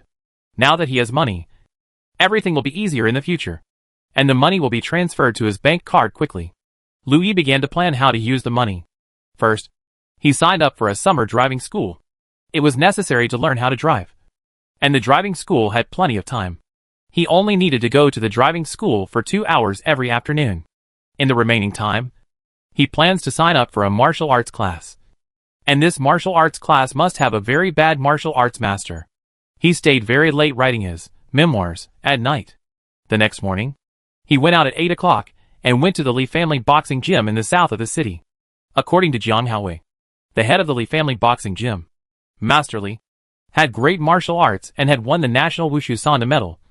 And several of the apprentices he taught are also very good and have won awards in various fighting competitions. When I arrived at the Lee family boxing gym, I saw a group of disciples practicing martial arts inside. There were people of all ages, ranging from children to adults. The boxing gym is quite big. There is a big courtyard when you enter. After passing the courtyard, you will reach the second entrance. After the second entrance, there is another courtyard. Like the previous courtyard, there are also many disciples practicing boxing. At the same time, several senior brothers were teaching. When they saw Louis rushing in, they stopped him and asked what was going on. Louis looked at the martial arts disciples and the senior brothers in front of him, then raised his head and said, "I want to find Master Lee." Chapter 64 Learned Boxing from a Master. Louis entered the boxing gym and went straight to the point to find the master. Master Lee. Several big disciples looked at him carefully and said, "Little brother, if you want to sign up to learn boxing, just tell us, or you can go to the side room to find an accountant." Louis shook his head and said, "No, I'm only looking for Master Lee." A very strong disciple asked, "What do you want from me?" "Master? Learn to box." "Uh-huh." Several people laughed at the same time. Master will not teach boxing in person. You can learn the skills by studying with our senior brothers. No. Louis was very stubborn. I only learn from Master Lee. I don't like anyone else. "Ah," said a disciple. "You are quite crazy. And you still look down on a few of us. Do you have any skills? Do you want to come and learn from each other?" "I'm sorry," Louis said. "I don't know anything. I want to learn boxing now. And I have to ask Master Lee to teach me." After that, facing inside, Louis shouted, "Master Lee, I want to learn boxing from you. If you have real skills, come out and teach me. Otherwise, I will think that you have gained your reputation in vain. You're looking for death." One disciple said angrily. He made a fist and was about to hit him. But another disciple stopped him and said, "Look, he doesn't know how to punch. If we hurt him, we will be held responsible." Several other disciples started to coax him out. Louison said, "How can you play with this? Giada is so abominable. Even though he is the world lord, he cannot freely use any resources." I got angry just thinking about it. So I simply sat down on the ground and shouted, "I won't leave until Master Lee comes out. Hey, this guy is still relying on you." As soon as Louis Ching sat down on the ground, a call came. He saw it was Lu Rong and asked where he was. Louis replied, "I'm at the Lee family boxing gym in the south of the city." Lu Rong asked curiously, "What are you doing there?" "Of course I want to learn boxing," Louis said. "But they won't accept me." A disciple next to him said anxiously, "Who said I won't accept you anymore? It's you who insists on learning boxing from Master. How can Master teach you in person?" Lu Rong on the phone said, "Ah, then you wait for me. And I'll go too." "What are you doing here?" Louis asked curiously. "Of course I'm here to learn boxing with you." "Oh, well, do you know where it is? You can do it yourself. But you may not be able to return today. So you have to be mentally prepared." After Louis finished speaking, he hung up the phone. As soon as he hung up, he saw a girl of 17 or 18 years old walking out and asking, "Where did this wild boy come from? Acting up here?" But it was Master Lee's daughter, the junior sister of the boxing gym. Louison said, "This is so interesting. Has the system read too many martial arts novels? Even the junior sister has been sorted out." Seeing someone calling her junior sister, Louis guessed that she was probably Master Lee's daughter, and said, "Call your adults out. I won't talk to little brats." "Hey, I'm talking about Big Brother." The younger junior sister came over and mocked, "You are also the boss. Why are you so ignorant of shame?" Louis sneered in her heart. She didn't expect that this code segment would actually talk to me about dignity. So she simply lay down on the ground and raised her index finger. What do you mean? Junior sister asked. Louis said, 100,000. What 100,000? My tuition fee is 100,000. Louis said, but I want Masterly to teach me on his own. If he can train me to become the provincial martial arts champion in 2 years, I will give him another 200,000. As soon as these words came out, the whole audience was stunned. Even the younger junior sisters were stunned. One disciple shouted, is it great to be rich? 100,000 is not much. For the advanced disciples here, the tuition fee for any of our advanced disciples does not start at 10,000 yuan. Louis sneered. Add another 100,000. Tuition is 200,000. And if you win the championship, add 200,000. Plus or minus 400,000. 2 years time limit. Several disciples were silent. At this time, they coughed and a middle-aged man with a beard appeared at the door of the house. Several people sang in unison. Master! This person is Masterly.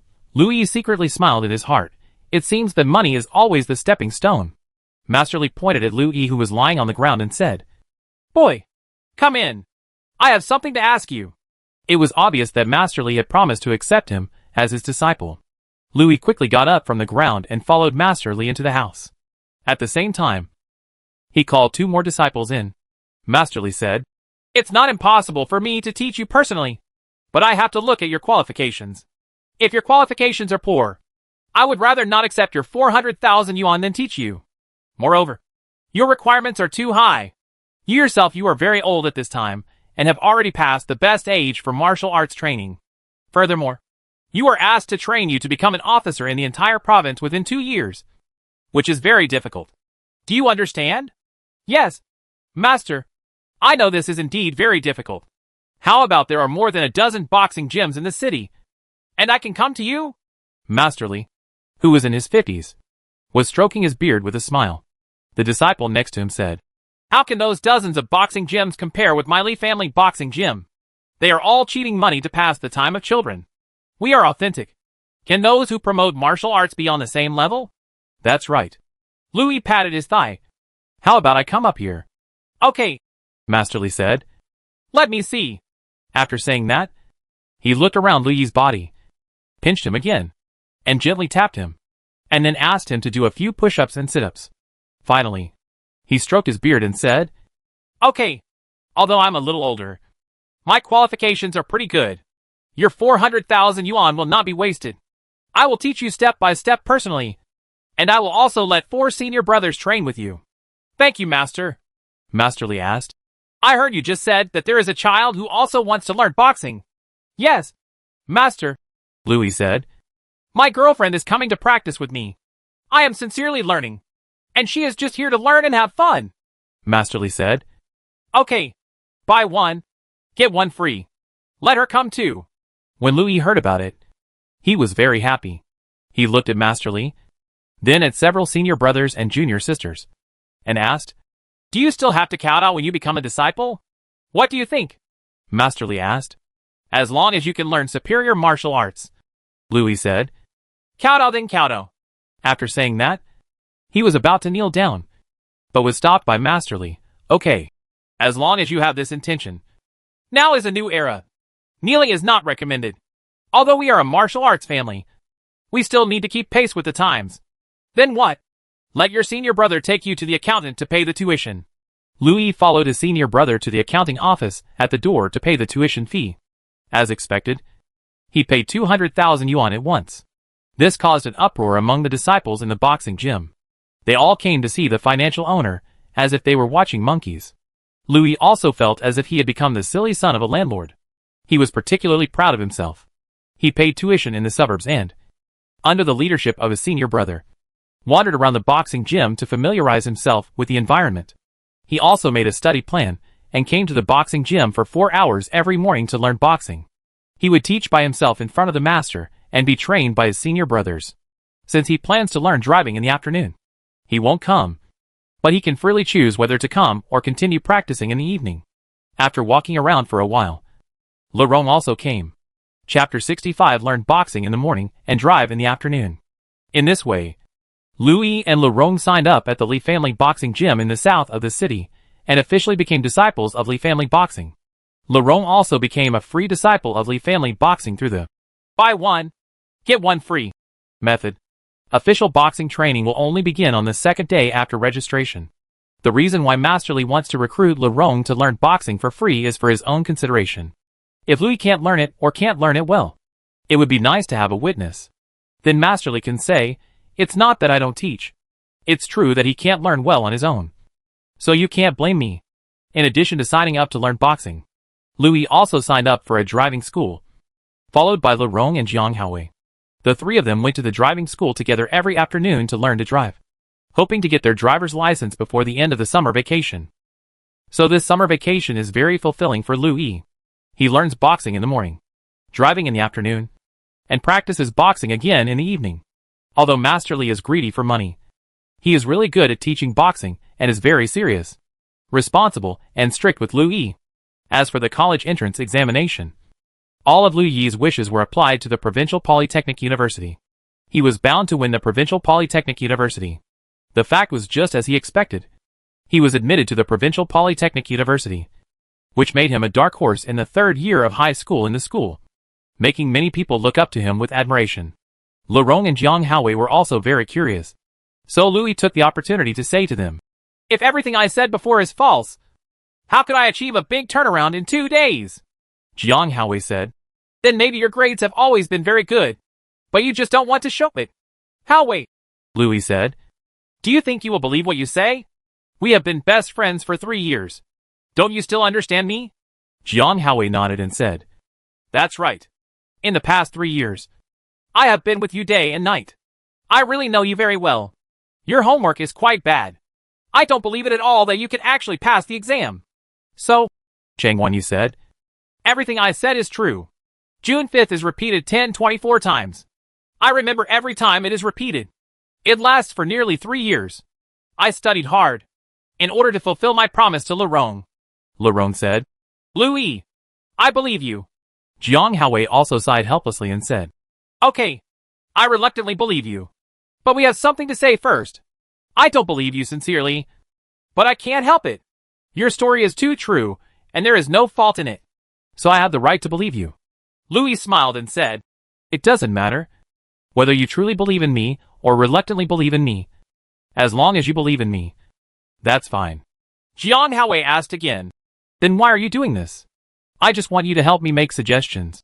Louis said, "How can I win in the battle of God? There are 71 players, and I can't lose even one. But what are the competition events?" Jiang Haowei asked again. Louis shook her head in frustration. "If the Green Lady doesn't tell you, we'll have to guess by ourselves." Jiang Haowei said, "Then she is clearly trying to make things difficult for you. She doesn't want any of you to win at all. Then how do you understand it?" Louis asked. Jiang Haowei said, "She just wants 71 of you to kill each other. In the end, none of you meet the conditions. Then it is logical that she will be the only one to take over the world." But Lerone said, "Then why should she go to all the trouble? Can't she just kill everyone?" Louis said, "Because there are rules set by Master Fengyu. Giada cannot violate these rules. So she tried to find ways to find loopholes in the rules." Lerone gritted her teeth. "This despicable woman. It's artificial intelligence." Louis corrected him in time. But after saying that, he felt it was inappropriate. Giada is an artificial intelligence AI and also a code segment. So aren't Lerone, Jiang Haowei, and the others code segments? "I'm sorry," Louis said casually again. He felt that when he said that others were codes, he was discriminating against Lerone and Jiang Haowei. Although he is also a code, he is a code with spiritual power.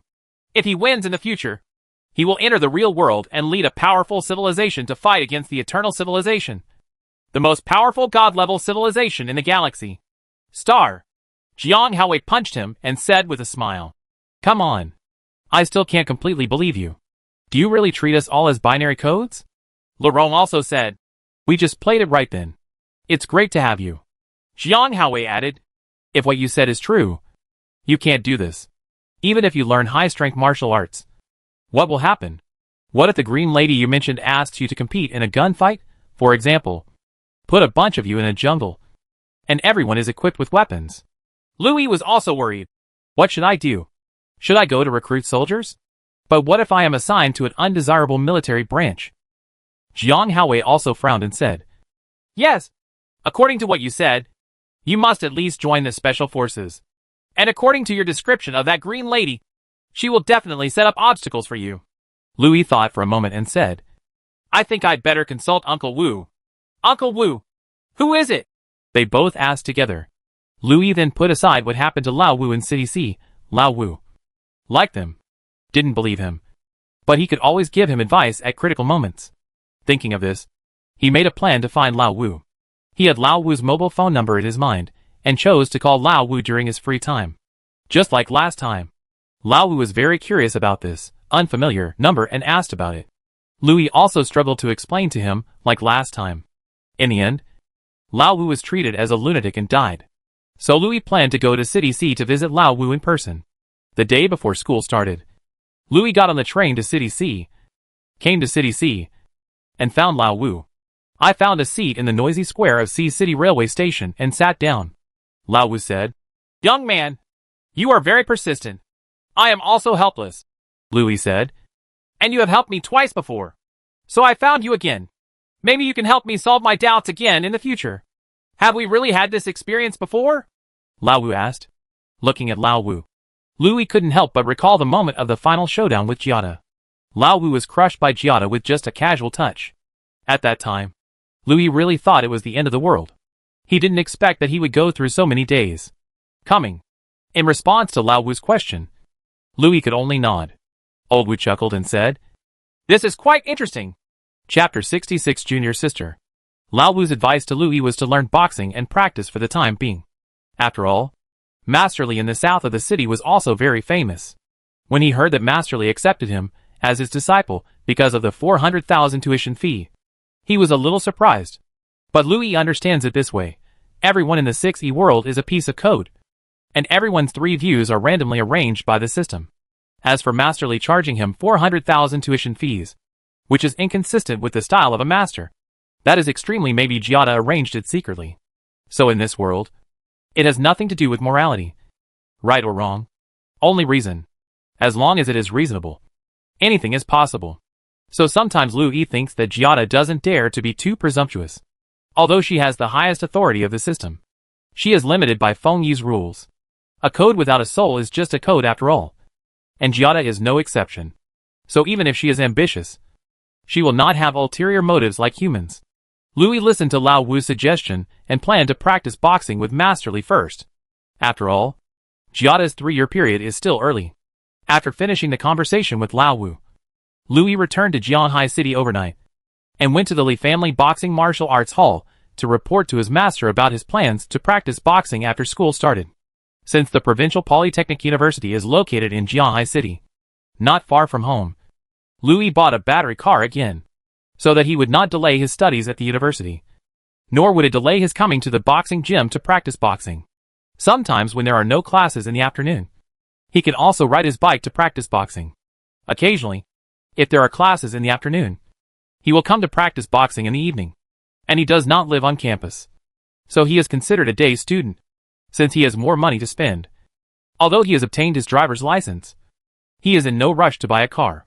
But he said that he came to the boxing gym and explained his future plans to his master.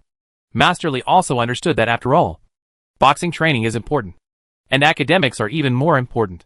But on the night before school started, something unexpected happened. Louis thought that he would have half a month of military training starting tomorrow, and would not be able to practice boxing for the time being. So he was not in a hurry to go home at night, but stayed in the boxing gym to practice more. There is a gym in the boxing gym, in addition to various equipment. The most obvious thing in the gym is the wooden dummy. Louis kept practicing at the wooden dummy. He was already very late when he came back from City C, so it was almost 12 o'clock when he started driving the wooden dummies. The other brothers had either gone home, and those staying in the hotel had already gone to rest. So he was the only one left in the whole gym who was still hitting the wooden dummy. Just as he was hitting the wooden dummy selflessly, the junior sister suddenly came here. Junior sister Li Yunju is the daughter of Master Li. She is also 19 years old this year. She is admitted to the provincial sports school. Li Yunju is a girl who is pretty good looking and has a cheerful personality. Many of her brothers and sisters like her, but she doesn't like any of them. Louis got sweaty while beating the wooden dummy, So he took off his shirt and started beating again with his arms bare, shouting all over his body. After Li Yunju arrived, he hugged him from behind. Although Louis couldn't see behind him, he knew she was coming and didn't care at first. Who knew that Li Yunju would hug her as soon as he came? This made Louis startled and stopped quickly. He went to break off the little junior sister's hand and said, "Little junior sister, this is not good. Please let go." Li Yunju was very stubborn and refused to let go, and said, "I don't care. We both have to go to school separately tomorrow, and we won't see each other for a long time. I want to tell you now that I like you." Louis couldn't help but feel that his head was getting bigger, and he thought to himself, what's going on? This must have been arranged by Giada. Everyone in the 6E world is a piece of code, and all thoughts, words, and actions are generated by the system. Why did a little junior sister suddenly appear, and also want to be nice to him? Isn't this obviously a test of his attitude towards feelings? He couldn't help but curse in his heart, Giada, are you really good at this? Isn't this too funny? Seeing that Li Yunju didn't let go, Louis said, "I have a girlfriend. You know this." "Of course I know," Li Yunju said. "But is Laurent as good looking as me? Is she as rich as my family? As long as you are good to me, I will let my father waive your 400,000 yuan tuition." Louis couldn't help but feel funny. This was the second round of the God War. After 10-24 days, regardless of success or failure, all wealth would become worthless to him. Louis pried her fingers apart, then faced her and said, "Listen, Louis, am not a person who changes his mind when things change, and likes the new and hates the old. My love for Laurent will be unswerving until death. I only love her." "And?" Li Yunju asked. "And what happened?" Louis smiled faintly and said, "You said you were prettier than her, and you are richer than her. Well, even if I can leave Laurent and you, in the future, I will still be able to meet someone prettier than you, and you are better than her. A richer girl. At that time, I will leave you and get along with someone else. Then I don't care. I just want it now," Li Yunju said stubbornly. "That's your business." Louis glared at her, picked up the clothes and put them on and said, "Today is the first time, so I'll just pretend it didn't happen. If you do this again, I'll ask your dad to refund the tuition. I'm not coming either." "Okay, Miss Li, just take care of yourself. Bye." After that, I left the gym, got on the electric bicycle, and drove away. Li Yunju was so angry that he stomped his feet behind him while riding the electric scooter halfway. Louis kept thinking about this question. This Li Yunju would not like herself for no reason. If she really wanted to like herself, during the 2 months of summer vacation, this Li Yunju and herself had always been the same. There was never any hint of anything when they passed each other, which meant that there was no spark of love between the two of them. But at this moment, Li Yunju suddenly said that she liked him and hugged him forcefully, which made Louis feel incredible. After so many days, Louis has learned to think independently and think about everything. So he found this a bit strange. That's why the first thing he thought of was Giada. Couldn't this be a test for him by Giada? Giada, you say you are a super perfect artificial intelligence, controlling the world's fastest supercomputer. But why are your thoughts so stupid? We are all code segments, and this experience must come to an end. You actually want to use one code segment to seduce another code segment. What on earth do you think? He thought about this question and smiled to himself at the same time. Could it be that Louis, didn't like another piece of code? Yes, Laurent. Laurent is also a code segment. Doesn't he also like her very much and be obsessed with her? But he felt that these were two different things. Then he thought of a very serious matter.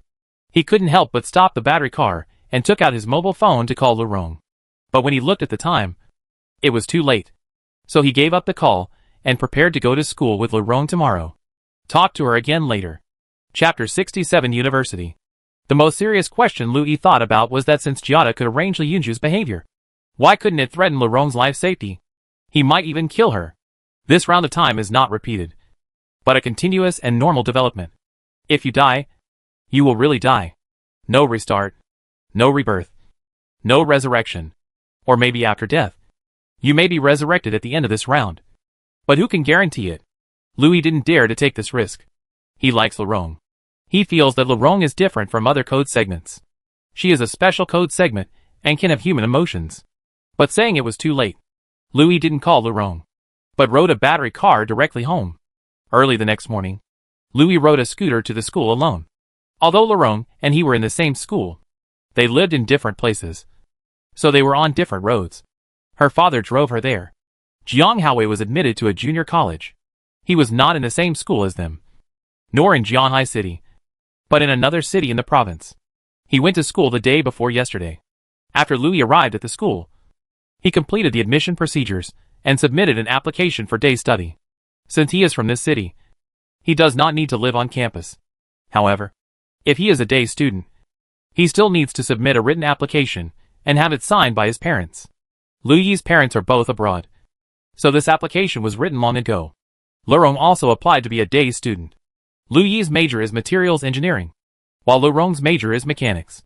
After both completed the admission procedures, they received military uniforms and were notified to arrive at school early tomorrow morning to begin the half-month military training. After coming out of school, Louis took her on a battery car and asked, "Where do you plan to go now?" "I don't know either," Laurent said. "Why don't you find a park to sit in?" Also, the two of them found a small park near the school and sat down. Louis told Laurent what happened last night and observed her reaction. Laurent said, "Why is this Li Yunju so hateful? He is clearly raping someone else's boyfriend." Then he asked, "Then are you tempted?" Louis said, "I have confessed 1,003 times and told you that I like you every day. This has long been firmly established in the depths of my introspection, as if it has been stamped with a mental stamp and cannot be changed. So Laurent, you don't have to doubt me. My main purpose in telling you this matter today is to worry about your safety." "My safety?" Laurent didn't quite understand what he meant. "Does she, Li Yunju, dare to hit me? I'm afraid it's more than just a fight." "Then what else will she do?" Louis said. "I'm afraid she will kill you." "No, Louis." Laurent looked at him in surprise. "How is this possible? If this were in the real world," Louis said, "it would be unlikely. But this is a virtual world, so nothing is impossible." "You always say this is a virtual world," Laurent said. "Even if it is a virtual world, it is also a virtual real world, right? So how dare she mess around?" Louis shook his head and said, "It's not as simple as you think. Giada will arrange for Li Yunju to assassinate you." "Who is Giada?" Laurent asked. And then she remembered it and said, "Is it the Bichi you mentioned? The guy who claims to be God?" Louis nodded. Laurent patted his fearful hand and comforted him with a smile. "Don't worry. It's okay. She doesn't dare to mess around. If Giada really dares to do this, and you don't even think about it, then she has violated the rules." "Do you think she will break the rules?" Louis shook her head and said, "I'm sure she doesn't dare." "That's fine," Laurent said with a smile. "So you don't have to worry at all." Louis still shook his head and said, "Just in case, I don't think either of us should learn boxing. That won't work." Laurent flatly refused.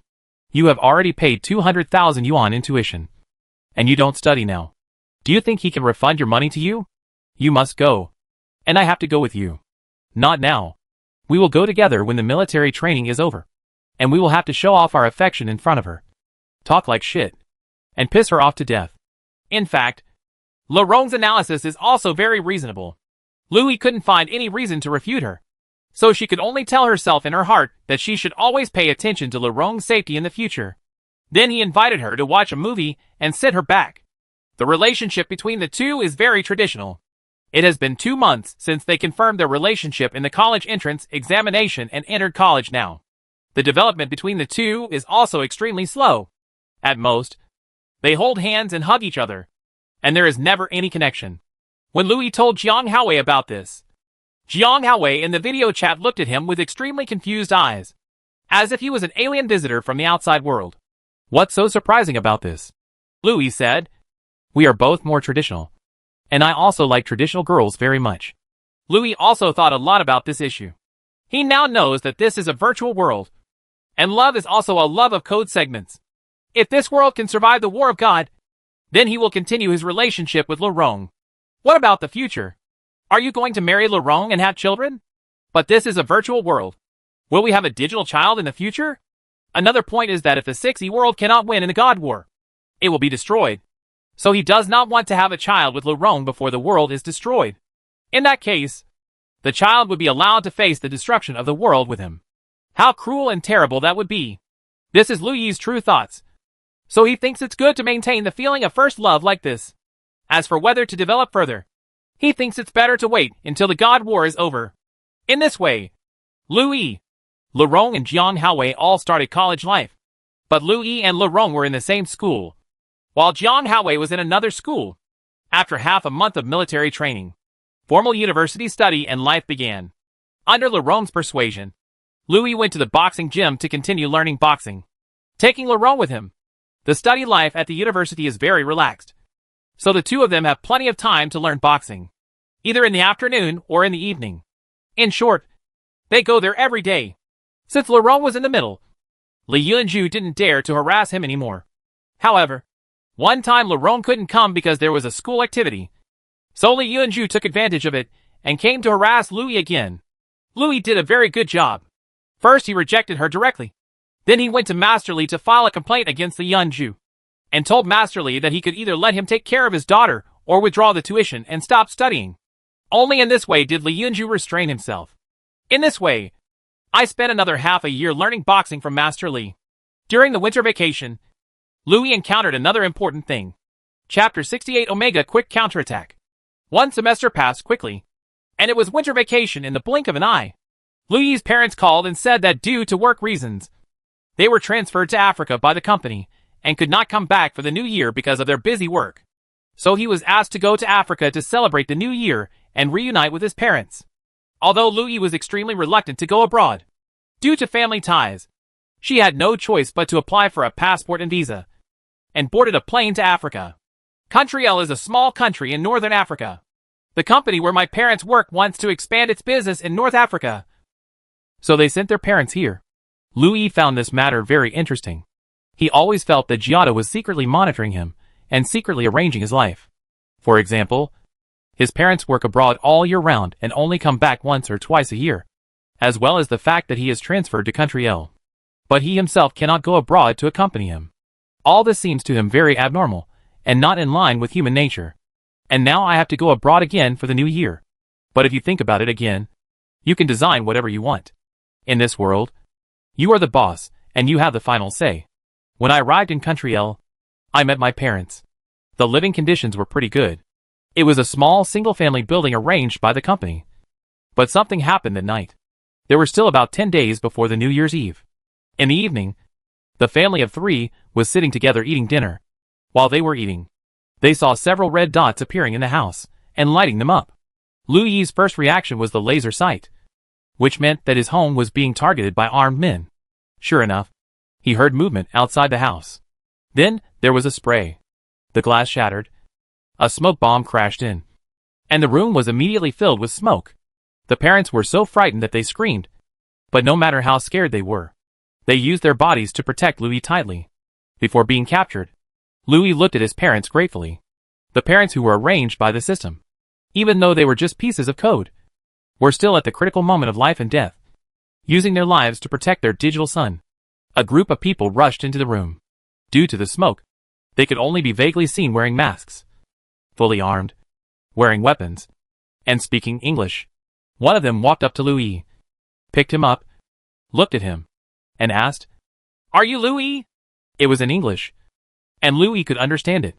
If this had been 3 years ago, the first round, when he was still a poor student and knew nothing about English, he would definitely not be able to understand it. But after 3 years of hard study, his English level has become very high.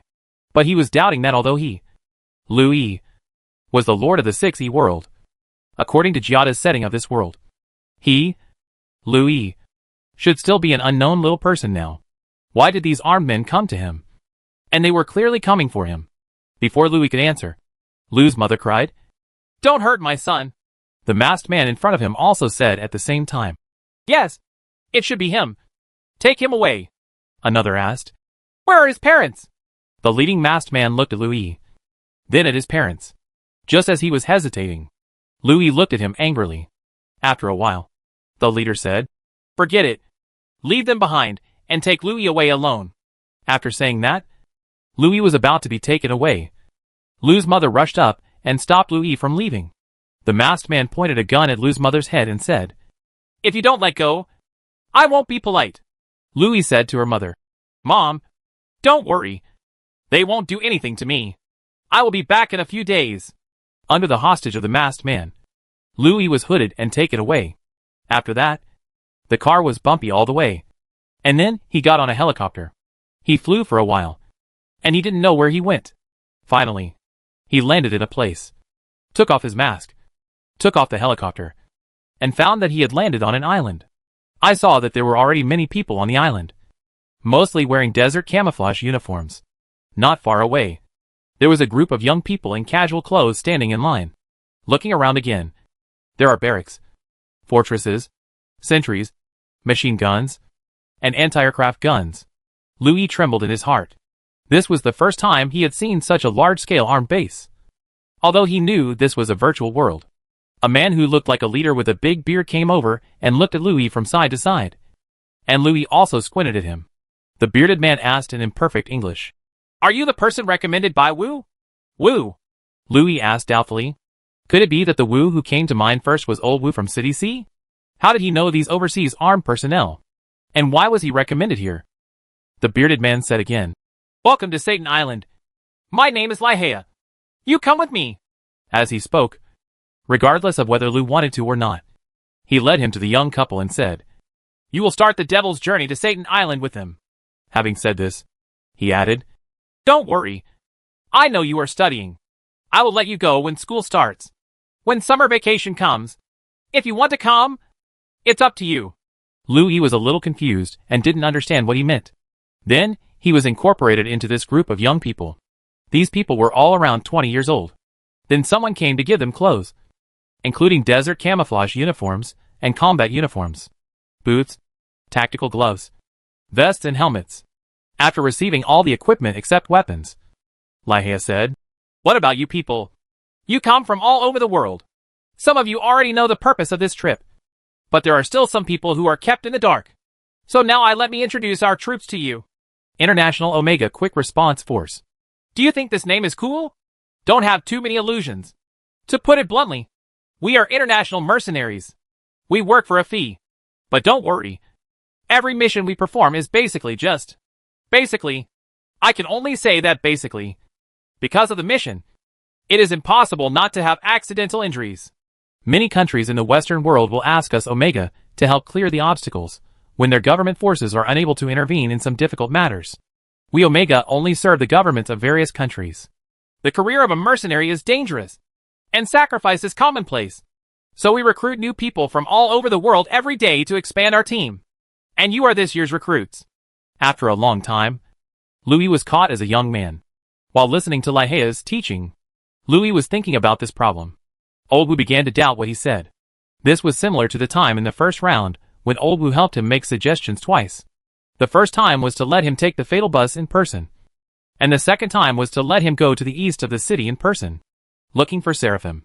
As a result, both suggestions were of great help to him. And this time, he recommended him to join the mercenaries overseas in order to strengthen his comprehensive military training to cope with possible battles in the War of God.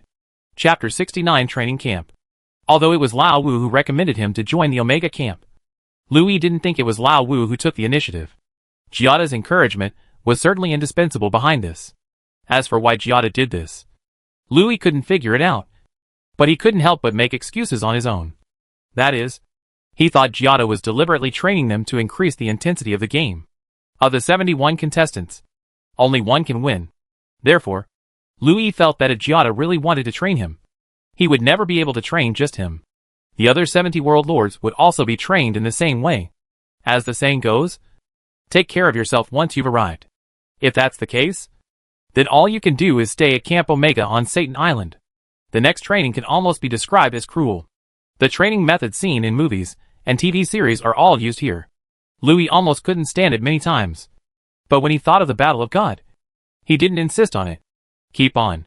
Training in firearms, demolition, fighting, vehicles, infiltration and other subjects. But a month passed very quickly, even in a blink of an eye. During this month, I was cut off from the outside world and was not allowed to leave even once. It wasn't until the expiration of 1 month that Louis was sent back to his parents' home by the masked man. When his parents saw their son back safely, they naturally hugged each other and cried. Needless to say, as the next semester was approaching, her parents were transferred back to Country M again due to work reasons. And Louis also flew back to China. After returning to China, they met Laurent and Jiang Haowei. They were very surprised that they could not contact him for a month after he disappeared. Louis then talked about his 1-month winter vacation experience. When they heard this, both of them were dumbfounded. Laurent said, "I haven't seen you for a month. You have become much stronger and darker." Louis smiled bitterly and said, "After a month of HL training, can you not be strong or black?" Jiang Haowei asked doubtfully, "Then why did they arrest you for training? What's the purpose?" Louis shook his head and expressed ignorance. But he became suspicious of Lao Wu and said, "I guess it is Lao Wu's masterpiece." After that, he dialed Lao Wu's phone number. Lao Wu on the other end of the phone said with a smile, "How was your winter vacation, young man?" "As expected." "It's your Uncle Wu?" Louis asked. "Why did you do this?" Old Wu smiled and said, "I made the recommendation based on the reality you mentioned. If the so-called reality you mentioned is true, then I have to do something for you. But you don't believe everything I say." "Yes, I don't believe it," Lao Wu replied truthfully. "But what does it matter? Anyway, there is no loss to you or me. Then how do you know Lahia? He is the small leader of the international mercenaries, and you are just a little JC." Lao Wu sighed and said, "It's a long story. Although this Lahia and I only met once. I once saved his life." "Oh," Lao Wu said, "when there was an armed conflict in Country L, Lahia and his wife and children were also unable to escape in Country L. It was me who brought them out. So Lahia has always been grateful to me and said he would repay the favor. Me. You just told me that you want to become stronger. So I will take this opportunity to recommend you to him." "I see," Louis said. "Then I have to thank you. Well, I'll treat you to milk tea when you have time." Louis couldn't help but think of the time she invited Old Wu to drink milk tea at the train station in City C. However, it was the first round at that time, and Old Wu had no memory. Hearing that he was going to be invited to drink milk tea, Old Wu on the other end of the phone was obviously stunned. But then he smiled and said, "Okay, do you come over to invite him? Or should I go over to ask for it?" Unexpectedly, this Old Wu, who was almost 50 years old, was still very humorous. Louis said, "Of course I will go find you." After hanging up the phone with Lao Wu, Louis told the two of them about the matter again. Jiang Haowei said, "Why do I always feel that this is a bit weird?" Louis said, "This whole world is virtual. What else is impossible?" Chapter 70 Real Copy. The two were discussing the virtual world and related events, while Laurent lowered his head and said nothing. He seemed to be eating by himself, but he was actually thinking. Louis then asked, "Laurent, did you think of something?" Laurent raised her head and said, "If what you said is true, since Old Wu recommended you to go to the mercenary camp, then I guess, how? There will definitely be more incredible things happening next." Laurent analyzed. "The second round lasts for 3 years, and the mastermind behind the scenes will not let you spend these 3 years peacefully. What big deal would that be?" Laurent shook her head to express her ignorance. Louis Chong sighed. "The future is uncertain. Sometimes I really want to give up. I can take a good rest, but I can't give up." Louis only told this secret to 3 people, namely Laurent, Jiang Haowei and Lao Wu. After the second round of time started, he tried to call Giada, but the number was empty. He also went to Wafang building to look for GIG, but there was no one. Giada just evaporated out of thin air. She completed her first round of mission and no longer appeared in this world. Louis also tried to contact Xiong Hui. Xiong Hui was the junior high school student on the fatal bus. He had told him his ID number, but when Louis wanted to add his ID number, he discovered that the number was not Xiong Hui's at all. Even the few people in the car were never seen again. After the training at Omega Camp during the winter vacation, Louis returned to campus. It was still the same as before, going to class in the morning and going to the Li family boxing gym to practice boxing in the afternoon or evening. Laurent would practice with him even if she lost time. While Louis was training abroad during the winter vacation, Laurent never went to the boxing gym once. Time went by so peacefully. And towards the end of the next semester, something suddenly happened. This incident was just as Laurent guessed. Something big would happen.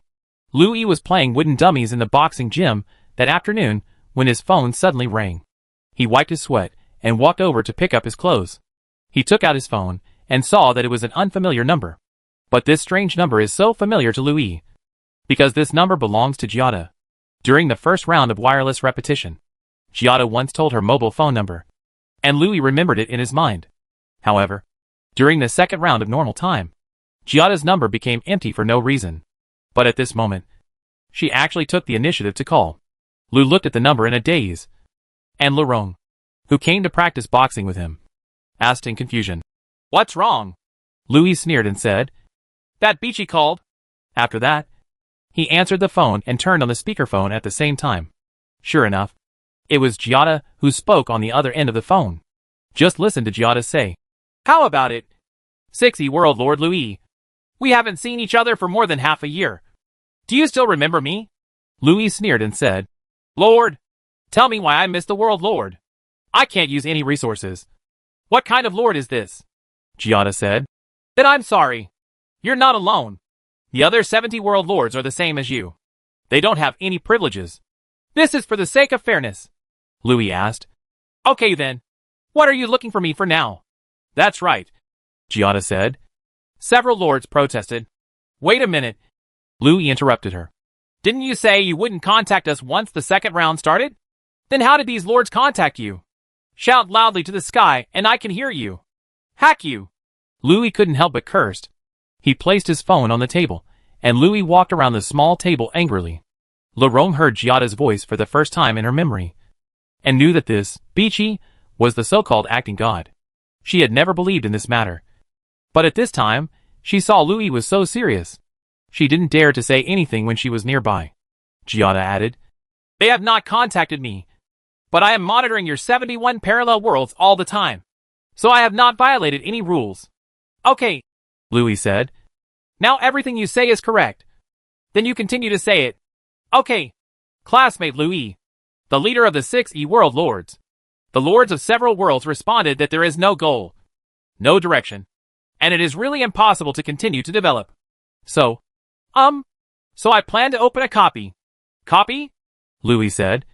"Oh my god! Did I hear you right? Are you playing games?" Giada said.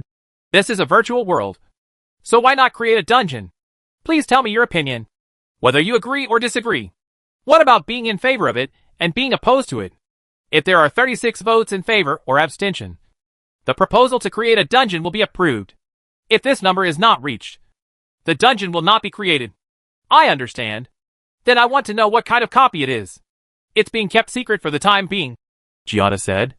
"But what I can tell you is that if you die in the copy, you will not die in the virtual world. That is to say," Louis said, "if I die in the dungeon, I won't die in this world." "Right. Yes, Louis," Giada said. "But if you die in this world, you are really dead and cannot be resurrected.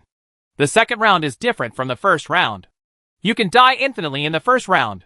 As long as you restart the next day, you will be resurrected. But the second round does not repeat infinitely. So you only have one life." "I understand," Louis said after circling the small table twice. "Okay, I agree to open a dungeon. Anyway, it will not affect your own life and death. Let's open it." "Okay," Giada said. "Don't hang up the phone. The results will be announced in 10 minutes. Laurent asked quietly from the side. "So fast?" Louis also whispered to her. This Giada, she has a clone. When she talks to me, she is also talking to 70 other people at the same time. So it's fast." Laurent made a sound and nodded. Sure enough, Giada responded quickly. "Most of them open dungeons in one place.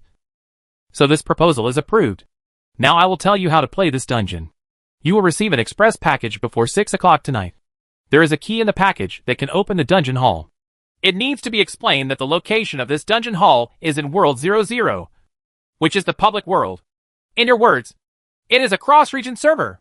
Therefore, ordinary people will be killed and cannot be resurrected if they enter." "You mean?" "Yes," Giada said. "Only lords can enter the cross server. Anyone else who enters will be cleared. And it is irreversible."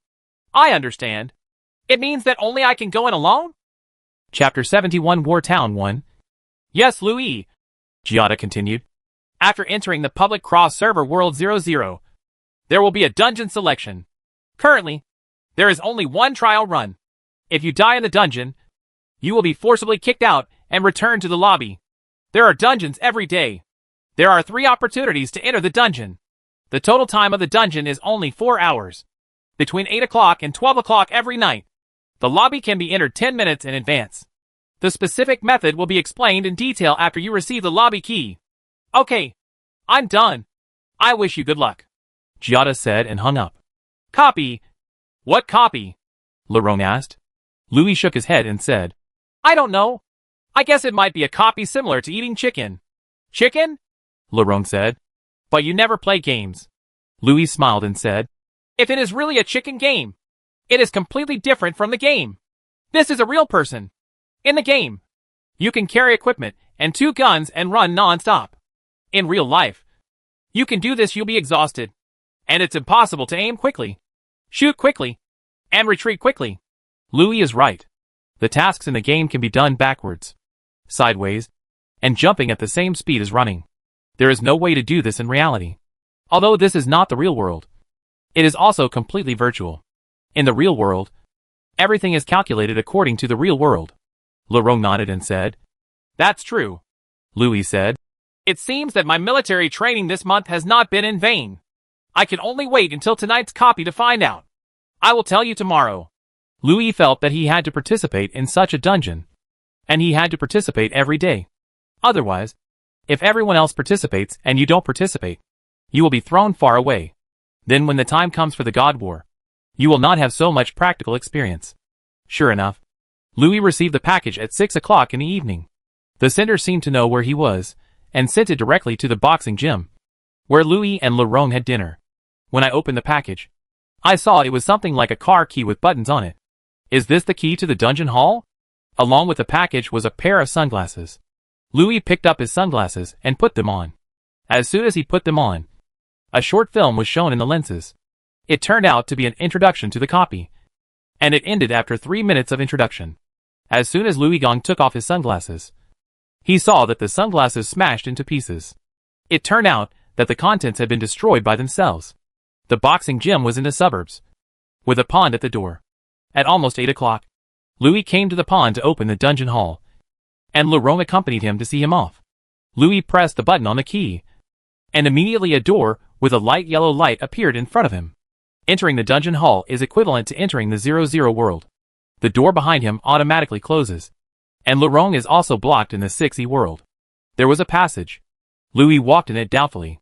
After a while, it suddenly became clear that it was indeed a hall, except for a few people. There was no equipment in the hall, and it seemed empty. Louis had already read the description just now. The dungeon can be composed of up to 6 people. This is completely the setting in previous games. Although Louis was alive in 2089, after entering the virtual world, his memory was completely designed according to 2019. So he knew this game mode. As for whether this game mode will still be popular in 2089, he doesn't know. What's more, the real time now is 2189. Louis sometimes asks a question. That is, 1 year has passed since the second round of time development in the virtual world. Can it be said that it is now 2190? He is not sure, because the real world is the real world, and the virtual world is the virtual world. The 2 worlds cannot be calculated using a unified time flow rate. Later, facts proved his suspicion. But Louis came to the hall and saw that the time was almost 8 o'clock. And people were coming in one after another, all from their own worlds. It has been more than half a year since we were separated from them. Now that we meet again, Louis still doesn't recognize them. But what is certain is that they will all become his enemies.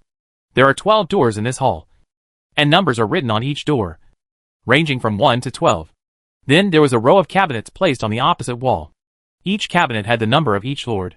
Louis came to his cabinet and opened it through his palm prints. He saw that there were equipment, camouflage uniforms, and equipment inside. Night vision helmet, tactical vest, tactical gloves, combat boots, individual radio, tactical light stick, tactical flashlight, an M9 pistol, 2 matching magazines, 15 rounds loaded at a time, 5 M2 fragmentation grenades, and 5 flash bombs. There is a lot of equipment, but the only weapons are pistols and no long guns. Louis quickly changed into equipment and brought weapons such as pistols, daggers, grenades, and flashlights. There is a card rack on the side wall with some cards hanging on it. Louis had seen these cards before. There were 72 cards in total, each with a number written on it. There are 6 cards for each number from 1 to 12. Team members who want to participate in the dungeon can come and draw cards. When 6 people draw a certain number, they can form a dungeon team. When at least 3 people draw a certain number, but the number does not reach 6 for a long time, you can enter the copy in advance. The waiting time is set to 5 minutes. For dungeons with less than 6 people, people can continue to join in the future. The only copy currently developed is called War Town. The content of the copy is that a 6-person special service team enters a small town and resists 10 waves of enemy attacks. Because it is a real person copy, unlike the game, there is no blood increase or resurrection in the copy. You can continue to fight if you are injured or disabled, but your combat effectiveness will be reduced depending on the degree of disability. This is no different from reality. If you die in the dungeon, you will be kicked out of the dungeon and returned to the lobby, thus ending the chance of a dungeon. The dungeon adopts a point system. That is, points are increased by killing enemies, and points can be used for better weapons and equipment. The dungeon lobby is open for 1 hour. If it exceeds 1 hour, if you are in the lobby, you will be forcibly sent back to your own world. If you are still in the dungeon, you will not be returned to the lobby until the dungeon ends. And then, you will be forcibly sent back to the lobby, sent back to your own world. The rules are that simple. In order to seize the time, Louis immediately went to the card column to get a number 1 card, and immediately took the number 1 door and waited. It takes 1 hour to complete 3 dungeons. If this were in a game, there might be plenty of time. But this is a real dungeon, so time might be a little tight.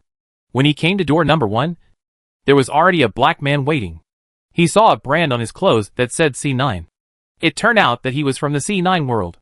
Louis vaguely thought that he should be the person he met during the God audition and talked to him, but he couldn't remember his name. Chapter 72 War Town 2. Lord C9 said with a smile, "My name is Ron. Do you still remember me?" Louis shook hands with him and said, "Louis, from the 6E world." Ron pointed to his badge, nodded and said, "I know." "Yes, I know."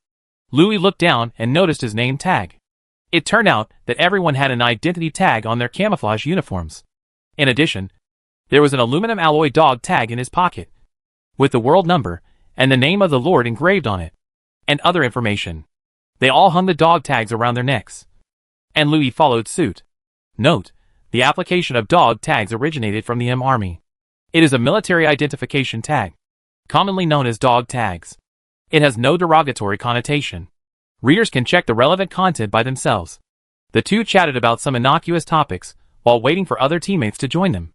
Since it was gate number 1, the gathering was very fast. After a while, the 6 people were full. They each introduced themselves to each other, then opened the gate of dungeon number 1, walked through a passage, and saw a person stopped in front of them. Helicopter. The helicopter stopped in a semicircular room. In front of it was a large spherical glass window. Through the window, the outside scenery could be seen, but it was blurry, and nothing could be seen clearly. The 6 members of the team boarded the helicopter together. The pilot was already waiting. After looking back at everyone, he started the engine. Louis was curious about who this driver was, so he asked, "Hey, driver brother, are you a robot?" Brother driver didn't know how to move his head and said dully, "Don't ask questions that shouldn't be asked." "Okay." The spherical glass window opened, and the helicopter flew out into the blurry scenery. The driver said, "This is a cooperative copy. Anyone who shoots at teammates or intentionally hurts teammates will be deducted 100 points. The game will be interrupted, and subsequent copies will be lost for the day. And it's copy qualification for the next 3 days." Louison said, "I didn't expect the rules to be quite strict." The driver added, "If you accidentally injure teammates, or kill civilians who may appear in the dungeon, 10 points will be deducted for each time. Anyone who accidentally injures teammates 3 times in a row will be forced to withdraw from the game, and will lose the qualifications for all subsequent dungeons that day." One of the teammates said, "To put it bluntly, although we will be mortal enemies one day, we are still comrades in arms now." "Right." Brother driver ignored him and stopped talking. The helicopter passed through the blurry scenery, and the front suddenly became clear, but it was an isolated island surrounded by a vast ocean. Louis sighed in his heart. I didn't expect that the Bixing people could actually make the virtual world so good. It is difficult to tell the truth from the false. Sometimes, I wonder whether I am in the virtual world after all, and whether this Giada has been lying. Us. In the center of the island is a small town, which is deserted. The helicopter took everyone to land on a dilapidated basketball court. Everyone got off the helicopter one after another, and the helicopter flew away. Louis looked around. It was a very dilapidated town, with low houses, narrow streets, dirty roads, piles of garbage, and a few chickens looking for food everywhere. The iron fence of the basketball court was also almost broken. The iron gate fell to one side, and there was a suffocated basketball on the ground at the door. Everyone came out of the stadium one after another, looking around with guns raised. There was a newspaper column outside the stadium, with yellowed newspapers posted inside. Louis took a look at it. The content of the newspaper was not in English. It was a kind of crooked text. He couldn't understand it anyway, but the numbers were international. It showed that the date is 1989. One team member said, "Chet, this is a newspaper from 30 years ago." Although the current time in the real world is 2189. The virtual time in the virtual world is 2019. So it is no wonder that this teammate said it was a newspaper from 30 years ago. Ron, the C9 world lord, stood at the newspaper column and looked at it, then pointed at the newspaper and said, "B-24 Hind gunship, the backbone of air-to-ground strikes, equipped with airborne Gatling, appeared in the 5th wave, making it impossible for you to survive." It turns out to be a copy introduction. Everyone was interested and came to watch it together. But unfortunately only Ron could understand the words on it. Listen to Ron continue. "The X-1 heavy-armed Jaeger has super armor. Ordinary bullets can't do anything to him. He is the god of death on the battlefield. The 6th wave appears, dropped by Black Hawk helicopters. Kill the Jaeger." Pawns are rewarded with high scores. But don't try so stupidly because you will regret it. "Apache gunships will be..." Ron stopped here. "What will happen?" everyone asked. Ron pointed at the newspaper and saw that the piece had been torn off, and said, "There is no more text." Louison said, "This newspaper is for everyone to read. Since it is gone, it will most likely not appear. But since it won't happen, why bring it up again? This is a problem." AF World Lord Rogers is a tough guy and said, "Since we are a team, we must have a captain." "Right. Who will be the captain?" Louison said, "This Rogers is really interesting. He looks very powerful. Why is his mind so hard to use? This stage is not the time to show off, but to try your best to hide your strength." Therefore, no one seconded Rogers' proposal. But Juanchi, the Lord of World 72, simply said, "Then you will be the captain."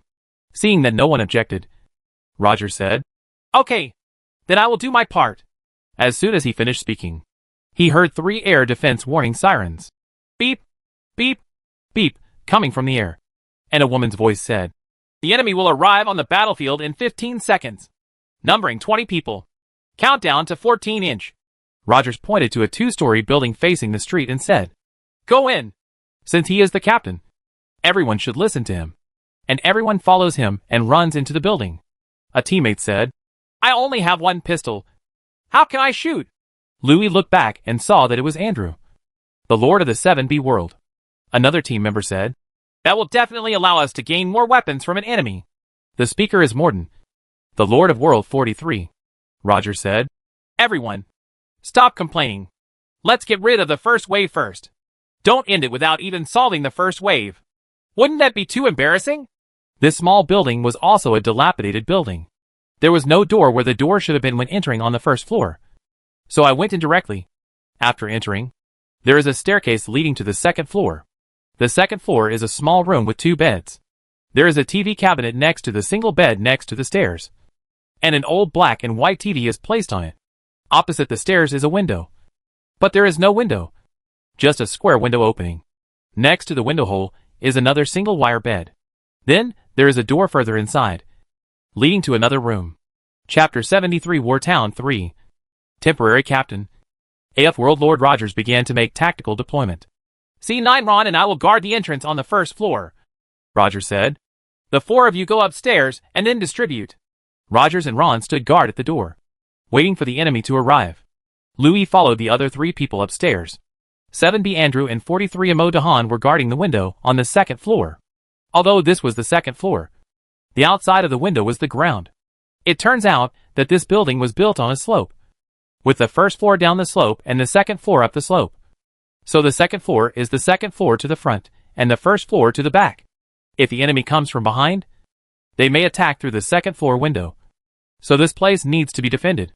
In this case, the only ones left are 60 Louis and 72 Juanchi. The two had no choice but to run towards the door inside. And the door inside is actually just a doorway, with no door left.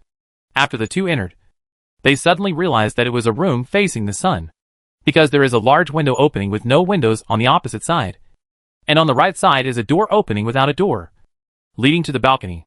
Louis ran to the balcony and saw that the view was relatively wide, but the railing was low. So he squatted on the railing and leaned his back against the wall behind. The woman's voice continued. 6. 5 inch. Juanchi was in the room, leaning against the window hole, cursing, using a pistol to defend the second floor. Isn't this too funny? This house has 2 entrances and exits. The first is the door opening on the first floor, and the second is the window opening just upstairs. They are both the best places to kill enemies. As for June, who is waiting in Xiangyang's room and the balcony, for she and Louis, it is difficult to kill the enemy. This live-action copy also refers to game elements. That is, you win points by killing enemies, and points can be used to exchange for various equipment. Points are divided into 2 types, on-site points and off-site points. Points in the field can be used to purchase equipment in the instance, and will be cleared after the instance ends. Off-site points can be purchased in the dungeon lobby, and can be used directly after entering the dungeon. This is equivalent to the opening equipment. To a certain extent, it will be ahead of other lords. But now, Louis and Juanchi are on the second floor. How will they get points?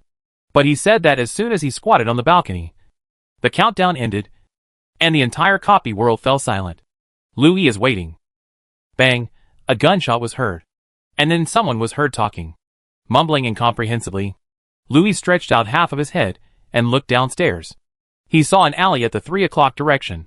The gunshots and human voices came from that alley.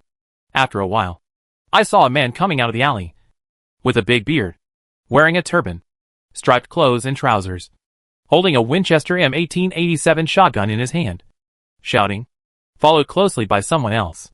A man dressed similarly, also holding the same gun in his hand, fired a shot into the sky while walking. It seems that this is the first wave of enemies. Louis held the gun in both hands and aimed it. The M9 pistol, like most pistols, has an effective range of only 50 meters. This is still on a building. It is difficult to hit enemies downstairs. Louis just took aim, but did not fire. But Juanchi behind him had already fired several shots. Soon, the 2 turban men had arrived downstairs, and heard constant gunshots at the entrance downstairs, followed by 2 screams. The individual soldier terminal on his left arm vibrated. Louis looked back and saw the number 18 displayed on the small display screen. The number of enemies in the first wave is 20. If the individual soldier terminal displays 18, it means that 2 of them have been killed. But Louis's 2 points are still 0. It must have been opened by Rogers and Ron, who were waiting at the door on the first floor. I don't know if they shared it equally, or if they were alone. From time to time, gunshots came from all directions. And at 9 o'clock, Yi saw a step behind the 2-story building in front, and 3 enemies were walking down it. If they want to come in, they will have to pass under the noses of Juanchi and Louis. So if they want to score points, now is an excellent opportunity. Louis took aim, waiting to get closer before shooting. But Juanchi inside was already pulling the trigger. Louis aimed at an enemy, watched him approach, and pulled the trigger. Even if you want to hide your abilities, you can't fire without firing. After all, this dungeon is the best way to practice actual combat.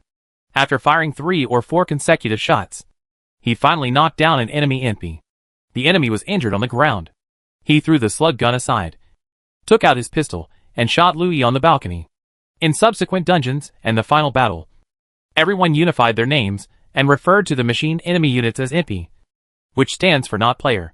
This is just like when people play games. Over time, they will unify the names of some game elements by convention.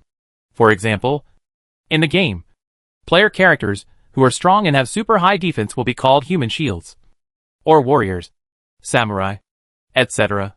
Player characters with high damage output and high agility are called thugs. Player characters who can quickly heal themselves, and their teammates on the battlefield will be called nannies, doctors, etc. The time spent using a skill is called chanting, and the waiting time for the next use of the skill is called the cooldown time or CD, and so on. But this is a real-life copy, which is definitely completely different from the game. There will definitely be no distinction between tank thugs or nannies. They are all warriors, and there is no such thing as skill chanting or cooldown time. But for some titles, for the sake of convenience, everyone has begun to use unified titles. For example, the machine enemy is called NP, and the teammate is called TP, teammate player. The machine teammate is MP, machine player. Before the start of the game, all dungeons were cooperative dungeons, PvE, and there were no battle dungeons, PvP. But in the time that followed, Louis experienced real military operations. All the enemies were real people, no longer machines. This is a story for another day, and will not be mentioned for now. For the real enemies encountered in the action, as well as the real confrontations that may exist in the future God War. Everyone has agreed to call them RP, real person. Of course, all this is something to say later, but at this moment, facing the injured enemy in front of him, Louis seized the opportunity, practiced shooting, and finally killed him. The single soldier was shocked for a moment, and Louis lowered his head and looked. In-field points plus 100. Total points 100. Off-field points plus 100. Total points 100. It turns out that the most basic enemy has 100 points. I don't know if the enemy's points will increase as the difficulty increases later. Also, I don't know what these points can buy. Everything is unknown. But it's very difficult. You'll find out soon. After killing an enemy, Louis's confidence greatly increased, and he began to search for the next target. Chapter 74 War Town 4. The enemy impi in the first wave is very simple. They are all bearded and turban pirates, and their weapons are all Winchester M1887. In less than 3 minutes, all enemies were killed. Score settlement. AF Rogers ranked first with 7 kills and 800 points. Since there will be points awarded at the end of each wave, the extra bonus for the first wave is 100 points. C9 Ron ranked second, killing 5 enemies and scoring 600 points. 6E Louis ranked 6th, killing 1 enemy and scoring 200 points. Unexpectedly, Louis's points were at the bottom, and even Juanchi killed 2. But he still shouted, "This is not fair! How can you score points when the pistol is guarding the second floor?" Roger's voice came from the team communication channel. "You can come over and collect the loot." System prompt. The next wave of enemies will arrive on the battlefield in 15 seconds. System prompts. The weapon supply box has been opened. You need to use on-site points to purchase supplies. The locations are Point A and Point B. You can check it with the individual soldier terminal. Louis and Juanchi hurriedly ran to the stairs. And sure enough, weapons dropped on the floor, all of which were M1887 shotguns.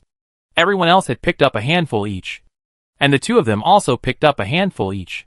Behind the staircase window, on the second floor is Point B. 2 people jumped out of the window to rummage through the supply box there. Louis checked the time and saw that there were still more than 10 seconds left. Then he looked at his points. 200 points would definitely not be enough to buy supplies. So he started to check other fallen guns and collect ammunition. The current situation is that the pistol also has 5 rounds of bullets and a magazine. A wire shotgun. A full magazine of 7 bullets. Plus 3 spare bullets. 3 M67 fragmentation grenades, and 3 flash bombs each. Judging from the current weapons, it is considered that there is insufficient ammunition. But there is nothing that can be done. Who can let his points be low? Louis was about to return to his fighting position when Juanchi grabbed him and said, "Hey, let's change places. We can't hit anyone here." Louis thought for a while. It was a dungeon anyway. Although it was not a game. It was similar in nature to a game. It didn't matter if he died. Just think of it as a summary of experience. Thinking of this, he nodded and said, "Let's go. But we must hurry up." After that, the 2 jumped out of the window and entered the alley behind. Roger shouted, "Hey, where are you going?" Juanchi said, "Let's change places so that we can distract the enemy." After that, the 2 of them left without looking back. At the end of the alley there were 2 branches, the left and right. When the 2 came to it, the countdown had been completed and the second wave of attacks had begun. Hearing a dog barking not far away, Juanchi cursed. "Shit! There is a dog!" Louis said. "Go this way. There is also an alley to the right." and the barking of the dog is coming from the front. The two of them walked forward cautiously, and the sound of dogs barking got closer and closer. Halfway through, he saw a military dog charging towards him. Jiuanqi yelled, "Shete!" One shot at the military dog. The shooting went badly out of panic. The Winchester M1887 is a semi-automatic shotgun. To fire a shot, you need to push it to load the wire ammunition. So after Jiuanqi fired the first shot, he couldn't follow up quickly with the second shot. Although the line gun is powerful, there is a difference in distance. It is a melee weapon. If the distance is farther, it cannot cause effective damage. Jiuanqi's shot itself was far away, and the sudden intrusion of the military dog made him panic and fired without taking aim. So before his second shot was loaded, the dog pounced on Jiuanqi and bit Jiuanqi's arm. Jiuanqi yelled loudly, speaking in his native language, and Louis couldn't hear it. Understand? But Louis quickly ran forward, pulled out a dagger, and stabbed the dog's head. It let out a miserable howl, and bit it back. Louis grabbed the dog's legs, swung it, and hit the wall with a snap. Then he stabbed it across the neck, and was struck by the dog with a snarl. Killed. Points plus 100. It turns out that dogs and enemies have the same points. Jiuanqi was shocked, and looked at Louis in surprise. Even Louis himself was amazed that he could reach out so well. He felt a little regretful in his heart at first, which easily exposed his strength. But then I felt calm again. Now that we are in the dungeon, if we really gain practical experience, there is no need to settle for so much. It's best to be low-key. But don't worry too much if you can't. Thank you, Jiuanqi said gratefully. Louis smiled and said, "It's okay. Are you injured? Let's go!" The two continued to walk forward. There was an open space in front of them, and a dilapidated small building on the right. There was a small open space further ahead, and there was a slide in the open space. Behind the slide, a man with a slug gun suddenly appeared and shouted. Shouting and shooting. He rushed over. Now we must go over quickly. Enter the small building, seize the commanding heights, and say, "Let's go over quickly." Jiuanqi promised to follow closely, but the pace was obviously much slower. Louis carried the wire gun behind his back, held the pistol with both hands, and shot while moving forward. After a while, he arrived in front of the small building. As expected, it was also a doorway without a door panel. As soon as he entered the door, there was an upward staircase. Hurry up. When he came to the second floor, he saw that there were several dilapidated windows all around. Louis asked Jiuanqi to guard the entrance of the stairs, and he went in to check. He found that there was no entrance and exit, so he could stop the enemy at this place. So he went back to Jiuanqi's side. After a while, two enemies came over, and they fired at the stairs to stop them. While fighting, Louis saw that a large piece of Jiuanqi's right arm had been bitten by a dog, revealing the bloody wound inside. Then he asked, "How's it going? Is it important?" "It's okay. It just hurts a little," Jiuanqi replied. After killing two enemies, Louis had a brief moment of leisure and asked, "Are you from North Sea or South Sea?" Jiuanqi turned around and glared at him and said, "I am the Lord of World 72. "I know." "Okay," Jiuanqi said. "I'm from H country." There are two countries coexisting on this small peninsula. Country C and Country H. People in Country H always call Country C North H, and do not want others to call themselves South C. Country C, on the other hand, is just the opposite. It always calls Country H South Country C, and also doesn't want others to call them North Country H. And Jiuanqi is also the only H countryman among the 71 world lords. The second round of the battle also went very quickly, with a total of 20 pirates and 2 military dogs. This time Li's points were slightly more, rising to 600 points. Jiuanqi was originally taller than him, but due to being bitten by a dog, he was injured and his movements were a little slow, so he was at the bottom with only 400 points. After the second wave ended, there was also 15 seconds of preparation time. This time, the system opened a weapon supply box. The location was just opposite the building where the two of them were, about 50 meters away. Louis planned to go there to replenish weapons. Chapter 75 War Town 5.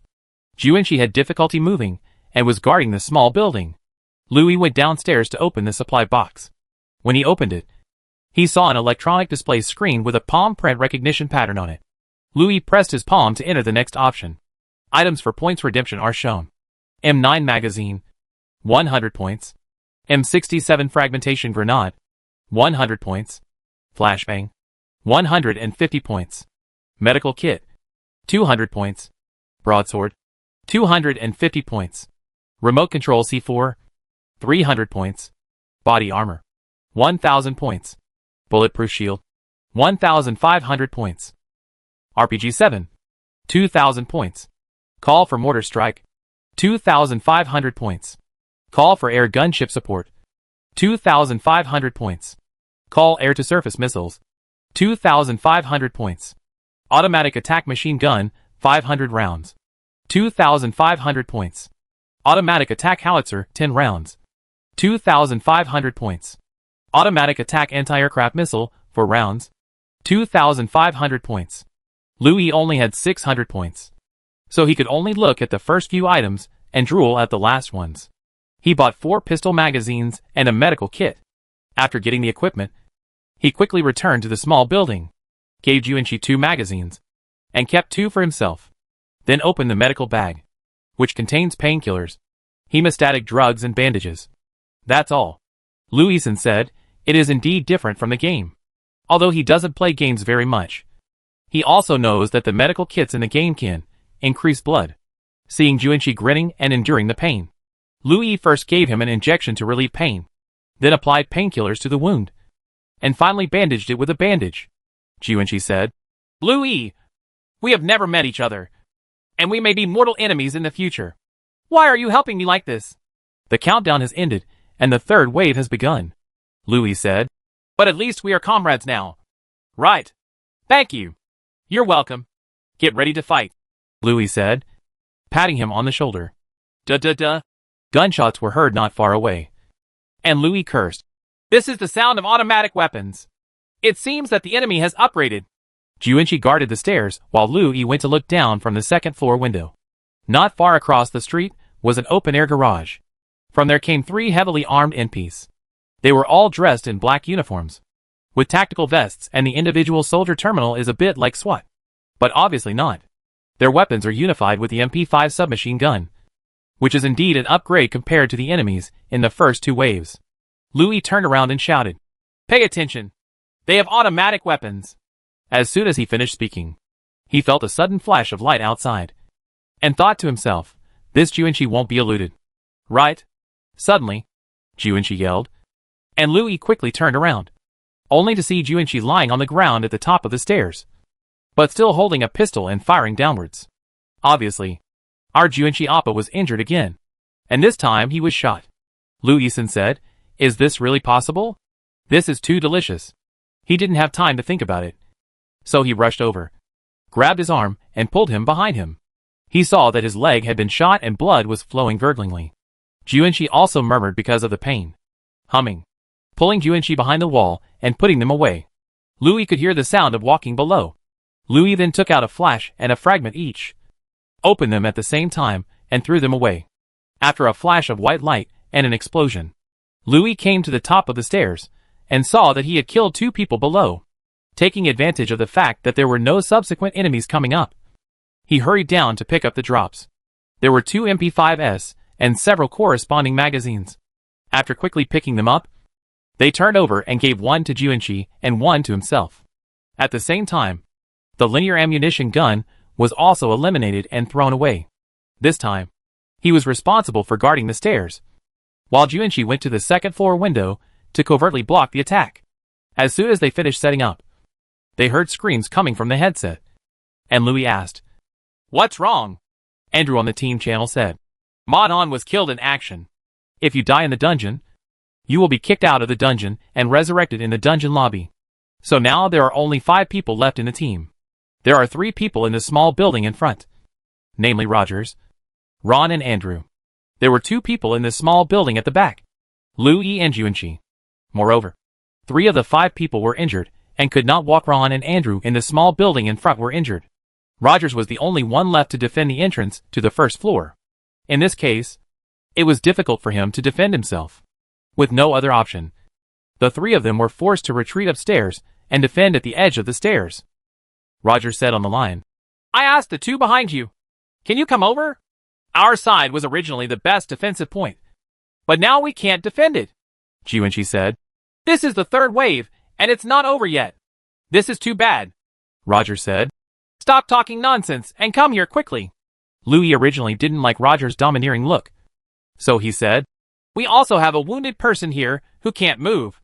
We have to defend ourselves separately, and the enemy situation can be dispersed. So if we don't stay together, we won't stay together. I'm the captain. Why don't you have any discipline at all? Roger shouted. He could hear gunshots coming from the headset from time to time. But the small building behind him was relatively calm for the time being. Louis was furious and just about to get angry and scold him. But Yuanqi spoke first. Can you shut up? If you can play, just play. If you can't play, just commit suicide and go out. Louis reached over the wall and gave a thumbs up to Yuanqi inside. Then Rogers was scolded by Yuanqi and stopped talking. Louisa said to Yuanqi inside, since we have come to blows, we must be careful. We will definitely not be able to go back. Understood. The third wave also ended quickly. In this wave of battle, Louis, whose points had been cleared, actually had 1,600 points. He hurried to the supply box and used the waiting time to replenish it. I used 1,600 points to make a big purchase. I first bought a body armor and used 1,000 points. I used the remaining 600 points to buy 2 broadswords and a flashlight. Although Yuanqi also has more than 1,000 points. His points cannot be brought over. And Yuanqi cannot leave because he is injured. So his points are basically useless. After buying the equipment and walking back, installing 2 broadswords along the way, I returned to the small building. By this time, the waiting time had expired, and the fourth wave of attacks began. As Louis went upstairs, he picked up the guns and ammunition that fell on the ground, dragged them upstairs, threw them to Yuanqi, and said, if you are free, help me sort them out. Yuanqi made an okay gesture and began to sort out the ammunition. The fourth wave and the third wave have the same MP combination. Line bullet enemies, MP5 enemies, and dogs. But the number is increased compared to the previous wave. Although the enemies are getting stronger, and some of our teammates have died. Everyone has also acquired equipment and accumulated combat experience. So it is actually easier than the previous 3 waves. Just in the middle of the fourth wave of battle, the individual soldier's computer vibrated. Louis looked at it, and it prompted, Mod Khan has joined the battlefield. Louis couldn't help but chuckle to himself. Mo Dahan had just been killed in battle. And he came in again. Chapter 76 War Town 6.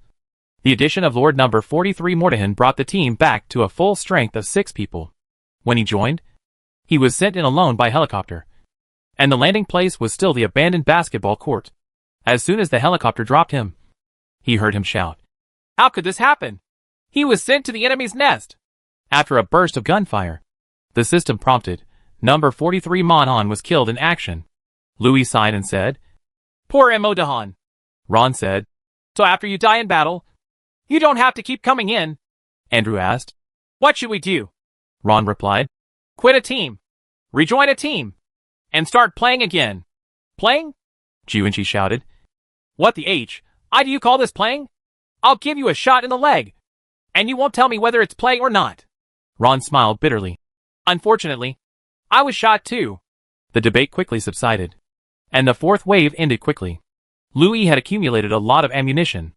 As for the front, he didn't know, but Roger's ranking was still far ahead. Yuanqi was still at the bottom, and he, Louis, led however. It is the penultimate position. Yuanqi was injured and couldn't move, and was still in pain. Painkillers couldn't relieve the pain. During the battle, he wanted to commit suicide and withdraw from the competition, and then start over again. But who knew that the system showed that suicide was the same as deliberately killing his comrades? He was frightened. He didn't dare to commit suicide anymore. He also wanted Louis to kill him. But the rules had been set long ago. Assisted suicide was the same crime as murder. So Louis definitely couldn't kill him. Replenish ammunition and equipment. And the fifth wave begins. Just after the fifth wave started, I heard the sound of a helicopter. There is an additional MP unit in this wave, the Mi-24 armed helicopter codenamed Hind. It will machine gun fire on ground targets. So it is best to learn to avoid it when you see it. There are several best weapons to deal with it: anti-aircraft missiles, air gunships, and air-to-ground missiles. The above hits are all auxiliary strikes and require points to purchase. For individual soldiers, the most effective weapons are individual handheld missiles, including RPG, Stinger and Javelin. But the prices of these 3 weapons are very high. Louis couldn't afford it either. Then he could only use the weapon in his hand to fight. His best weapon now seems to be the MP5. Using it to hit a helicopter is a joke. Even if the bullets are used up, the helicopter will definitely be knocked down. And he must be prepared. Self-gun fire from a helicopter. As the 2 hinds arrived, a helicopter actually flew over, indicating that new team members were joining. Teammate Modhan, who died twice in battle, quit the dungeon and quit the team. And only then did new players join. Louis was wondering, Modhan quit the team because his chances of survival after rejoining were low after being killed in battle. But are these new team members stupid? He actually took the initiative to join the copy in the middle of the process. New team member, 9A World Lord Jill female. This is also the only one to survive among the 7 female lords in the original 255 parallel worlds. Roger said in the team channel. Hey, she is still a woman. You have to be careful. This is the 5th wave. But he said that there were 2 Hein Wuji. One attacking Rogers and the others from the front. And the other attacking Louis and the others from behind. The helicopter that Gil was riding in still landed at the basketball court. Roger said, Gil, come to us quickly. I have 3 people here. There is an electronic map of the entire instance on the individual soldier terminal. And you can see the location of your teammates. Gil said, No, you have a Wuji there. I can't get through it. Louis couldn't care about his new beautiful teammates. He only cared about himself now. Above their heads, there was a fighter jet shooting madly at them. And Juanchi inside could be heard shouting non-stop. Louis held the MP5 in his hand and kept blocking the rushing impies. This wave of impies were wearing jungle camouflage and had more formal equipment. The main weapon was AK-47, which was a bit more advanced than the MP5. The MP5 is a submachine gun, suitable for urban melee combat, while the AK-47 is an assault rifle, an all-terrain individual weapon with increased range, increased firepower, and strong bullet penetration. In addition to its derivative gun types, it has the most users in the world. Firearms. The name of the world's gun king is well deserved. Louis used flashes and grenades, combined with MP5, to block the MP enemies using AK-47 at the stairs. There is no way to deal with Wu Ji now. Only by killing all the enemies on the ground can we find a way to deal with the enemies in the air. Juanchi was screaming in the room. And Louis asked, What's wrong with you? Shit! Juanchi cursed. I've been shot!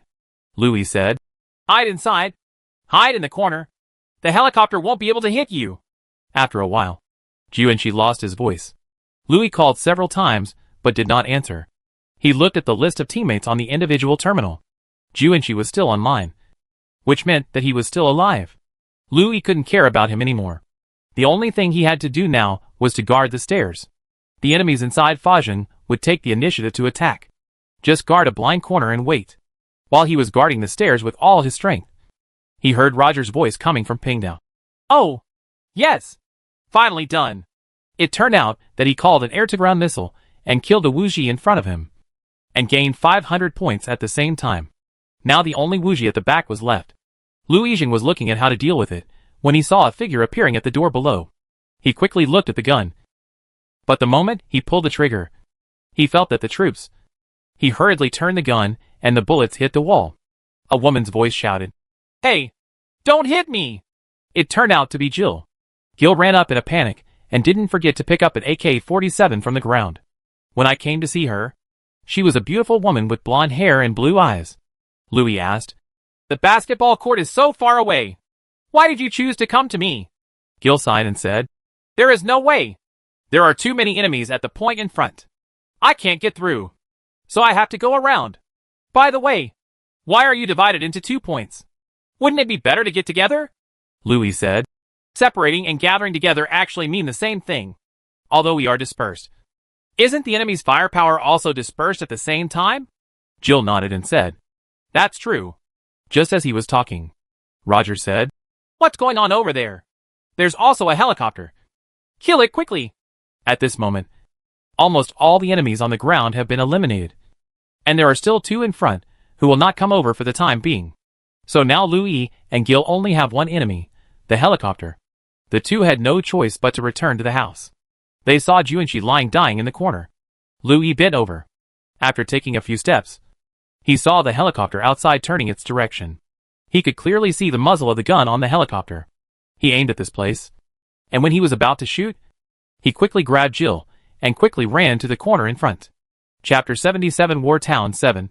As soon as Louis Gong pulled Gil into the corner, he heard a buzzing roar. And the machine gun on the helicopter was already firing wildly inside. Bullets hit the house. Masonry fragments flew everywhere. And dust clouds filled the air. 3 people were hiding in the corner, holding their heads and coughing. The machine gun fired for a while, and then stopped. The helicopter in the sky had already locked onto the small building. If it went out at all, it would become a living target as soon as it showed its head. Rogers asked, "How are you doing over there? Can you kill the helicopter?" Gil said, "You can't show your head at all. How can we fight?" Rogers added, "I have run out of points and can't buy anti-aircraft weapons. The 2 of them have quite a lot of points, but they are injured and can't leave. You must purchase equipment in person and at a designated location. So it is useless no matter how high the injured person's points are. You will either have to wait until the dungeon ends, or die in battle and leave early." Louis said, "Then let's find a way ourselves." Jiuenqi suddenly opened his eyes and said, "I'm sorry. I'm the one dragging you down." "Don't say that," Louis said. "This is just the real-life version of the game. But I'm in too much pain," Jiuenqi said sadly. "Otherwise, I'll attract fire later. And you guys can use your guns to shoot down the helicopter. If it attracts firepower, death is basically certain. Although this is a bit cruel, it is also the best way to relieve Jiuenqi's pain." Louis looked at him and didn't know whether it was better to agree to him or not.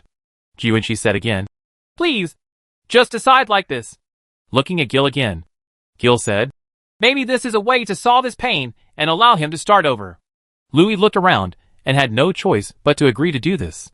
The room on the second floor was not big. There was a window next to the corner where they were hiding. The helicopter was aiming in through this window. And there was a broken window opposite them. If they wanted to use Jiuenqi as bait to attract fire, then the 2 of them would have to run under the opposite window. Louis pointed to the window opposite, and Jill immediately understood and nodded in agreement. Just as he was about to take action, Rogers said into the headset, "Brothers, I'm here." Gil said, "Rogers, don't come over. It's dangerous. The helicopter is in the sky. If it runs around outside, it will easily become a living target for Wu Ji. It is indeed dangerous." But this Jill just came in. How could she understand Rogers? He came over at this time, obviously trying to steal the credit. The so-called meritorious service is points. The points for landing a helicopter are 500 points. On-site points will be cleared at any time. But if you have off-site points, you will buy more advanced equipment before entering the next instance. This is equivalent to winning at the starting line before the next instance starts. However, Louis does not value points. That would expose himself too much, which would not be a good thing for the Battle of God more than 2 years later. Since Rogers likes to be in the limelight, let him do it, and Louis won't point it out. Once Rogers steps out of the bunker, he will be exposed to the gunfire of the helicopter, thus attracting the helicopter away. Louis said to Jill, "Let's go there quickly." Gil nodded, and Louis ran to the opposite side first. He thought the helicopter would shoot at him, but who knew the helicopter actually flew away, and was attracted by Rogers. Louis secretly scolded Chete, and Jill also walked over, and the 2 hid in the corner on the other side.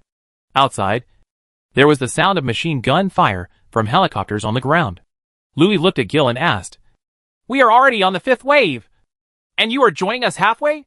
You have no advantage like this." Gil said helplessly, "I can't help it. I came in late and couldn't form a team. Seeing that your team happened to be missing one person, I came in. Who knew that there would be enemies everywhere after I came in? Fortunately, I was very clever and avoided them all." Judging from his appearance, this Gil should be in his 20s or 70s, which is much older than him. And he is also very experienced in playing guns. Louis understood that even if the other person was 80 years old, just like him, he had only spent more than 3 years in their respective worlds. Therefore, no matter how different the ages of all the lords are in appearance, in fact they are all the same age and have the same amount of experience, even though Gil looks 8 or 9 years older than him. Like him, his real age is only 3.5. Louis couldn't help but sigh softly. Gil smiled and asked, "What's wrong, little brother?" "It's just a copy. Even if it's dead, it's not really dead." Louis shook his head and said, "What if?" "What if?" Jill looked at him with big watery eyes. Yeah. How great would it be if we could all stay like this? Fighting together and killing enemies together? Jill also sighed and said, but the facts don't allow us to do this. In the end, only one person will survive, and the others will die. Little brother, I think you should be a kind-hearted person. I hope we won't meet each other by then. Together. If they meet together, it will be life and death. While the two were talking, Roger's voice came from the headset. Shit! I'm blocked here and can't get out, Louis said. Wait a moment. I will come to support you. After saying that, he stood up and was about to leave. Gil Guanmai said, It's dangerous, little brother. It's okay, Louis said. The worst case scenario is death. After that, he walked towards the stairs. But before he took 2 steps, he heard Roger's roar coming from the headset. After a series of gunshots, Rogers cursed. Hack! There was no more sound. Hey, Rogers, how are you? Louis asked. He was already halfway up the stairs when he heard the sound of a helicopter approaching. Rogers didn't answer him, but Jill shouted, Louis! The helicopter is coming! Louison said Rogers might have died. He didn't have time to look at the terminal display to confirm whether Rogers was really killed. He quickly went back upstairs. As soon as he got upstairs, he saw a helicopter flying over from the window. He quickly ran to Jill's side and hid. Just as he was running, a series of machine gun bullets were fired, and a cloud of gravel and dust rose high behind him. Louis squatted down next to Jill. Panting, Jill raised her arm and showed him the terminal screen on her arm, which showed Roger's name in black, indicating he had been killed. The dead team members will be kicked out of the dungeon and resurrected in the lobby, but they will still be in the team. If they leave the team, they need to put their number cards back in the card slot. But if you don't leave the team for a long time, someone will come to collect the number plate. The so-called special personnel can be understood as NPCs in the 00 cross-server world. Chapter 78 War Town 8. Louis and Gil were suppressed by helicopter fire and couldn't get out of the corner. Jiunchi, who was seriously injured, was in the opposite corner. Don't tell them. It would be too painful to even move. Ron and Andrew were in the small room in front. They were also injured to varying degrees. They were also hiding in the small room and could not come out. However, Rogers, the most powerful person in the team, died in battle and was kicked out of the dungeon. Although he was still in the team, he was resurrected in the lobby, but could not speak in the team channel. Louis originally thought that he would re-enter, but who knew that he actually quit the team? Louis cursed in his heart. He is so cheating. He turns out to be a coward. Louis said, This is embarrassing. We can't fight at all. Ron in the channel said, I have more points, so I will buy air-to-surface missiles. Louis said, You are seriously injured. Can you move? This helicopter is like a ghost. As soon as you show your head, it will pass by. You will be reimbursed if you can't reach the supply point. After Louis said this, Ron stopped talking. Jiunchi said, I will attract the firepower. You two kill it. After that, he struggled to raise the gun in his hand, came out from the corner, and fired at the helicopter. But as soon as he pulled the trigger, he was violently shot by the machine gun on the helicopter, and blood sprayed everywhere, killing him on the spot. Louis thought this was a good time, so he immediately came out from the corner and shot at the helicopter. Gil did not lag behind and followed him out to shoot at the helicopter. After the helicopter killed Jiunchi, the machine gun did not stop and turned around, and the bullet trajectory also followed. The two of them hadn't even finished half of the magazine. Seeing that it was about to be interrupted, Louis stepped back decisively. Waterside reached out to stop Gil, and the two of them retreated to the corner together. Jill said angrily, How can we fight this? Looking at Jiunchi opposite. He was lying in a pool of blood, dead. Looking at the team list again, Jiunchi's name also turned gray, and he quit the team after a while. This shows that Jiunchi has been resurrected in the hall, but his body is still on the opposite side and has not disappeared. Although Louis was puzzled, he soon understood that this was a real-life copy, although many elements came from the game. After all, unlike the game, the corpse would not disappear with the resurrection of the team members. In other words, the bodies of Modhan and Rogers must have remained in place. Ron said on the channel again, I'm going to buy missiles. Wait a minute. Louis said to stop him. What's wrong? Ron asked confused. Louis looked at the map on the terminal and studied it carefully. He understood very well that, let alone Ron, He was injured. Even if he was not injured, if he left the bunker, he would be discovered by the helicopter less than half the way. Get killed. So after studying the map carefully, he thought of a way to eliminate the helicopter and said, "Ron, wait a moment." After that, he turned to Gil and said, "Fill the magazine, and I'll come down right away." Before Gil understood what he was going to do, Louis had already stood up and ran towards the stairs. Due to his sudden run, when the helicopter found him, Louis had already run to the stairs and disappeared from the helicopter's sight. As soon as he came over, he heard a burst of machine gun fire from behind, but he had already ran over. Louis came to the stairs and saw several AK-47s on the ground. He picked up one, then packed the magazine and said to Suidao, "Just wait for me. I'll be ready soon."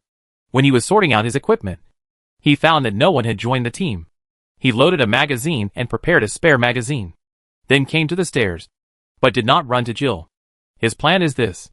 There is a doorway behind the room on the second floor, leading to the balcony at the back, and that direction is also the direction of Ron's house in front.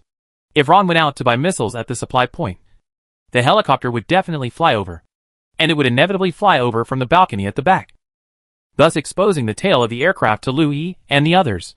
So, "Jill, are you ready?" Louis asked. Jill hit him with OK jewelry. Louis said, "Ron, you can go out to the supply point now. Make sure you go to point B. Good luck." "Okay, I'm going out right now." Louis wanted to use Ron as a bait to attract the helicopter, but Ron had the idea of death. If he died, he could go out to the evil dragon and save himself from being angry with the enemy. After a while, Ron walked out of the room, and the helicopter flew over there as expected. Louis said, "Go!" After saying that, he rushed out first and came to the back room. Facing the balcony, the helicopter just flew over and appeared in the sky, exposing its tail. Gil also understood Louis' intention, ran out, and shot wildly at the tail of the helicopter with him. The two of them ran to the balcony while shooting. When they came to the balcony, they saw that the helicopter was about to reach above Ron's head. The two of them had finished shooting their magazines, and the helicopter also emitted black smoke. The two quickly changed the magazine, and Louis said at the same time, "Ron, avoid!" After changing the magazine, he fired immediately. After a while, the helicopter lost control and spun towards the ground. Louis said, "Gil, go to point A to replenish ammunition." After that, he went to the balcony and jumped off the side, heading towards the supply box at point A. He understood that the helicopter had lost its combat effectiveness. Once it hit the ground, the next wave of countdowns would begin, so he had to rush to replenish ammunition before the countdown started. While running, Louis said again, "Ron, if you can move easily, you can take time off to replenish ammunition." "It's okay," Ron said. "It's just that my leg is a little lame." "It doesn't matter." Louis and Gil came to the supply box at point A. This time Louis had a high score. He bought an open-to-ground ballistic, replenished ammunition, 2 broadswords, and several grenades and flashes. Gil just came in and only played 1 round, so he had few points and could only replenish his ammunition. Halfway through the supply process, the countdown begins, and there are still 15 seconds left for the 6th wave of attacks. But Ron was only halfway there when he called out. "What's wrong?" Louis asked. "My legs hurt so much. I can't walk," Ron said painfully. Louis had already bought an account and said, "Don't go. Come back quickly." After that, he turned around and left the supply point, ran towards Ron, and said at the same time, "Jill, you go to the south cabin now and meet Andrew." Ron originally wanted to go to point B for supplies to attract helicopters, but point B was too far. He was only halfway there when he knew that all the helicopters had been killed. Louis quickly ran to him and helped him walk back. Countdown begins for the 6th wave of attacks. 6, 5, 4. Chapter 79 Wartown 9. Louis and Jill helped Ron into the south cabin, where there was also a wounded man, Andrew. The current situation is that there are only 4 people in the team, and there are 2 injured among them. Ron is slightly injured and Andrew is seriously injured. Although Andrew was seriously injured and unable to walk, he was still able to fight, and was assigned to the window of the back room. As for Ron, he was placed in the outhouse and sat directly on the bed, pointing the gun at the stairs. Louis and Gil were both healthy and carried out mobile defense near the stairway. except for the corresponding supplies bought by Louis. Jill didn't have many points, so she could only replenish some ammunition by herself. As for Ron and Andrew, they were also equipped with picked-up AK-47s. New enemies in the 6th wave, X-1 heavy infantry. Airdrop from Black Hawk helicopters. New enemy, Comp Commando. The weapons used have been upgraded, using assault rifles such as M16A4 and M4A1, or Brunelli M4 combat line shotgun. As soon as the countdown was completed, Louis opened the terminal on his arm and brought up the air-to-ground missile interface. Because I just purchased an air-to-surface missile, I am going to use the missile to kill the heavy infantry. Air-to-ground missiles are remotely controlled by ground infantry and accurately launched by attack drones. This copy was originally set in 1989. But the technology of tactical drones is not yet very mature, so the drone air-to-ground missile attack here is a bit confusing. But this is not a problem. Even if the dungeon designer takes out the particle cannon and laser sword, it is not a problem. The problem is, how should the challenger survive the next 5 waves of enemies? When the battle began, Louis asked Gil and Ron to keep an eye on the stairs, while he looked for the Black Hawk helicopter that might appear on the terminal. As long as he used air-to-surface missiles to destroy it, he would be equivalent to killing the heavily armored Jaeger. Quickly finding the Black Hawk entering the battlefield, Louis aimed at it and locked it, pressing the launch button. But a big red cross appears in the center of the screen and prompts, "No attack." Louis cursed. "Damn it! You are not allowed to attack helicopters." "But how could Rogers attack just now?" Ron said. "Rogers attacked Wuxi just now." Louis understood that the Black Shadow was not aggressive, so he could not attack it.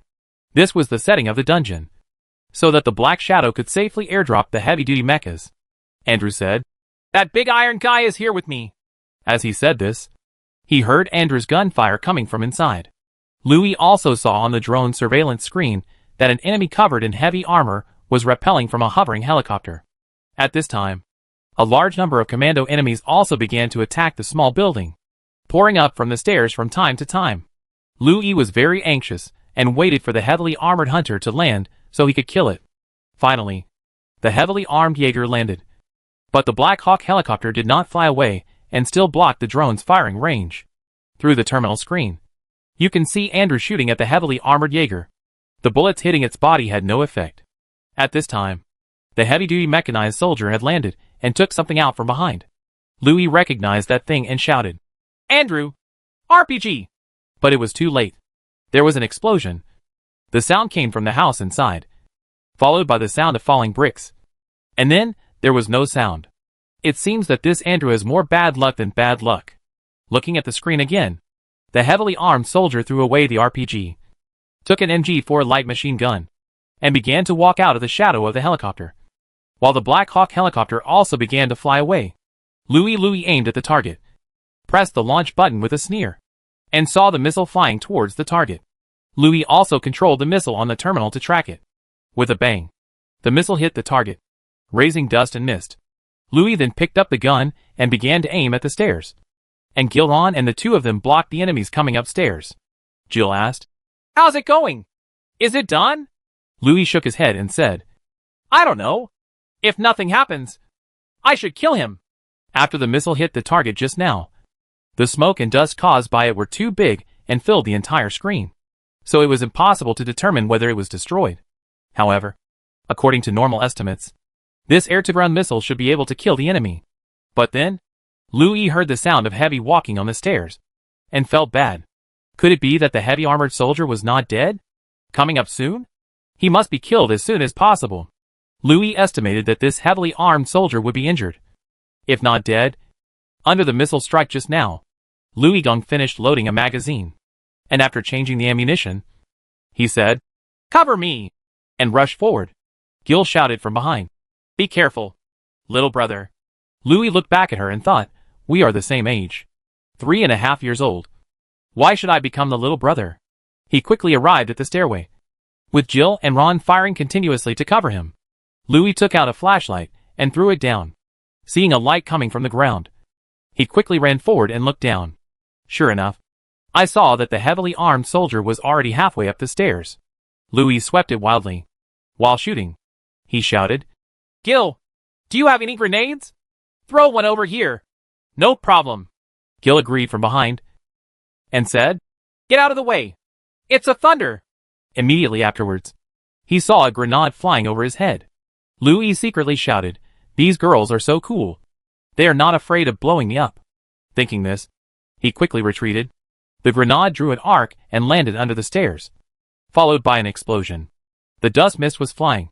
Louis shook his head vigorously, shook off the dust on his head, ran to the stairs again, looked down, and saw that the heavily armored soldier had indeed been killed by the evil dragon. He also happened to have used up a magazine, so he quickly changed the magazine and stood guard at the stairs, while Jill hurried over. In this wave, the most important thing is the heavy-armed soldier. As long as you kill him, the enemies behind will be much easier. Even if their weapons have been upgraded, they will still have ways to block them. In the following time, this wave ended quickly. The small house, the second floor, the stairs, and the ground outside the doorway on the first floor were filled with corpses. This is a real-life dungeon. The enemy's corpses will not disappear by themselves. You can only clear everything here after the dungeon is restarted. This is completely different from the game, where enemy corpses will disappear soon. There are now only 3 people left in the team: Louis, Gil and the injured Ron. And no other teammates have joined. The 3 people also began to change weapons, and brought a large number of assault rifles, shotguns, pistols, and ammunition to the second floor. They also dragged a few enemy corpses over, and stacked them up as fortifications. Louis also changed his body armor, and bought an extra body armor, and a bulletproof shield for the injured Ron, while Jill also bought a body armor. Chapter 80 War Town 10. The remaining 3 people, Louis, Gil and Ron, started the 7th wave of battle. In this wave, there were no military commanders, no heavily armed troops, and the enemies had not changed much. It was regarded as an ordinary level. The 3 people laid down behind the corpses, with their guns pointed at the stairs. First there was a burst of dog barking, and sure enough, a dog rushed up after a while. The moment the dog's head jumped out of the stairs, Louis saw a red light flashing on Naduo's body. He was familiar with that flashing red light. During the winter vacation, he had seen it during training at Omega Base. It was a kind of self-destruction bomb. There will be some local KB organizations that train military dogs to carry out attack missions with self-destructive bombs strapped to their bodies. And those bombs will have this faint red light. So Louis's first reaction was that there might be a bomb tied to the dog's body. So he immediately shot without hesitation. Sure enough, as he expected, Naga really had C4 tied to his body. After he was killed, he fell to the ground with a cry, and Louis shouted, "Get down quickly!" As soon as he finished speaking, the bomb on the dog exploded. The explosion was deafening. The 3 of them were almost stunned by the explosion. They were not injured at all. However, they heard 2 screams under the stairs. It may be that the enemy was following too closely. Instead, he was killed by the bomb on the dog. Then he heard the sound of a dog barking from the bottom of the stairs. Louis threw a flash without hesitation, followed by another thunder. The sound of the explosion was mixed with howling dogs. And there was another explosion a moment later, indicating that it was another suicidal dog. There is no suspense later. No matter how many enemies there are, the 3 of them are blocked. In addition, the enemies are all crowded under the stairs. So after a while, there are a lot of corpses piled up from the bottom of the stairs to the door on the first floor. This gives the enemy climbing up also caused a big obstacle, and also brought convenience to the defense of Louis and others. Seeing that this wave was almost over, and when there were 4 enemies left, they saw a flash of light suddenly thrown up from the stairs. And suddenly no one could see anything. Louis secretly cursed, "Why the H, I do they also throw flashes?" Then, there was an explosion in front of them. The 3 of them quickly retreated, shooting blindly as they retreated. The 3 of them retreated until they reached the door of the back room, when they heard a loud gunshot from a building opposite to the side. At this gunshot, Louis knew that it must be a sniper. In other words, there is a sniper hiding in that row of buildings. The 7th wave has more snipers for the first time. Just after the shot, Louis felt liquid spray onto his face. Based on experience, he knew that it was blood. But it was definitely not the enemy's blood. It couldn't be his own blood, because he didn't feel himself hurt. That's Ron's, or Jill's, blood. The light dimmed, and an enemy appeared from the stairs. Ron fell to the ground motionless. The position he was in at the moment was the door inside, and the door was facing the window inside. The side of that window was the mobile two-story building opposite. At this position, if there was a sniper hidden there, Lou, I think this place is the target. His reaction speed was fast enough. Before the flash of light faded, he had already hid in the corner. For the snipers on the building over there, it was a blind spot. Ron didn't have time to retreat, and was headshot by a sniper on the spot. Jill didn't have time to retreat, but she was a little slower, and didn't retreat to the door. She hid behind a TV cabinet in front. The two of them swiped at the stairs, flashlights and grenades to greet them, and finally stopped and solved the problem. There is only one last enemy left on the entire battlefield, and that is the sniper hidden in the building opposite. Louis pointed in the direction of the balcony and said, "There is a sniper in the building over there." Jill sneered and said, "Okay, I'll do it if I meet my colleagues." Louis asked, "Are you also a sniper?" As soon as Gil finished speaking, he covered his mouth, and Louis smiled and said, "What? Do you regret exposing your career?" Gil also smiled and said, "Actually, it's nothing. The War of God still has 2.5 years to go, and we still don't know what will happen by then." Louis said, "Don't look at that Beachy from Giada playing this for us. We still don't know what questions she will give us by then. Maybe it has nothing to do with this at all." "Jade?" Jill asked doubtfully. "Yes," Louis said. "That's the devil from the 00 world who pretended to be God." Jill hissed and said, "Don't talk nonsense. It's no joke to make her angry." Louis looked at her and said, "I didn't expect you to be quite kind. Don't forget, we will become mortal enemies in the end. You're not bad. And you kindly reminded me," Jill said, "the Giada you mentioned, in my 9A world. Her name is Minon." "Minong? What do you mean?" "It means little cutie." "Ah," Louis scolded. "She is still so cute. She would make me laugh out loud if I cut her off." "Shh. It's okay." "Okay. Think about it. How to kill the sniper on the opposite floor," Louis said. "We are now being stared at by him, and cannot move here." Gil arranged his weapons and said, "You can't get out of the corner, but I can move." "That?" Gil pointed to the window at the back and said, "I go out from there. There is a small alley behind, to the small building where we just stayed at the beginning. And then there is a way to go around to the snipers downstairs. If I go, there will be a long way to go." "It doesn't matter," said Gil. "Just hold him here while I go around. Can you?" Louis looked at her. After all, Jill is a woman, although she looks like she is 27 or 78 years old. Her age in the virtual world is the same as hers, which is also 3.5 years. She doesn't have to do it herself. A little more experience. "Don't worry," Gil said. He had packed up his equipment and threw 2 magazines for Louis. Then he got up and walked towards the window on the stairs. As he walked, he said, "No big deal. I'll pick it up after I get out.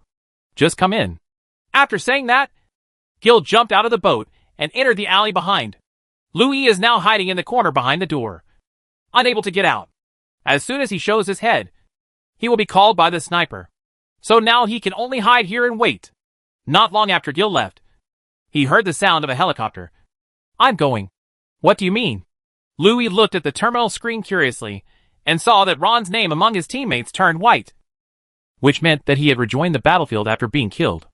"I'll go." "Ron," Louis said. "Are you stupid? The difficulty is getting more and more difficult. You can find a new team and start from scratch." Ron smiled and said, "Since you have chosen this dungeon, you must stick to it no matter what.